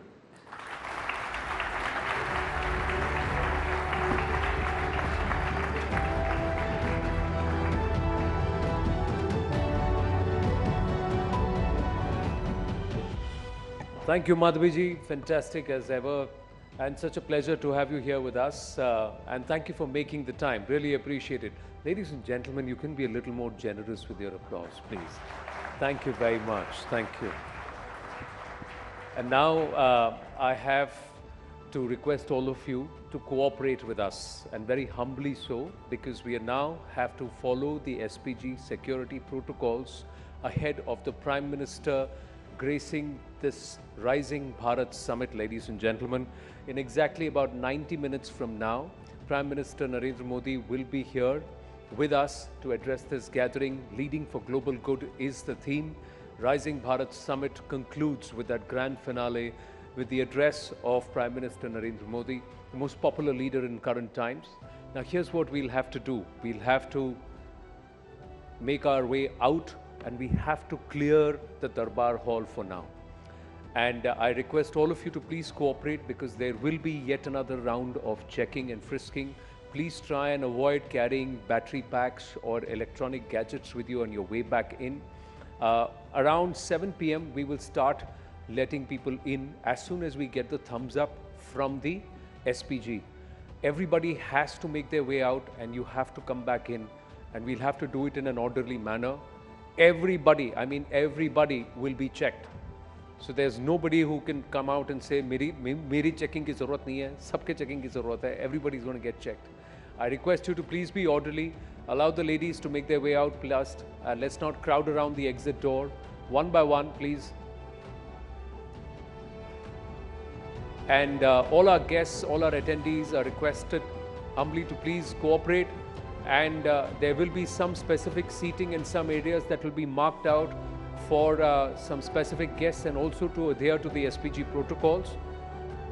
Kindly cooperate and help us put up a fantastic evening. Thank you.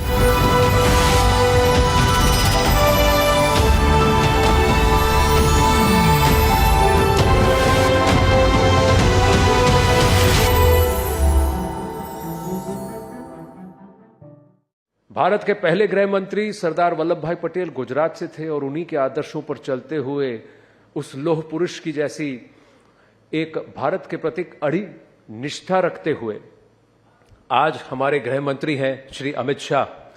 स्वागत करना चाहेंगे गृह मंत्री श्री अमित शाह जी का, जिनसे वार्ता करेंगे Shri Rahul Joshi, managing director and group editor in chief, network 18।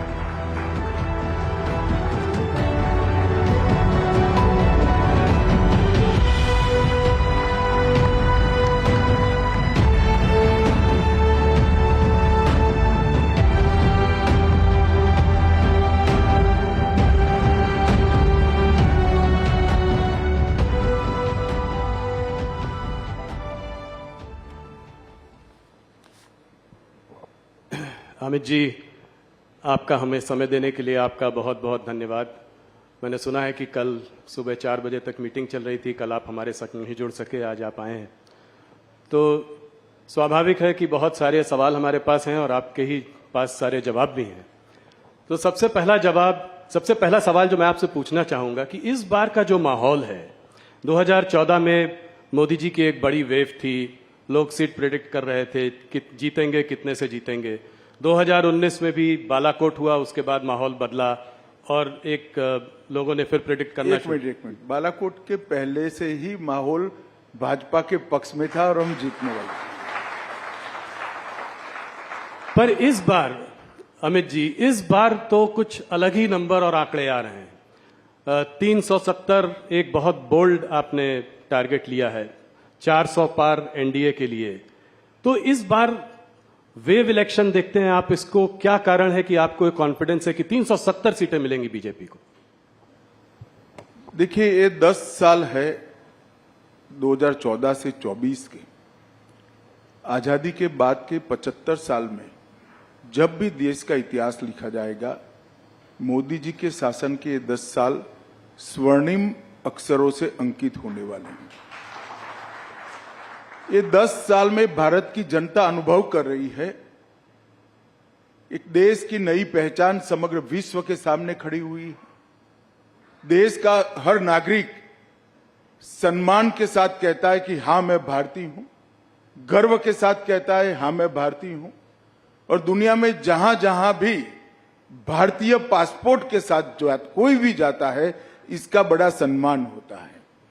ये 10 साल में विकास की प्रक्रिया से पूर्णतया कटे हुए 60 करोड़ गरीब, जिनको 70 साल की आजादी के बाद भी बैंक अकाउंट नसीब नहीं हुआ था, घर में टॉयलेट नहीं था, घर में गैस नहीं था, घर में बिजली नहीं मिली थी, नल से पानी नहीं मिला था, खाने के लिए बड़ी मशक्कत करनी पड़ती थी, स्वास्थ्य की सुविधाएं नहीं थी। ये 10 साल के अंदर ही, सिर्फ 10 साल के अंदर हर एक को बैंक अकाउंट, हर एक घर में नल से जल, हर एक घर में शौचालय, हर एक घर में गैस, और 60 करोड़ लोगों को 5 लाख तक की स्वास्थ्य की सारी सुविधाएं पूरी की है। और हर गरीब को प्रति व्यक्ति प्रति माह 5 किलो अनाज आज फ्री ऑफ कॉस्ट मिल रहा है। एक प्रकार से ये 60 करोड़ लोगों को भारत के अर्थतंत्र के साथ जोड़ने का काम नरेंद्र मोदी जी ने किया। ये 10 साल के अंदर ही देश जिसकी बड़े समय से राह देखता था कि भारत अपने अर्थतंत्र को दुनिया की तालिका में बहुत आगे पहुंचा है। अटल जी 11वें नंबर पर छोड़कर गए थे, अर्थशास्त्री मनमोहन सिंह जी ने 10 साल में 11वें का 11वां मेंटेन किया, और मोदी जी ने 10 साल में 11वें नंबर से 5वें नंबर पर पहुंचा है। और मैं आज आपके कार्यक्रम के माध्यम से देश की जनता को कहने आया हूं, ये मोदी गारंटी है, तीसरे कार्यकाल का आशीर्वाद दे दीजिए, हम तीसरे नंबर की आर्थिक ताकत दुनिया की बन कर रहे हैं। ये 10 साल में भारत मैन्युफैक्चरिंग का हब बना है। ये 10 साल में डिजिटल क्रांति सब्जी वाली से लेकर बड़े बड़े कॉरपोरेट तक ट्रांसलेट कर गई है। ये 10 साल के अंदर भारत के स्टार्टअप दुनिया भर में धूम मचा रहे हैं। ये 10 साल के अंदर ही एक सर्वग्राही, सर्वस्पर्शीय और सर्वसमावेशी शिक्षा नीति का आगाज हुआ है, जो अपनी भाषाओं पर तो गौरव करता है, दुनिया भर की आधुनिक से आधुनिक चीजों को समाहित करते हुए विश्व के मंच पर भारत के युवा को खड़ा रहने की ताकत देता है। ये 10 साल के अंदर भारत सुरक्षित हुआ है, आए दिन बम धमाके कर जाने वाले पड़ोसियों को मैसेज दिया है, सर्जिकल स्ट्राइक और एयर स्ट्राइक कर घर में घुसकर आतंकवाद का सफाया करने का दम भारत में है। ये 10 साल के अंदर सालों पुराने मसले जैसे धारा 370 हटाना, 35 से हटाना, राम मंदिर का निर्माण करना, बाबा विश्वनाथ का कॉरिडोर बनाना, ट्रिपल तलाक समाप्त करना, सीएए लाना, ढेर सारे यूसीसी लाना, ढेर सारे मसले जिसको छूने की कोई हिम्मत नहीं करता था, मोदी जी ने हिम्मत के साथ उसको निरस्त किया है और सुचारू रूप से शांतिपूर्ण तरीके से जमीन पर उतारने का काम किया है। 10 साल भारत की आंतरिक सुरक्षा के लिए भी स्वर्णिम अक्षर से लिखे जाएंगे। हम 3 हॉटस्पॉट से ग्रसित थे, कश्मीर, नॉर्थ ईस्ट और वामपंथी उग्रवाद। मोदी जी के समय में ये 10 साल में कश्मीर, वामपंथी उग्रवाद के क्षेत्र और नॉर्थ ईस्ट, ये तीनों जगह पे लगभग 75% हिंसा कम हुई है और वहां विकास का शुरुआत हुआ है। और ये 10 साल में सबसे बड़ी उपलब्धि है, पहले देश के विकास के लिए सिर्फ सरकारें लगा करती थी, नरेंद्र मोदी जी ने महान भारत का संकल्प 130 करोड़ लोगों के स्वप्न बनाकर रखा है और मोदी जी के नेतृत्व में 130 करोड़ लोग जब देश आजादी की शताब्दी मनाएगा 15 अगस्त 2047 को, तब महान भारत की रचना के लिए कटिबद्ध है और उनके नेतृत्व में आगे बढ़ा। आप जो कहते हो कि लक्ष्य क्या है, लक्ष्य 400 पार का है। कमल के निशान पर हम 370 से ज्यादा सीटें जीतेंगे और ये लक्ष्य सिद्ध इसलिए होगा कि भारत की जनता की आशा, आकांक्षा और सपनों को पहली बार कोई प्रधानमंत्री फ्रंट पर से लीड कर गरीब के साथ खड़ा रहकर, युवा के कंधे पर हाथ रखकर, गरीब बहन का भाई बनकर आज इनके स्वप्नों को पूरा कर रहा है। मुझे पूरा विश्वास है कि मोदी जी के नेतृत्व में भारतीय जनता पार्टी 370 पार करेगी, एनडीए 400 पार करेगी और फिर एक बार मोदी सरकार बनेगी। धन्यवाद। आपने मेरे एक ही सवाल में 3-4 जवाब दे दिए, तो ये माहौल, अब मैं आपसे एक एक करके सवाल पूछता हूं। सबसे पहले जो मुद्दा इस चुनाव के पहले जो गर्म हो गया है वो है इलेक्टोरल बॉन्ड्स का मुद्दा। तो इलेक्टोरल बॉन्ड्स के बारे में मैं ये पहले आपसे जानना चाहता हूं कि आपकी क्या प्रतिक्रिया है। आपको क्या लगता है कि इससे ब्लैक मनी वापस आएगा? जो कॉन्फिडेंशियल नाम थे लोगों के, जिस वजह से लोगों ने इलेक्टोरल बॉन्ड्स खरीदे, वो आज जो है सब सामने आ गए हैं। तो क्या ये उचित है और आप इसके बारे में आगे क्या सोचते हैं? देखिए, भारत की सुप्रीम कोर्ट जो भी फैसला सुनाती है, देश के सभी नागरिक इससे बंधे हुए हैं। हम एक संवैधानिक व्यवस्था में रहे। मैं सुप्रीम कोर्ट के फैसले का सम्मान करता हूं, मगर मेरा व्यक्तिगत मत जरूर देना चाहता हूं कि बॉन्ड से काला धन समाप्त होने के कगार पर था और इस फैसले से चुनावी व्यवस्था में फिर से काले धन का दबदबा बढ़ेगा। इसीलिए राहुल जी के नेतृत्व में पूरा इंडिया अलायंस बॉन्ड के खिलाफ था और वो चाहते थे कि पहले की तरह जो कट मनी आता था वो कट मनी फिर से एक बार राजनीति पर हावी हो।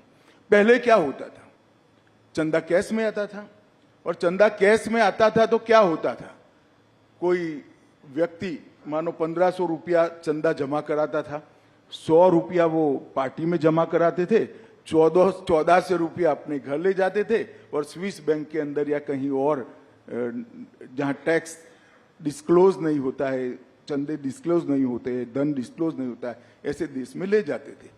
बॉन्ड आने से ये पूरा पैसा चेक के माध्यम से पार्टी के अकाउंट में जमा होता था। ये पूरी जो जमात है राहुल जी के नेतृत्व में, वो पुरानी चीजों की आदी है। उनको यही चाहिए कि पार्टी को चंदा मिले न मिले, चुनाव के लिए खर्च हो न हो, अपनी पीढ़ियां बहुत अच्छे तरीके से जी पाएं। और इस चीज को मोदी जी ने बॉन्ड लाकर इस पर कुठाराघात किया था। मैं आपको बताना चाहता हूं, मेरी पार्टी की बात बताता 2014 में मेरी पार्टी में जो चंदा आता था, इसमें से 81% चंदा कैश से आता था, जिसमें किसी का नाम नहीं होता था। 20-20 हजार रुपया कर जमा करते थे। 18 में ये 81% से 17% हुआ। 18 में एंड पे भी ये 17% पर रहा और 2023 पर कम होकर 3% पर आ गया था। हमारी पार्टी ने इसको ट्रांसपेरेंट वे से आगे किया था। जहां तक गोपनीयता का सवाल है, इसमें इतना ही है कि बहुत बड़ा देश है, हमने फेडरल स्ट्रक्चर को अपनाया है, ढेर सारे राजनीतिक दलों की सरकार होती है। अगर कोई एक राजनीतिक दल को पैसा देता है तो दूसरा राजनीतिक दल उस पर विंडिक्टिव अप्रोच से अपने स्टेट के अंदर बदला लेता है। इसलिए एक व्यवस्था रखी थी जिससे किसने किसको चंदा दिया वो गोपनीय रहे, मगर इसमें गोपनीय नहीं रहता था किस कंपनी ने कितना चंदा दिया और किस पार्टी को कितना मिला। अब जो व्यवस्था होगी इसमें किसने कितना दिया वो भी गोपनीय हो जाएगा, क्योंकि सारा कैश में देना है, और किस पार्टी को कितना मिला वो भी गोपनीय हो जाएगा, क्योंकि कैश से लेना है। और कैश से लेना तो छोड़ो, घर पे ले जाने की व्यवस्था भी इसमें से हो गई। और हम पर एक आरोप लगता है राहुल जी कि हमें बहुत सारा चंदा मिला है, ये मिथ्या है। सर 6,900 करोड़ 6,200 करोड़ हमें मिला है। इसके सामने 6,200 करोड़ राहुल बाबा के नेतृत्व में चलने वाले इंडिया अलायंस को मिला है, जबकि हमारी 303 सीटें हैं। उनकी लोकसभा में कितनी सीटें हैं? हमारी 17 सरकारें हैं, हमारी हर राज्य में पार्टी चल रही है। और एक काम के सामने चंदे का जो सवाल है वो भी गलत है, क्योंकि 2019 लोकसभा में हमें जो 6,000 करोड़ मिला, इसमें से 2019 लोकसभा के समय पर जो बॉन्ड खुले हैं इसमें 3,071 करोड़ चंदा मिला है। तो आप जाहिर है जब आचार संहिता कोड ऑफ कंडक्ट आ जाता है तो कोई काम के सामने चंदा नहीं होता है। और विधानसभा के चुनाव के कोड ऑफ कंडक्ट लगने के बाद हमें 2640 करोड़ रुपया मिला है।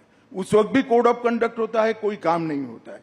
तो 90% से ज्यादा चंदा बॉन्ड से हमें कोड ऑफ कंडक्ट लगने के बाद मिला है। तो ये जो आर्ग्यूमेंट कर रहे हैं बड़े बड़े धाराशास्त्री, जो ये पूरी सिस्टम के फायदा उठाने वाले हैं, क्योंकि वो भी राजनेता ही है ज्यादातर, चंदे वाली कैश चंदे वाली व्यवस्था का फायदा उठाने वाले, वो उनका आर्ग्यूमेंट था कि इससे सरकारी नीतियां प्रभावित होती है।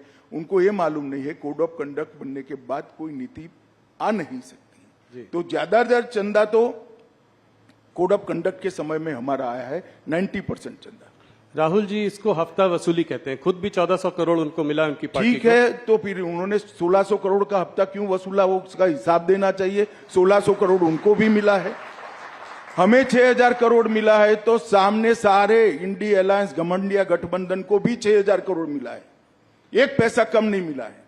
राहुल जी ने सबसे पहले वो चंदा कहां से वसूल लाए, हफ्ता कहां से वसूल लाए, इसका हिसाब। हम तो कहते हैं इसमें एक पैसा हफ्ता नहीं है, ये शुद्ध रूप से पारदर्शी तरीके से लाया गया चंदा है। मगर वो खुद स्वीकार कर रहे हैं बॉन्ड की व्यवस्था हफ्ता वसूली है, तो उन्होंने 6,000 करोड़ का हिसाब देना चाहिए कि तृणमूल कांग्रेस कहां से लाई, वो कहां से लाए हैं, एनसीपी कहां से लाई है। अमित जी, कुछ पार्टीज ने अपनी जो है लिस्ट ऑफ डोनर्स को घोषित किया है, क्या आप कोई भारतीय जनता पार्टी भी ऐसा करेगी? भाई क्या घोषित कर रहे हो, कल सारा घोषित हो जाने वाला है। मैं आपको बताने वाला हूं, बताने जा रहा हूं, घोषित कल होगा। ये मुंह नहीं दिखा पाएंगे, इंडिया अलायंस मुंह नहीं दिखा पाएगा। जब पता चलेगा कि कहां से, जब पता चलेगा चंदा कहां से आए। ये समझे बगैर कुछ लॉयरों के दिए हुए चीट पढ़कर भाषण करते हैं राहुल गांधी। उनको मालूम नहीं है कि उन्होंने अपने पैर पर कुल्हाड़ी मारी। एक चीज जो और इलेक्टोरल बॉन्ड्स के बारे में बोला जा रहा है, वो ये कहा जा रहा है कि काफी सारा करीब 14 कंपनियों का पैसा जो है करीब 4,000 करोड़, वो इलेक्टोरल बॉन्ड्स उन्होंने तब खरीदे हैं जब उनके वहां कोई किसी प्रकार की इंटेलिजेंस एजेंसी की रेड हुई है, जैसे कि ईडी या सीबीआई। मैंने आपको बताया कि वो हो सकता है वो 6,000 करोड़ में हुआ हो जो घमंडिया गठबंधन को मिला है। हमारा जहां तक सवाल है, चुनाव के 40 दिन में हुआ है, ऐसा कैसे हो सकता है? तो आप ये कह रहे हैं कि जिनमें रेड हुई है वो जरूरी नहीं कि उन्होंने बीजेपी को पैसा दिया। हाँ, अभी आएगा ना, मैं कह रहा हूँ। अच्छा, कल आप कह रहे हैं जब आएगा कल तो सारा आएगा, दूध का दूध पानी का पानी हो जाएगा। चलिए उसका इंतजार करेंगे, वापस आपसे फिर उससे सवाल करेंगे।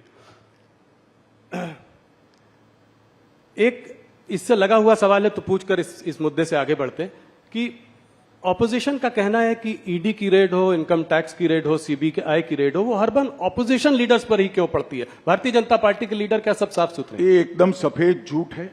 मैं देश की जनता के सामने कहना चाहता हूं, मोदी जी के प्रधानमंत्री बनने के बाद काले धन पर कठोर कार्यवाही हुई है। ईडी काले धन पर कार्यवाही कर रही है और ईडी ने जितनी भी संपत्तियां कुर्क की है उसमें से 5% ही राजनीतिक दलों से जुड़े हुए लोगों की है, 95% काले धन वाले की। ये भी काला ही धन है, मगर वो ऐसा चाहते हैं व्यवस्था जिसमें राजनेता पर कोई कार्यवाही ही न हो। मैं आपको स्पष्टता से बताना चाहता हूं कि 95% कार्यवाही ऐसे लोगों पर हुई है जो राजनीति से जुड़े हुए ही नहीं, और ये बिल्कुल सरासर। और ममता जी के मंत्री के घर से 51 करोड़ रुपया मिलता है, कांग्रेस के सांसद के घर से 355 करोड़ मिलता है। 10 मशीन एसबीआई की गिनते गिनते थक जाती है, गर्म हो जाती है, और ये कहते हैं कार्यवाही ना हो। भैया, कार्यवाही का सवाल मत उठाओ। तेरे सांसद के घर से 350 करोड़ कहां से आया, वो सबसे बड़ा सवाल है। ममता के मिनिस्टर के घर से 55 करोड़ कहां से आया, वो बड़ा सवाल है। क्या समझते हो, जनता कुछ देखती नहीं है? तो क्या नोटों की गड्डियां भरने के लिए मेटाडोर लाने पड़ते, एक मेटाडोर छोटा पड़ गया, दूसरा मेटाडोर रात को 4 बजे लाना पड़ा। ये कहां जाने वाला था पैसा? राहुल बाबा बता सकते हैं देश की जनता को? ये 355 करोड़ जो कांग्रेस के सांसद के घर से पकड़े, किसके? इसका जवाब देना चाहिए उनको। और बाद में ईडी कार्यवाही नहीं करे, ऐसा नहीं होगा। जो करप्शन करेगा उस पर कठोर कार्यवाही होगी और जेल की सलाखों के पीछे भी जाएंगे। और जहां तक सवाल है बीजेपी के नेताओं का सवाल है, इस देश में कोर्ट है।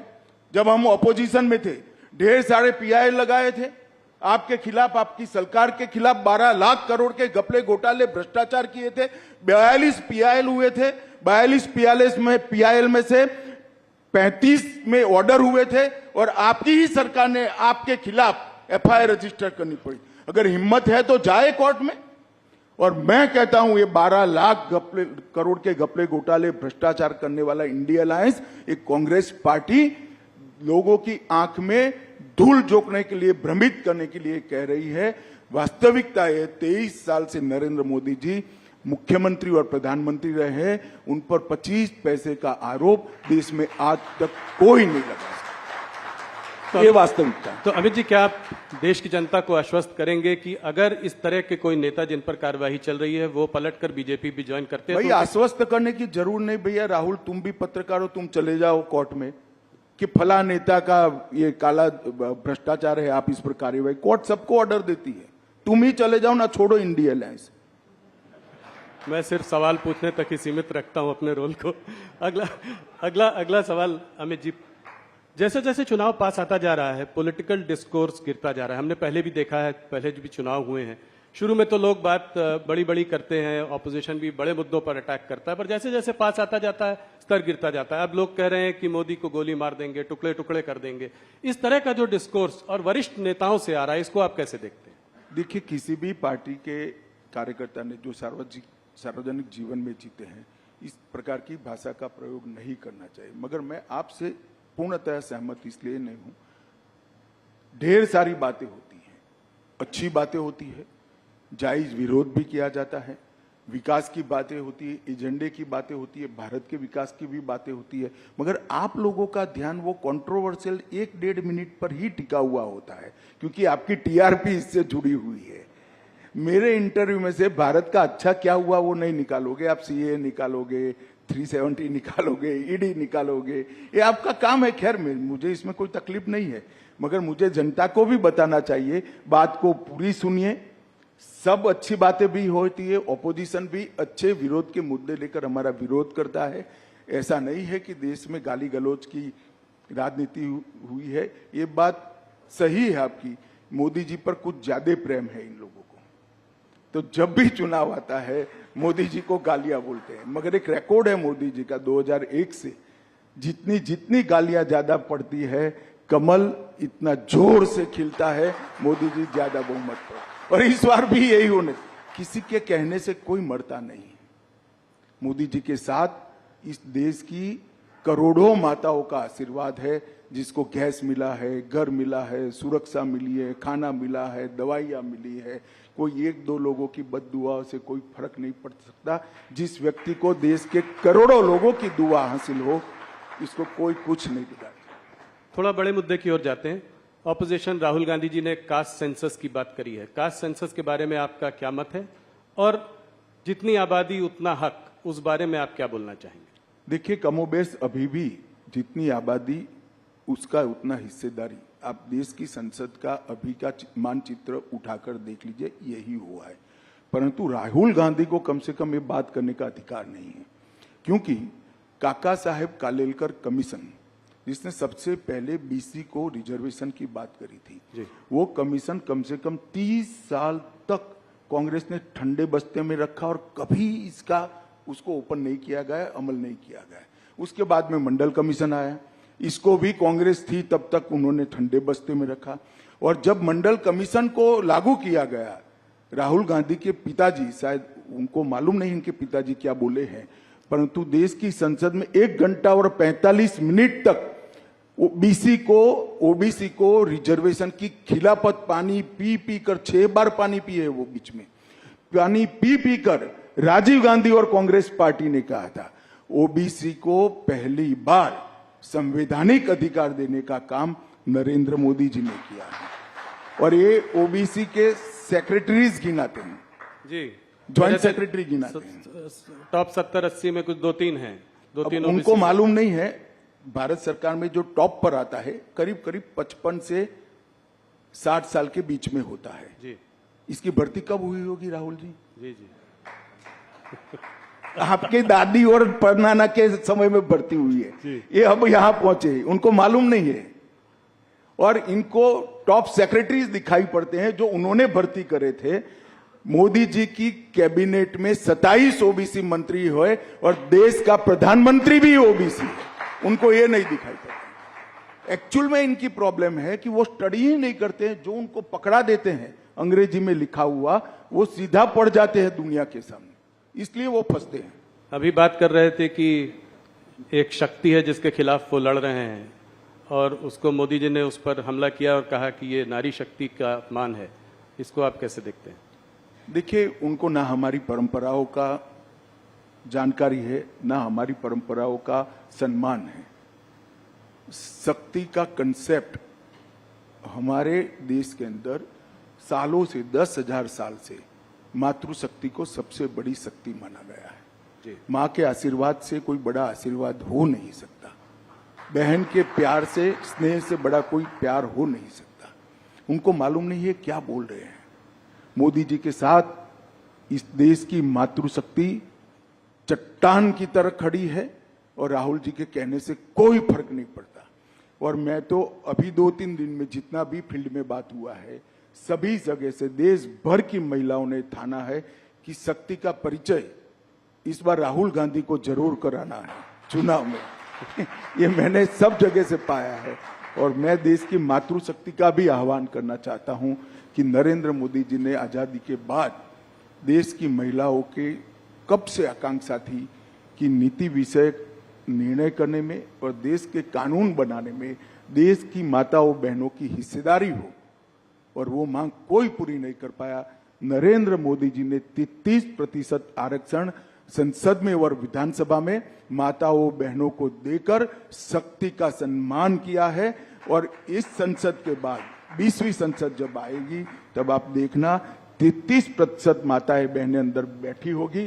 पूरी दुनिया देखेगी भारत की मातृशक्ति की शक्ति क्या है और उसका सम्मान कैसे हो सकता है। राहुल गांधी ये सारी चीजें नहीं समझ पाए। अमित जी, एक मुद्दा जो आपके भी काफी करीब है, सीएए का मुद्दा। आज कोर्ट ने भी स्टे देने से इनकार कर दिया सीएए के लिए, तो इसको आप कैसे देखते हैं? ये आपने जो है पारित बहुत पहले किया था, इसको जो है अभी आपने नोटिफाई इतने दिनों बाद क्यों किया, इतना गैप के बाद? क्या चुनाव आपके उसमें था? ऐसा नहीं था राहुल जी।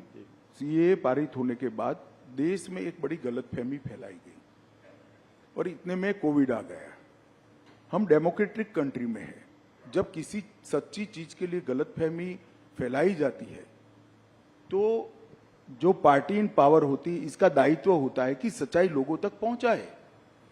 एक भ्रमित किया गया, ऑपोजिशन ने अपनी वोट बैंक जीवित करने के लिए, वोट बैंक बनाने के लिए भ्रांति फैलाई गई कि सीएए से इस देश की माइनॉरिटीज का, विशेष कर मुस्लिम भाइयों बहनों का मताधिकार, नागरिकत्व छीन लिया जाएगा, जबकि है उल्टा। सीएए से किसी का नागरिकता नहीं जाने वाला है। सीएए नागरिकता देने का कानून है।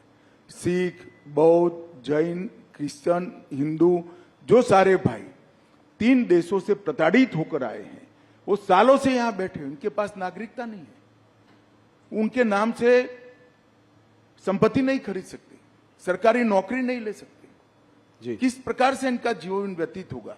एक करोड़ों लोगों की परेशानी को कांग्रेस के पास इसका जवाब नहीं था। वो अपनी वोट बैंक की पॉलिटिक्स में ही मशगूल थे और पूरी भ्रांति फैलाई कि सीएए थे देश से मुसलमानों की नागरिकता चली जाएगी। मैं फिर से एक बार, अनेक बार कर चुका हूं, फिर से एक बार स्पष्टता करना चाहता हूं, इस देश के मुसलमानों को डरने की जरूरत नहीं है। सीएए नागरिकता लेने का कानून ही नहीं है, नागरिकता देने का कानून है। और जहां तक सीएए का सवाल है, एक कांग्रेस के आजादी के वक्त महात्मा गांधी, जवाहरलाल नेहरू, मौलाना आजाद, सरदार पटेल, राजेंद्र बाबू, सबका वादा था कि जो पाकिस्तान, बांग्लादेश और अफगानिस्तान से आएंगे वो सारे शरणार्थियों को हम नागरिकता देंगे। वो वादा कांग्रेस पार्टी ने पूरा नहीं किया, वो वादा हम पूरा कर रहे हैं। वो एक प्रकार से नेहरू लियाकत पैक्ट का इंप्लीमेंटेशन है। मगर राहुल जी का ये सारे ऐतिहासिक डॉक्यूमेंट से लेना देना ही नहीं है। वो चीट पढ़कर बोलने वाले नेता है, चीट में इतनी सारी बातें आती नहीं है। केजरीवाल जी, ममता जी, राहुल जी, सबका कहना यह है कि जब देश में खुद ही नौकरी और खाने पीने की इतनी समस्याएं हैं, तो जब इतने घुसपैठिए और आ जाएंगे तो इनको हम लोग नौकरियां कहां से देंगे? घुसपैठिए नहीं है। घुसपैठिए और शरणार्थी में फर्क होता है। और मैं केजरीवाल जी, राहुल जी, ममता जी सबको कहता हूं, अगर देश के युवाओं की नौकरी की चिंता है तो आप बांग्लादेशी घुसपैठिए और रोहिंग्यास के लिए क्यों नहीं बोलते हैं?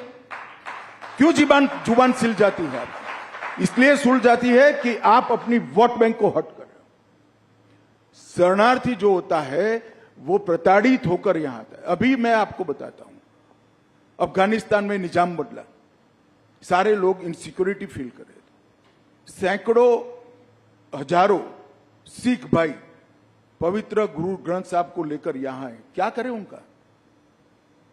वो घुसपैठिए है क्या?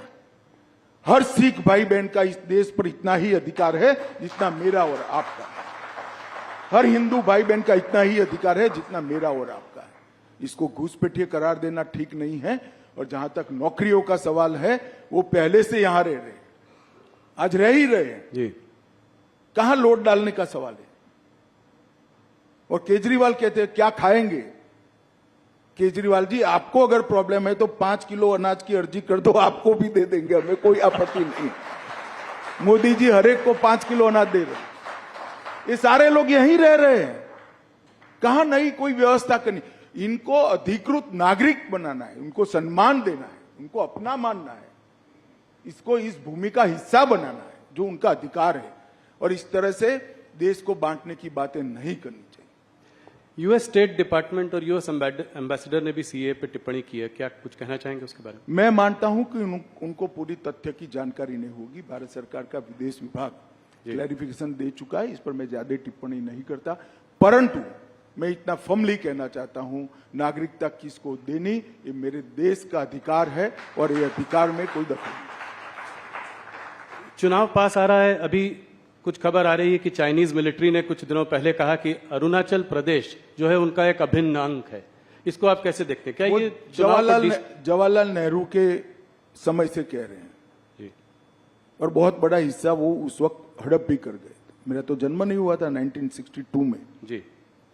परंतु ये मोदी सरकार है, 1 इंच भी जमीन देश की किसी भी सरहद पर कोई नहीं ले सकता। ये हमारा भारत की जनता को वादा है।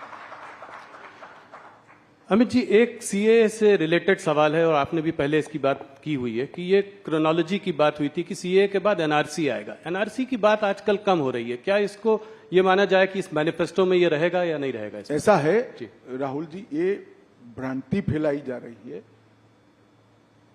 एनआरसी कांग्रेस के वक्त आया हुआ कंसेप्ट है। एनआरपी चिदम्बरम साहब जब गृह मंत्री थे तब गवर्नमेंट कंटिन्यूअस प्रोसेस होती है, हमने इसको आगे बढ़ाया। मगर सीएए का जो कानून है इसके अंदर कहीं एनआरसी का प्रोविजन नहीं है, कहीं एनआरसी के जिन्स भी नहीं है। कृपया देश की माइनॉरिटी को डराना बंद करिए, स्पष्टता से बताइए कि सीएए से किसी की नागरिकता नहीं जा सकती, और ये वास्तविकता है। नहीं, पर एनआरसी क्या बीजेपी के मैनिफेस्टो में होगा? अगले टर्म में इसको देखेंगे? अब मैं तो मैनिफेस्टो कमेटी में अभी ड्राफ्ट कोई आया नहीं है, जब पार्लियामेंट्री बोर्ड के सामने आएगा तब देखेंगे। परंतु मैं इस मंच से इसकी घोषणा भी नहीं कर सकता, परंतु मैं इतना स्पष्ट कर देना चाहता हूं, अभी देश के सामने सीए का कानून है जिसमें एनआरसी के कोई वायरस नहीं है। क्या कहते हैं, इस पिछले आपका जो 5 साल का कार्यकाल रहा उसमें आप लोगों ने बहुत बड़े काम किए। 370 अभी सीएए की हम लोग बात कर रहे थे, एक यूनिफॉर्म सिविल कोड की भी बात हुई है और इसको आपने जो है उत्तराखंड के गवर्नमेंट के उसके माध्यम से शुरुआत भी की है। तो क्या अगले 5 साल में ये एक बड़ा मुद्दा रहेगा भारतीय जनता पार्टी का? आपके मैनिफेस्टो आपने कहा कि अभी आप नहीं बता सकते, मगर आप राहुल जी, यूसीसी लोकभोग्य भाषा में कॉमन सिविल कोड, ये आज से हमारा मुद्दा नहीं है जी, 1950 से हमारा मुद्दा है। इसके लिए मेरी पार्टी ने आंदोलन किया है, जनसंघ था तब से करा है, और हम इससे हट नहीं सकते हैं। हम मानते हैं कि पंथ निरपेक्ष देश में सभी के लिए एक कानून होना चाहिए, इसमें किसी से कोई मतभेद, और हम इस बात को जनता के सामने मुखरता के साथ रखेंगे। उत्तराखंड सरकार यूसीसी लेकर आई है और इस यूसीसी पर इसकी अब सोशल, लीगल, जुडिशियल सभी प्रकार की स्क्रूटिनी होगी, और उसके बाद में कोई एक कॉमन मत भी बनेगा देश का। परंतु यूसीसी भारतीय जनता पार्टी का देश की जनता को वादा है, हिंदू हो, मुस्लिम हो, सिख हो, ईसाई हो, बौद्ध हो, ये सभी ने एक कानून से जीना चाहिए। धार्मिक स्वतंत्रता में कोई दखल नहीं करनी चाहिए, लग्न की पद्धति क्या हो अपने अपने धर्म के हिसाब से हो, परंतु कानून एक होना चाहिए। ये हमारे संविधान निर्माताओं ने तय की हुई बात है, ये कोई भारतीय जनता पार्टी का एजेंडा नहीं है। हमने यूसीसी को हमारे गाइडिंग प्रिंसिपल्स में एक्सेप्ट किया था, जिसको अंबेडकर जी, सरदार पटेल, जवाहरलाल जी, राजेंद्र बाबू सब ने स्वीकारा था। ये सारे कांग्रेस के नेता थे जी, और सब ने स्वीकारा था कि उचित समय पर देश के विधानमंडल और देश की संसद इस देश के अंदर यूनिफॉर्म सिविल कोड लेकर आएगी। एक आदर्श हमारे सामने रखा था, जो पूरी करने की दिशा में भारतीय जनता पार्टी की उत्तराखंड सरकार ने, हमारे मुख्यमंत्री धामी जी ने इसको आगे बढ़ाया। डीएमके ने आज जो है अपने मैनिफेस्टो में कहा है कि अगर वो सरकार, उनकी सरकार आती है इंडिया अलायंस की, तो इन सबको रिपील करेगी, सीएए को रिपील करेगी। किसने कहा है? डीएमके। डीएमके कहां पावर में आनी है भाई जी, डीएमके का सवाल ही नहीं है, वो तो इसीलिए ऐसा। ऑपोजिशन पार्टीज का कहना है कि क्या मुसलमानों को शरिया और हदीस के हिसाब से रहने का हक नहीं है? देखिए, ये भी एक प्रकार की भ्रांति है। शरिया और हदीस के हिसाब से 1937 से नहीं रह रहा है इस देश का मुसलमान। 1937 अंग्रेजों ने जब मुस्लिम पर्सनल लॉ बनाया तो उसमें क्रिमिनल एलिमेंट क्यों निकाल दिया भाई? फिर तो चोरी करने वाले के हाथ काट दो, बलात्कार करने वालों को रोड पर पत्थर मारकर मार दो। कोई मुसलमान सेविंग्स अकाउंट नहीं खोल सकता, सूद नहीं ले सकता, लोन नहीं ले सकता। शरिया और हदीस से अगर जीना है तो पूरा जीना चाहिए। सिर्फ 4 शादी करने के लिए शरिया और हदीस क्यों आता है? ऐसा नहीं होना चाहिए। ये इस देश का मुसलमान शरिया और हदीस की सारी चीजों से अंग्रेजों के समय से कटा हुआ है जी। और देश ढेर सारे इस्लामिक कंट्रीज भी ये छोड़ चुके हैं। ये कांग्रेस की एपीसमेंट की पॉलिसी है, वोट बैंक की पॉलिसी है। इस देश के माइनॉरिटी इससे बाहर आए, और ये सालों से नहीं है, आज से नहीं है, ऐसा नहीं है, सालों से नहीं है। आज भी सिविल सूट होता है, तो देश के संविधान के हिसाब से मुस्लिम भाइयों का सिविल सूट होता है, शरिया और हदीस के हिसाब से नहीं होता। काजी के पास कोई नहीं जाता है। तो क्या वो सब राहुल जी लागू करना चाहते हैं?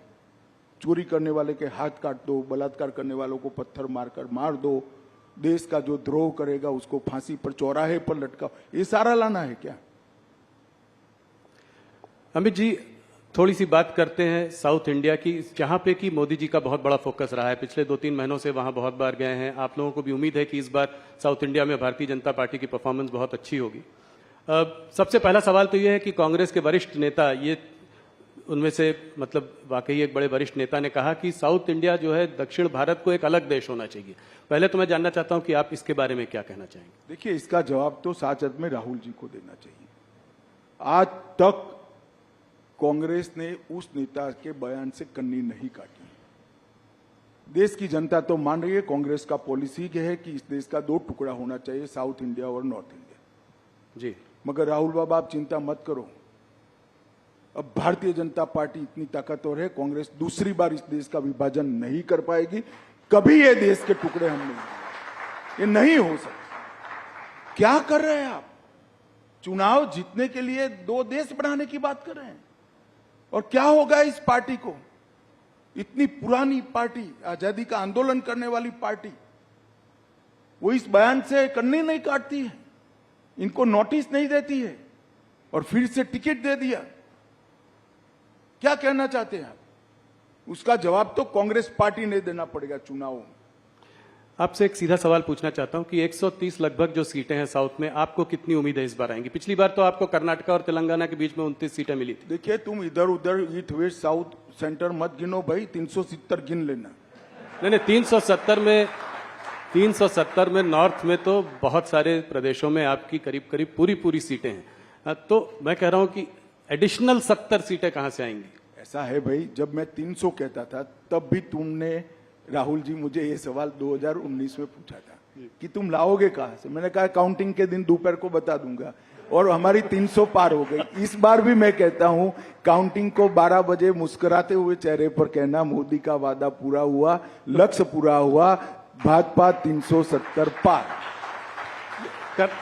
मैं ये देखना चाह रहा हूं कि कहां से आप और उम्मीद देख रहे हैं। जैसे कर्नाटका में ढेर सारे स्पेस हैं जी। बंगाल में हम बढ़ सकते हैं, उड़ीसा में बढ़ सकते हैं, तेलंगाना में बढ़ सकते हैं, हम तमिलनाडु केरल में बढ़ सकते हैं, ढेर सारी जगह हैं, पंजाब में बढ़ सकते हैं। नीचे से शुरू करते हैं, केरला में अकाउंट खुलेगा इस बार?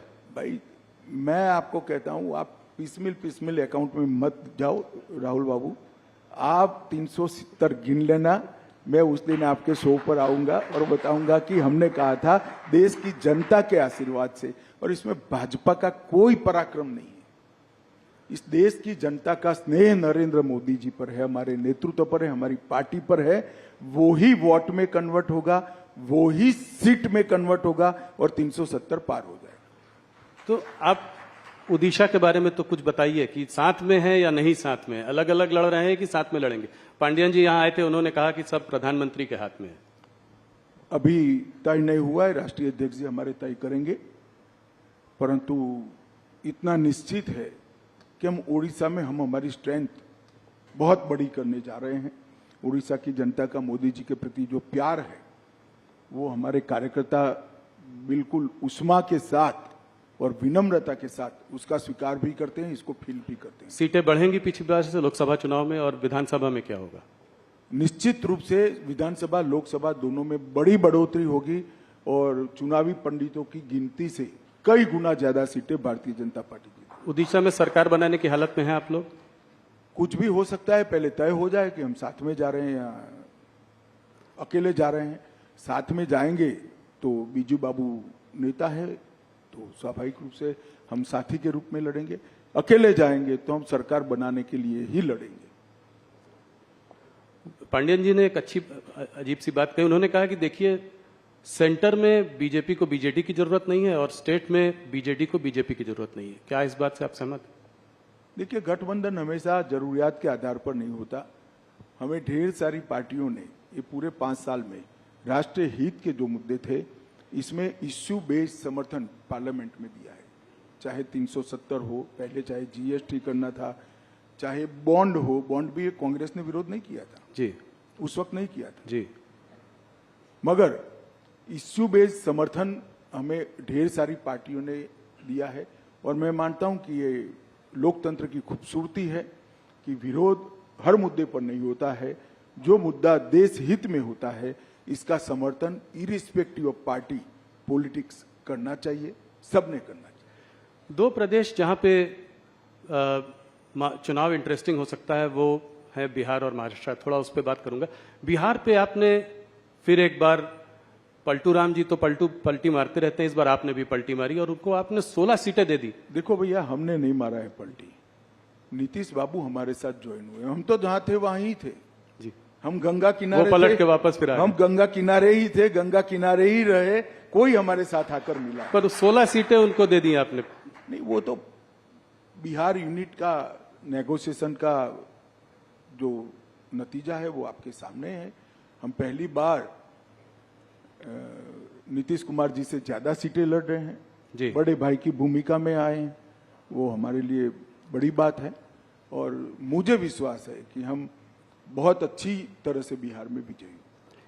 5 सीट चिराग पासवान जी को दी, पर पशुपति पारस को आपने डंप कर दिया, कोई उनके संग भी समझौता हो सकता है? अभी उन्होंने रिजाइन भी कर दिया आपकी मंत्रालय मिनिस्ट्री। अब समझौते की गुंजाइश नहीं रही, कम रह गई है, लगभग नहींवत है। अच्छा था अगर परिवार पूरा साथ में आता, मगर ठीक है भाई। अभी आप बड़े भाई के रूप में यहाँ आए हैं, तो क्या विधानसभा में भी बड़े भाई के रूप में ही आएंगे और मुख्यमंत्री का चेहरा भारतीय जनता पार्टी का होगा? अभी कुछ नहीं तय नहीं, हमें लोकसभा का चुनाव है, 370 और 400 के लक्ष्य के लिए सब लोग लगे हैं। विजयी होने के बाद आगे का रणनीति हम बनाएंगे। इस बार देखा है बिहार में आपने और छोटी पार्टियों को भी साथ में ले लिया, यही रुख जो है महाराष्ट्र में भी देख रहे हैं। अगर महाराष्ट्र में देखें तो आप पहले आप शिंदे जी को लाए, उसके बाद अजित पवार आए, आज कल आपसे राज ठाकरे भी मिलकर गए हैं। तो कितनी सीटों का आपको, पिछली बार 41 सीटें थी आपकी 48 में, क्या उससे ऊपर हम जा सकते हैं? 41 से ज्यादा सीटें महाराष्ट्र में जीतेंगे।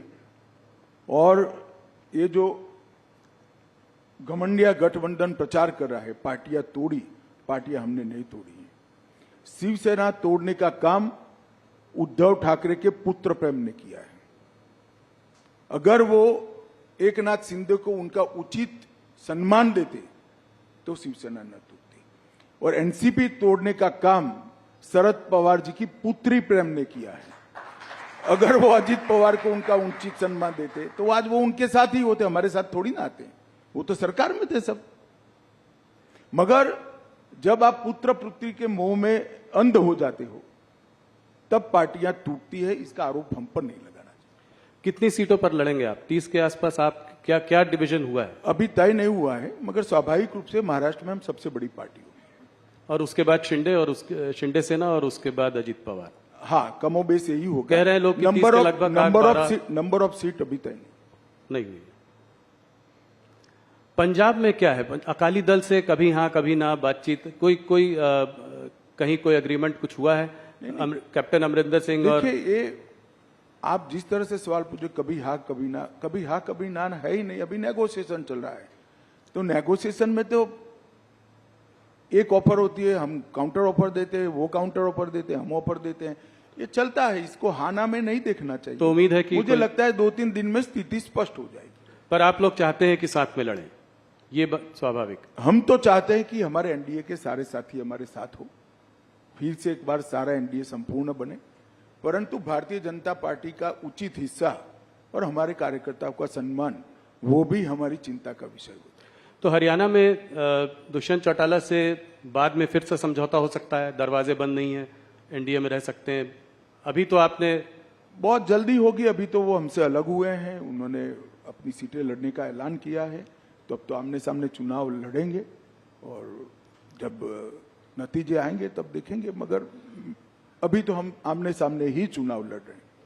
2-3 सवाल इन्हीं मुद्दों पर और प्रदेशों पर। और आंध्र प्रदेश और तेलंगाना में आप इस बार अपनी पोजीशन को कैसे देखते हैं? क्या पिछली बार से स्ट्रांग रहेंगे आप तेलंगाना में? निश्चित रूप से जिस प्रकार का स्वागत पलक पावड़े बिछाकर दक्षिण भारत की जनता मोदी जी का कर रही है, वो भारतीय जनता पार्टी के लिए उत्साहवर्धन करने वाली बात है। पहली बार भाजपा के किसी नेता को इतना सकारात्मक, उत्साहजनक प्रतिसाद देश की जनता के दक्षिण भारत की जनता से मिल रहा है वो हमारे लिए बहुत आनंद का विषय है, उत्साह बढ़ाने वाला विषय है। मैं निश्चित रूप से मानता हूं कि दक्षिण के सभी 5 राज्यों में हमारी पोजीशन और कंसोलिडेट होगी, हम मजबूत होंगे और बढ़कर आएंगे। न केवल हम, हमारे साथी दल भी बढ़ेंगे। वेस्ट बंगाल की बात मैं थोड़ा सा करना चाहता हूं। वहां संदेशकाली के बाद आपकी स्थिति पिछली बार 18 सीटें आई थी और लोग मान नहीं रहे थे कि आपने मुझसे इंटरव्यू में कहा था कि बहुत अच्छी स्थिति है। हम लोग सोच रहे थे कि 18 सीट नहीं, पर आप 18 सीट लेके आए। इस बार आपको क्या लगता है, इससे बढ़ेगी और इसका क्या कारण है? मैं बॉटम का आंकड़ा भी कह देता हूं जी, क्योंकि चुनाव काफी बाकी है, वहां 7 चरण में चुनाव होना है। बॉटम का आंकड़ा हमारा 25 है। 25 से ज्यादा सीट हम निश्चित रूप से बंगाल में जीतेंगे। इस बार बंगाल में भारतीय जनता पार्टी सबसे बड़ी पार्टी बनकर उभरी। 25 सीटें, बड़ा वो 25 से ज्यादा, 25 से ज्यादा। तो ये कैसे होगा? ये आपका जो साउथ ईस्ट बंगाल में जो है आप काफी वीक हैं। पिछली बार आपको शायद सिर्फ 2 ही सीट मिली थी वहां 18 सीटों पे। वो एरिया जो है वो आपके लिए बहुत अहम है, कोलकाता, हुगली, 24 परगना, हावड़ा। तो वहां पे कैसे करेंगे ये? वहां पे आपका संगठन भी उतना शायद स्ट्रांग नहीं है। देखिए, 2017 से भारतीय जनता पार्टी ने लगातार पश्चिम बंगाल में संगठन का भी विस्तार किया है और चुनावी सफलता के आंकड़ों में भी विस्तार किया है। 2017 से लगातार हम बढ़ते ही जा रहे हैं। विगत विधानसभा चुनाव की मैं बात करूं, हम 2 लोग थे, 77 हो गए, बहुत बड़ी जंप है। Congress 0, communist party 0। आज prime opposition Bharatiya Janata party वहां बनी हुई है। हमारी 2 लोकसभा की सीटें थी, 14 में, 19 में 18 हुई और इस बार हम 25 से काफी आगे निकलेंगे, ये मेरा विश्वास है। बंगाल की जनता 1 करोड़ों रुपया जो पकड़ा गया है, इसमें ईडी पर सवाल नहीं उठाती है, ममता जी पर सवाल उठाती कि रुपया कहां से आता है, रुपया किसका है। ये रुपया बंगाल की गरीब जनता का रुपया है भैया। वहां पर मोदी जी की योजनाएं नीचे नहीं पहुंच रही है। डर है उनको कि इस योजना से मोदी जी लोकप्रिय हो जाएंगे। क्या दोष है बंगाल के गरीब लोगों का? क्यों 5 लाख तक का उनको स्वास्थ्य की सुविधाएं नहीं मिल रही? क्यों अनाज उनका काला बाजारी में बेचा जा रहा है? क्यों नल से जल की योजना वहां ठीक से इंप्लीमेंट नहीं हो रही? क्यों अब तक सीए से इनको महरूम रखा गया? केवल और केवल वोट बैंक की पॉलिटिक्स के कारण और भ्रष्टाचार के कारण। भ्रष्टाचार उनका उजागर हो चुका है। बंगाल की जनता के सामने ममता जी एक्सपोज हो चुकी है। एक महिला मुख्यमंत्री के शासन में जिस तरह से संदेश खाली में सालों तक बहनों माताओं पर अत्याचार होते रहे और उनके पार्टी के नेताओं के द्वारा होते रहे, सुप्रीम कोर्ट और हाई कोर्ट को दखल करने पड़ते, तब जाकर अरेस्ट करते हैं। शर्म आनी चाहिए। ईडी पर भी हमला हुआ था। ईडी पर हमला तो छोड़ो भाई, अलग बात है। मैं जिन्होंने वोट दिए वो बंगाली माताओं बहनों की बात कर रहा हूं। उन पर आपके पार्टी के नेता अत्याचार करे, आप उनको अरेस्ट नहीं कर रहे हो और हाईकोर्ट ने ऑर्डर करने पड़ते हैं। जी, बंगाल की जनता ये सब जानती है। मेरा तो बंगाल की माताओं बहनों से करबद्ध निवेदन है कि इस बार शक्ति का परिचय राहुल के साथ साथ ममता जी को भी करा दो। इस बार मोदी जी कश्मीर काफी दिनों बाद गए। आर्टिकल 370 अपील होने के बाद उनकी बहुत बड़ी सभा हुई वहां पे। क्या आप लोगों को उम्मीद है कि वहां चुनाव में आप लोग अच्छा करेंगे? कश्मीर वैली में कोई अकाउंट खुलेगा? देखिए, कश्मीर वैली में भारतीय जनता पार्टी के अकाउंट खुलना न खुलना ये बड़ी बात नहीं है, परंतु 3 परिवारवादी पार्टियों ने, Congress party, NC national conference और पीडीपी, ये 3 परिवारवादी पार्टियों ने वहां पर लोकतंत्र को पनपने नहीं दिया। आजादी से अब तक वहां पंचायत चुनाव नहीं हुए। पहली बार हमने 30,000 पंच सरपंच को चुनाव करा, तहसील पंचायत बनी, जिला पंचायत बनी। पहले वो 3 पार्टी जिसका चिट फाड़ते थे वही नेता होते थे। मैं घाटी के मुसलमान भाइयों बहनों को कहने आया हूं कि आप कृपया अगर चाहते हैं कि जमहूरियत पाताल से नीचे तक चली जाए, लोकतंत्र पाताल से नीचे चली जाए, इसके मूल पाताल से नीचे जाना है, तो ये 3 परिवारवादी पार्टियों को साफ कर दो। जिसको वोट देना है ना इसको दो, परंतु कश्मीर में तभी जाकर लोकतंत्र आ रहा है। ये 370 का हवा बनाए थे भारतीय जनता पार्टी की सरकार ने, मोदी जी ने 370 को समाप्त कर दिया। आज हर कश्मीरी को 5 लाख से ज़्यादा स्वास्थ्य को मिलता है, पानी मिल गया, चावल मिल रहा है, सारी स्वास्थ्य की सुविधाएं मिल गई है, बड़े बड़े इंस्टीट्यूशन आए हैं, 2 करोड़ से ज़्यादा यात्री अब आज कश्मीर में जा रहे हैं। कश्मीर में 30 साल के बाद थिएटर खुले हैं, कश्मीर में 30 साल के बाद ताजिया का जुलूस निकल रहा है, मुहर्रम का जुलूस निकल रहा है। ये लोकतंत्र की बहाली के कारण हुआ है जी। एक बार कश्मीर की जनता ने हिम्मत करना चाहिए। जिन लोगों ने 75 साल तक कश्मीर की जनता को लोकतंत्र से महरूम रखा, संवैधानिक अधिकारों से महरूम रखा और अपने केंद्र सरकार की स्कीमों से महरूम रखा, उनको दंड दीजिए, लोकतंत्र को मजबूत कर दिए। भारतीय जनता पार्टी को वोट दीजिए, जिसको देना है इसको दीजिए, परंतु घाटी में एक बार ये 3 परिवारवादी पार्टियों को सबक सिखाना चाहिए। कश्मीर में चुनाव कब होंगे, ये मैंने आपसे सवाल बहुत बार पहले भी पूछा है। इस बार बोला गया कि पैरामिलिट्री फोर्सेस की कुछ कमी है क्योंकि नेशनल इलेक्शंस हो रहे हैं तो नहीं हो पाए, तो इसका मतलब जल्दी होने चाहिए। सुप्रीम कोर्ट ने ऑर्डर ही किया है सितंबर तक कराने का। जी, तो उसके तो आउटर लिमिट है, सितंबर के पहले हो जाएंगे। एक सवाल जो कि बार बार होता है, आप लोगों का नारा था कि मंदिर वहीं बनाएंगे, वो आप लोगों ने बनवाया, प्राण प्रतिष्ठा हुई।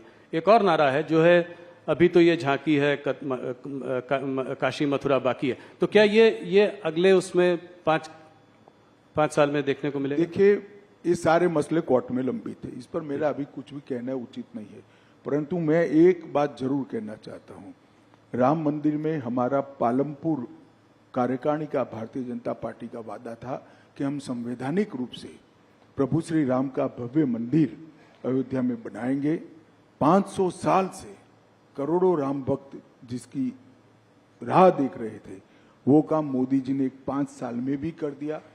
सुप्रीम कोर्ट का फैसला भी आ गया, भूमि पूजन भी किया और 22 जनवरी को प्राण प्रतिष्ठा कर प्रभु श्री राम को अपने भव्य मंदिर में विराजित करने का काम भी नरेंद्र मोदी ने कर दिया। और मैं मानता हूं कि जो दृश्य है वो क्षण है, 10,000 साल का क्षण है, मेरी बात याद रखना। 10,000 साल तक न केवल भारत, दुनिया इस क्षण को भुला नहीं पाएगी।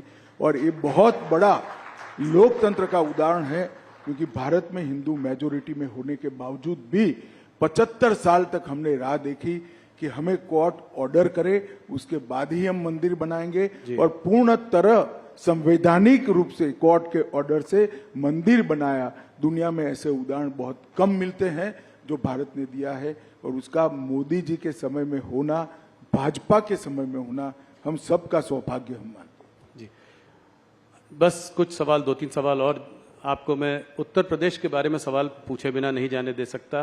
क्या इस बार उत्तर प्रदेश में आपकी परफॉर्मेंस 2014 से भी ज्यादा अच्छी होगी? निश्चित रूप से 73 सीटें थी। निश्चित रूप से हम उत्तर प्रदेश में हमारा अब तक का सबसे अच्छा परफॉर्मेंस करेंगे, 2014 से भी ज्यादा सीटें। इसका मतलब रायबरेली में आप जीत सकते हैं, कन्नौज, मैनपुरी, आजमगढ़, इन सब में? सीटों के नाम पे न पड़िए, पूरी उत्तर प्रदेश की जनता परिवारवाद से त्रस्त है। इस बार परिवारवादी पार्टियों को जनता सबक सिखाएगी, ऐसा मुझे भरोसा है। आपसे हर बार जब इंटरव्यू करते हैं तमाम सवाल पूछते हैं, देश भर की बातें होती हैं। गृह मंत्रालय के कुछ अचीवमेंट्स बताइए जो 5 साल में, जो आप सबसे बड़ा मानते हैं। देखिए, कोई अचीवमेंट बड़ा या न छोटा नहीं हो सकता। हर अचीवमेंट की अपनी जगह पे एक अहमियत होती है।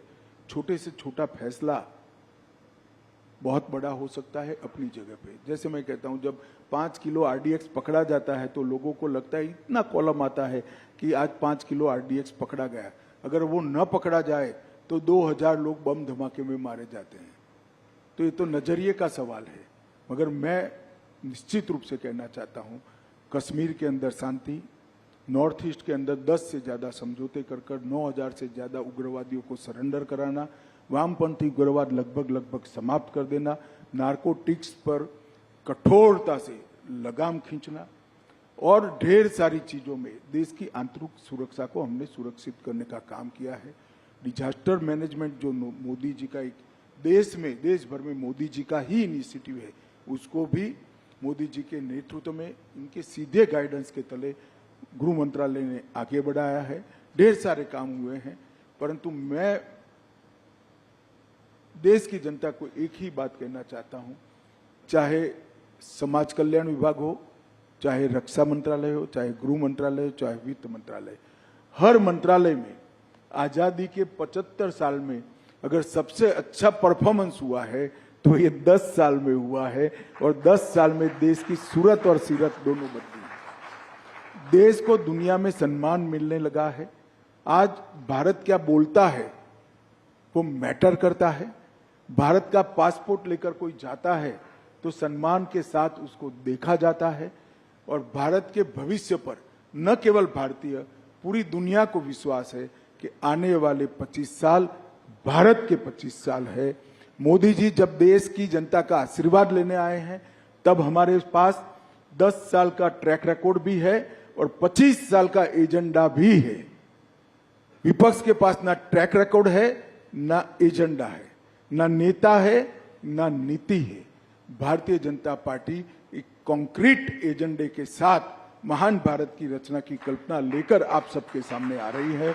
आप समर्थन करिए, मोदी जी को आशीर्वाद दीजिए, भारतीय जनता पार्टी को आशीर्वाद दीजिए, और आशीर्वाद दीजिए तो थोड़ा बहुत बद दीजिएगा, 400 पार करा दीजिएगा। इतनी ही मेरी आप सबसे विनंती है। धन्यवाद। अमित जी, आप दिन रात काम करते हैं, हम लोग बात कर रहे थे आजकल दिन में सुबह रात 3-4 बजे सुबह तक मीटिंग्स चलती रहती हैं। आज हमारे साथ आपकी धर्मपत्नी सोनल जी भी यहाँ हैं, तो घर के लिए समय कैसे निकालते हैं? हम लोग वर्क लाइफ बैलेंस की बात करते हैं, ये वर्क वाइफ बैलेंस कैसे होता है? देखिए, वो कोई सार्वजनिक बात नहीं है, मगर मैं आपको बताता हूँ कि मैं परिवार के लिए समय नहीं निकाल सकता। परिवार मेरे लिए समय चुनकर निकाल लेता है, तो हमारा बैलेंस बना रहता है, और इसमें परिवार का बड़ा रोल रहता है। अमित जी, बहुत बहुत धन्यवाद, आप हमारे साथ जुड़े, आपने बहुत सवालों के जवाब दिए, 1 घंटे हमसे बात करी, आपका बहुत बहुत धन्यवाद।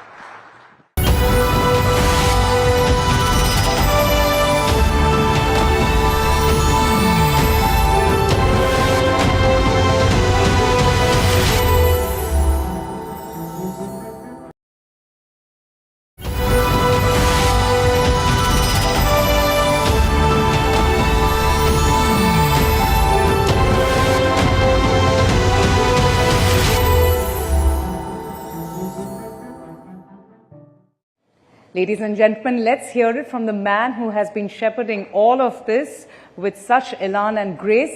Please join me as I welcome Dr. S. Jaishankar, Minister of External Affairs, for a session that's titled India's Moment in Conversation with News18's Zaka Jacob.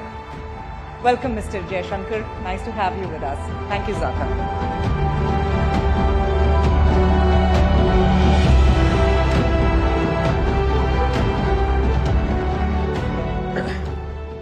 Dr. Jaishankar, thank you very much for joining us here at Rising Bharat. So we were having this discussion outside and internally in the run-up to Rising Bharat as well. In an election year, forget about election year, we are a few weeks away from elections. What do we ask the foreign minister? Is foreign policy top of mind of people during elections? You would think that more tangible things like homes and toilets, etc., are the things that people are more concerned about during election time. But funnily enough, Minister, in the News18 opinion poll that we had last week, one of the things that people said, one of the reasons why they will vote for Modi is because Modi ne desh ka naam roshan kiya hai. Modi has elevated the image of India substantially. Why do you think something that is not necessarily tangible, like foreign policy and foreign policy gains, has suddenly become a vote-determining issue? Well, first of all, let me say what a pleasure it is to be here with all of you. Look, to be honest, that answer doesn't surprise me. It doesn't surprise me because in the last 5 years, traveling around the country, I've seen this sentiment grow. And I attribute it to 2-3 factors. One, that there is a greater sense of pride in the nation about itself, you know. And also, as people's basic necessities are being met, they are also looking at many more things, you know. So they know today, for example, that the water connection will come, the electricity will come, the road will come, the health will happen, because they have seen that grow. So they're also, there's a kind of a, I would say, a neo middle class thinking which is pervading through the society. The second is that you know, a lot of people today go out to work, go out on travel. They are tourists of various kinds. Something abroad in some way affects their livelihood. So the connection between being treated well abroad, being looked at well abroad, and their existence is also stronger. I would say the third factor would be, to me, the G20. G20. G20 actually ended up our initial concern, and Amitabh is here, initial concern was how do we get it out of Delhi. But we actually ended up with the entire country owning the G20. That in very small towns, you know, I mean, people you would not think would have an interest in foreign policy, leave alone something as specific as G20. Actually, people had that sense with our G20, you know, it's a time to show our country to the world, people are coming. So I think G20's had a great sense of connection. And finally, in a very peculiar way, COVID. That what COVID did was, at different times, it's made us aware, you know, after all the COVID came from outside. You know, we sent vaccines outside. At a critical moment, we got oxygen from outside. So somewhere that connect with the world, it's made people more aware. Then it's technology. You know, you have the world in the palm of your phone. So I do want to ask you about the G20 part, because we have seen instances in the past where major sporting events have transformed the image of a nation, whether it is the Barcelona Olympics, the Beijing Olympics, and so on. But the G20, you know, the uncharitable way of putting it is it's a talk shop. Why would that have permeated to the level of the Aam Aadmi and Aam Aurat on the street in a way that it's lifted the image of India? Partly, as I said, physically, because it was done in 60 cities and towns. And mind you, other than those 60 places where something happened, people went out maybe to another 60 or 100 places more. So if you actually said in terms of locations, I would say maybe 120 to 150 locations in some way or the other saw G20. And we ran G20 actually like an Andolan, you know, like a Jan Bhagidari. So I mean, look, I've been doing G20 for 10 years now. This is the only G20 where you went to a place, you had a meeting, but there's a university running a event on a G20, there were a bunch of NGOs who were doing something on a G20, the population was out there displaying their culture. So it had a flair and a impact which was very, very different. So the second is, to be very honest, I don't think people expected us to succeed. Really? Yeah, I mean, look, we went through, saw the Indonesian presidency, the kind of pressures they were in. Every meeting was blocked by a single issue. And then finally, okay, we patched something together at the summit. All of us helped out because that's the way it is. Now, in our case, I think we took, frankly, much less defensive strategy. We said, look, every meeting, if there's a finance meeting, we will get a finance outcome. If you've got other issues, I'll put an asterisk and put it on the side, but you are not going to block that finance outcome. So what we did was, we piled up the stakes, outcome after outcome. So you said it's a talk shop. Yes, you are right, but even talk shops make a difference. So when a talk shop, for example, ends up recommending to the World Bank that, you need to reform as per a report which is coming out, or a talk shop says that digital public infrastructure is today a kosher concept, and the rest of the world must adopt it for propagation. Don't write off the power of ideas and talking. Ultimately they move things. And I would say, if you look at one thing which has gone very badly wrong with the world, which is that COVID, the impact of COVID has really set back development, SDG targets in the world. The G20 brought the focus back. So, and people intuitively understand it, that people, they may not know the nuances, but they knew the pressures were on us, and they knew that we had to, get the outcome done at the summit, and I think they kind of get it. So, because this is election season, as they say, you have to go to the voters, give them your hisab of what you have achieved over the last 5 years. So, in the realm of foreign policy, because you've been doing it, you've been marshalling for India's foreign policy over the last 5 years, aside of the G20, the COVID vaccines, navigating India's interests through these two wars, what is the one thing that you would say is the standout for the Modi government, which no other government in the realm of foreign policy has done in the last 75 years? Well, look, if, it's not an if, it is a when. When I go out and explain foreign policy of the last 10 years to people, I would actually tell them Modi ki guarantee works as much abroad as it does in the country. Okay.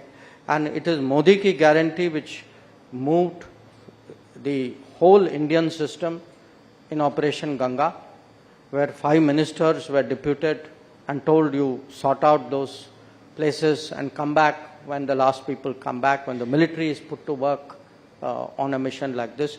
It could be that, it could be Operation Kaveri in Sudan, it could be what we did during COVID. The whole Vande Bharat mission, that anybody who was stuck somewhere, I mean, there were shipping crews, there were air crews, there were hotel people, there were tourists, there were students who had been told your hostel is closed, go home. So what has happened today? And it isn't just the people who came back.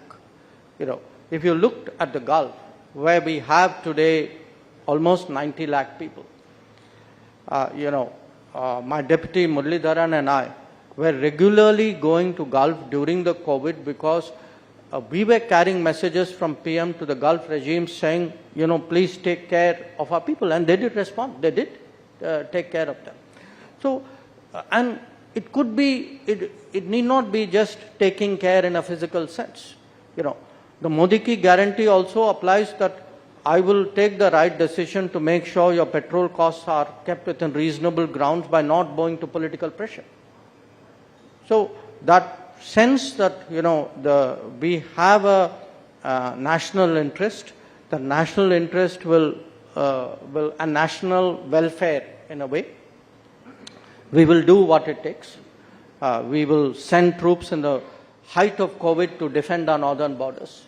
We will react to terrorism in a way in which will deter, any sort of repetition of such attacks. So it works in different ways. I think today, when part of the reason why people respond to foreign policy is they can see that visibly our international stock, our credibility, our weight, our influence has gone up. So, just like the government puts its record to the people and says, these are the things that we've achieved in the last 5 years, 10 years, the opposition also has a right to say that, look, this we think are the failures of the government when it comes to foreign policy. So they say, look at the whole situation vis-a-vis China. You mentioned that. The opposition's even gone to the extent of saying you've lost territory to China. Look at the neighborhood. Even friendly countries are not so friendly anymore. The situation with Pakistan is back in the back burner. With the West, there are serious differences on the Russia-Ukraine war, on the Israel-Hamas war. What would you say to that? What would you say to the opposition's narrative? Well, I would say, some of the places which, by the way, they said we had lost, were lost in 1962, if not before. So I'd say first go and get a lesson in history, possibly in geography. The second, we may have, differences with the West on Ukraine. But the purpose of foreign policy is not to agree with other powers on the basis of their interest. The purpose of foreign policy is to defend your interest and advance it. So if I have a difference, I have a difference. So what would the opposition like me to do? To get along with people and increase my petrol purchase, price at which I buy fuel? So, I mean, let's get the parameter of judgment right. I still say that if you look, or take Pakistan, yes, today our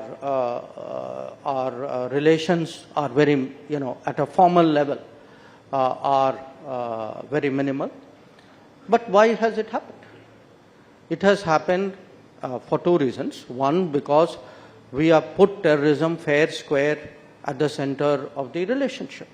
And number two, the Pakistanis reacted to our long, in my view, a long awaited, something which should have been done much earlier, decision on 370. So what would the opposition want us to do? Not do 370 because it will upset Pakistan?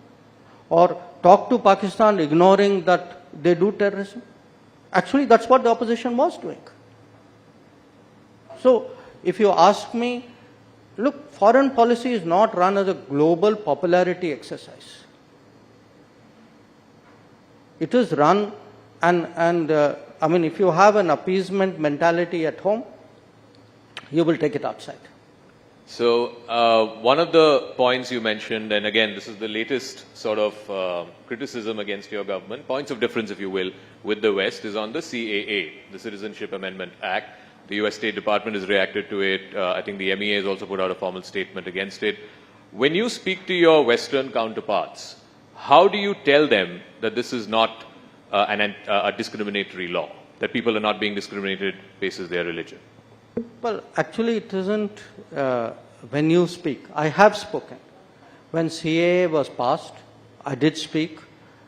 Even now, I continue speaking. And there were 2 points I made. I actually, I had a meeting with all our European colleagues, EU colleagues. I'd gone to Brussels at that time. And I asked each one of them to look at the citizenship pathways which they have in their respective countries. And can you tell me that there is no criteria by which you will fast track a certain category? Every one of them has something. It could be religion, it could be historical, it could be language, it could be ethnicity. The fact is, and the US, I'm on record as giving multiple examples of that. So look, do understand, this is an issue of correcting a certain situation of our history. And it is a question of being just, of being fair to those people who were caught on the wrong side of history at the time when partition happened. And who at that time, whose welfare people worried about even then. So, and as I said, this is not unique. I mean, if you go around the world, in different parts of the world, history has stranded people in different situations. Now, you can either be completely heartless and utterly calculating and say, well, it doesn't matter, who cares what happens. But if you look at the predicament of these people, these are stateless people who are stateless because of no fault of theirs, because political leaders of a certain era got it wrong. Somebody is righting a wrong. They're not wronging anybody. They are actually righting a situation where a wrong has been done to many people. You mentioned, not in a direct way, but in a tangential way about this in your book as well, Why Bharat Matters, as to why you believe, and you've made a case for it, it's for up to people to agree or disagree with it, that because of that mentality that you referred to in the first few decades after independence, there were missed foreign policy opportunities, particularly vis-a-vis Pakistan and vis-a-vis China. And vis-a-vis the US. And vis-a-vis the US as well. So, but some would say, now you have the benefit of hindsight to make that argument, to make that case. Perhaps in the 50s and 60s, that case would have been looked down upon or may not have been entertained. So how do you then make the case that, these were missed goals or missed opportunities because there was a certain political bent of mind? I saw that argument coming, and therefore I anticipated it. So, a good batsman. So let me tell you. First of all, I just want you to think of this one very simple fact. You got Pakistan wrong, you got China wrong, you got US right, and we had a great foreign policy. So put that aside. I am not saying today, benefit of 2024, that, let's look back at 1954 or 1950. I'm saying somebody in 1948, 49, 50, 51, 52, as you were taking those decisions, stood up and said, please, Mr. Nehru, what you are doing, have you looked at this aspect of it? So this is not hindsight. These are Nehru's contemporaries who are questioning decisions which Nehru was taking at that point of time. So what are these decisions? I give you three. Shyama Prasad Mukherjee actually contests very strongly the Nehru-Liaquat Pact, saying, look, you are assuming that Pakistan is going to treat its minorities the same way as we are treating our minorities. But the very nature of creation of Pakistan and the regime which has come into being is very different. So how can you possibly make, such a fundamental misreading of these guys? And mind you, this is just 3 years after partition. Okay. Well, a little bit more. The Patel, I'm giving you an example of China. Patel puts in writing that today, for the first time, we are facing a two-front situation. The intentions of China cannot be taken in a positive way. There is much that we have to apprehend. So please do not, have a sort of rosy picture of the situation. What is the answer from Nehru? I cannot conceive that anybody would undertake a wild adventure across the Himalayas. By the way, that's exactly what they did in 1962. So now, if Jaishankar in 2024 says, they got it wrong in 1954, your question is very, very valid. It's not Jaishankar who's saying it. It's Patel saying it on China. It is Shyama Prasad Mukherjee saying it on Pakistan. It is B.R. Ambedkar who says, look, why are you alienating the Americans? If you are to argue, you want to take on the American, I have no problem with it. I just told you foreign policy can be pushed back. At least fight your own cause. We were alienating the Americans on behalf of China. That we were taking up China's cause. And more than anything else, what an irony. That imagine, in 1950s, we spoilt our relationship with America because we were arguing on behalf of China.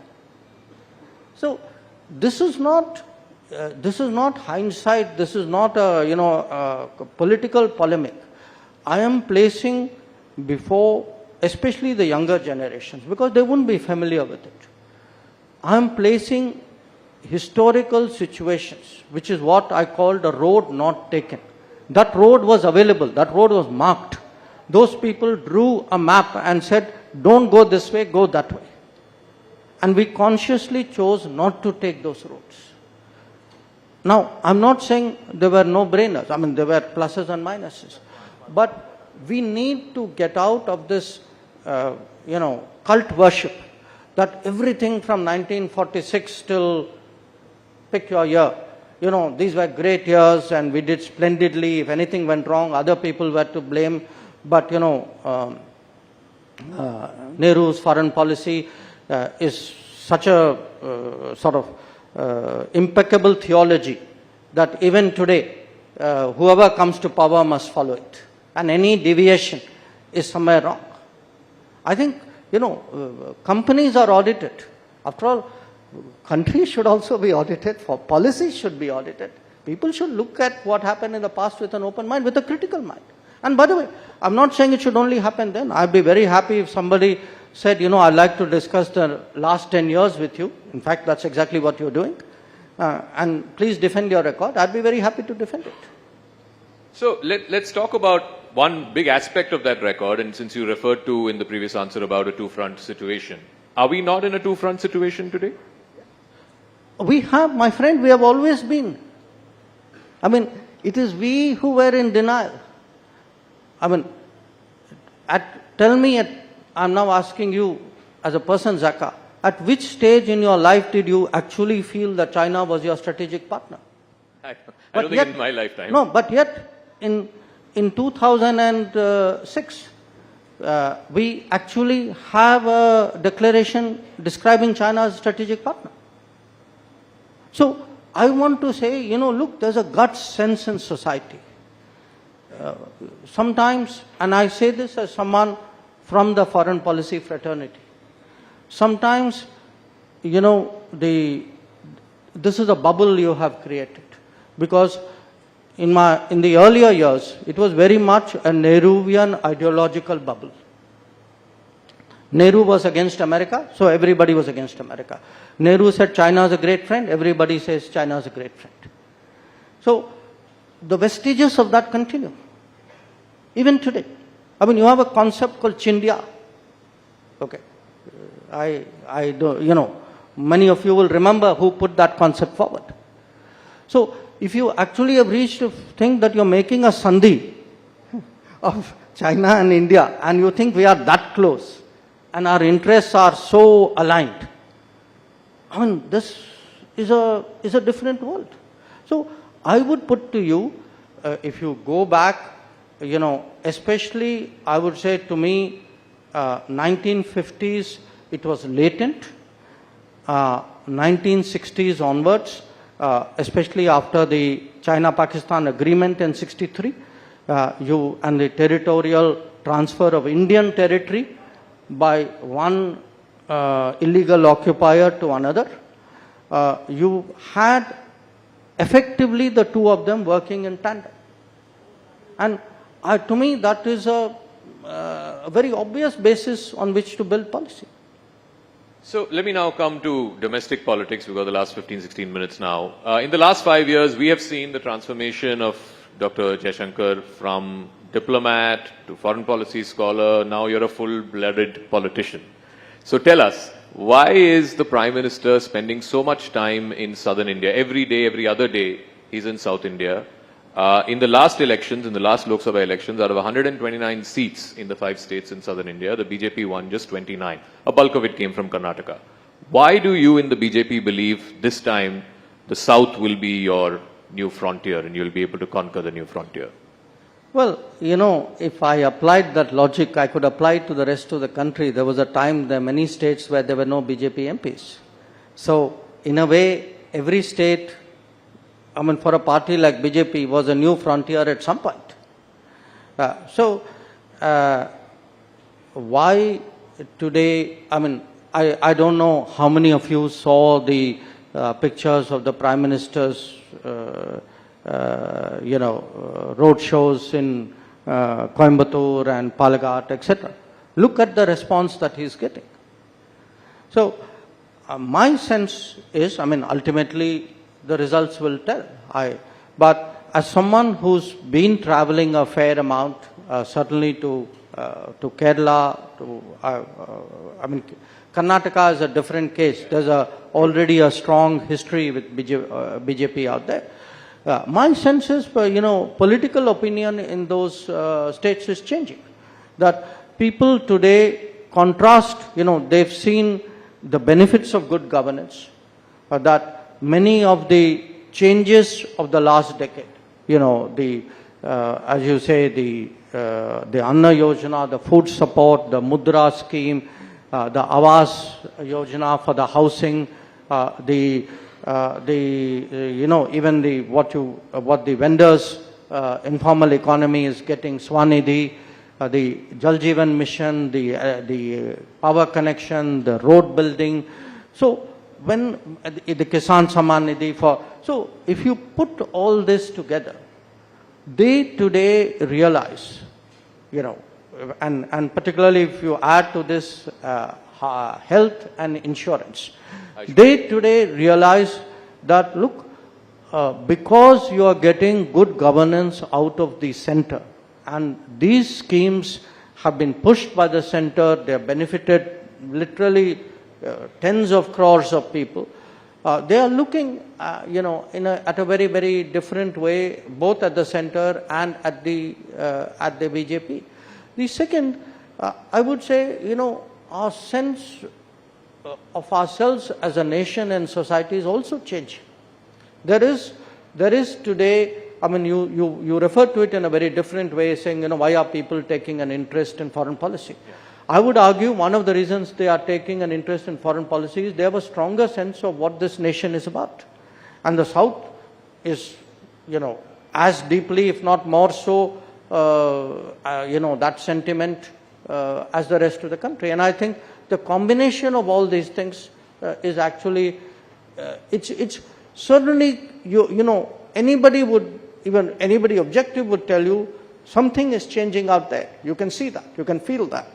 Now, we'll have to see how it goes, but I can tell you there's a fair degree of confidence about how this will work out electorally. You mentioned about the sense of identity, sense of pride. No doubt it's gone up in the last 5-10 years, but in the South there's also regional identity. And one of the narratives, you can call it a trope if you want, particularly from the southern parties, is that your party is anti-South India, you're a North Indian party, you're a Hindu imposition party. As somebody who is a Delhi boy, but your family is from the southern part of this country, how would you counter that narrative? Well, look, I think by now Prime Minister Modi has put that kind of propaganda to rest. He's contested it very, very effectively. But you have not had a Prime Minister of this country who has so visibly associated anything national with what you would call regional issues. I mean, it could be, the fact that we've taken foreign policy out there, the fact, I mean, even the parliament, the Single issue, the fact he did Kashi Tamil Sangamam, or in fact also, a Tamil Saurashtra. So he's taken enormous pains to actually counter that kind of propaganda which has vitiated our politics for many, many decades. And my sense is today you're getting that traction. My next question is in two parts. First part I know you'll dodge, but I'm still going to ask. But the second part is a little more weighty. The first part is, are you contesting the upcoming Loksabha election? Second part?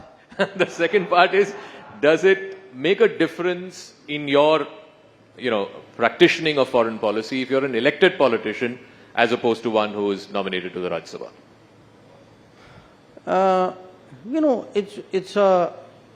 It's a hard one because if you look at the previous foreign ministers of India, you've had a mix. Many, I mean, my immediate predecessor, Sushma ji, was from Lok Sabha, and many of her predecessors. So it's a mixed issue.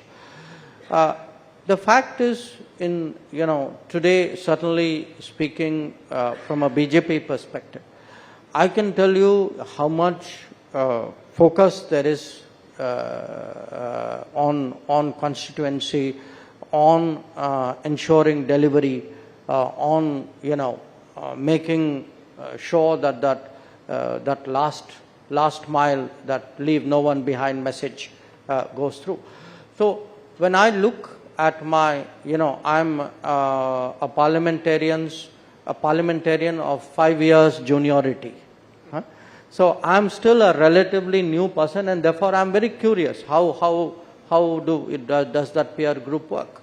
And I look at especially the effort which Lok Sabha MPs put in, and it's staggering.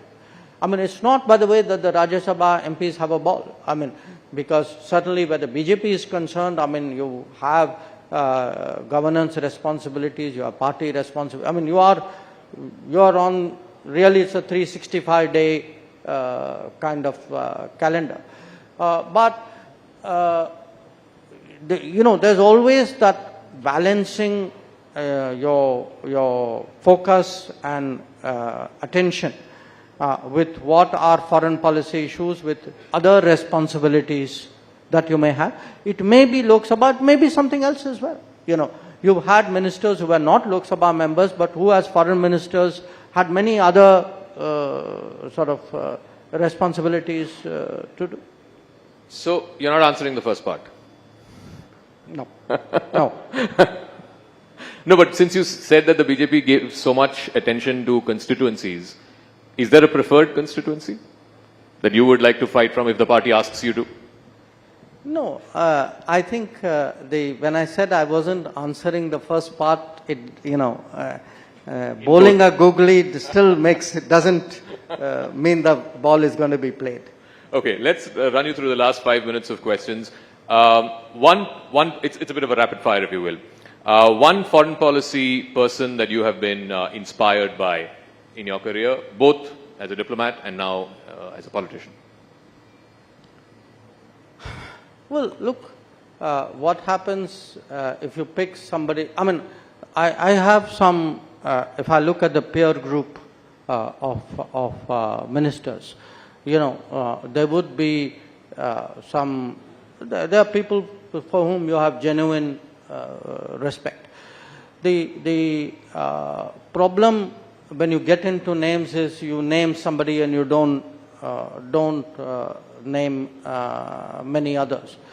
But over a period of time, I would say, there have been people who, from their sort of respective perspectives, who were great authorities, who kind of dominated the scene. In many cases, it helped that they had longevity. In some cases, they may not have had that kind of time. But still, so it's safer in a way for me also to go back a little bit and pick.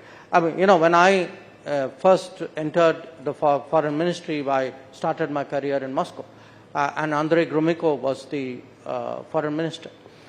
When I switched to the, after Moscow, I was moved to the Americas division. And the first minister I met then was, at that time, Secretary of State was George Shultz.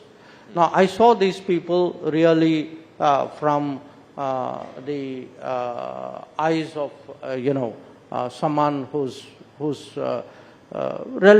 starting the business. But when you kind of read about them and analyzed them with a passage of time, I mean, so even in our own setup, I would say, I mean, the foreign minister, when I joined the foreign ministry in India, was Atal Bihari Vajpayee.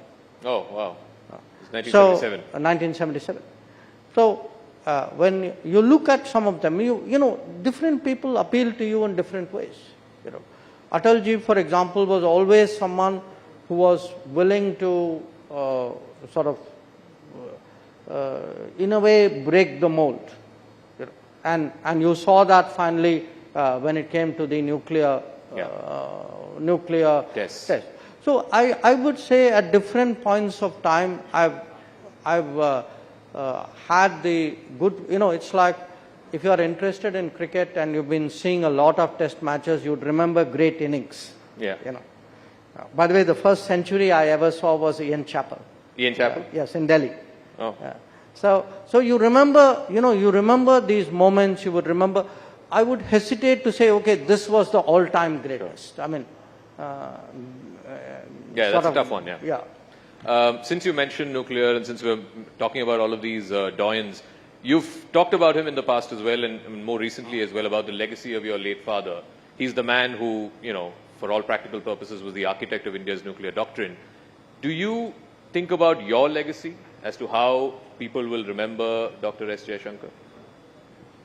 No, not really. I mean... how would you want them to remember you if it...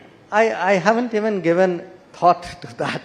I mean, look, you start, I guess people start thinking these things when they feel they are very advanced and are close to hanging up their boots. You're far from that. Well, I do not know what the future holds. I didn't know what it held 5 years ago. I would have, my wildest dreams wouldn't have anticipated becoming the External Affairs Minister. But I think I still have enough gas left in the tank not to think about parking in the garage and thinking about how people are looking. Please race away, Dr. S. Jaishankar. Thank you very much. Ladies and gentlemen, the External Affairs Minister of India, Dr. S. Jaishankar.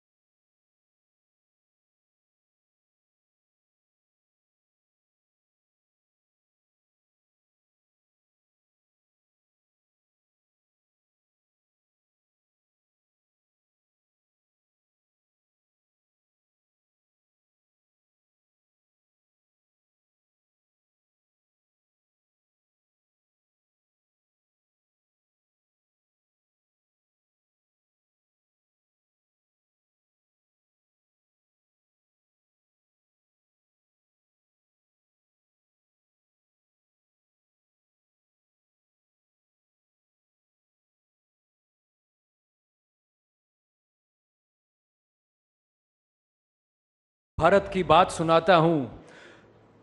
हाँ दोस्तों, ये गीत के बोल हैं, पर अगर इसे किसी ने कण कण में जिया है तो वह हैं श्री नरेंद्र दामोदर दास मोदी। और 2014 में एक लहर के साथ जब से उस बल पर जब से उन्होंने कार्यभार संभाला है, तब से लेकर अब तक उन्होंने एक दिन भी छुट्टी नहीं ली है। कोई भी पर्व हो, कोई भी त्योहार हो,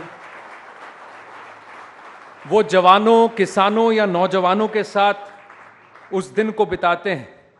उनकी अगुवाई में नारी शक्ति को बल मिला है, देश को रक्षा और देश की रक्षा शक्ति और सबल हुई है, दुश्मन की मक्कारी विफल हुई है और भारत की विश्व पटल पर साख और हिस्सेदारी और प्रबल हुई है। सबका साथ सबका विकास से की गई ये शुरुआत आज वसुदेव कुटुंबकम पहुंच चुकी है। शुरुआत, आरंभ प्रचंड हो तो अंत भी सुलभ होता है, अच्छा होता है, यही कहा जाता है। भारत, इस देश में करोड़ों को मल्टी डायमेंशनल पॉवर्टी से उभरते हुए हम देख रहे हैं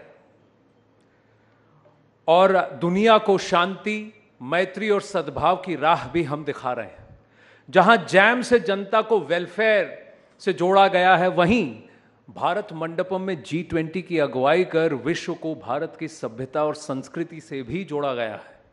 मैसेज बहुत क्लियर है, हमसे नजरें मिलाओगे तो तुम्हारे लिए जान दे देंगे, आंख उठाओगे भारत की तरफ तो घुस कर मारेंगे। जी हां, अब आगे क्या करना है? स्वप्न एक विकसित भारत का है।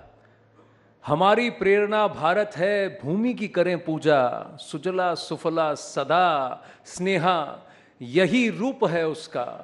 जिए माता के कारण हम करें जीवन सफल अपना, यही तो है मंत्र अपना, शुभंकर मंत्र है अपना, चरैवेति चरैवेति।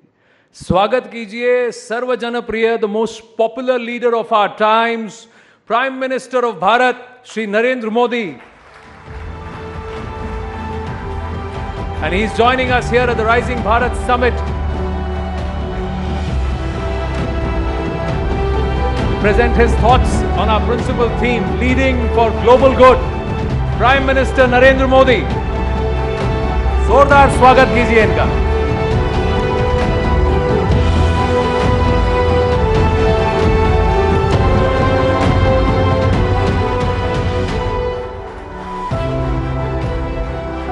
प्रधानमंत्री जी, आपका बहुत बहुत स्वागत है, आभार। एंड मैं now request News 18 Network's Managing Director and Group Editor-in-Chief, Shri Rahul Joshi, to welcome the Honorable Prime Minister.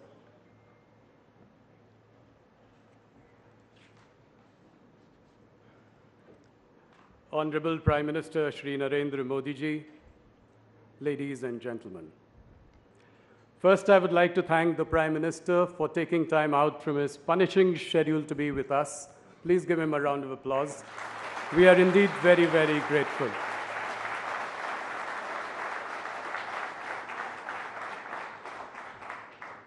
Sir, 5 years ago on February 25th, 2019, at Rising India Summit, I had quoted Bismil Sahab in your presence in the context of the Pulwama attack. Sarfaroshi ki tamanna ab hamare dil mein hai. Soon after my welcome address, you delivered your powerful keynote without betraying anything going on in your mind. And next morning, February 26th, we all woke up to the big news of India's attack on Balakot in Pakistan. Ladies and gentlemen, in many ways, it was the big turning point under PM Modi's leadership towards the end of his first term. The message was as loud as it was clear.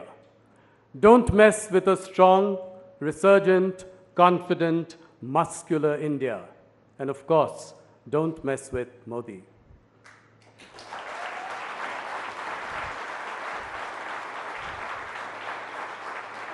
Prime Minister, that was 2019.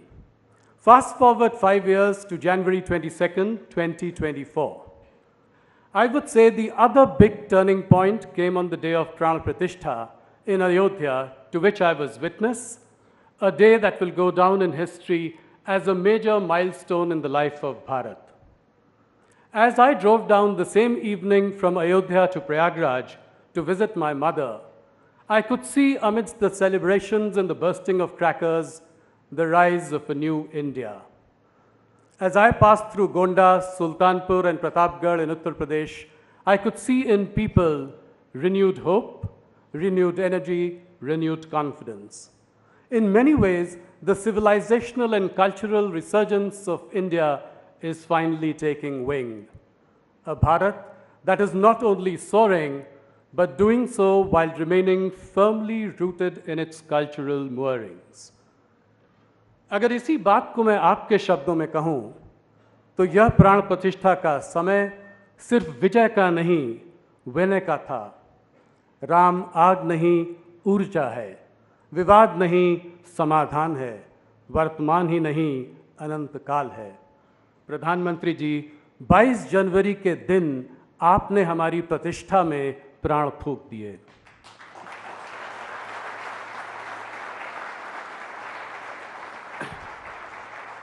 Ladies and gentlemen, the last 10 years in tangible terms have been marked by rising GDP and galloping stock markets. It has also been marked by efficient welfareism through direct benefit transfers while building an unprecedented scale of physical and digital infrastructure. Prime Minister Modi's biggest contribution is not only to take the Indian economy from the fragile 5 to the fabulous 5. His biggest contribution is to instill in every Indian a strong sense of self-esteem and a firm belief that India is finally getting its rightful place at the global high table of powerful nations. Today, our chest fills with pride that the Indian passport has gained in respect and stature. We bleed blue in every way. Finally, with your permission, Prime Minister, I would like to crystal gaze into the future. What would it be like, same time, 2029? I believe India will lead for global good, the theme of our Rising Bharat Summit this year. The next 5 years will mark a further acceleration of our journey towards a Viksit Bharat, one that will find its place in the top 3 economies of the world. Once again, it is not so much about adding trillions to the GDP, but the rise and rise of India's stature globally. At the G20, you've shown that you are a bridge builder in a divided world. The New Delhi Declaration is a clear demonstration of your influence and relationship with global leaders. Ram willing, India will soon have a permanent seat at the UN. With the rapid strides the country is taking, we'll see an acceleration in reverse brain drain into the country. Global companies will soon have headquarters in Mumbai and Bangalore, while Indian conglomerates will take a bite of the Big Apple. Modi ji, all this has been possible because you think different, you think big, but you execute bigger. Your approval ratings show you're the most popular leader in the world. To Indians here and around the world, you're also by far the tallest. To end on a high note before your keynote, I would like to quote these powerful lines from Sacha Bharat by Ramdhari Singh Dinkar. वृथा मत लो भारत का नाम, वृथा मत लो भारत का नाम, भारत एक स्वप्न भू को ऊपर ले जाने वाला, भारत एक विचार स्वर्ग को भू पर लाने वाला, भारत एक भाव जिसको पाकर मनुष्य जगता है, भारत एक जलज जिसका जल का न दाग लगता है.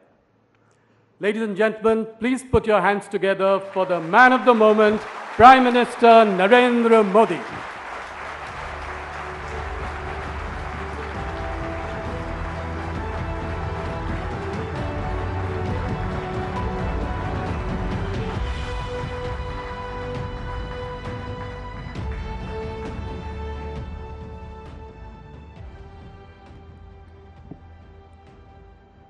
नमस्कार। अभी वैसे राहुल ने बड़ा वर्णन किया 5 साल पहले मैं जब आया था, और शायद उस समिट की तारीख या घटना आपके ग्रुप को तो याद रहना बहुत स्वाभाविक है, लेकिन शायद पत्रकार मन ये भी सोच सकता था, और शायद सोचा होगा लेकिन बोलते नहीं होंगे, कि क्या कारण होगा कि एक इंसान अपने कमिटमेंट के कारण इस समिट में इतने ही शांत मन से आया था और उसी समय वो किसी प्रक्रिया को दौड़ा रहा था, और जो दूसरे दिन सुबह दुनिया के लिए बहुत बड़ी खबर बन गई थी। और मैं मानता हूँ जरूर आप लोग इसका एनालिसिस करेंगे, और शायद वो 28 फरवरी थी 2019, और माहौल तो ऐसा ही था, और मैं भी बहुत शांति से आप सबसे नमस्ते नमस्ते करके निकला था, और भारत ने बालाकोट में एयर स्ट्राइक की थी रात को।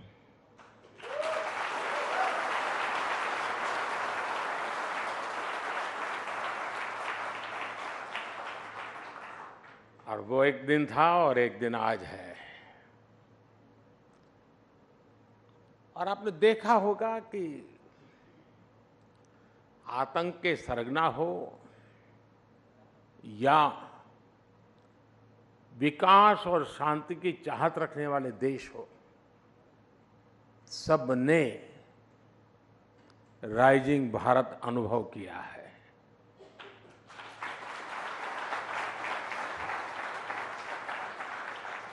ये नया भारत आतंक के जख्म को नहीं सहता है।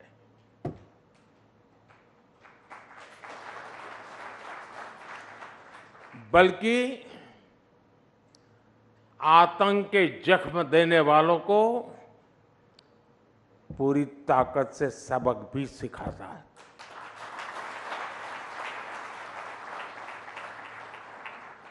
जो हमें आतंकी हमलों के जख्म देते थे, उनकी क्या हालत है, ये देशवासी भी देख रहे हैं और दुनिया भी देख रही है।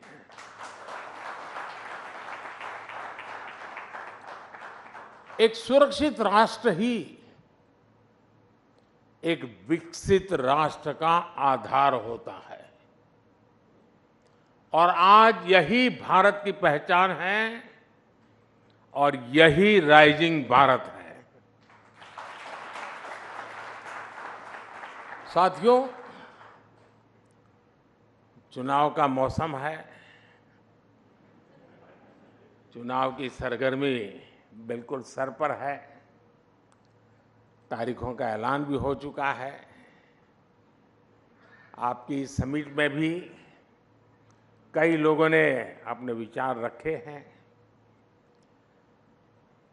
डिबेट का माहौल बना हुआ है, और मैं मानता हूं लोकतंत्र की यही खूबसूरती है। देश में भी धीरे धीरे चुनाव प्रचार जोर पकड़ रहा है। सरकार अपने 10 साल के कामकाज का रिपोर्ट कार्ड रख रही है। हम अगले 25 साल का रोड मैप बना रहे हैं, और अपने तीसरे टर्म के पहले 100 दिन का प्लान भी बना रहे हैं।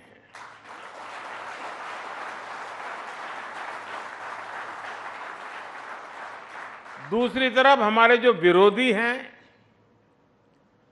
वो भी नए कीर्तिमान बना रहे हैं। आज ही उन्होंने मोदी को 104वीं गाली दी है।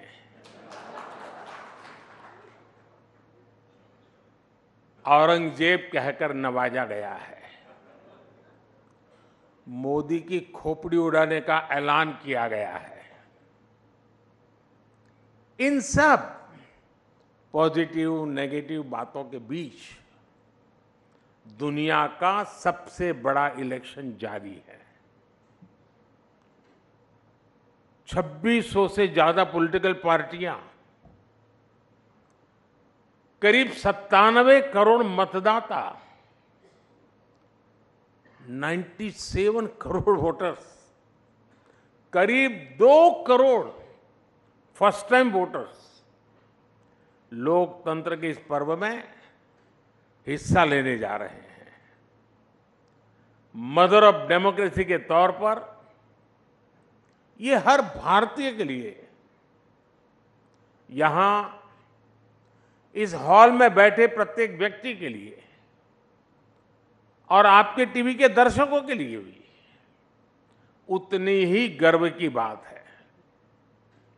साथियों, आज पूरी दुनिया 21वीं सदी को भारत की सदी कहती है। बड़ी बड़ी रेटिंग एजेंसीज, बड़े बड़े अर्थशास्त्री, बड़े बड़े जानकार राइजिंग भारत को लेकर बहुत आश्वस्त है। और इन लोगों के मन में कोई इफ नहीं है, बट नहीं है, नो इफ नो बट्स। आखिर ऐसा क्यों है? कोई सवालिया निशान नहीं, ऐसा क्यों है? ऐसा इसलिए है क्योंकि पूरी दुनिया आज ये देख रही है कि पिछले 10 साल में भारत ने कितने बड़े परिवर्तन किए हैं। आजादी के बाद से जो सिस्टम बना, जो वर्क कल्चर बना, उस सिस्टम में ये ट्रांसफॉर्मेशन लाना इतना आसान नहीं था, लेकिन ये हुआ है और ये हम भारतीयों ने ही करके दिखाया है। आज भारत का कॉन्फिडेंस लेवल हर भारतीय की बातों में झलकता है। आज हम विकसित भारत की बात कर रहे हैं। आज हम आत्मनिर्भर भारत की बात कर रहे हैं। और लोग चाहे विपक्ष में हो, देश के भीतर हो या देश के बाहर हो, सब भारत की उपलब्धियां देख रहे हैं। सिर्फ 10 साल में 25 करोड़ लोगों का गरीबी से बाहर निकलना, क्या ये ऐसे ही हो गया होगा क्या? सिर्फ 10 साल में भारत का 11वें नंबर से 5वें नंबर की इकोनॉमी बन जाना, क्या ऐसे ही हुआ होगा क्या?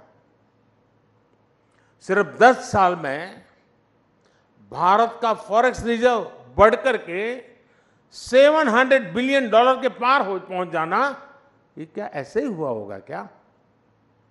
सिर्फ 10 साल में भारत का एक्सपोर्ट $700 बिलियन पार कर जाना, क्या ऐसे ही हुआ होगा? और ये तो अभी कुछ भी नहीं है, अभी तो और भी आगे जाना है।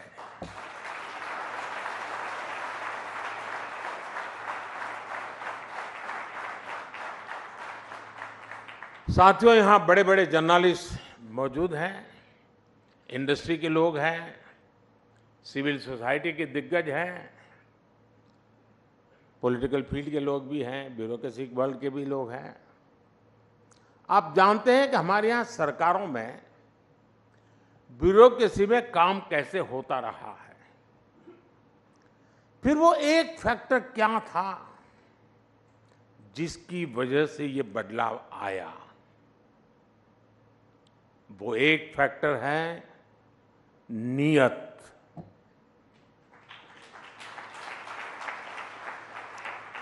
नियत सही तो काम सही। और नीयत कौन सी? नेशन फर्स्ट की नीयत। मेरे देश में कोई कमी नहीं है कि उसकी पहचान गरीब देश के रूप में हो। हम दुनिया के सबसे युवा देश हैं। एक समय में हम ज्ञान में, विज्ञान में सबसे आगे रहे हैं। दुनिया की कोई वजह नहीं है कि भारत किसी भी देश से पीछे रहे। बस हमें नेशन फर्स्ट की नीयत के साथ आगे चलना है। ये देश जो हमें इतना कुछ देता है, हम उसमें सिर्फ रहते हैं या फिर देश के लिए कुछ अलग करते भी हैं, ये फर्क बहुत बारीक है। लेकिन बारीक सा फर्क ही देश को आगे ले जाता है। जिस दिन आप अपने काम को देश के साथ जोड़ लेंगे, आप जो कुछ भी हैं, आप डॉक्टर हैं, इंजीनियर हैं, स्टार्टअप शुरू कर रहे हैं, जिस दिन आप अपने काम को देश के लक्ष्यों के साथ जोड़ लेंगे, तो समझ लीजिएगा कि नेशन फर्स्ट का बीज आप में अंकुरित हो गया है। यही नेशन फर्स्ट का बीज आज सरकार में, सिस्टम में, हर व्यवस्था में, हर व्यक्ति में, देश के कोने कोने में राइजिंग भारत का आधार बन रहा है। सिर्फ अपने लिए ही जिए, सिर्फ अपने लिए जिए तो क्या जिए? जीना है तो देश के लिए, और मरना भी है तो देश के लिए।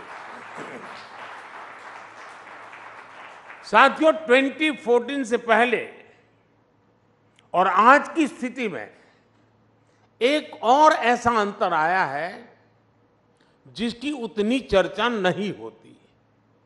ये चर्चा देश की साख से जुड़ी है। जिस देश की साख गिर रही हो, उस देश के लोगों का स्वाभिमान भी ऊंचा नहीं रह सकता। 2014 के पहले भारत के साथ क्या स्थिति थी? आप याद कीजिए, 2014 से पहले घर घर में भ्रष्टाचार बड़ा मुद्दा था। देश की साख गिर रही थी, लेकिन तब की सरकार झूठे तर्कों के आधार पर अपने घोटालों को डिफेंड करने में जुटी रहती थी। आज स्थिति एकदम अलग है। आज सरकार भ्रष्टाचार पर कड़े एक्शन ले रही है। जो एक्शन लिया उसका हिसाब दे रही है, और भ्रष्टाचारी झूठ बोल बोलकर खुद बचाव की मुद्रा में है। तब देश पूछता था कि पावरफुल लोगों पर ईडी, सीबीआई जैसी एजेंसियां एक्शन क्यों नहीं लेती, ये सवाल पूछा जाता था। आज पावरफुल और भ्रष्ट लोग पूछ रहे हैं कि एजेंसियां उन पर एक्शन क्यों ले रही है।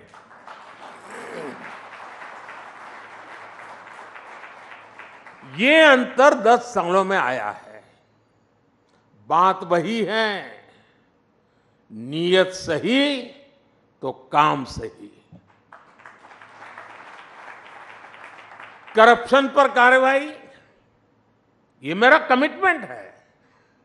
साथियों, हमारे देश में भ्रष्टाचार इसलिए भी अधिक था क्योंकि सरकारी दफ्तर, सर्विस सेंटर बनने के बजाय पावर सेंटर बन गए थे। हर काम के लिए देशवासियों को सरकारी दफ्तरों के चक्कर लगाने पड़ते थे। हमने सरकारी दफ्तरों को सत्ता के बजाय सेवा का केंद्र बनाया। सरकारी सेवाएं ज्यादा से ज्यादा फेसलेस हो, बिल से लेकर टैक्स जमा करने तक की अधिकतर सेवाएं ऑनलाइन हो। हमने इसका प्रयास किया। आज सरकार की ज्यादातर खरीद जैम पोर्टल के माध्यम से होती है। आज सरकार के टेंडर ऑनलाइन होते हैं। आप याद करिए, 2G जैसी सामान्य सुविधा के लिए पहले की सरकार में कितना बड़ा भ्रष्टाचार हुआ। अगर उस दौर में 5G आता तो पता नहीं ये क्या क्या करते। साथियों, पहले के समय में भ्रष्टाचारी बहुत दिमागी तिकड़म लगाते थे। हमारी सरकार ऐसे भ्रष्टाचारियों का इलाज टेक्नोलॉजी से भी कर रही है।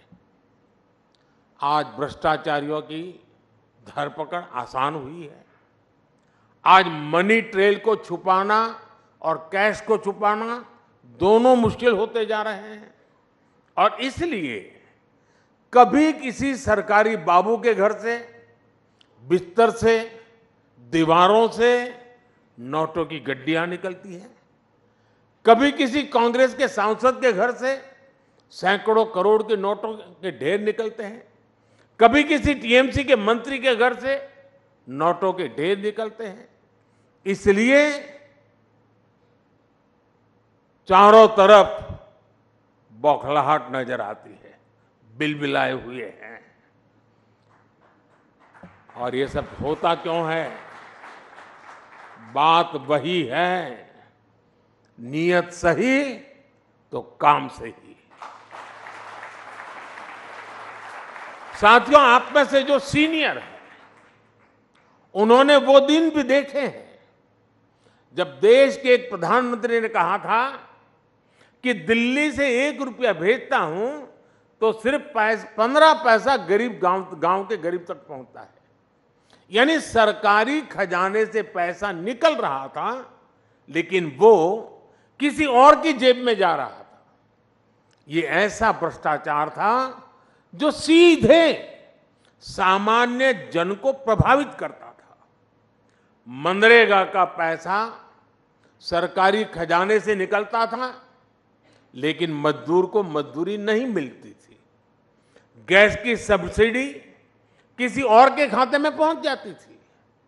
अपनी स्कॉलरशिप पाने के लिए भी रिश्वत खिलानी पड़ती थी। 10 साल पहले तक जो सरकार में थे, उनको ये सूट करता था, उनकी राजनीति को ये सूट करता था।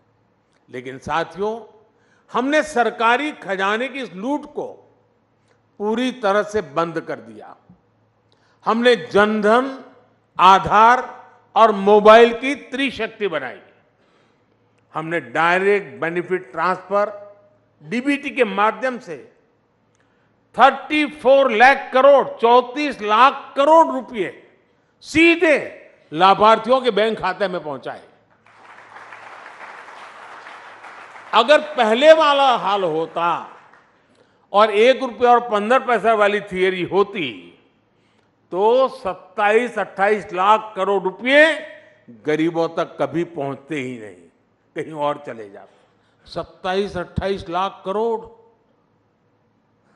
अलग अलग योजनाओं के करीब 10 करोड़ फर्जी लाभार्थी, वो लोग जिनका कभी जन्म नहीं हुआ था, लेकिन कागजों पर वो जिंदा थे, योजनाओं के हकदार बन गए थे। हमने ऐसे 10 करोड़ फर्जी नाम हटाए हैं। इसका मतलब उसका बेनिफिट लेने वाले लोग क्या मोदी का जय जयकार करेंगे क्या?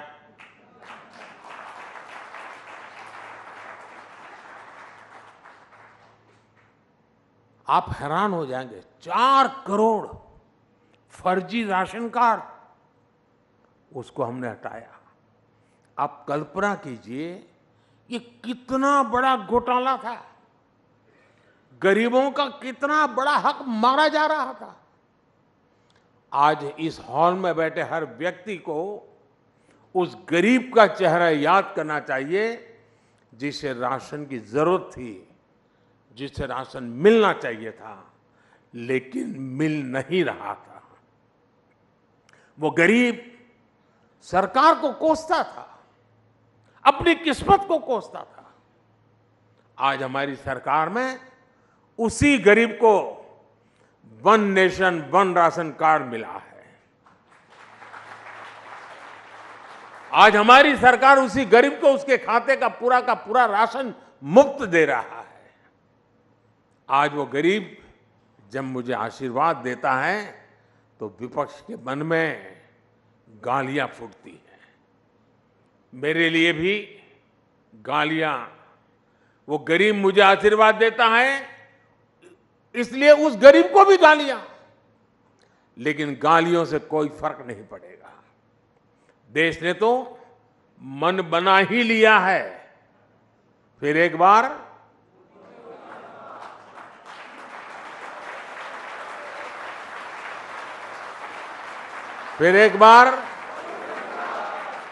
साथियों, हमारी सरकार ने पहले दिन से ही अपनी गवर्नेंस को गरीब की गरिमा, गरीब के कल्याण और गरीब के सशक्तिकरण पर केंद्रित रखा है। खुले में शौच करना, सड़क पर सोना, गंदा पानी पीना, धुएं में जीवन बिताना, अंधेरे में रहना, ये जीवन कोई शौक से नहीं जीता था। परिवार का सदस्य बीमारी के कारण बिस्तर पर पड़ा हो, मदद के बदले ठोकरें मिलती हो, कोई रास्ता न सूझे, यही स्थिति थी। आप सोचिए, आए दिन अपमान कैसे कितने घूंट गरीबों को पीने पड़ते थे। यहां बैठे बहुत से शायद जीवन की कल्पना भी नहीं कर सकते हैं कि कैसा जीवन था, लेकिन मैं ये सब कुछ अनुभव करके यहां पहुंचा हूं। मैं उस जिंदगी को जी करके आया हूं, इसलिए मुझे किताबों में नहीं पढ़ना पड़ता और न ही कैमरा के माध्यम से वीडियो शूट करके देखना पड़ता है।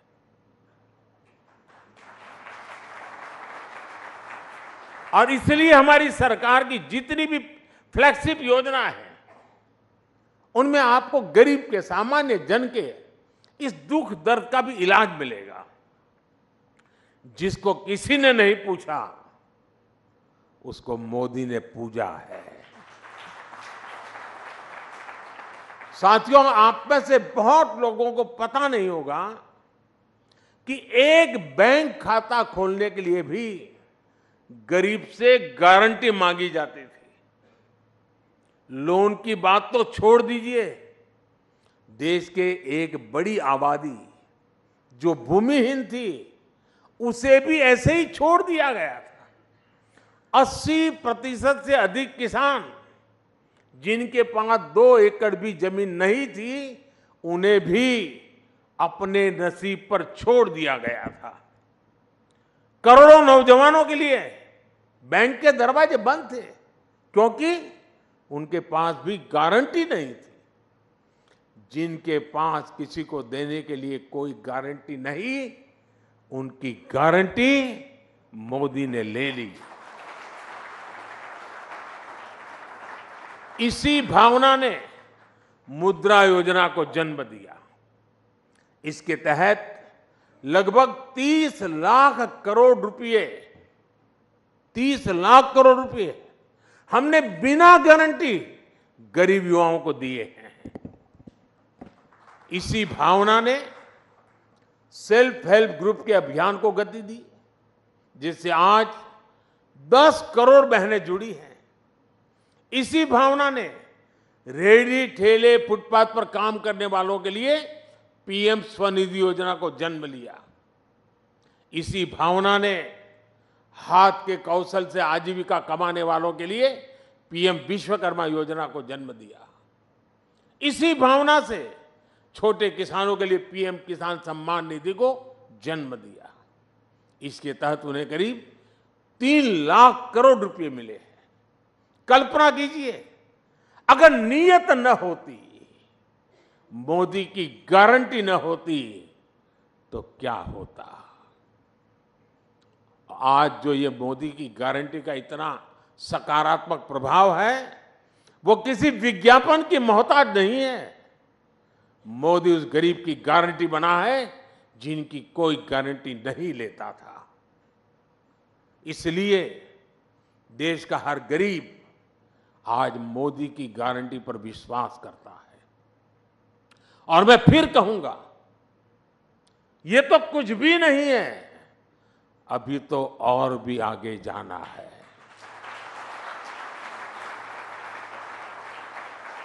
साथियों, हमारे देश में लंबे समय तक राजनीतिक उपेक्षा का बहुत बड़ा शिकार देश का मिडिल क्लास भी रहा है। आप में से ज्यादातर मेरी बात से कोरिलेट कर पाएंगे। मिडिल क्लास का मतलब है वो वर्ग जो कठिनाइयों से लड़कर आगे तो आ गया, लेकिन उसके आगे सपनों और आकांक्षाओं का एक विशाल संसार होता है। लेकिन मिडिल क्लास के सामने पहले चुनौतियां भी कम नहीं थी।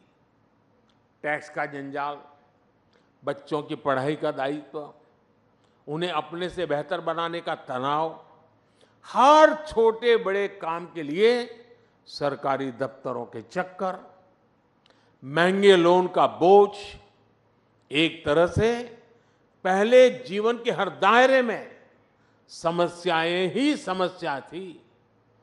ऐसे में मिडिल क्लास का जीवन 3 जरूरतों के इर्द गिर्द सिमट जाता था। एक, अपना घर बनाना, दूसरा, बच्चों की शादी हो जाए, और तीसरा, बच्चों को कहीं नौकरी मिल जाए। उसका जीवन बस इसी आधार पर सिमट जाता था। पिछले 10 वर्षों में हमने मिडिल क्लास को मुसीबतों में बांधने वाली हर बेड़ी को तोड़ दिया है। पहले 2 लाख की इनकम पर टैक्स लग जाता था, अब 7 लाख की इनकम भी टैक्स फ्री है। जीएसटी की वजह से लोगों के करीब साल भर में 45,000 करोड़ रुपया बचे हैं।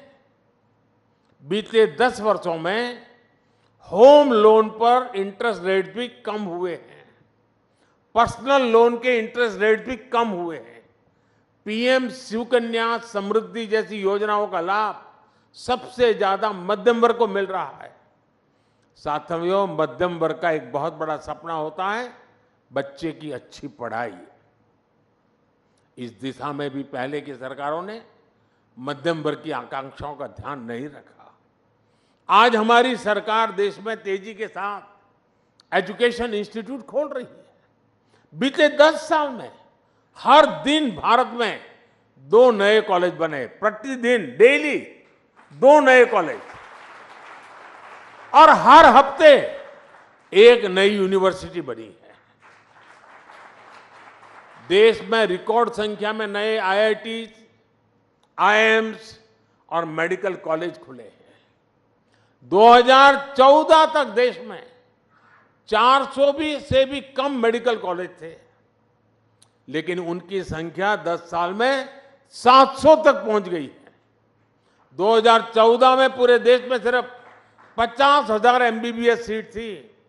आज देश में एमबीबीएस सीटों की संख्या बढ़कर 1 लाख से ज्यादा हो गई है। मेडिकल में पीजी की सीटें भी 2 गुनी से ज्यादा हो चुकी है। सरकार ने स्थानीय भाषा में मेडिकल और इंजीनियरिंग की पढ़ाई का जो निर्णय लिया है, उसका भी फायदा मध्यम वर्ग के बच्चों को मिला है। हमारे मिडिल क्लास परिवारों के हजारों करोड़ रुपए अपने बच्चों को बाहर किसी देश में पढ़ाने में खर्च हो जाते थे। ये पैसे बचे, इस दिशा में भी हमारी सरकार काम कर रही है। आज दुनिया के एक से बढ़कर एक विश्वविद्यालय यहां भारत आकर अपना अपना कैंपस खोलना शुरू किया है। फॉरेन यूनिवर्सिटीज की मदद के लिए सरकार ने नियमों में भी बदलाव किया है। साथियों, बीते 10 साल में जो नए सेक्टर खोले गए हैं, उन्होंने भी मध्यम वर्ग के बच्चों के लिए आगे बढ़ने के नए रास्ते बनाए हैं। स्पेस सेक्टर हो, स्टार्टअप हो, ड्रोन और मैपिंग सेक्टर हो, इन सबको नौजवानों के लिए खोल दिया गया है। डिफेंस सेक्टर में भी रिफॉर्म करने से हमारे नौजवानों को नए अवसर मिल रहे हैं। स्पोर्ट्स सेक्टर में भी हमने जो आधुनिक इंफ्रास्ट्रक्चर बनाया था, ट्रांसपेरेंसी पर जो काम किया, उसने भी नौजवानों के लिए नए अवसर बनाए हैं। अभी हमने जो पीएम सूर्यघर मुफ्त बिजली योजना शुरू की है, उससे भी बड़ी संख्या में रोजगार और स्वरोजगार के नए अवसर बनने वाले जा रहे हैं। और उसके कारण मध्यम वर्ग का बिजली का बिल 0 होने वाला है। मध्यम वर्ग का एक और बड़ा सपना होता है शहर में अपना घर। लेकिन आप जानकर हैरान रह जाएंगे कि शहर में रहने वाले मिडिल क्लास के लिए पहले की सरकारों में एक भी योजना नहीं थी। मध्यम वर्ग के घरों के लिए पहली योजना अगर किसी सरकार ने बनाई तो हमारी सरकार ने बनाई। हमने मध्यम वर्ग के लोगों को घर के लोन में सब्सिडी दी, ब्याज में राहत दी। इस पर करीब 50,000 करोड़ रुपए हमने खर्च किए। इसका भी बहुत बड़ा लाभ मिडिल क्लास परिवारों को मिला है। उनके अपने घर का सपना पूरा हुआ है। साथियों, दिल्ली एनसीआर के लोग जानते हैं कि पहले की सरकारों के समय कितने फ्लैट फंस गए थे। लोग किराए के घरों में रहते थे, ईएमआई भी भरते थे और अपने घर के पूरा होने के इंतजार में जीवन पूरा कर रहे थे। मिडिल क्लास के इन परिवारों की भी पहले किसी भी सरकार ने सुनी नहीं थी। हमारी सरकार 25,000 करोड़ रुपए की व्यवस्था करके ऐसे अधूरे प्रोजेक्ट को पूरा करवा रही है ताकि मिडिल क्लास के परिवार को उसका अपना घर मिल जाए, उसने जो इन्वेस्टमेंट किया है उसको मकान मिल जाए। ऐसी परेशानी फिर ना हो, हमने इसके लिए भी रेरा कानून बनाया है। आज करीब 1.25 लाख बिल्डिंग प्रोजेक्ट्स रेरा के तहत रजिस्टर्ड है। अब कोई ये मनमानी नहीं कर सकता कि किसी मिडिल क्लास के व्यक्ति का घर फंसा दे या अधूरा छोड़ दे। और ये काम मध्यम वर्गीय परिवारों के जीवन में बहुत बड़ा राहत का काम है और ये ही तो मोदी की गारंटी है। साथियों, मोदी सिर्फ शहर में ही नहीं, गांव में रहने वाले लोगों की संपत्तियों की भी चिंता कर रहा है। गांव में प्रॉपर्टी के कागज ना होने की वजह से लोगों की जिंदगी कचहरी के चक्कर काटने में ही गुजर जाती है। जमीन को लेकर झगड़े ना हो, कचहरी का चक्कर ना लगे, गांव की प्रॉपर्टी पर लोन मिले, इन बातों को ध्यान रखकर स्वामित्व योजना चलाई जा रही है। बड़ी बड़ी इंटरनेशनल एजेंसी कहती हैं कि लोगों के पास उनकी प्रॉपर्टी के राइट्स होना किसी भी देश के विकास के लिए बहुत जरूरी है। स्वामित्व योजना के तहत हमने करोड़ों परिवारों को उनके लैंड टाइटल दिए हैं। आज देश के गांव-गांव में ड्रोन की मदद से मैपिंग का काम चल रहा है, प्रॉपर्टी के राइट देने का काम चल रहा है और इससे भी रोजगार के कितने मौके बनते हैं आप अंदाजा लगा सकते हैं। साथियों, 2014 तक पूरी दुनिया भारत को एक ओवरलोडेड फ्लाइट के एडिशनल वेट की तरह देखती थी, लेकिन आज भारत वो पैसेंजर बन चुका है जिसके बिना ग्लोबल फ्लाइट उड़ान भरने की सोच भी नहीं सकती। अगले 5 साल में भारत वो पायलट बनेगा जो ग्लोबल फ्लाइट को नई बुलंदी की तरफ ले जाएगा। अगले 5 साल अनप्रेसिडेंटेड ट्रांसफॉर्मेशन के होंगे। अगले 5 साल अनप्रेसिडेंटेड ग्रोथ के होंगे। अगले 5 साल अनप्रेसिडेंटेड एक्सपांशन के होंगे। अगले 5 साल अनप्रेसिडेंटेड प्रॉस्पेरिटी के होंगे। और ये मोदी की गारंटी है। आपने मुझे अपनी बात रखने के लिए सबके बीच बुलाया। मैं आपका बहुत बहुत आभारी हूँ। बहुत बहुत धन्यवाद।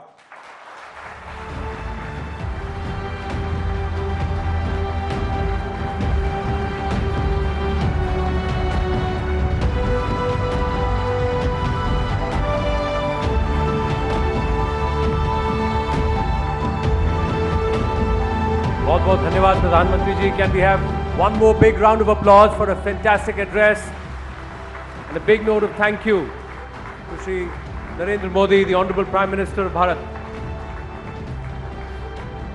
May I request the audience to please wait here in the Darbar Hall as the Prime Minister makes his exit.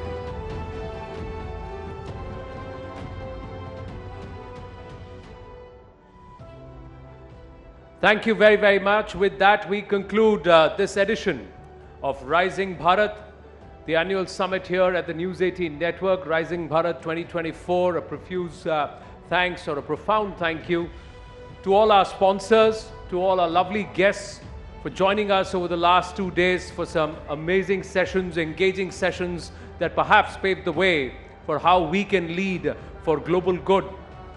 The story of a Viksit Bharat.